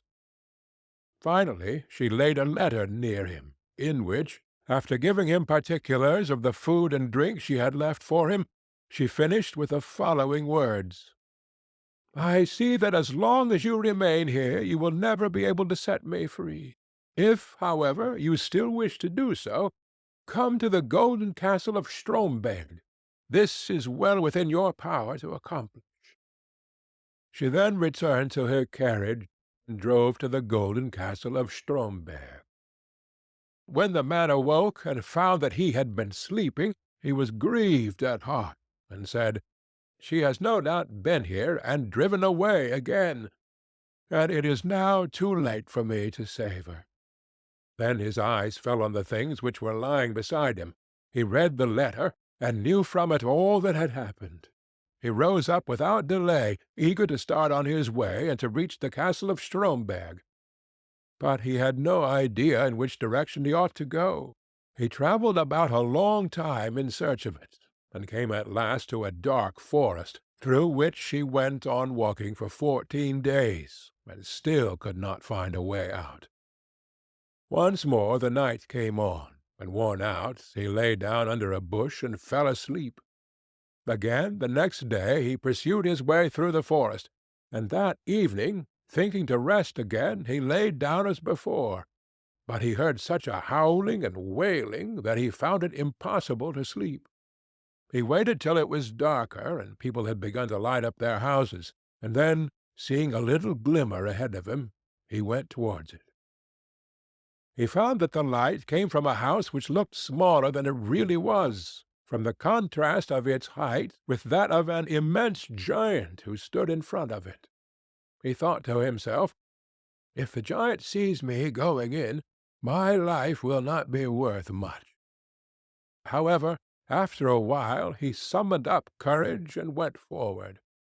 When the giant saw him, he called out, "It is lucky that you have come, for I have not had anything to eat for a long time. I can have you now for my supper." "I would rather you let that alone," said the man, "for I do not willingly give myself up to be eaten. If you are wanting food, I have enough to satisfy your hunger." "If that is so," replied the giant, "I will leave you in peace. I only thought of eating you because I had nothing else." So they went indoors together and sat down, and the man brought out the bread, meat, and wine, which, although he had eaten and drunk of them, were still unconsumed. The giant was pleased with the good cheer, and ate and drank to his heart's content. When he had finished his supper, the man asked him if he could direct him to the castle of Stromberg. The giant said, "I will look on my map. On it are marked all the towns, villages, and houses." So he fetched his map and looked for the castle, but could not find it. "Never mind," he said. "I have larger maps upstairs in the cupboard. We will look on those." But they searched in vain, for the castle was not marked even on these. The man now thought he should like to continue his journey, but the giant begged him to remain for a day or two longer, until the return of his brother, who was away in search of provisions. When the brother came home, they asked him about the castle of Stromberg, and he told them that he would look on his own maps as soon as he had eaten and appeased his hunger. Accordingly, when he had finished his supper, they all went up together to his room and looked through his maps, but the castle was not to be found. Then he fetched other older maps. Then they went on looking for the castle until at last they found it, but it was many thousand miles away. "How shall I be able to get there?" asked the man. "I have 2 hours to spare," said the giant, "and I will carry you into the neighborhood of the castle. I must then return to look after the child who is in our care." The giant thereupon carried the man to within about 100 leagues of the castle, where he left him, saying, "You will be able to walk the remainder of the way yourself." The man journeyed on day and night till he reached the golden castle of Stromberg. He found it situated, however, on a glass mountain, and looking up from the foot, he saw the enchanted maiden drive round her castle and then go inside. He was overjoyed to see her, and longed to get to the top of the mountain, but the sides were so slippery that every time he attempted to climb he fell back again. When he saw that it was impossible to reach her, he was greatly grieved, and said to himself, "I will remain here and wait for her." So he built himself a little hut, and there he sat and watched for a whole year, and every day he saw the king's daughter driving round her castle, but still was unable to get nearer to her. Looking out from his hut one day, he saw 3 robbers fighting, and he called out to them, "God be with you!" They stopped when they heard the call, but looking round and seeing nobody, they went on again with their fighting, which now became more furious. "God be with you!" he cried again, and again they paused and looked about, but seeing no one, went back to their fighting. A third time he called out, "God be with you!" and then, thinking he should like to know the cause of dispute between the 3 men, he went out and asked them why they were fighting so angrily with one another. One of them said that he had found a stick, and that he had but to strike it against any door through which he wished to pass, and it immediately flew open. Another told them that he had found a cloak which rendered its wearer invisible, and the third had caught a horse which would carry a rider over any obstacle, and even up the glass mountain. They had been unable to decide whether they would keep together and have the things in common, or whether they would separate. On hearing this, the man said, "I will give you something in exchange for those 3 things, not money, for that I have not got, but something that is of far more value. I must first, however, prove whether all you have told me about your 3 things is true." The robbers therefore made him get on the horse, and handed him the stick and the cloak, and when he had put this round him, he was no longer visible. Then he fell upon them with the stick, and beat them one after another, crying, "There, you idle vagabonds, you have got what you deserve. Are you satisfied now?" After this he rode up the glass mountain. When he reached the gate of the castle, he found it closed, but he gave it a blow with his stick, and it flew wide open at once, and he passed through. He mounted the steps, and entered the room where the maiden was sitting, with a golden goblet full of wine in front of her. She could not see him, for he still wore his cloak. He took the ring which she had given him off his finger, and threw it into the goblet, so that it rang as it touched the bottom. "That is my own ring!" she exclaimed. "And if that is so, the man must also be here who is coming to set me free." She sought for him about the castle, but could find him nowhere. Meanwhile he had gone outside again, and mounted his horse, and thrown off the cloak. When therefore she came to the castle gate, she saw him, and cried aloud for joy. Then he dismounted, and took her in his arms, and she kissed him, and said, "Now you have indeed set me free, and tomorrow we will celebrate our marriage." End of The Raven. The Golden Goose, from Grimm's Fairy Tales, by Jacob and Wilhelm Grimm. There was a man who had 3 sons, the youngest of whom was called Dumpling, and was despised, mocked, and sneered at on every occasion.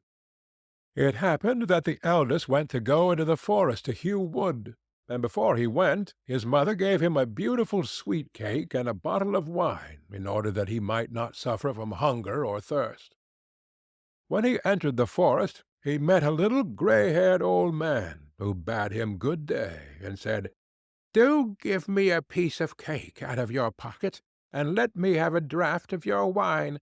I am so hungry and thirsty." But the clever son answered, "If I give you my cake and wine, I shall have none for myself. Be off with you." And he left the little man standing, and went on. But when he began to hew down a tree, it was not long before he made a false stroke, and the axe cut him in the arm, so that he had to go home and have it bound up. And this was the little gray man's doing. After this the second son went into the forest, and his mother gave him, like the eldest, a cake and a bottle of wine. The little old gray man met him likewise, and asked him for a piece of cake and a drink of wine. But the second son, too, said, sensibly enough, "What I give you will be taken away from myself. Be off." And he left the little man standing, and went on. His punishment, however, was not delayed. When he had made a few blows at the tree, he struck himself in the leg, so that he had to be carried home. Then Dumpling said, "Father, do let me go and cut wood." The father answered, "Your brothers have hurt themselves with it. Leave it alone. You do not understand anything about it." But Dumpling begged so long that at last he said, "Just go, then. You will get wiser by hurting yourself." His mother gave him a cake made of water and baked in the cinders, and with it a bottle of sour beer. When he came to the forest, the little old grey man met him likewise, and greeting him, said, "Give me a piece of your cake and a drink of your bottle. I am so hungry and thirsty." Dumpling answered, "I have only cinder cake and sour beer. If that pleases you, we will sit down and eat." So they sat down, and when Dumpling pulled out his cinder cake, it was a fine sweet cake, and the sour beer became good wine. So they ate and drank, and after that the little man said, "Since you have a good heart, and are willing to divide what you have, I will give you good luck. There stands an old tree. Cut it down, and you will find something at the root." Then the little man took leave of him. Dumpling went and cut down the tree, and when it fell, there was a goose sitting in the roots, with feathers of pure gold. He lifted her up, and taking her with him, went to an inn, where he thought he would stay the night. Now the host had 3 daughters, who saw the goose, and were curious to know what such a wonderful bird might be, and would have liked to have one of its golden feathers.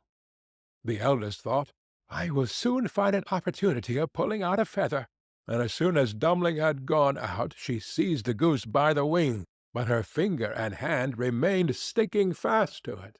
The second came soon afterwards, thinking only of how she might get a feather for herself, but she had scarcely touched her sister when she was held fast. At last the third also came with the like intent, and the others screamed out, "Keep away! For goodness' sake, keep away!" But she did not understand why she was to keep away.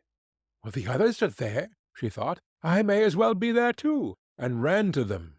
But as soon as she had touched her sister, she remained sticking fast to her. So they had to spend the night with the goose. The next morning Dumpling took the goose under his arm and set out, without troubling himself about the 3 girls who were hanging on to it. They were obliged to run after him continually, now left, now right, wherever his legs took him.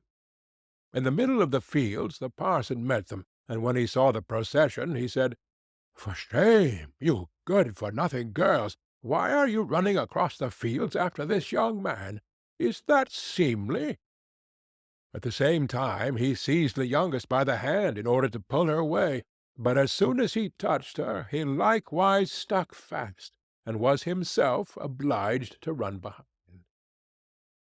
Before long the sexton came by, and saw his master, the parson, running behind 3 girls.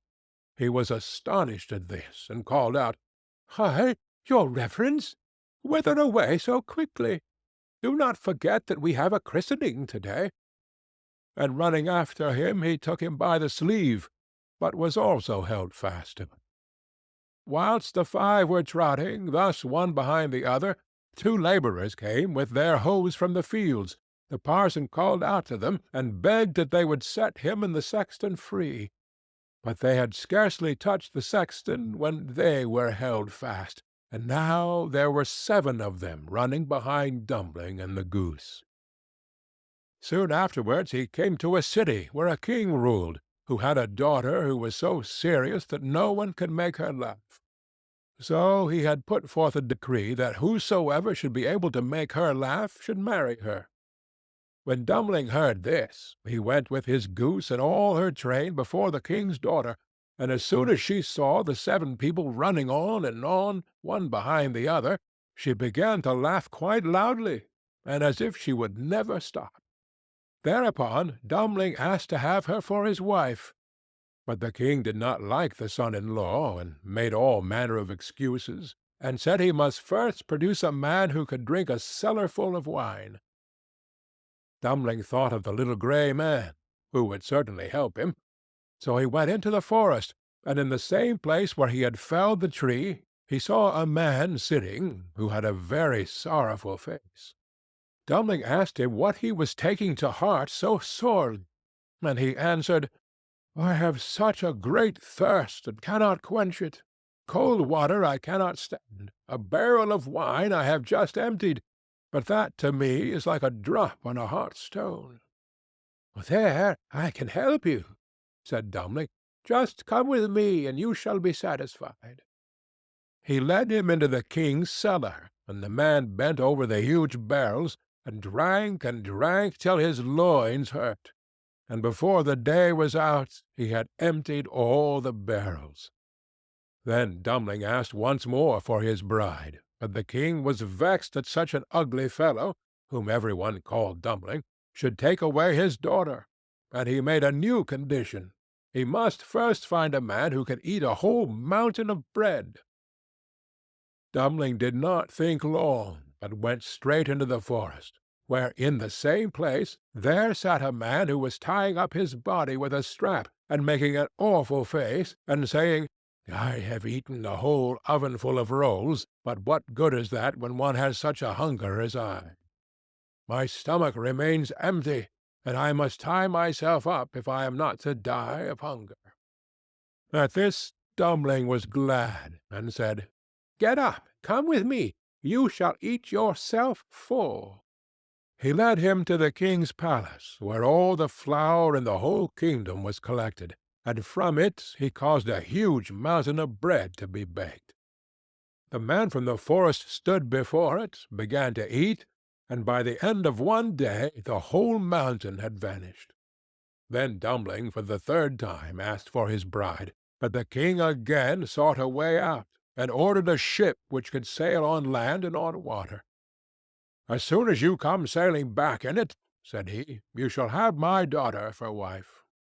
Dummling went straight into the forest, and there sat the little grey man to whom he had given his cake.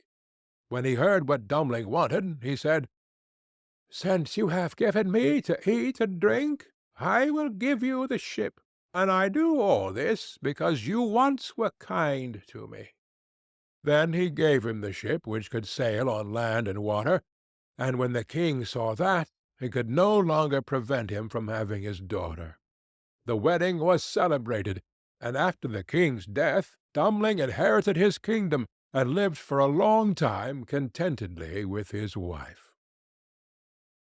End of The Golden Goose. The Water of Life, from Grimm's Fairy Tales, by Jacob and Wilhelm Grimm. Long before you and I were born, there reigned in a country a great way off a king who had 3 sons. The king once fell very ill, so ill that nobody thought he could live. His sons were very much grieved at their father's sickness, and as they were walking together very mournfully in the garden of the palace, a little old man met them and asked what was the matter. They told him that their father was very ill, and that they were afraid nothing could save him.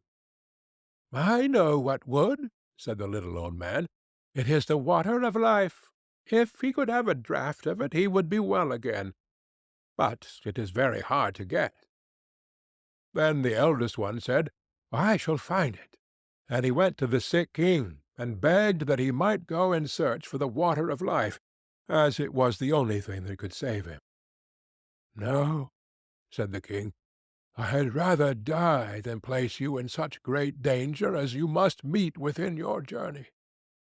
But he begged so hard that the king let him go, when the prince thought to himself, "If I bring my father this water, he will make me sole heir to his kingdom."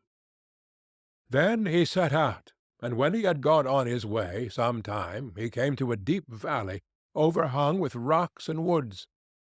And as he looked around, he saw standing above him on one of the rocks a little ugly dwarf, with a sugar-loaf cap and a scarlet cloak.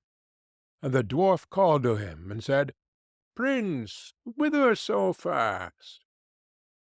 "What is that to thee, you ugly imp?" said the prince haughtily, and rode on. But the dwarf was enraged at his behaviour, and laid a fairy spell of ill luck upon him, so that as he rode on, the mountain pass became narrower and narrower, and at last the way was so straitened that he could not go a step forward. And when he thought to have turned his horse round and go back the way he came, he heard a loud laugh ringing round him, and found that the path was closed behind him, so that he was shut in all around.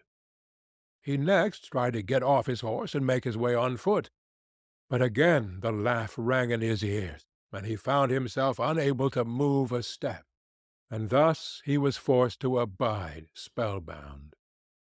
Meantime the old king was lingering on in daily hope of his son's return, till at last the second son said, "Father, I will go in search of the water of life."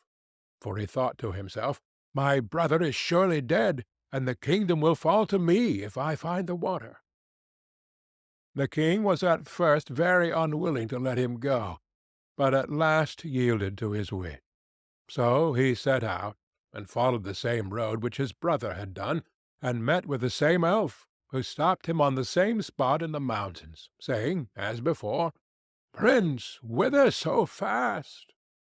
"Mind your own affairs, busybody," said the prince scornfully, and rode on.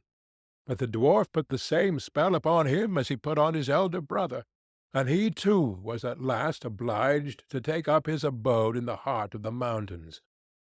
Thus it is with proud, silly people, who think themselves above every one else, and are too proud to ask or take advice.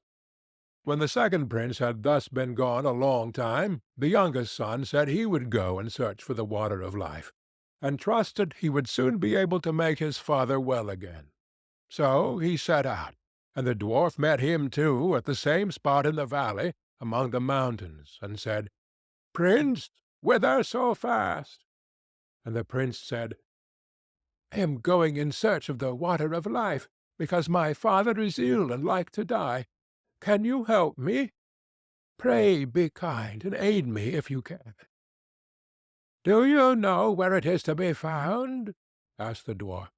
"No," said the prince, "I do not. Pray tell me if you know."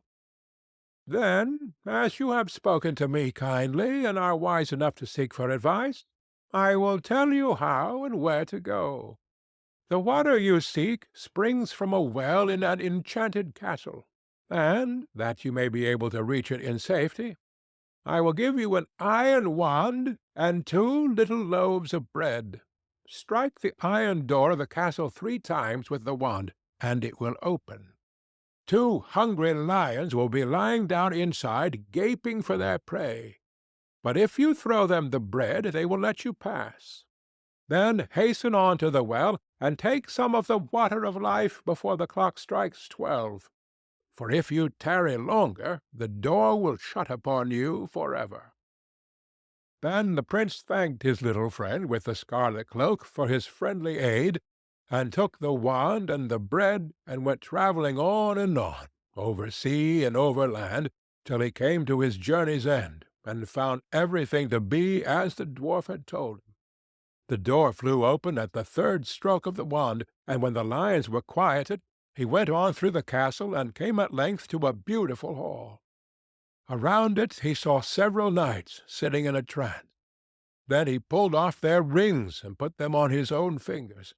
In another room he saw on a table a sword and a loaf of bread, which he also took. Further on he came to a room where a beautiful young lady sat upon a couch, and she welcomed him joyfully, and said if he would set her free from the spell that bound her, the kingdom should be his, if he would come back in a year and marry her. Then she told him that the well that held the water of life was in the palace gardens, and bade him make haste and draw what he wanted before the clock struck 12. He walked on, and as he walked through beautiful gardens, he came to a delightful shady spot in which stood a couch, and he thought to himself, as he felt tired, that he would rest himself for a while and gaze on the lovely scenes around him. So he laid himself down, and sleep fell upon him unawares, so that he did not wake up till the clock was striking 11:45. Then he sprang from the couch dreadfully frightened, ran to the well, filled a cup that was standing by him full of water, and hastened to get away in time. Just as he was going out of the iron door, it struck 12, and the door fell so quickly upon him that it snapped off a piece of his heel. When he found himself safe, he was overjoyed to think that he had got the water of life, and as he was going on his way homewards, he passed by the little dwarf, who, when he saw the sword and the loaf, said, "You have made a noble prize. With the sword you can at a blow slay whole armies, and the bread will never fail you." Then the prince thought to himself, "I cannot go home to my father without my brothers." So he said, "My dear friend, cannot you tell me where my 2 brothers are, who set out in search of the water of life before me, and never came back?" "I have shut them up by a charm between 2 mountains," said the dwarf, "because they were proud and ill-behaved, and scorned to ask advice." The prince begged so hard for his brothers that the dwarf at last set them free, though unwillingly, saying, "Beware of them, for they have bad hearts." Their brother, however, was greatly rejoiced to see them, and told them all that had happened to him: how he had found the water of life, and had taken a cup full of it, and how he had set a beautiful princess free from a spell that bound her, and how she had engaged to wait a whole year, and then to marry him, and to give him the kingdom. Then they all 3 rode on together, and on their way home came to a country that was laid waste by war and a dreadful famine, so that it was feared all must die for want. But the prince gave the king of the land the bread, and all his kingdom ate of it. And he lent the king the wonderful sword, and he slew the enemy's army with it. And thus the kingdom was once more in peace and plenty. In the same manner he befriended 2 other countries, through which they passed on their way. When they came to the sea, they got into a ship, and during their voyage the 2 eldest said to themselves, "Our brother has got the water which we could not find. Therefore our father will forsake us and give him the kingdom, which is our right." So they were full of envy and revenge, and agreed together how they could ruin him. Then they waited till he was fast asleep, and poured the water of life out of the cup, and took it for themselves, giving him bitter sea-water instead. When they came to the journey's end, the youngest son brought his cup to the sick king, that he might drink and be healed. Scarcely, however, had he tasted the bitter sea-water, when he became worse even than he was before. And then both the elder sons came in, and blamed the youngest for what they had done, and said that he wanted to poison their father, but that they found the water of life, and had brought it with them. He no sooner began to drink of what they brought him, than he felt his sickness leave him, and was as strong and well as in his younger days. Then they went to their brother, and laughed at him, and said, "Well, brother, you found the water of life, did you? You have had the trouble, and we shall have the reward. Pray, with all your cleverness, why did not you manage to keep your eyes open? Next year one of us will take away your beautiful princess, if you do not care. You had better say nothing about this to our father, for he does not believe a word you say, and if you tell tales, you shall lose your life into the bargain. But be quiet, and we will let you off." The old king was still very angry with his youngest son, and thought he really meant to have taken away his life, so he called his court together, and asked what should be done, and all agreed that he ought to be put to death. The prince knew nothing of what was going on, till one day, when the king's chief huntsman went a-hunting with him, and they were alone in the wood together, the huntsman looked so sorrowful that the prince said, "My friend, what is the matter with you?" "I cannot and dare not tell you," said he, but the prince begged very hard, and said, Only tell me what it is, and do not think I shall be angry, for I will forgive you." "Alas," said the huntsman, "the king has ordered me to shoot you." The prince started at this, and said, "Let me live, and I will change dresses with you. You shall take my royal coat to show to my father, and do you give me your shabby one." "With all my heart," said the huntsman. "I am sure I shall be glad to save you, for I could not have shot you."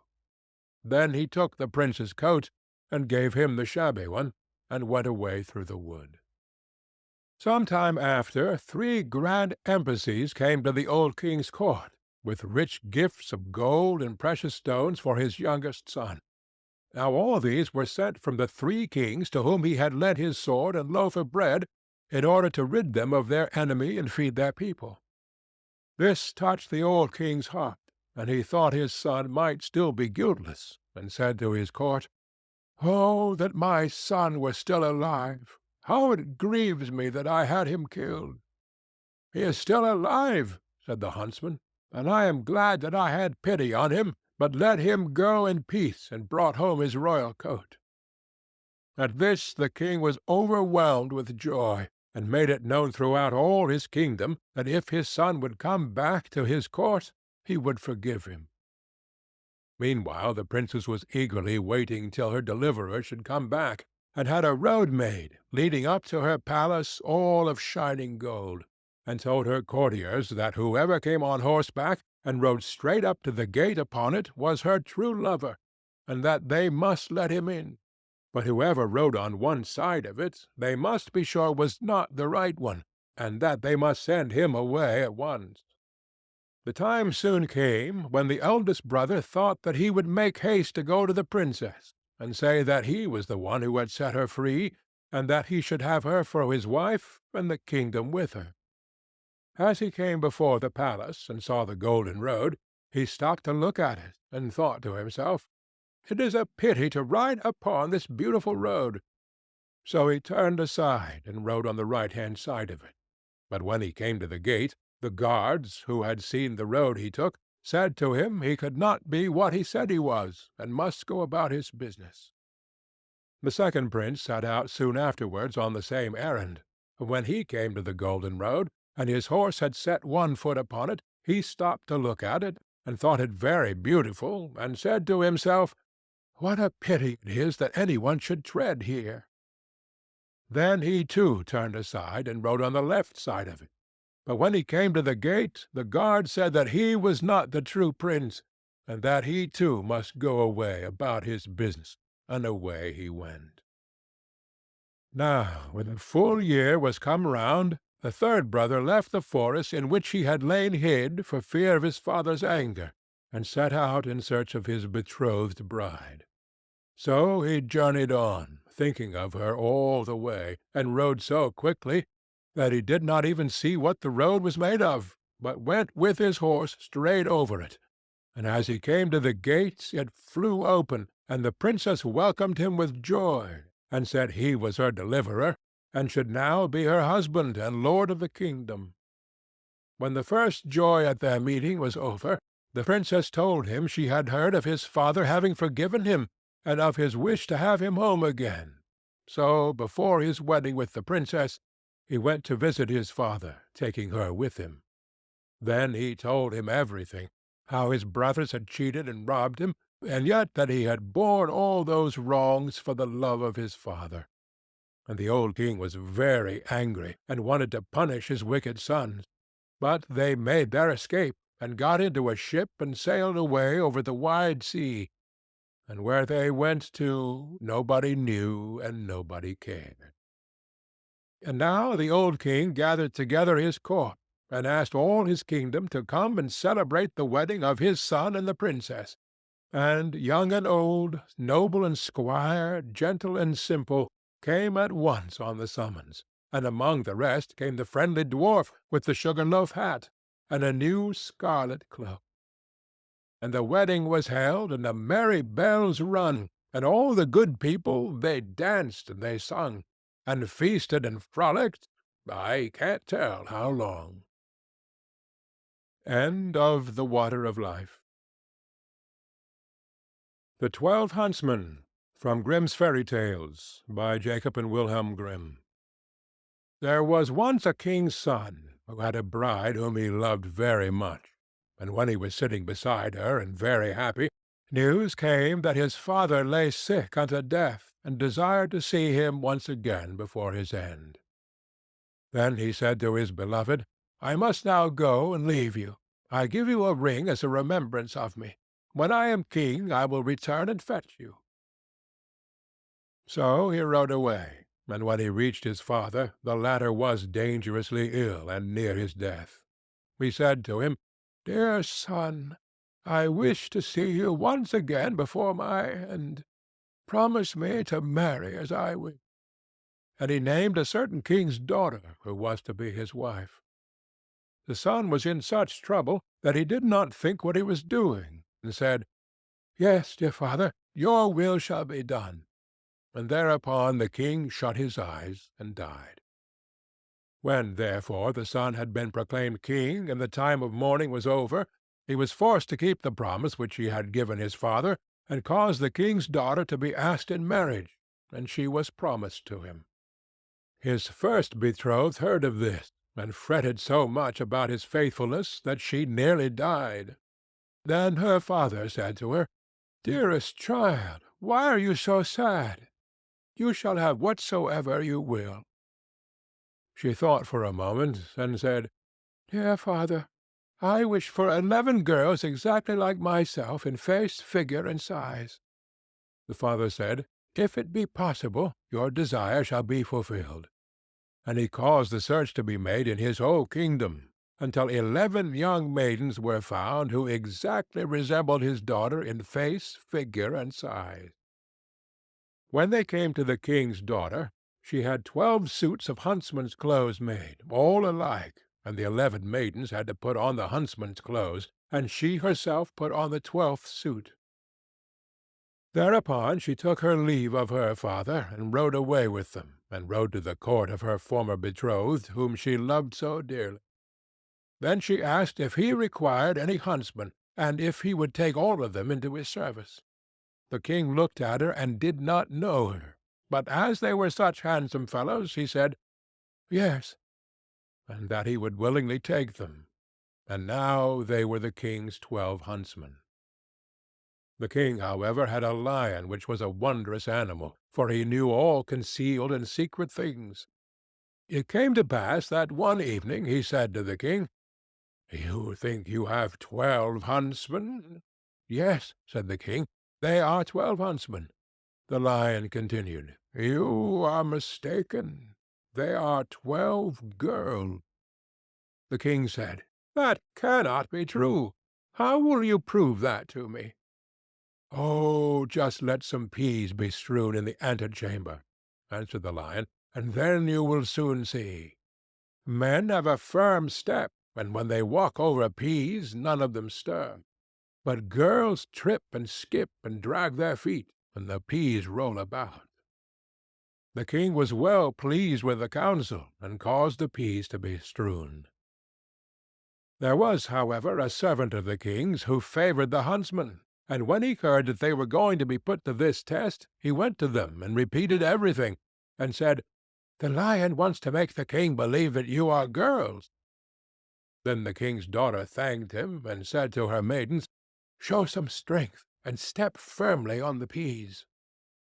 So next morning, when the king had the 12 huntsmen called before him, and they came into the antechamber where the peas were lying, they stepped so firmly on them, and had such a strong, sure walk, that not one of the peas either rolled or stirred. Then they went away again, and the king said to the lion, "You have lied to me. They walk just like men." The lion said, "They have been informed that they were going to be put to the test, and have assumed some strength. Just let 12 spinning wheels be brought into the antechamber, and they will go to them and be pleased with them, and that is what no man would do." The king liked the advice, and had the spinning wheels placed in the antechamber. But the servant, who was well disposed to the huntsmen, went to them and disclosed the project. So when they were alone, the king's daughter said to her 11 girls, "Show some restraint, and do not look round at the spinning wheels." And the next morning, when the king had his 12 huntsmen summoned, she went through the antechamber and never once looked at the spinning wheels. Then the king again said to the lion, "You have deceived me. They are men, for they have not looked at the spinning wheels." The lion replied, "They have restrained themselves."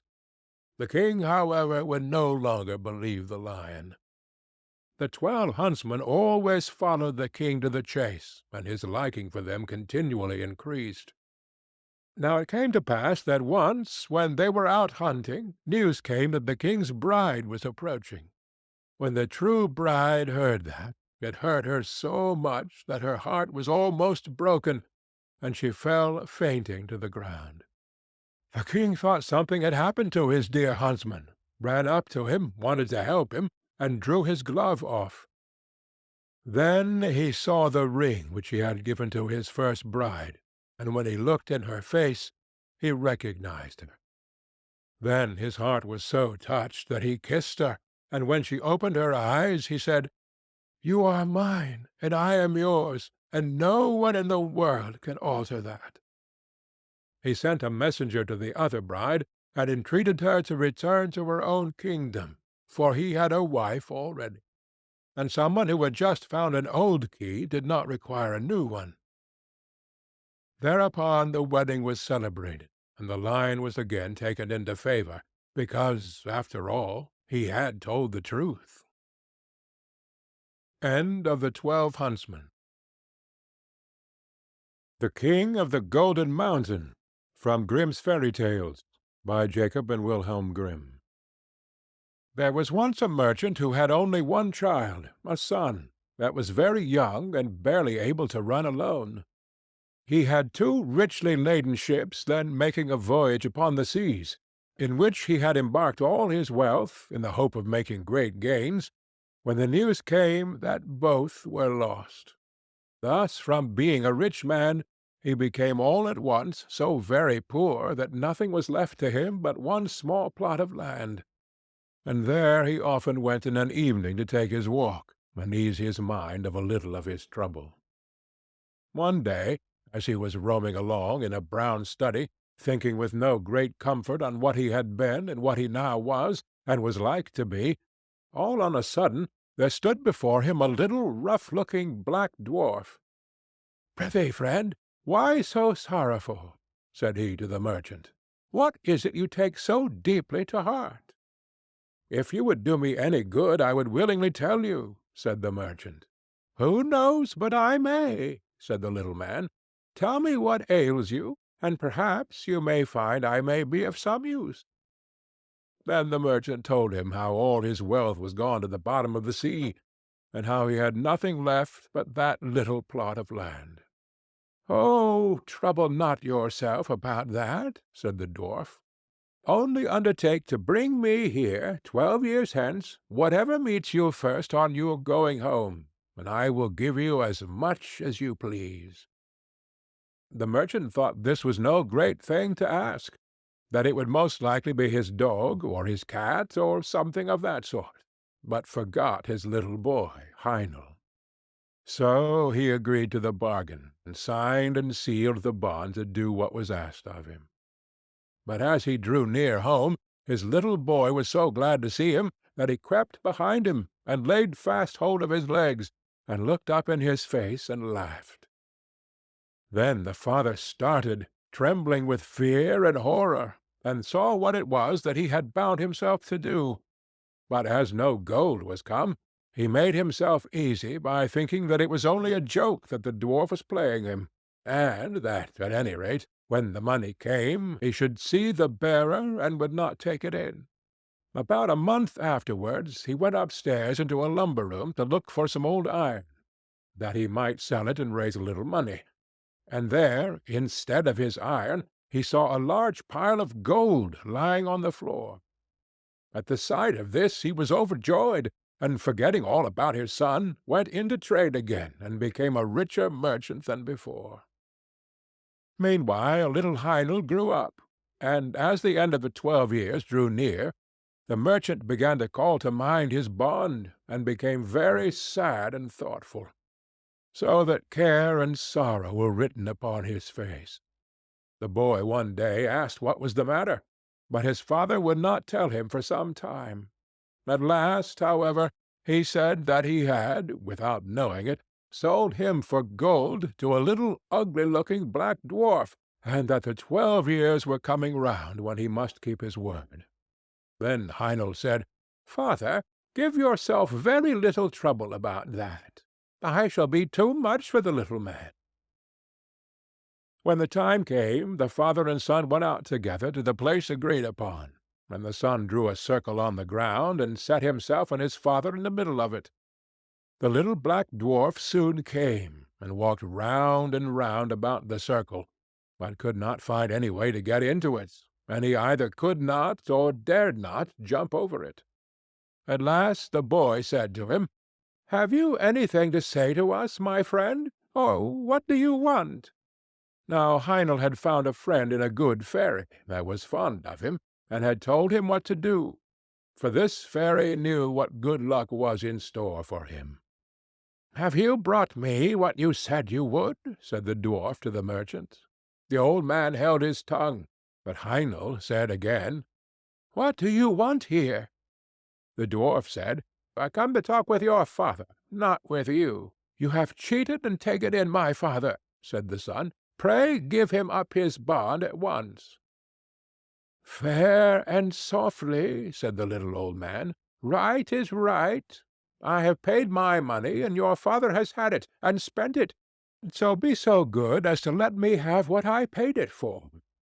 "You must have my consent to that first," said Heinel, "so please to step in here, and let us talk it over." The old man grinned and showed his teeth, as if he should have been very glad to get into the circle if he could. Then, at last, after a long talk, they came to terms. Heinel agreed that his father must give him up, and that so far the dwarf should have his way. But, on the other hand, the fairy had told Heinel what fortune was in store for him, if he followed his own course, and he did not choose to be given up to his hump-backed friend, who seemed so anxious for his company. So, to make a sort of drawn battle of the matter, it was settled that Heinel should be put into an open boat that lay on the seashore hard by, that the father should push him off with his own hand, and that he should thus be set adrift, and left to the bad or good luck of wind and weather. Then he took leave of his father, and set himself in the boat. But before it got far off, a wave struck it, and it fell with one side low in the water. So the merchant thought that poor Heinel was lost, and went home very sorrowful, while the dwarf went his way, thinking that at any rate he had had his revenge. The boat, however, did not sink, for the good fairy took care of her friend, and soon raised the boat up again, and it went safely on.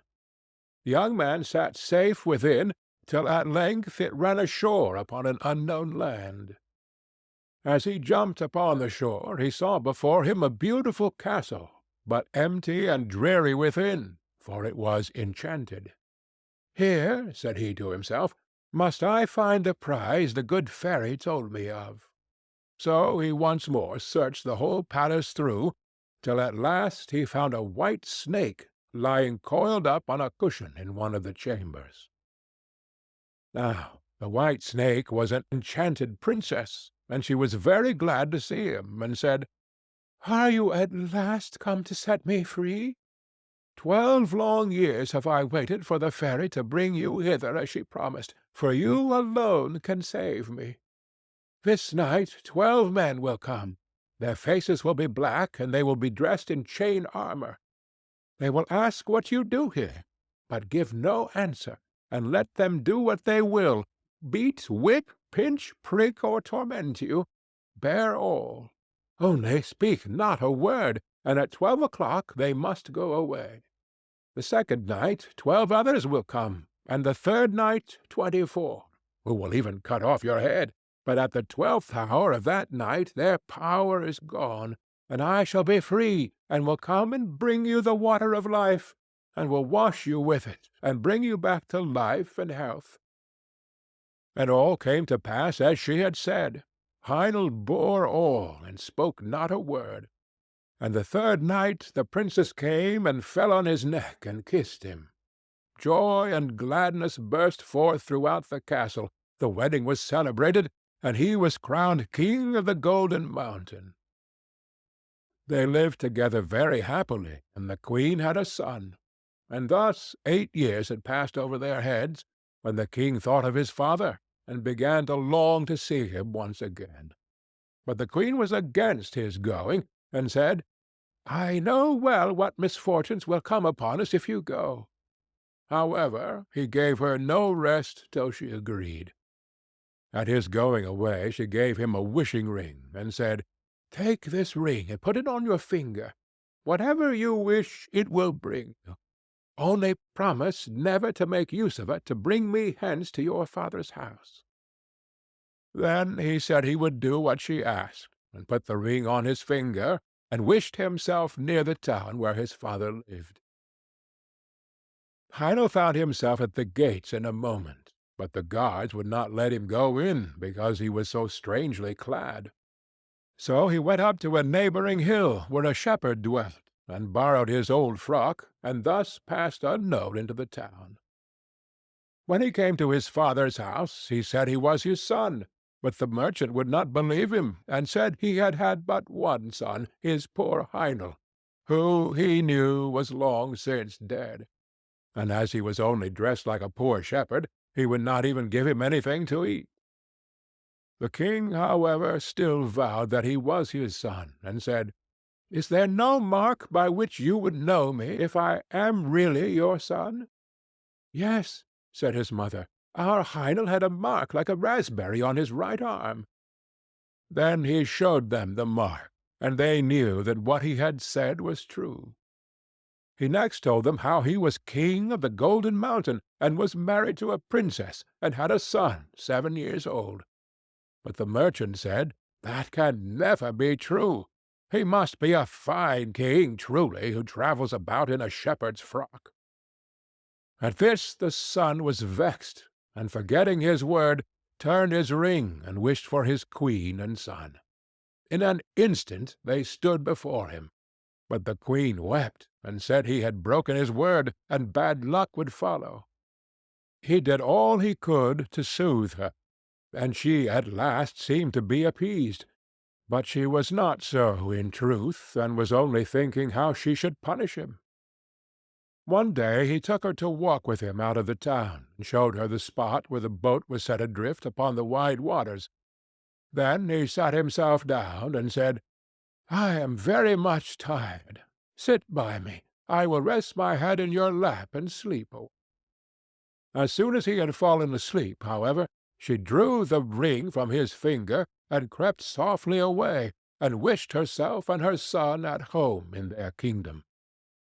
And when he awoke, he found himself alone, and saw that the ring was gone from his finger. "I can never go back to my father's house," said he. "They would say I am a sorcerer. I will journey forth into the world till I come again to my kingdom."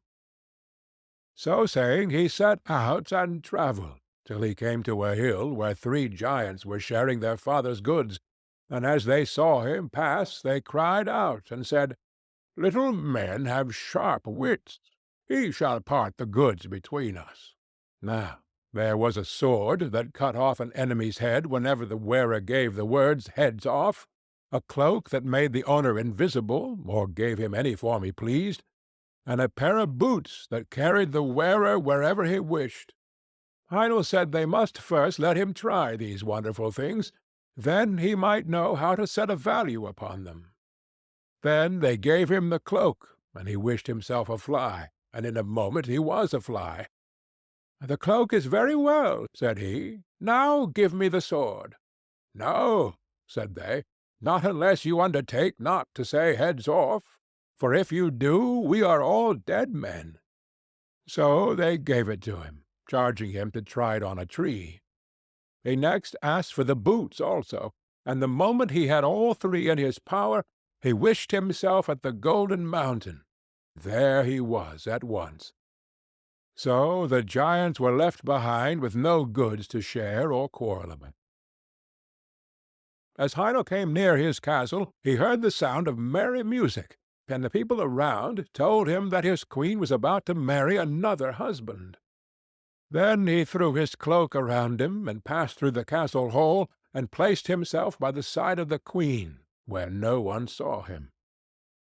But when anything to eat was put upon her plate, he took it away and ate it himself, and when a glass of wine was handed to her, he took it and drank it, and thus, though they kept on giving her meat and drink, her plate and cup were always empty. Upon this, fear and remorse came over her, and she went into her chamber alone, and sat there weeping, and he followed her there. "Alas!" she said to herself, "was I not once set free? Why then does this enchantment still seem to bind me?" "False and fickle one," said he, "one indeed came who set thee free, and he is now near thee again. But how have you used him? Ought he to have had such a treatment from thee?" Then he went out and sent away the company, and said the wedding was at an end, for that he was come back to the kingdom. But the princes, peers, and great men mocked at him. However, he would enter into no parley with them, but only asked them if they would go in peace or not. Then they turned upon him, tried to seize him, but he drew his sword.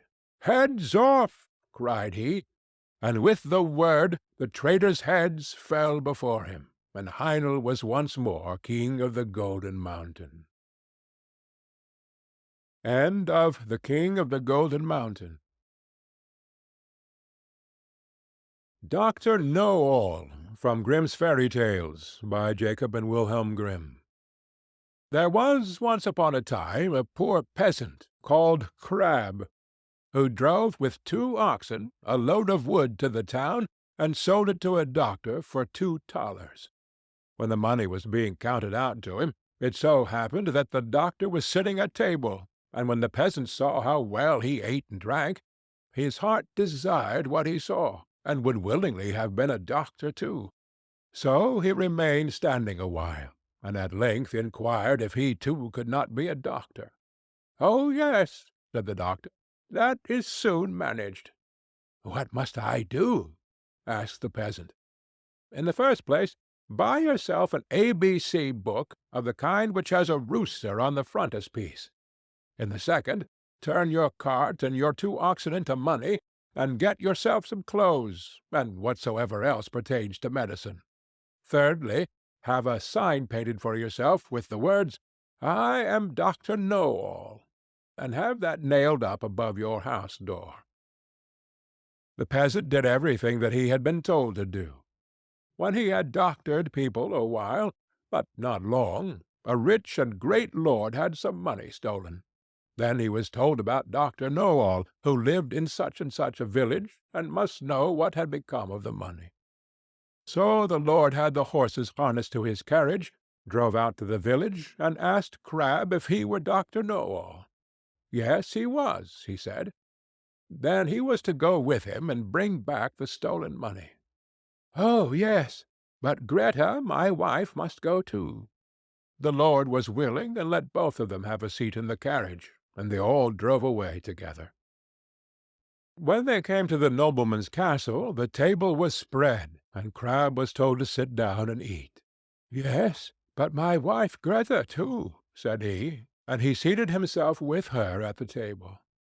And when the first servant came with a dish of delicate fare, the peasant nudged his wife, and said, "Greta, that was the first," meaning that was the servant who brought the first dish. The servant, however, thought he intended by that to say, "That is the first thief," and as he actually was so, he was terrified, and said to his comrade outside, "The doctor knows all. We shall fare ill. He said I was the first." The second did not want to go in at all, but was forced. So when he went in with his dish, the peasant nudged his wife, and said, "Greta, that is the second." This servant was equally alarmed, and he got out as fast as he could. The third fared no better, for the peasant again said, "Greta, that is the third." The fourth had to carry in a dish that was covered, and the lord told the doctor that he was to show his skill, and guess what was beneath the cover. Actually, they were crabs. The doctor looked at the dish, had no idea what to say, and cried, "Ah, poor crab!" When the lord heard that, he cried, "There, he knows it! He must also know who has the money." On this the servants looked terribly uneasy, and made a sign to the doctor that they wished him to step outside for a moment. When, therefore, he went out, all four of them confessed to him that they had stolen the money, and said that they would willingly restore it, and give him a heavy sum into the bargain, if he would not denounce them, for if he did, they would be hanged. They led him to the spot where the money was concealed. With this the doctor was satisfied, and returned to the hall, sat down at the table, and said, "My lord, now will I search in my book where the gold is hidden." The fifth servant, however, crept into the stove to hear if the doctor knew still more. But the doctor sat still and opened his ABC book, turned the pages backwards and forwards, and looked for the rooster. As he could not find it immediately, he said, "I know you are there, so you had better come out." Then the fellow in the stove thought the doctor meant him, and, full of terror, sprang out, crying, "That man knows everything." Then Dr. Noel showed the lord where the money was, but did not say who had stolen it, and received from both sides much money in reward, and became a renowned man. End of Dr. Noel. The Seven Ravens, from Grimm's Fairy Tales, by Jacob and Wilhelm Grimm. There once was a man who had 7 sons, and last of all 1 daughter. Although the little girl was very pretty, she was so weak and small that they thought she could not live, but they said she should at once be christened. So the father sent one of his sons in haste to the spring to get some water, but the other 6 ran with him. Each wanted to be first at drawing the water, and so they were in such a hurry that all their pitchers fell into the well, and they stood very foolishly looking at one another, and did not know what to do, for no one dared go home. In the meantime the father was uneasy, and could not tell what made the young man stay so long. "Surely," said he, "the whole 7 must have forgotten themselves over some game of play." And when he had waited still longer, and they yet did not come, he flew into a rage, and wished them all turned into ravens. Scarcely had he spoken these words, when he heard a croaking over his head, and looked up and saw 7 ravens as black as coal flying round and round. Sorry as he was to see his wish so fulfilled, he did not know how what was done could be undone, and comforted himself as well as he could for the loss of his 7 sons with his dear little daughter, who soon became stronger and every day more beautiful. For a long time she did not know that she had ever had any brothers, for her father and mother took care not to speak of them before her. But on one day, by chance, she heard the people about her speak of them. "Yes," said they, "she is beautiful indeed, but still 'tis a pity that her brothers should have been lost for her sake." Then she was much grieved, and went to her father and mother, and asked if she had any brothers, and what had become of them. So they dared no longer hide the truth from her, but said it was all the will of heaven, and that her birth was only the innocent cause of it. But the little girl mourned sadly about it every day, and thought herself bound to do all she could to bring her brothers back. And she had neither rest nor ease, till at length one day she stole away, and set out into the wide world to find her brothers, wherever they might be, and free them, whatever it might cost her. She took nothing with her but a little ring which her father and mother had given her, a loaf of bread in case she should be hungry, a little pitcher of water in case she should be thirsty, and a little stool to rest upon when she should be weary. Thus she went on, and journeyed till she came to the world's end. Then she came to the sun, but the sun looked much too hot and fiery. So she ran away quickly to the moon. But the moon was cold and chilly, and said, "I smell flesh and blood this way." So she took herself away in a hurry, and came to the stars, and the stars were friendly and kind to her, and each star sat upon his own little stool. But the morning star rose up and gave her a little piece of wood, and said, "If you have not this little piece of wood, you cannot unlock the castle that stands on the glass mountain, and there your brothers live." The little girl took the piece of wood, rolled it up in a little cloth, and went on again, until she came to the glass mountain, and found the door shut. Then she felt for the little piece of wood, but when she unwrapped the cloth it was not there, and she saw she had lost the gift of the good stars. What was to be done? She wanted to save her brothers, and had no key of the castle of the glass mountain. So this faithful little sister took a knife out of her pocket, and cut off her little finger, that was just the size of the piece of wood she had lost, and put it in the door, and opened it. As she went in, a little dwarf came up to her, and said, "What are you seeking for?" "I seek for my brothers, the 7 ravens," answered she. Then the dwarf said, "My masters are not at home, but if you will wait till they come, pray step in." Now the little dwarf was getting their dinner ready, and he brought their food upon 7 little plates, and their drink in 7 little glasses, and set them upon the table, and out of each little plate their sister ate a small piece, and out of each little glass she drank a small drop. But she let the ring that she had brought with her fall into the last glass. On a sudden she heard a fluttering and croaking in the air, and the dwarf said, "Here come my masters." When they came in, they wanted to eat and drink, and looked for their little plates and glasses. Then said one after the other, "Who has eaten from my little plate, and who has been drinking out of my little glass?"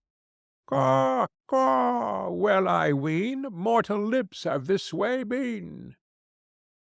When the 7th came to the bottom of his glass, and found there the ring, he looked at it, and knew that it was his father's and mother's, and said, "Oh, that our little sister would but come, then we should be free." When the little girl heard this, for she stood behind the door all the time and listened, she ran forward, and in an instant all the ravens took their right form again, and all hugged and kissed each other, and went merrily home. End of the 7 Ravens. The Wedding of Mrs. Fox. From Grimm's Fairy Tales, by Jacob and Wilhelm Grimm. There was once upon a time an old fox with 9 tails, who believed that his wife was not faithful to him, and wished to put her to the test. He stretched himself out under the bench, did not move a limb, and behaved as if he were stone dead.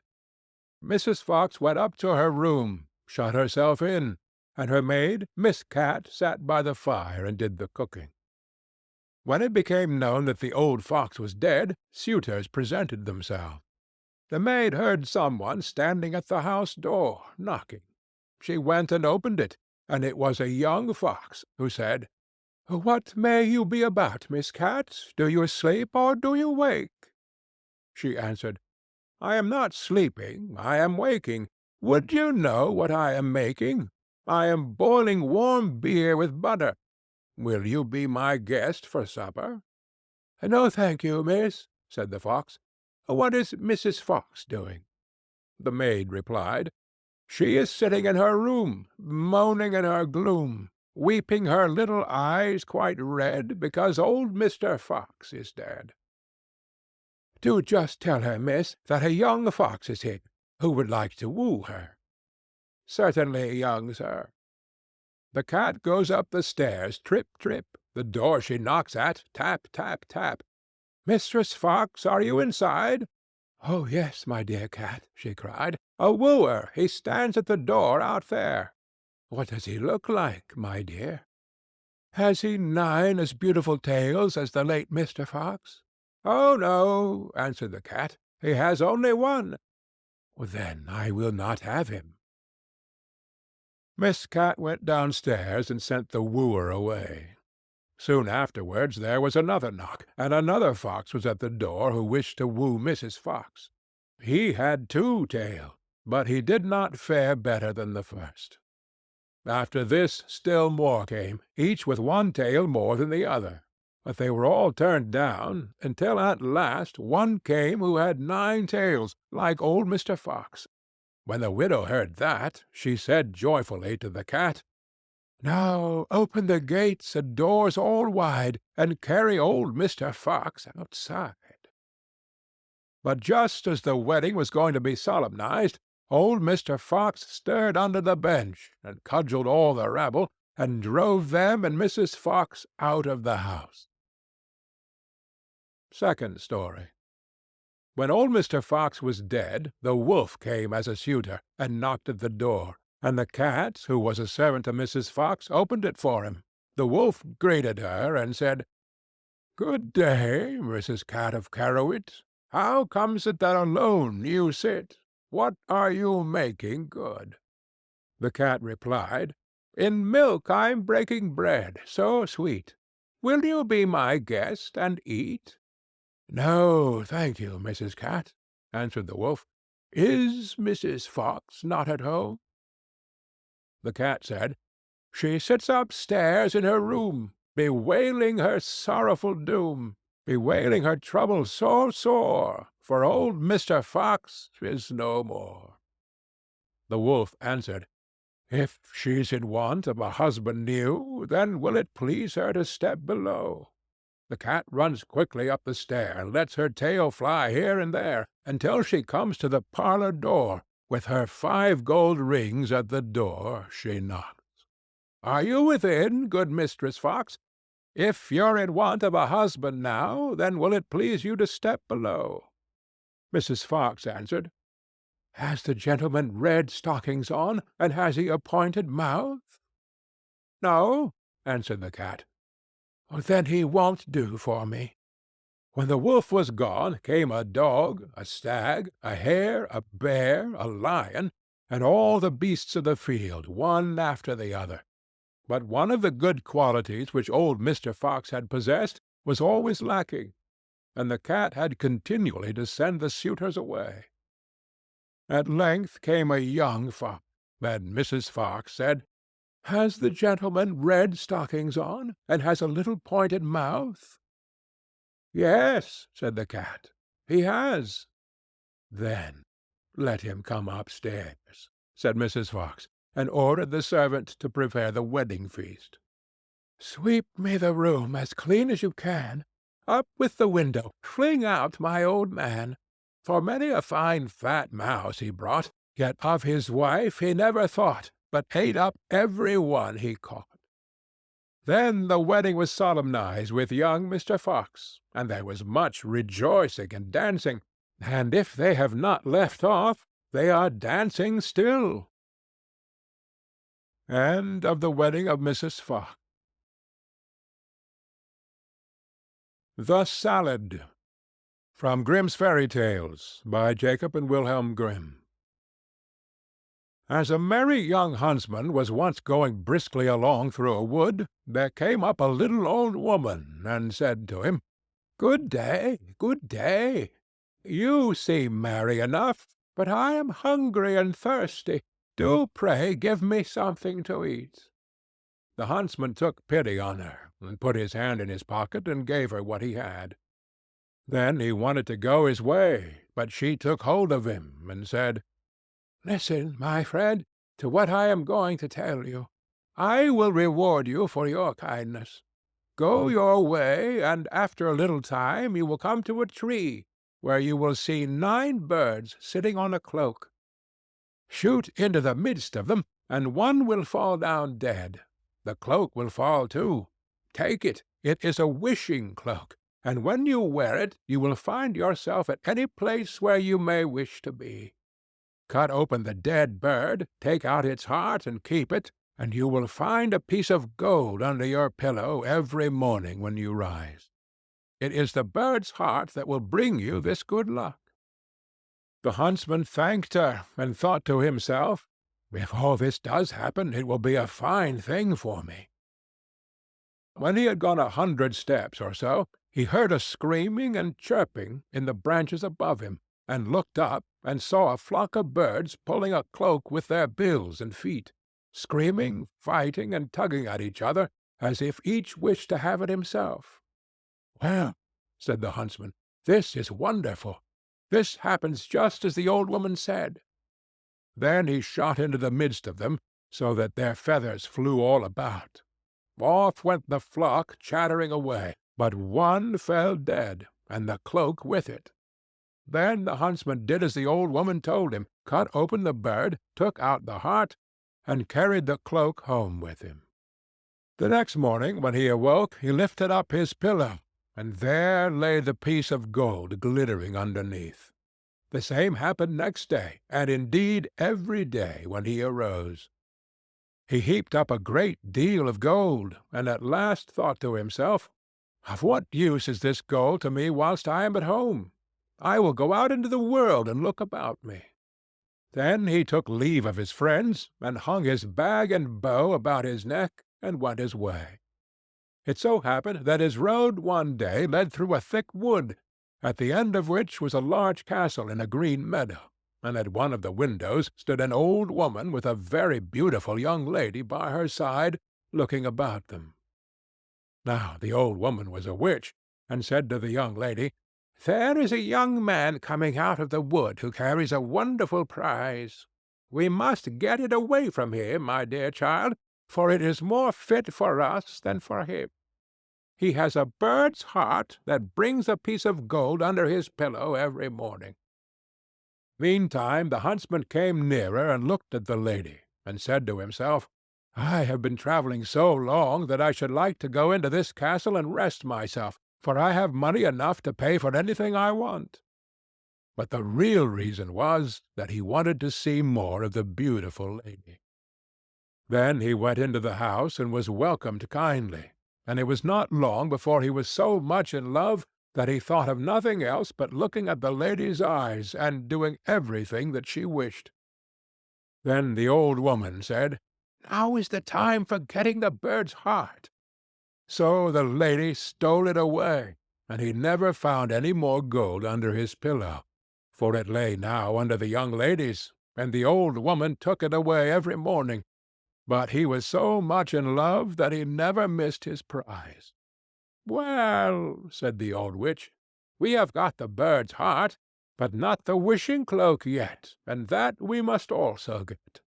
"Let us leave him that," said the young lady. "He has already lost his wealth." Then the witch was very angry, and said, "Such a cloak is a very rare and wonderful thing, and I must and will have it."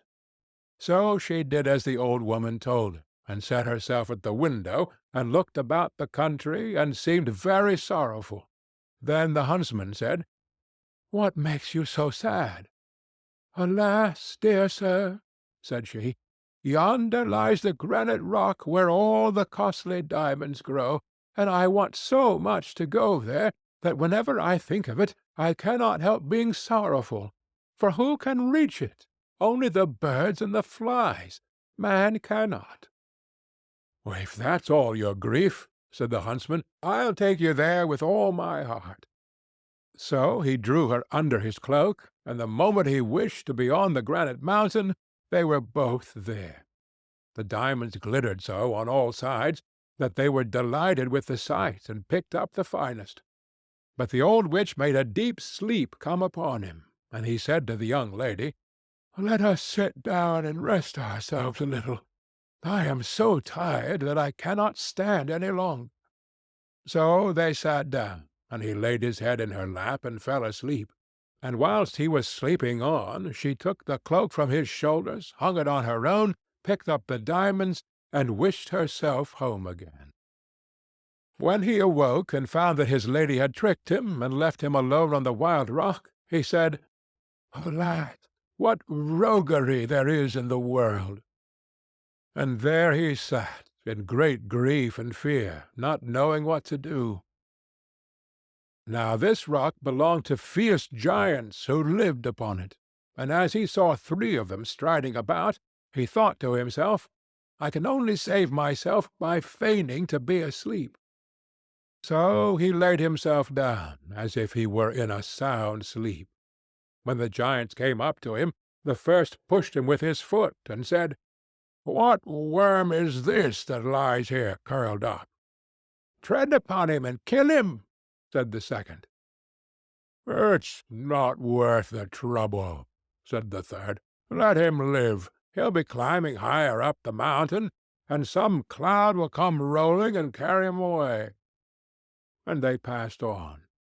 But the huntsman had heard all they said, and as soon as they were gone, he climbed to the top of the mountain, and when he had sat there a short time, a cloud came rolling around him, and caught him in a whirlwind, and bore him along for some time, till it settled in a garden, and he fell quite gently to the ground, amongst the greens and cabbages. Then he looked around him, and said, "I wish I had something to eat. If not, I shall be worse off than before. For here I see neither apples, nor pears, nor any kinds of fruits, nothing but vegetables." At last he thought to himself, "I can eat salad. It will refresh and strengthen me." So he picked out a fine head and ate of it. But scarcely had he swallowed 2 bites, when he felt himself quite changed, and saw with horror that he was turned into a donkey. However, he still felt very hungry, and the salad tasted very nice, so he ate on till he came to another kind of salad, and scarcely had he tasted it when he felt another change come over him, and soon saw that he was lucky enough to find his old shape again. Then he laid himself down and slept off a little of his weariness. And when he awoke the next morning, he broke off a head both of the good and the bad salad, and thought to himself, "This will help me to my fortune again, and enable me to pay off some folks for their treachery." So he went away to try and find the castle of his friends, and after wandering about a few days he luckily found it. Then he stained his face all over brown, so that even his mother would not have known him, and went into the castle and asked for lodging. "I am so tired," said he, "that I can go no farther." "Countryman," said the witch, "who are you, and what is your business?" "I am," said he, "a messenger sent by the king to find the finest salad that grows under the sun. I have been lucky enough to find it, and have brought it with me, but the heat of the sun scorches so that it begins to wither, and I don't know that I can carry it farther." When the witch and the young lady heard of his beautiful salad, they longed to taste it, and said, "Dear countryman, let us just taste it." "To be sure," answered he, "I have 2 heads of it with me, and will give you one." So he opened his bag, and gave them the bad. Then the witch herself took it into the kitchen to be dressed, and when it was ready she could not wait till it was carried up, but took a few leaves immediately and put them in her mouth, and scarcely were they swallowed than she lost her own form, and ran braying down into the court in the form of a donkey. Now the servant-maid came into the kitchen, and seeing the salad ready, was going to carry it up. But on the way she too felt a wish to taste it as the old woman had done, and ate some leaves. So she also was turned into a donkey, and ran after the other, letting the dish with the salad fall on the ground. The messenger sat all this time with the beautiful young lady, and as nobody came with the salad, and she longed to taste it, she said, "I don't know where the salad can be." Then he thought something must have happened, and said, "I will go into the kitchen and see." And as he went he saw 2 donkeys in the court running about, and the salad lying on the ground. "All right," said he, "those 2 have had their share." Then he took up the rest of the leaves, laid them on the dish, and brought them to the young lady, saying, I bring you the dish myself, that you may not wait any longer." So she ate of it, and, like the others, ran off into the court, braying away. Then the huntsman washed his face, and went into the court, that they might know him. "Now you shall be paid for your roguery," said he, and tied them all three to a rope, and took them along with him, till he came to a mill and knocked at the window. "What's the matter?" said the miller. "I have 3 tiresome beasts here," said the other. "If you will take them, give them food and room, and treat them as I tell you, I will pay you whatever you ask." "With all my heart," said the miller. "But how shall I treat them?" Then the huntsman said, "Give the old one stripes 3 times a day, and hay once. Give the next, who was the servant-maid, stripes once a day, and hay 3 times.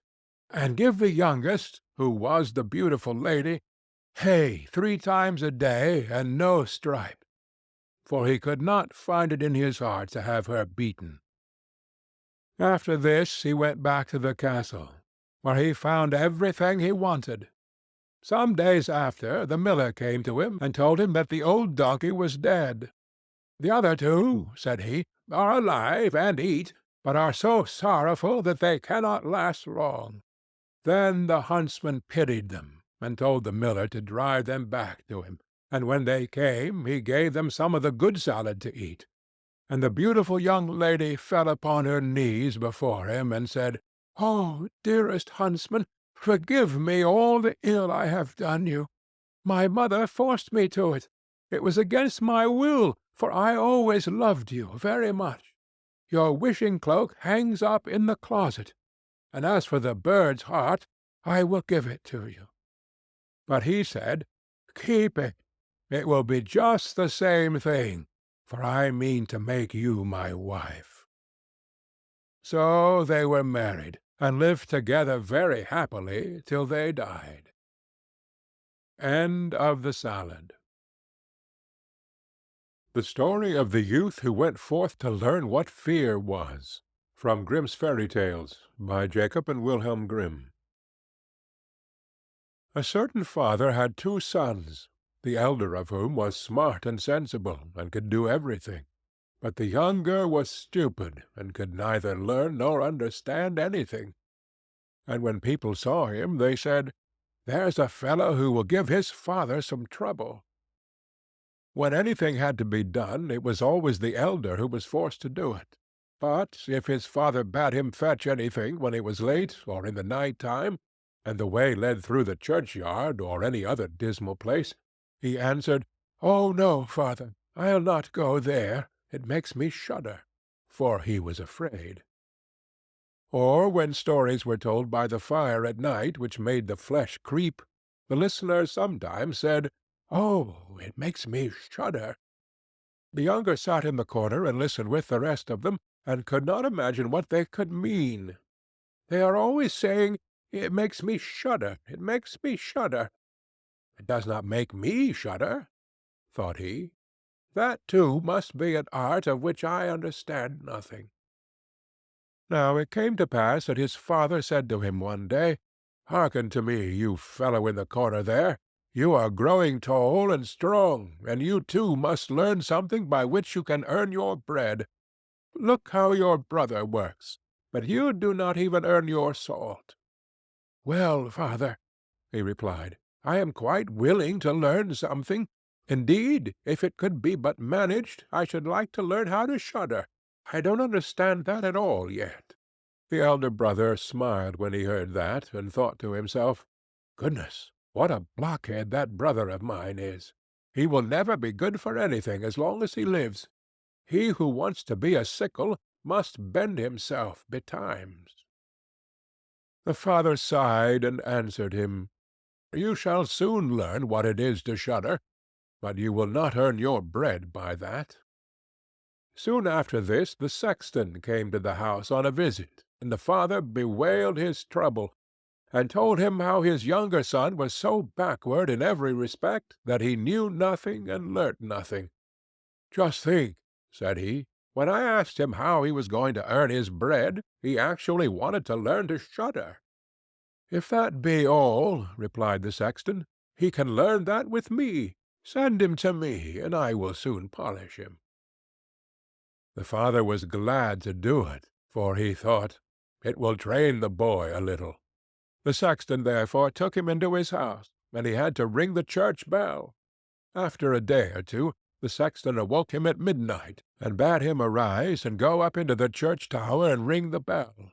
"You shall soon learn what shuddering is," thought he, and secretly went there before him.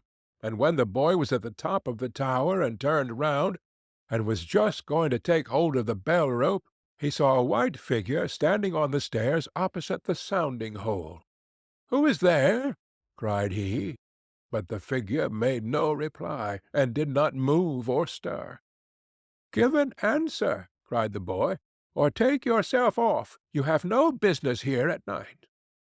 The sexton, however, remained standing motionless, that the boy might think he was a ghost. The boy cried a second time, "What do you want here? Speak, if you are an honest fellow, or I will throw you down the steps."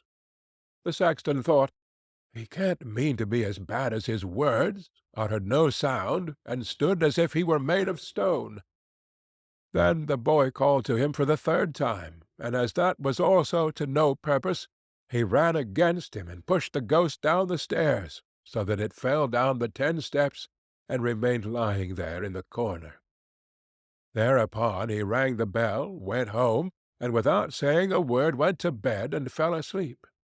The sexton's wife waited a long time for her husband, but he did not come back. At length she became uneasy, and wakened the boy, and asked, "Do you know where my husband is?" "He climbed up the tower before you did." "No, I don't know," replied the boy, "but some one was standing by the sounding-hole on the other side of the steps, and as he would neither give an answer nor go away, I took him for a scoundrel, and threw him downstairs. Just go there, and you will see if it was he. I should be sorry if it were." The woman ran away, and found her husband, who was lying moaning in the corner, and had broken his leg. She carried him down, and then, with loud screams, she hastened to the boy's father. "Your boy," cried she, "has been the cause of a great misfortune. He has thrown my husband down the steps so that he broke his leg. Take the good-for-nothing fellow out of our house." The father was terrified, and ran thither and scolded the boy. "What wicked tricks are these?" said he. "The devil must have put them into your head." "Father," he replied, "do listen to me. I am quite innocent. He was standing there by night like one intent on doing evil. I did not know who it was, and I entreated him 3 times either to speak or to go away." "Ah," said the father, "I have nothing but unhappiness with you. Go out of my sight. I will see you no more." "Yes, father, right willingly. Wait only until it is day. Then I will go forth and learn how to shudder, and then I shall, at any rate, understand one art which will support me." "Learn what you will," spoke the father, "it is all the same to me. Here are 50 thalers for you.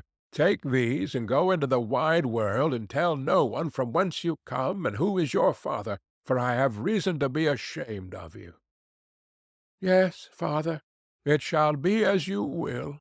If you desire nothing more than that, I can easily keep it in mind." When the day dawned, therefore, the boy put his 50 thalers into his pocket, and went forth on the great highway, and continually said to himself, "If I could but shudder! If I could but shudder!"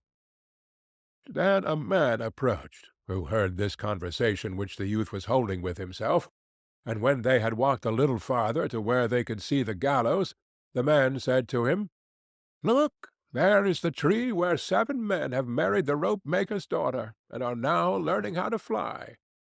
Sit down beneath it, and wait till night comes, and you will soon learn how to shudder." "If that is all that is wanted," answered the youth, "it is easily done.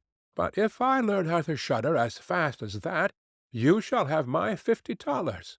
Just come back to me early in the morning." Then the youth went to the gallows, sat down beneath it, and waited till evening came. And as he was cold, he lighted himself a fire.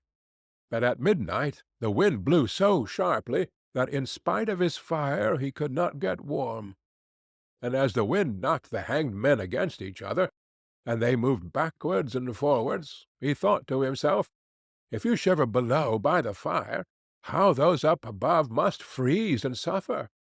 And as he felt pity for them, he raised the ladder, and climbed up, unbound one of them after the other, and brought down all 7.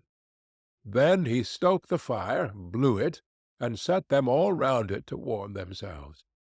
But they sat there and did not stir, and the fire caught their clothes. So he said, "Take care, or I will hang you up again." The dead men, however, did not hear, but were quite silent, and let their rags go on burning. At this he grew angry, and said, "If you will not take care, I cannot help you. I will not be burnt with you." And he hung them up again, each in his turn. Then he sat down by his fire and fell asleep, and the next morning the man came to him and wanted to have the $50, and said, "Well, do you know how to shudder?" "No," answered he. "How should I know?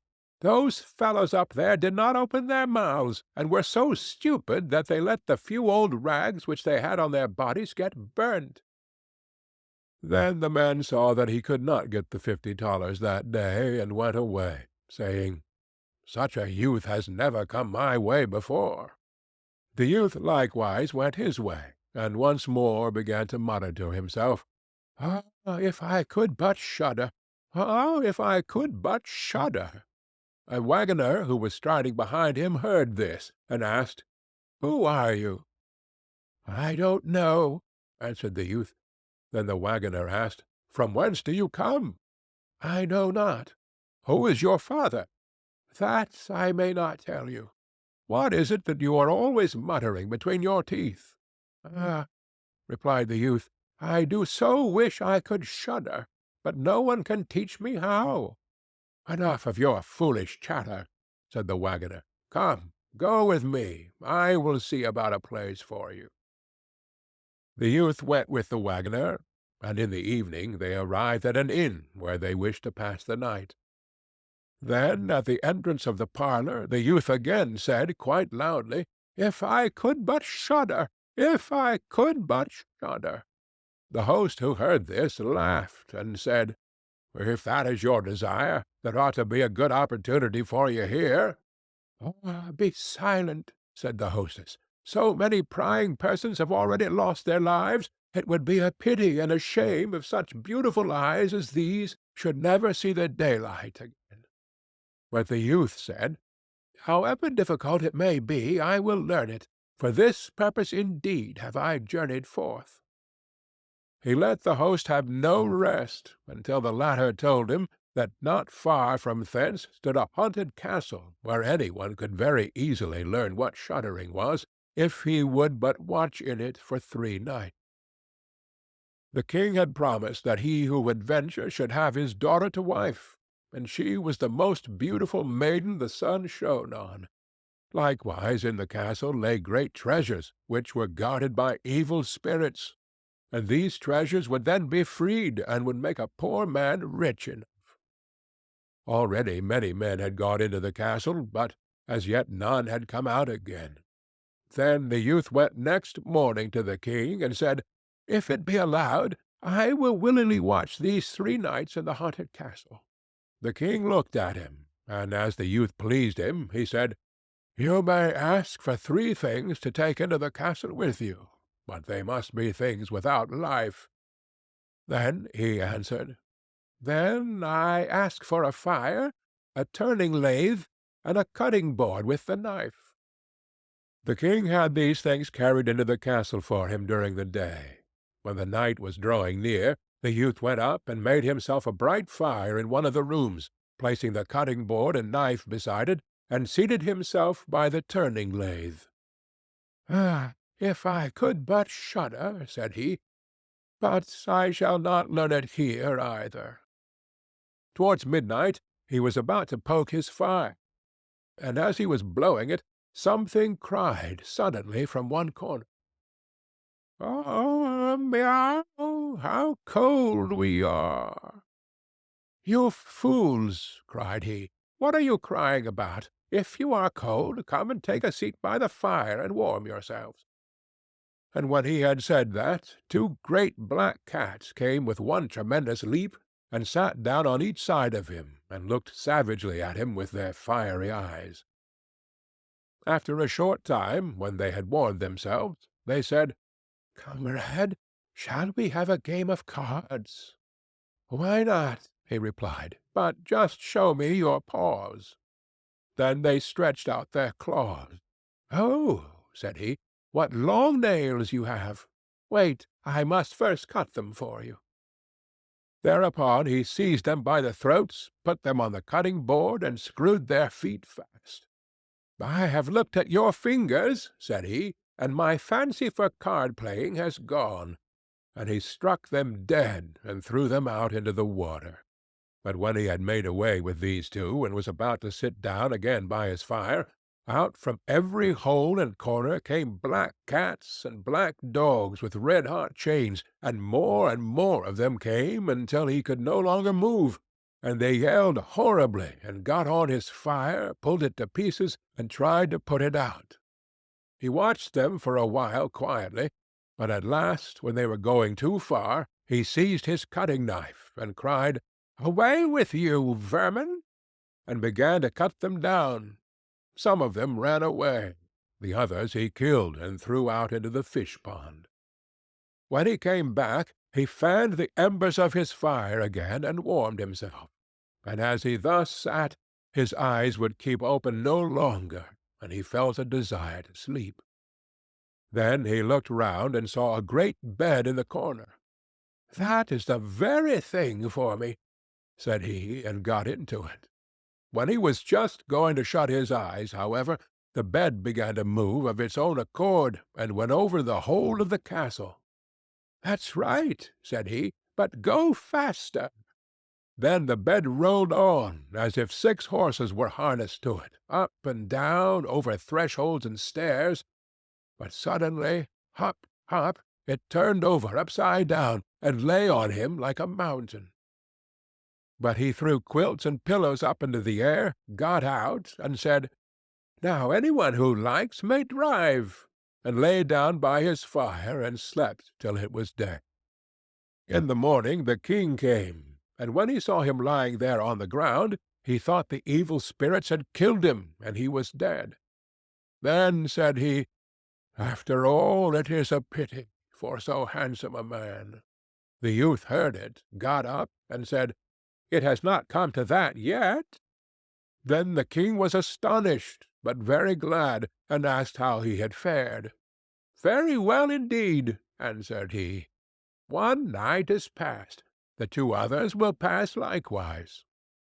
Then he went to the innkeeper, who opened his eyes very wide, and said, "I never expected to see you alive again. Have you learnt how to shudder yet?" "No," said he, "it is all in vain. If some one would but tell me." The second night he again went up into the old castle, sat down by the fire, and once more began his old song, "If I could but shudder."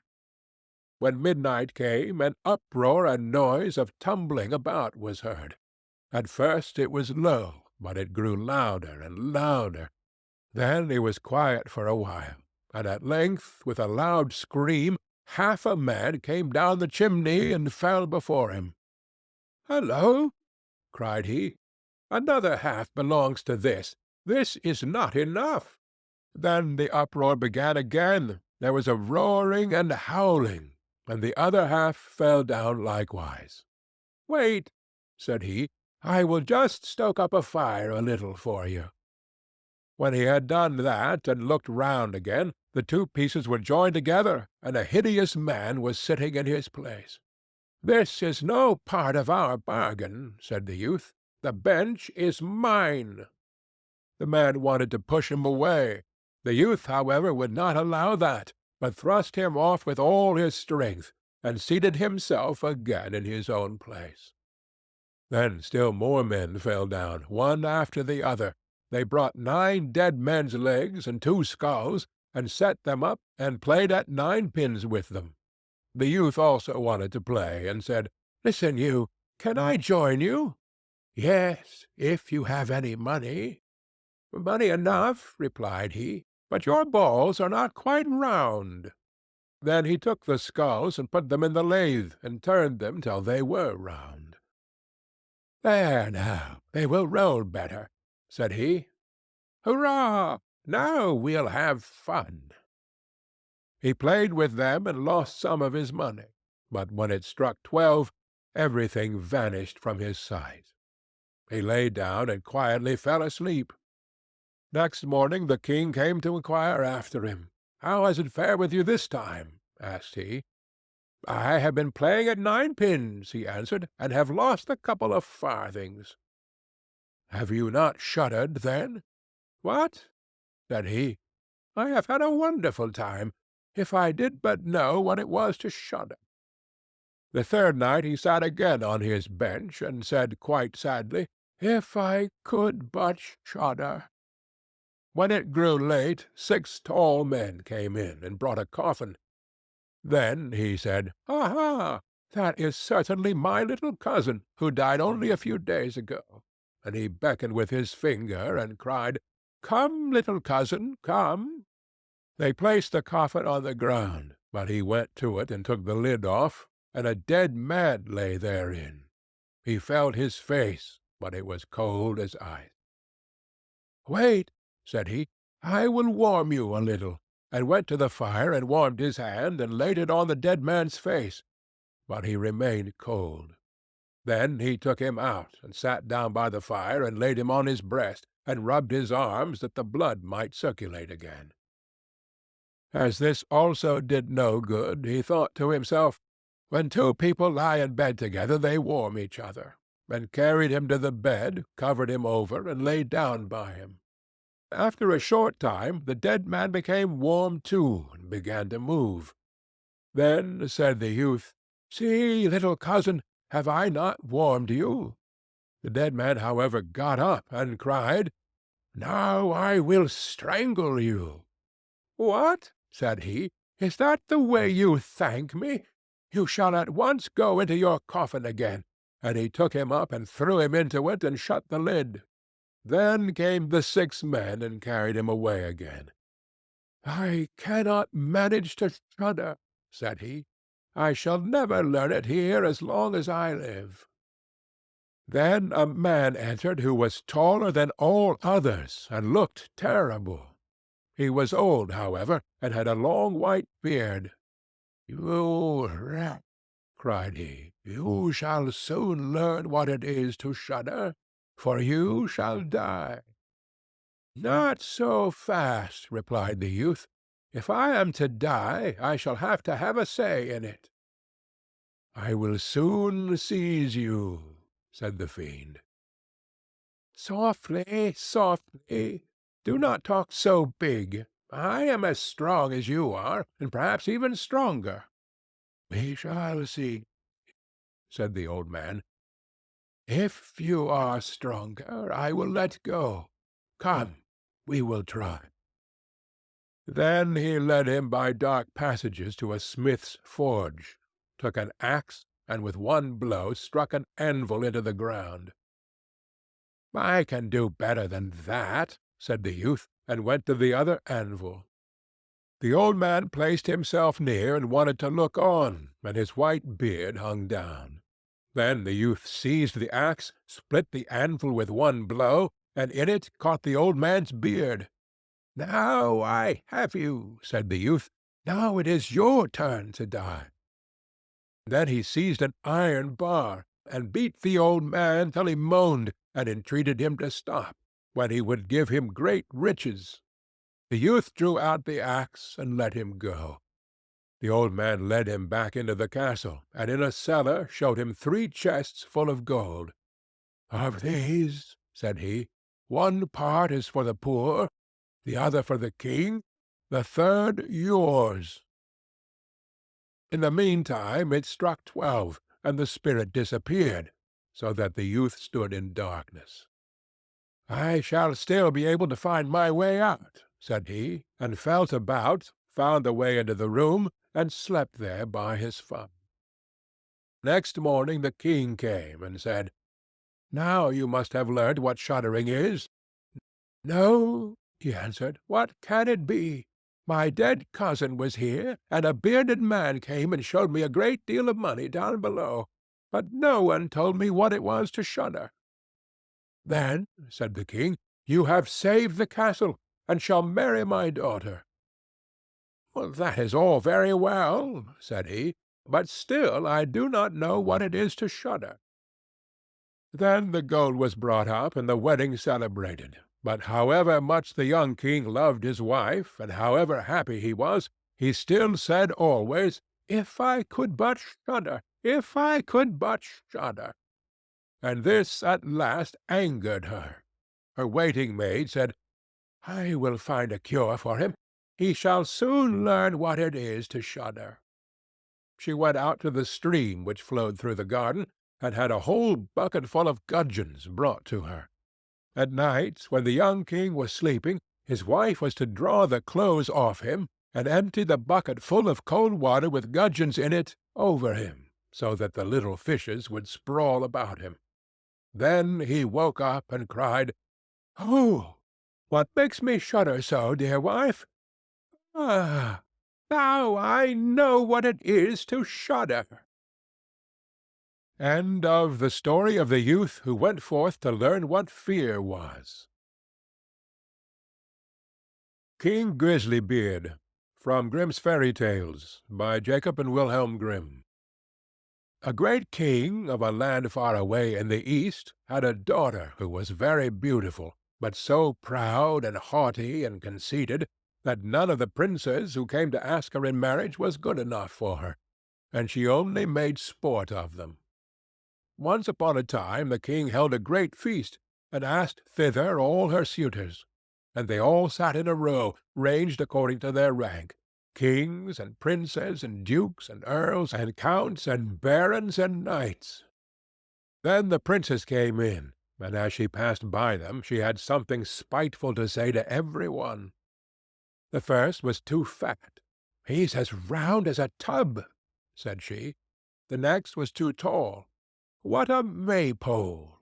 said she. The next was too short. "What a dumpling!" said she. The fourth was too pale, and she called him Wall-face. The fifth was too red, so she called him Coxcomb. The sixth was not straight enough, so she said he was like a green stick that had been laid to dry over a baker's oven. And thus she had some joke to crack upon every one. But she laughed more than all at a good king who was there. "Look at him," said she. "His beard is like an old mop. He shall be called Grizzly Beard." So the king got the nickname of Grizzly Beard. But the old king was very angry when he saw how his daughter behaved, and how she ill-treated all his guests, and he vowed that, willing or unwilling, she should marry the first man, be he prince or beggar, that came to the door. 2 days after there came by a travelling fiddler, who began to play under the window and beg alms.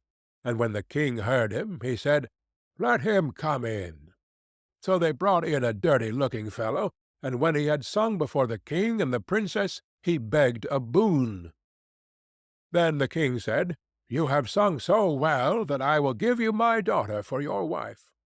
The princess begged and prayed, but the king said, "I have sworn to give you to the first comer, and I will keep my word."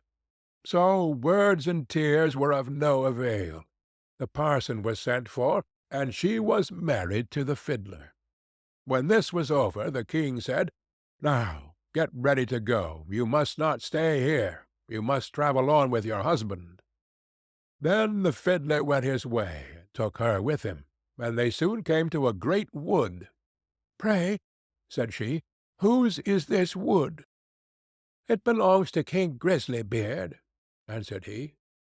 "Hadst thou taken him, all had been thine." "Ah, unlucky wretch that I am!" sighed she. "Would that I had married King Grizzly-Beard." Next they came to some fine meadows. "Whose are these beautiful green meadows?" said she. "They belong to King Grizzly-Beard. Hadst thou taken him, they had all been thine." "Ah, unlucky wretch that I am!" said she. "Would that I had married King Grizzly-Beard." Then they came to a great city. "Whose is this noble city?" said she. "It belongs to King Grizzly-Beard. Hadst thou taken him, it had all been thine." "Ah, wretch that I am!" sighed she. "Why did I not marry King Grizzly-Beard?" "That is no business of mine," said the fiddler. "Why should you wish for another husband? Am not I good enough for you?" At last they came to a small cottage. "What a paltry place!" said she. "To whom does this little dirty hole belong?" Then the fiddler said, "That is your and my house, where we are to live." "Where are your servants?" cried she. "What do we want with servants?" said he. "You must do for yourself whatever is to be done. Now make the fire, and put on water, and cook my supper, for I am very tired." But the princess knew nothing of making fires and cooking, and the fiddler was forced to help her. When they had eaten a very scanty meal, they went to bed, but the fiddler called her up very early in the morning to clean the house. Thus they lived for 2 days, and when they had eaten up all there was in the cottage, the man said, "Wife, we can't go on thus, spending money and earning nothing. You must learn to weave baskets." Then he went out and cut willows, and brought them home, and she began to weave, but it made her fingers very sore. "I see this work won't do," said he. "Try and spin. Perhaps you will do that better." So she sat down and tried to spin, but the threads cut her tender fingers till the blood ran. "See now," said the fiddler, "you are good for nothing. You can do no work. What a bargain I have got! However, I'll try to set up a trade in pots and pans, and you shall stand in the market and sell them." "Alas," sighed she, "if any of my father's court should pass by and see me standing in the market, how they will laugh at me!" But her husband did not care for that, and said she must work if she did not wish to die of hunger. At first the trade went well, for many people, seeing such a beautiful woman, went to buy her wares and paid their money without thinking of taking away the goods. They lived on this as long as it lasted, and then her husband bought a fresh lot of ware, and she sat herself down with it in the corner of the market. But a drunken soldier soon came by, and rode his horse against her stall, and broke all her goods into 1,000 pieces. Then she began to cry, and knew not what to do. "Ah, what will become of me?" said she. "What will my husband say?" So she ran home and told him all. "Who would have thought you had been so silly," said he, "as to put an earthenware stall in the corner of the market, where everybody passes? But let us have no more crying. I see you are not fit for this sort of work, so I have been to the king's palace, and asked if they did not want a kitchen maid, and they say they will take you, and there you will have plenty to eat." Thus the princess became a kitchen maid, and helped the cook to do all the dirtiest work, but she was allowed to carry home some of the meat that was left, and on this they lived. She had not been there long before she heard that the king's eldest son was passing by, going to be married, and she went to one of the windows and looked out. Everything was ready. All the pomp and brightness of the court was there. Then she bitterly grieved for the pride and folly which had brought her so low, and the servants gave her some of the rich meats, which she put into her basket to take home. All on a sudden, as she was going out, in came the king's son in golden clothes, and when he saw a beautiful woman at the door, he took her by the hand and said she should be his partner in the dance. but she trembled for fear, for she saw that it was King Grizzlybeard who was making sport of her. However, he kept fast hold and led her in, and the cover of the basket came off, so that the meats in it fell about. Then everybody laughed and jeered at her, and she was so abashed that she wished herself 1,000 feet deep in the earth. She sprang to the door to run away, but on the steps King Grizzlybeard overtook her and brought her back, and said, "Fear me not. I am the fiddler who has lived with you in the hut. I brought you there because I really loved you. I am also the soldier that overset your stall. I have done all this only to cure you of your silly pride, and to show you the folly of your ill-treatment of me. Now all is over. You have learnt wisdom, and it is time to hold our marriage feast." Then the chamberlains came and brought her the most beautiful robes, and her father and his whole court were there already, and welcomed her home on her marriage. Joy was in every face and every heart. The feast was grand. They danced and sang. All were merry, and I only wish that you and I had been of the party. End of King Grizzlybeard.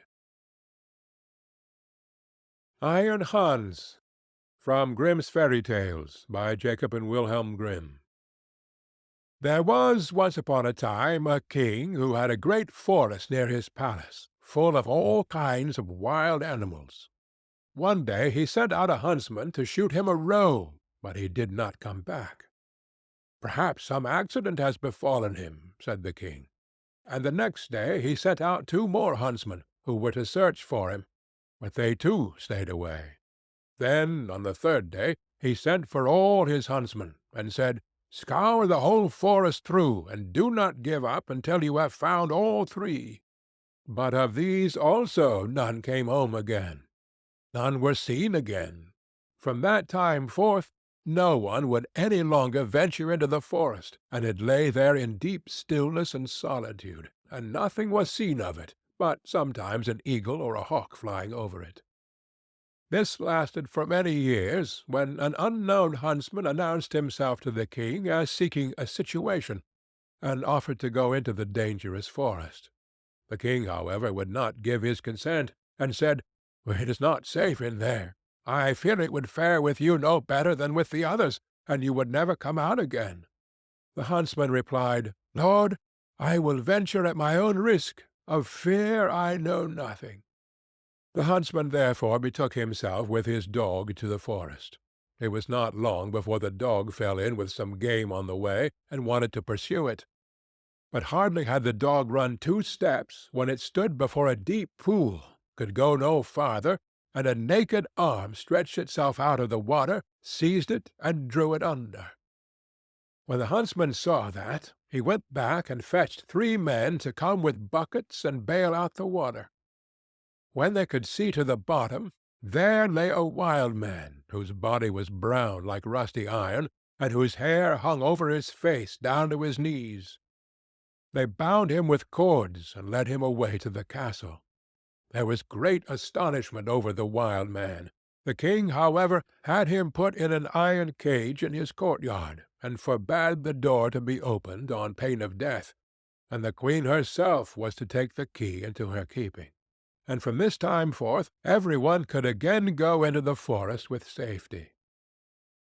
The king had a son of 8 years, who was once playing in the courtyard, and while he was playing, his golden ball fell into the cage. The boy ran thither and said, "Give me my ball out." "Not till you have opened the door for me," answered the man. "No," said the boy, "I will not do that. The king has forbidden it," and ran away. The next day he again went and asked for his ball. The wild man said, "Open my door." But the boy would not.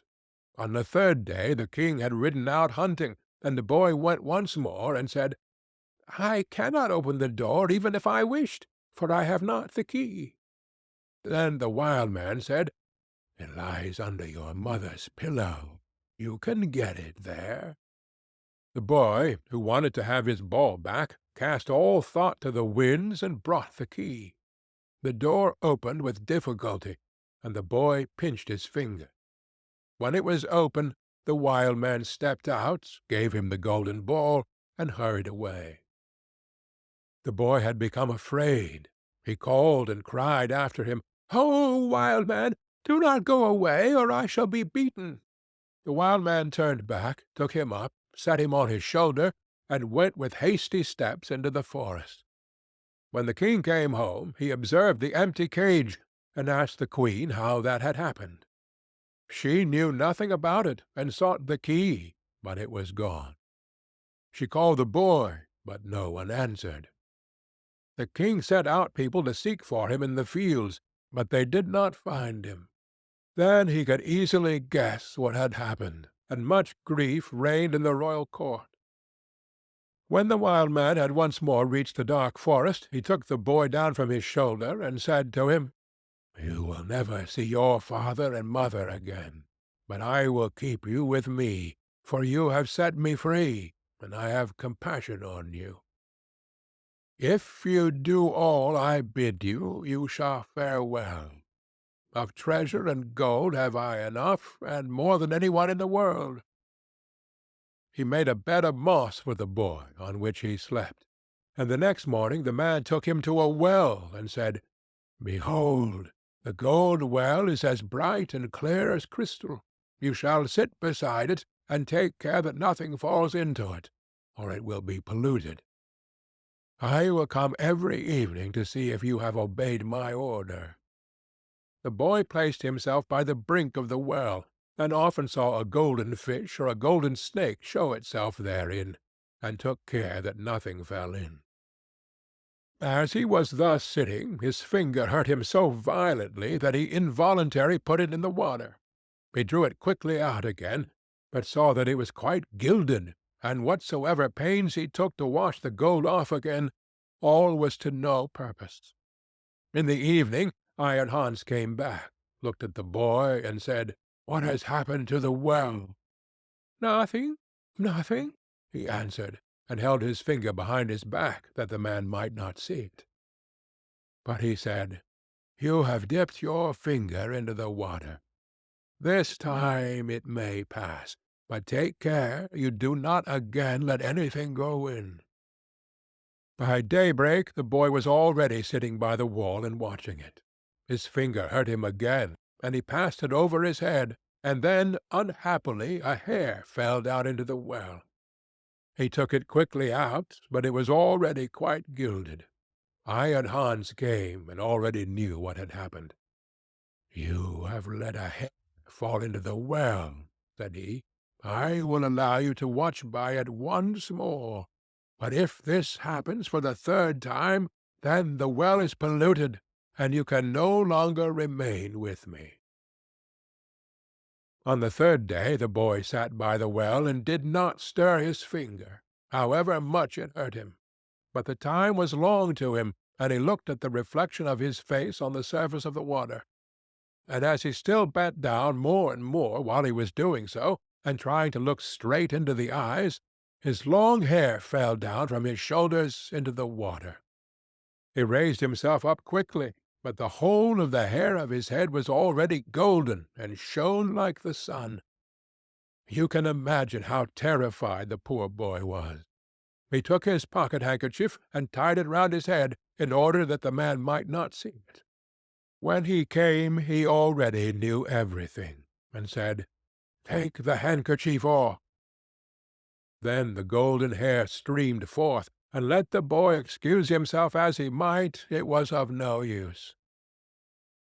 "You have not stood the trial, and can stay here no longer. Go forth into the world. There you will learn what poverty is. But as you have not a bad heart, and as I mean well by you, there is one thing I will grant you. If you fall into any difficulty, come to the forest and cry, 'Iron Hans,' and then I will come and help you. My power is great, greater than you think, and I have gold and silver in abundance." Then the king's son left the forest, and walked by beaten and unbeaten paths ever onwards, until at length he reached a great city. There he looked for work, but could find none, and he learnt nothing by which he could help himself. At length he went to the palace, and asked if they would take him in. The people about court did not at all know what use they could make of him, but they liked him, and told him to stay. At length the cook took him into his service, and said he might carry wood and water, and rake the cinders together. Once, when it so happened that no one else was at hand, the cook ordered him to carry the food to the royal table, but as he did not like to let his golden hair be seen, he kept his little cap on. Such a thing as that had never yet come under the king's notice, and he said, "When you come to the royal table, you must take your hat off." He answered, "Ah, Lord, I cannot. I have a bad sore place on my head." Then the king had the cook called before him, and scolded him, and asked how he could take such a boy as that into his service, and that he was to send him away at once. The cook, however, had pity on him, and exchanged him for the gardener's boy. And now the boy had to plant and water the garden, hoe and dig, and bear the wind and bad weather. Once in summer, when he was working alone in the garden, the day was so warm that he took his little cap off, that the air might cool him.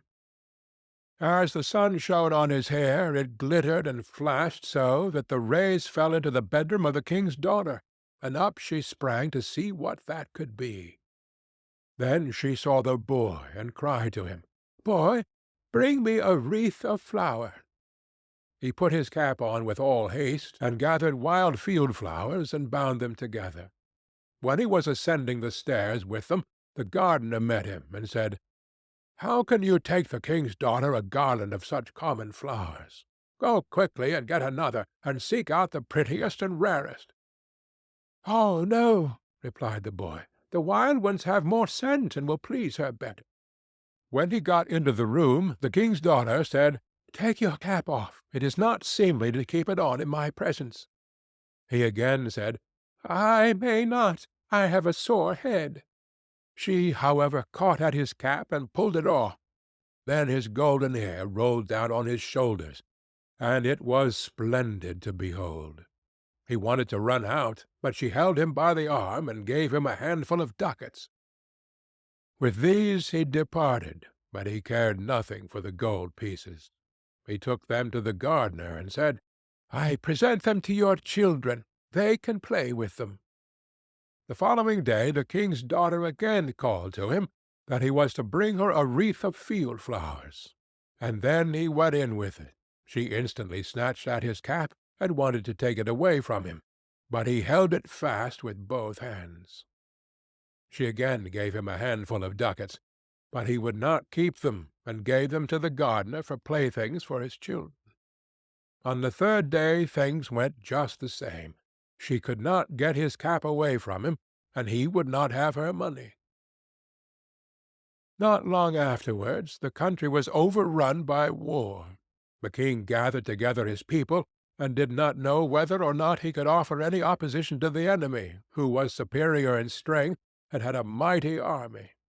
Then said the gardener's boy, "I am grown up, and will go to the wars also. Only give me a horse." The others laughed, and said, "Seek one for yourself when we are gone. We will leave one behind us in the stable for you." When they had gone forth, he went into the stable, and let the horse out. It was lame of one foot, and limped, hobbledy-jib, hobbledy-jib. Nevertheless he mounted it, and rode away to the dark forest. When he came to the outskirts, he called, "Iron Hans!" 3 times, so loudly that it echoed through the trees. Thereupon the wild man appeared immediately, and said, "What do you desire?" "I want a strong steed, for I am going to the wars." "That you shall have, and still more than you ask for." Then the wild man went back into the forest, and it was not long before a stable-boy came out of it, who led a horse that snorted with its nostrils, and could hardly be restrained. And behind them followed a great troop of warriors entirely equipped in iron, and their swords flashed in the sun. The youth made over his three-legged horse to the stable-boy, mounted the other, and rode at the head of the soldiers. When he got near the battlefield, a great part of the king's men had already fallen, and little was wanting to make the rest give way. Then the youth galloped thither with his iron soldiers, broke like a hurricane over the enemy, and beat down all who opposed him. They began to flee, but the youth pursued, and never stopped until there was not a single man left. Instead of returning to the king, however, he conducted his troop by byways back to the forest, and called forth Iron Hans. "What do you desire?" asked the wild man. "Take back your horse and your troops, and give me my three-legged horse again." All that he asked was done, and soon he was riding on his three-legged horse. When the king returned to his palace, his daughter went to meet him, and wished him joy of his victory. "I am not the one who carried away the victory," said he, "but a strange knight who came to my assistance with his soldiers." The daughter wanted to hear who the strange knight was, but the king did not know, and said, "He followed the enemy, and I did not see him again." She inquired of the gardener where his boy was, but he smiled and said, "He has just come home on his three-legged horse, and the others have been mocking him, and crying, 'Here comes our Hoppledy-Jib back again.' They asked, too, 'Under what hedge have you been lying sleeping all the time?' So he said, 'I did the best of all, and it would have gone badly without me.' And then he was still more ridiculed. The king said to his daughter, "I will proclaim a great feast that shall last for 3 days, and you shall throw a golden apple. Perhaps the unknown man will show himself." When the feast was announced, the youth went out to the forest and called Iron Hans. "What do you desire?" asked he. "That I may catch the king's daughter's golden apple." "It is as safe as if you had it already," said Iron Hans. "You shall likewise have a suit of red armor for the occasion, and ride on a spirited chestnut horse." When the day came, the youth galloped to the spot, took his place amongst the knights, and was recognized by no one. The king's daughter came forward and threw a golden apple to the knights, but none of them caught it but he. Only as soon as he had it, he galloped away. On the second day, Iron Hans equipped him as a white knight, and gave him a white horse. Again he was the only one who caught the apple, and he did not linger an instant, but galloped off with it. The king grew angry, and said, "That is not allowed. He must appear before me and tell his name." He gave the order that if the knight who caught the apple should go away again, they should pursue him, and if he would not come back willingly, they were to cut him down and stab him. On the third day he received from Iron Hans a suit of black armor and a black horse, and again he caught the apple. But when he was riding off with it, the king's attendants pursued him, and one of them got so near him that he wounded the youth's leg with the point of his sword. The youth nevertheless escaped from them, but his horse leaped so violently that the helmet fell from the youth's head, and they could see that he had golden hair. They rode back and announced this to the king. The following day the king's daughter asked the gardener about his boy. "He is at work in the garden. The queer creature has been at the festival too, and only came home yesterday evening. He has likewise shown my children 3 golden apples which he has won." The king had him summoned into his presence, and he came and again had his little cap on his head. But the king's daughter went up to him and took it off, and then his golden hair fell down over his shoulders, and he was so handsome that all were amazed. "Are you the knight who came every day to the festival, always in different colors, and who caught the 3 golden apples?" asked the king. "Yes," answered he, "and here the apples are." And he took them out of his pocket and returned them to the king. "If you desire further proof, you may see the wound which your people gave me when they followed me." but I am likewise the knight who helped you to your victory over your enemies. If you can perform such deeds as that, you are no gardener's boy. Tell me, who is your father?" "My father is a mighty king, and gold have I in plenty as great as I require." "I well see," said the king, "that I owe my thanks to you. Can I do anything to please you?" "Yes," answered he, "that indeed you can. Give me your daughter to wife." The maiden laughed and said, "He does not stand much on ceremony, but I have already seen by his golden hair that he was no gardener's boy."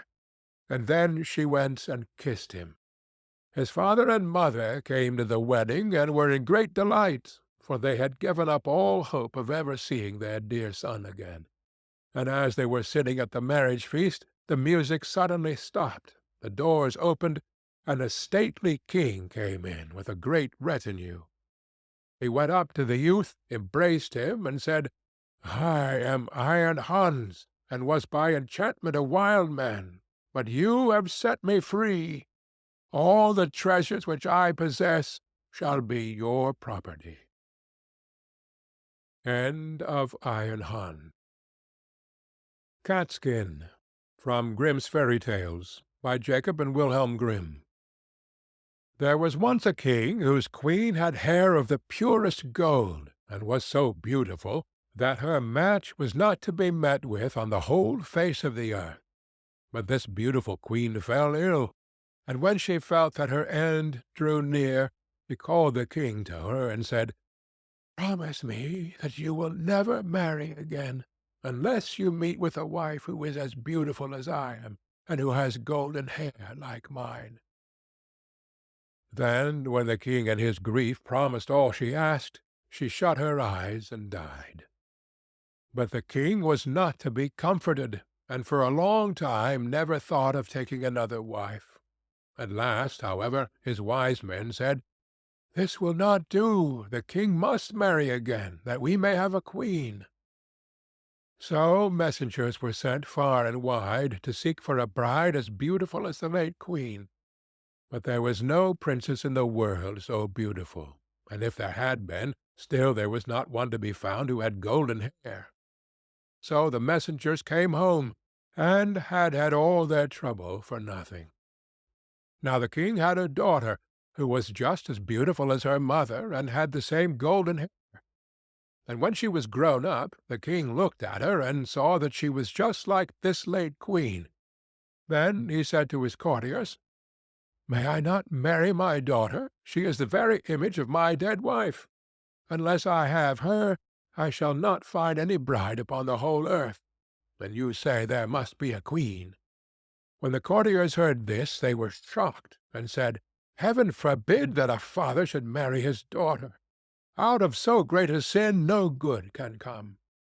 And his daughter was also shocked, but hoped the king would soon give up such thoughts. So she said to him, "Before I marry anyone, I must have 3 dresses. One must be of gold, like the sun, another must be of shining silver, like the moon, and a third must be dazzling as the stars. Besides this, I want a mantle of 1,000 different kinds of fur put together, to which every beast in the kingdom must give a part of his skin." And thus she thought he would think of the matter no more. But the king made the most skilful workman in his kingdom weave the 3 dresses, one golden like the sun, another silvery like the moon, and a third sparkling like the stars. And his hunters were told to hunt out all the beasts in his kingdom, and to take the finest fur out of their skins. And thus a mantle of 1,000 furs was made. When all were ready, the king sent them to her. But she got up in the night, when all were asleep, and took 3 of her trinkets, a golden ring, a golden necklace, and a golden brooch, and packed the 3 dresses, of the sun, the moon, and the stars, up in a nutshell, and wrapped herself up in the mantle made of all sorts of fur, and besmeared her face and hands with soot. Then she threw herself upon heaven for help in her need, and went away, and journeyed on the whole night, till at last she came to a large wood. As she was very tired, she sat herself down in the hollow of a tree and soon fell asleep, and there she slept on till it was midday. Now, as the king to whom the wood belonged was hunting in it, his dogs came to the tree and began to sniff about, and run round and bark. "Look sharp," said the king to the huntsman, "and see what sort of game lies there." And the huntsman went up to the tree, and when they came back again, said, "In the hollow tree there lies a most wonderful beast, such as we never saw before. Its skin seems to be of 1,000 kinds of fur, but there it lies, fast asleep." "See," said the king, "if you can catch it alive, and we will take it with us." So the huntsman took it up, and the maiden awoke and was greatly frightened, and said, "I am a poor child that has neither father nor mother left. Have pity on me, and take me with you." Then they said, "Yes, Miss Catskin, you will do for the kitchen. You can sweep up the ashes, and do things of that sort." So they put her into the coach and took her home to the king's palace. Then they showed her a little corner under the staircase, where no light of day ever peeped in, and said, "Catskin, you may lie and sleep there." And she was sent into the kitchen, and made to fetch wood and water, and to blow the fire, pluck the poultry, pick the herbs, shift the ashes, and do all the dirty work. Thus Catskin lived for a long time, very sorrowfully. "Ah, pretty princess," thought she, "what will now become of thee?" But it happened one day that a feast was to be held in the king's castle. So she said to the cook, "May I go up a little while and see what is going on? I will take care and stand behind the door." And the cook said, "Yes, you may go, but be back again in half an hour's time to rake up the ashes." Then she took her little lamp and went into her cabin, and took off the fur skin, and washed the soot from off her face and hands, so that her beauty shone forth like the sun from behind the clouds. She next opened her nutshell, and brought out of it the dress that shone like the sun, and so went to the feast. Every one made way for her, for nobody knew her, and they thought she could be no less than a king's daughter. But the king came up to her, and held out his hand and danced with her, and he thought in his heart, "I never saw any one half so beautiful." When the dance was at an end, she curtsied, and when the king looked round for her, she was gone, no one knew whither. The guards that stood at the castle gate were called in, but they had seen no one. The truth was that she had run into her little cabin, pulled off her dress, blackened her face and hands, put on the fur-skin cloak, and was Catskin again. When she went into the kitchen to her work, and began to rake the ashes, the cook said, "Let that alone till the morning, and heat the king's soup. I should like to run up now and give a peep. But take care you don't let a hair fall into it, or you will run a chance of never eating again." As soon as the cook went away, Catskin heated the king's soup, and toasted a slice of bread first, as nicely as ever she could, and when it was ready, she went and looked in the cabin for her little golden ring, and put it into the dish in which the soup was. When the dance was over, the king ordered his soup to be brought in, and it pleased him so well that he thought he had never tasted any so good before. At the bottom he saw a gold ring lying, and as he could not make out how it got there, he ordered the cook to be sent for. The cook was frightened when he heard the order, and said to Catskin, "You must have let a hair fall into the soup. If it be so, you will have a good beating." Then he went before the king, and he asked him who had cooked the soup. "I did," answered the cook. But the king said, "That is not true. It was better done than you could do it." Then he answered, "To tell you the truth, I did not cook it, but Catskin did." "Then let Catskin come up," said the king. And when she came, he said to her, "Who are you?" "I am a poor child," said she, "that has lost both father and mother." "How came you in my palace?" asked he. "I am good for nothing," said she, "but to be a scullion girl, and to have boots and shoes thrown at my head." "But how did you get the ring that was in the soup?" asked the king. Then she would not own that she knew anything about the ring, so the king sent her away again about her business. After a time there was another feast, and Catskin asked the cook to let her go up and see it as before. "Yes," said he, "but come again in half an hour, and cook the king the soup that he likes so much." Then she ran to her little cabin, washed herself quickly, and took her dress out which was silvery as the moon, and put it on. And when she went in, looking like a king's daughter, the king went up to her, and rejoiced at seeing her again, and when the dance began he danced with her. After the dance was at an end, she managed to slip out, so slyly that the king did not see where she was gone.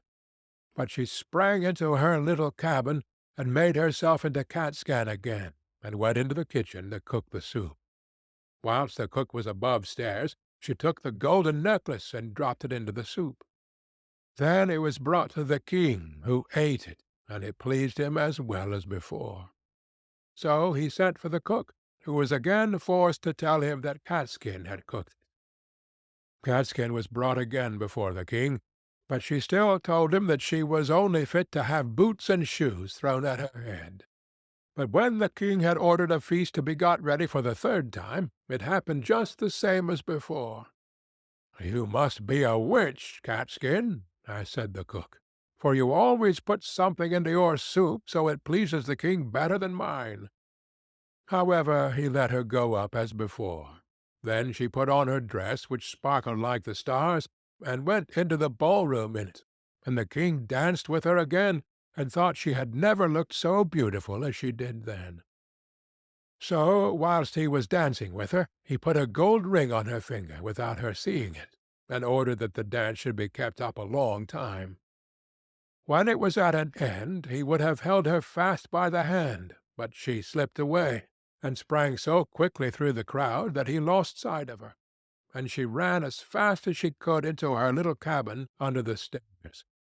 But this time she kept away too long, and stayed beyond the half-hour, so she had not time to take off her fine dress, and threw her fur mantle over it, and in her haste did not blacken herself all over with soot, but left one of her fingers white. Then she ran into the kitchen and cooked the king's soup, and as soon as the cook was gone, she put the golden brooch into the dish. When the king got to the bottom, he ordered Catskin to be called once more, and soon saw the white finger and the ring that he had put on it whilst they were dancing. So he seized her hand, and kept fast hold of it, and when she wanted to loose herself, and spring away, the fur cloak fell off a little on one side, and the starry dress sparkled underneath it. Then he got hold of the fur and tore it off, and her golden hair and beautiful form were seen, and she could no longer hide herself. So she washed the soot and ashes from her face, and showed herself to be the most beautiful princess upon the face of the earth. And the king said, "You are my beloved bride, and we will never more be parted from each other." And the wedding feast was held, and a merry day it was, as ever was heard of or seen in that country, or indeed in any other. End of Catskin. Snow White and Rose Red, from Grimm's Fairy Tales, by Jacob and Wilhelm Grimm.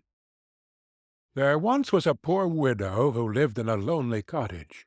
In front of the cottage was a garden, wherein stood 2 rose-trees, one of which bore white and the other red roses. She had 2 children who were like the 2 rose-trees, and one was called Snow White and the other Rose Red. They were as good and happy, as busy and cheerful as ever 2 children in the world were, only Snow White was more quiet and gentle than Rose Red. Rose Red liked better to run about in the meadows and fields, seeking flowers and catching butterflies. But Snow White sat at home with her mother, and helped her with her housework, or read to her when there was nothing to do. The 2 children were so fond of each other that they always held each other by the hand when they went out together, and when Snow White said, "We will not leave each other," Rose Red answered, "Never, so long as we live." And their mother would add, "What one has she must share with the other." They often ran about the forest alone and gathered red berries, and no beasts did them any harm, but came close to them trustfully. The little hare would eat a cabbage leaf out of their hands, the roe grazed by their side, the stag leaped merrily by them, and the birds sat still upon the boughs and sang whatever they knew. No mishap overtook them. If they had stayed too late in the forest and night came on, they laid themselves down near one another upon the moss and slept until morning came, and their mother knew this and did not worry on their account.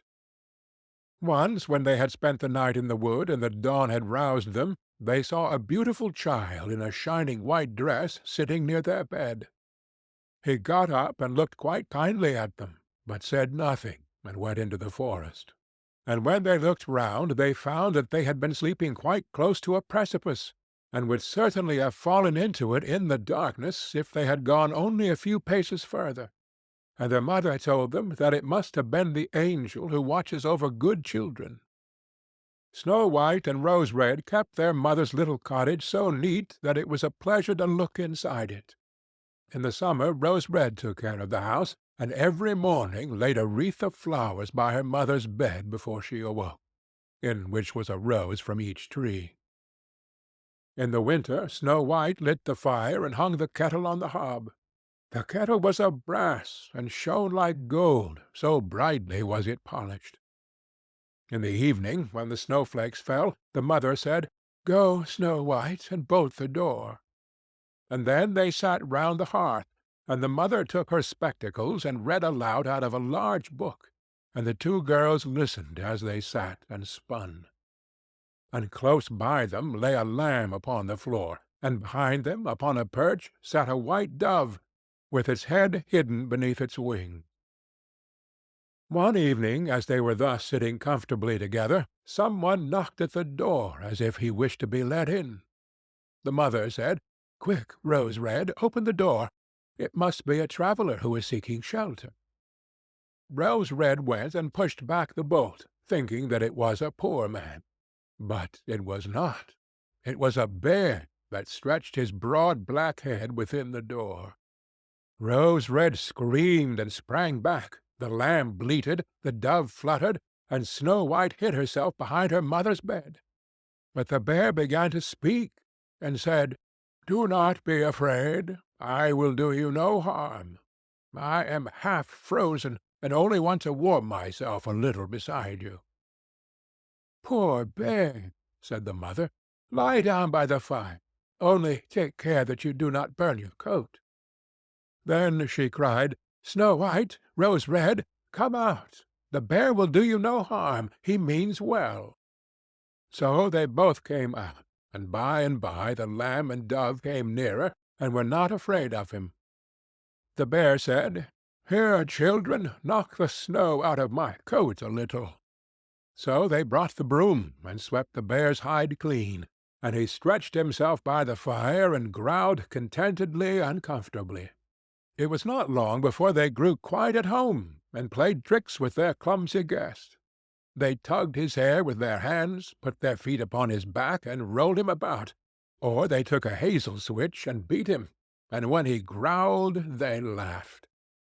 But the bear took it all in good part, only when they were too rough he called out, "Leave me alive, children. Snow White, Rose Red, will you beat your wooer dead?" When it was bedtime and the others went to bed, the mother said to the bear, "You can lie there by the hearth, and then you will be safe from the cold and the bad weather." As soon as day dawned, the two children let him out, and he trotted across the snow into the forest.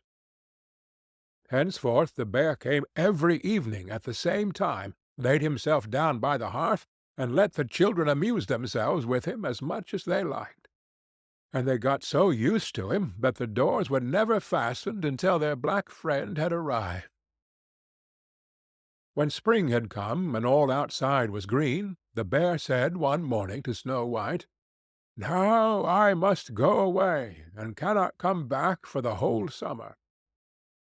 "Where are you going, then, dear bear?" asked Snow White.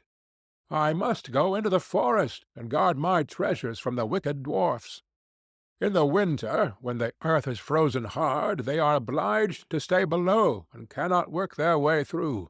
But now, when the sun has thawed and warmed the earth, they break through it and come out to pry and steal, and what once gets into their hands and in their caves does not easily see daylight again."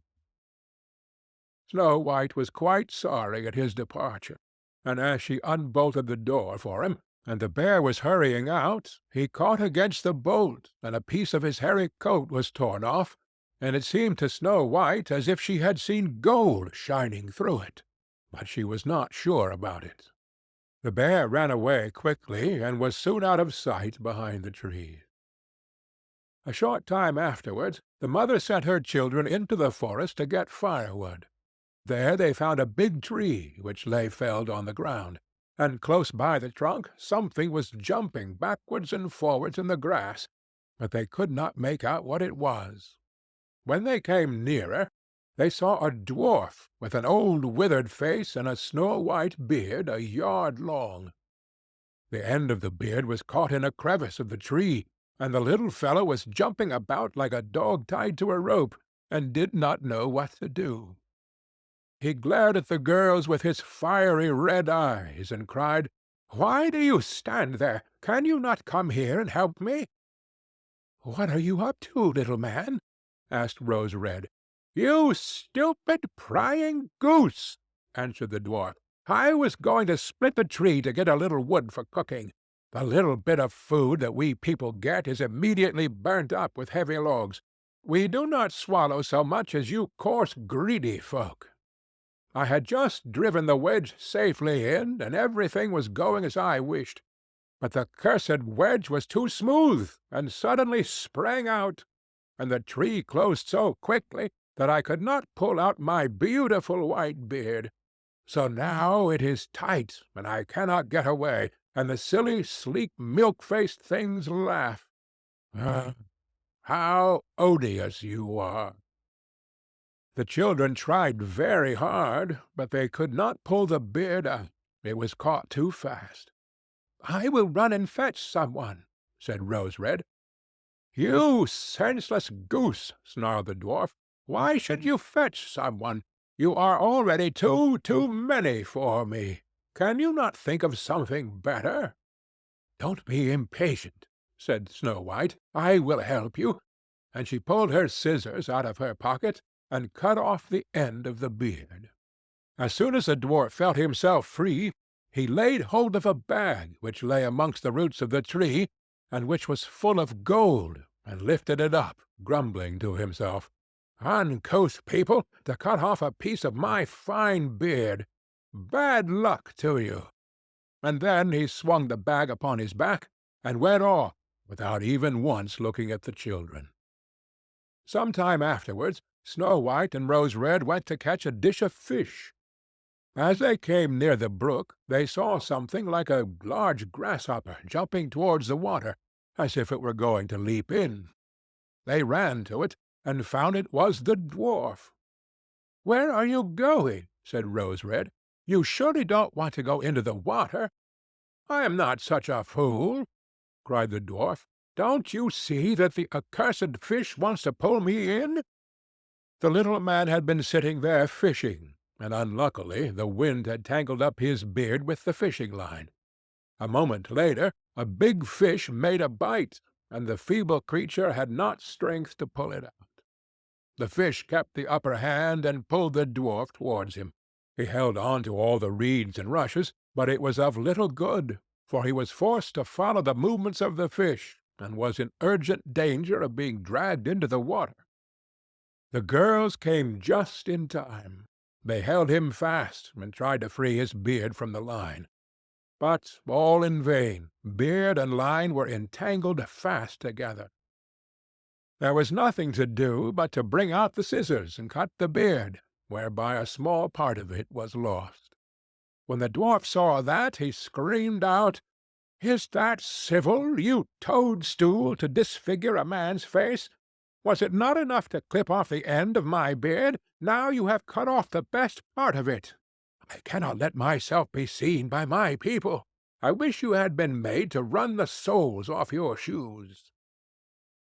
Then he took out a sack of pearls which lay in the rushes, and without another word he dragged it away and disappeared behind a stone. It happened that soon afterwards the mother sent the two children to the town to buy needles and thread and laces and ribbons. The road led them across a heath, upon which huge pieces of rock lay strewn about. There they noticed a large bird hovering in the air, flying slowly round and round above them.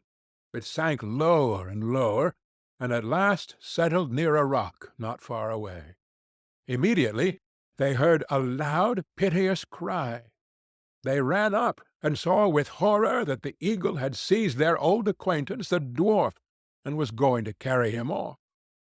The children, full of pity, at once took tight hold of the little man, and pulled against the eagle so long that at last he let his booty go.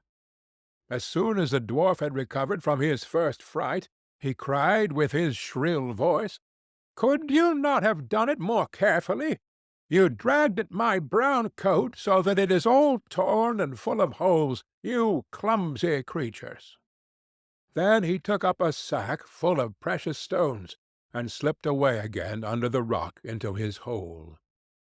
The girls, who by this time were used to his ingratitude, went on their way and did their business in town. As they crossed the heath again on their way home, they surprised the dwarf, who had emptied out his bag of precious stones in a clean spot, and had not thought that any one would come there so late. The evening sun shone upon the brilliant stones. They glittered and sparkled with all colors so beautifully that the children stood there and stared at them. "Why do you stand gaping there?" cried the dwarf, and his ashen-grey face became copper-red with rage. He was still cursing when a loud growling was heard, and a black bear came trotting towards them out of the forest. The dwarf sprang up in a fright, but he could not reach his cave, for the bear was already close. Then, in the dread of his heart, he cried, "Dear Mr. Bear, spare me! I will give you all my treasures. Look, the beautiful jewels lying there. Grant me my life. What do you want with such a slender little fellow as I? You would not feel me between your teeth. Come, take these two wicked girls. They are tender morsels for you, fat as young quails. For mercy's sake, eat them." The bear took no heed of his words, but gave the wicked creature a single blow with his paw, and he did not move again. The girls had run away, but the bear called to them, "Snow White and Rose Red, do not be afraid. Wait, I will come with you." Then they recognized his voice and waited, and when he came up to them, suddenly his bearskin fell off, and he stood there a handsome man, clothed all in gold. "I am a king's son," he said, "and I was bewitched by that wicked dwarf who had stolen my treasures. I have had to run about the forest as a savage bear until I was freed by his death. Now he has got his well-deserved punishment." Snow White was married to him, and Rose Red to his brother, and they divided between them the great treasure which the dwarf had gathered together in his cave. The old mother lived peacefully and happily with her children for many years. She took the two rose trees with her, and they stood before her window, and every year bore the most beautiful roses, white and red. End of Snow White and Rose Red.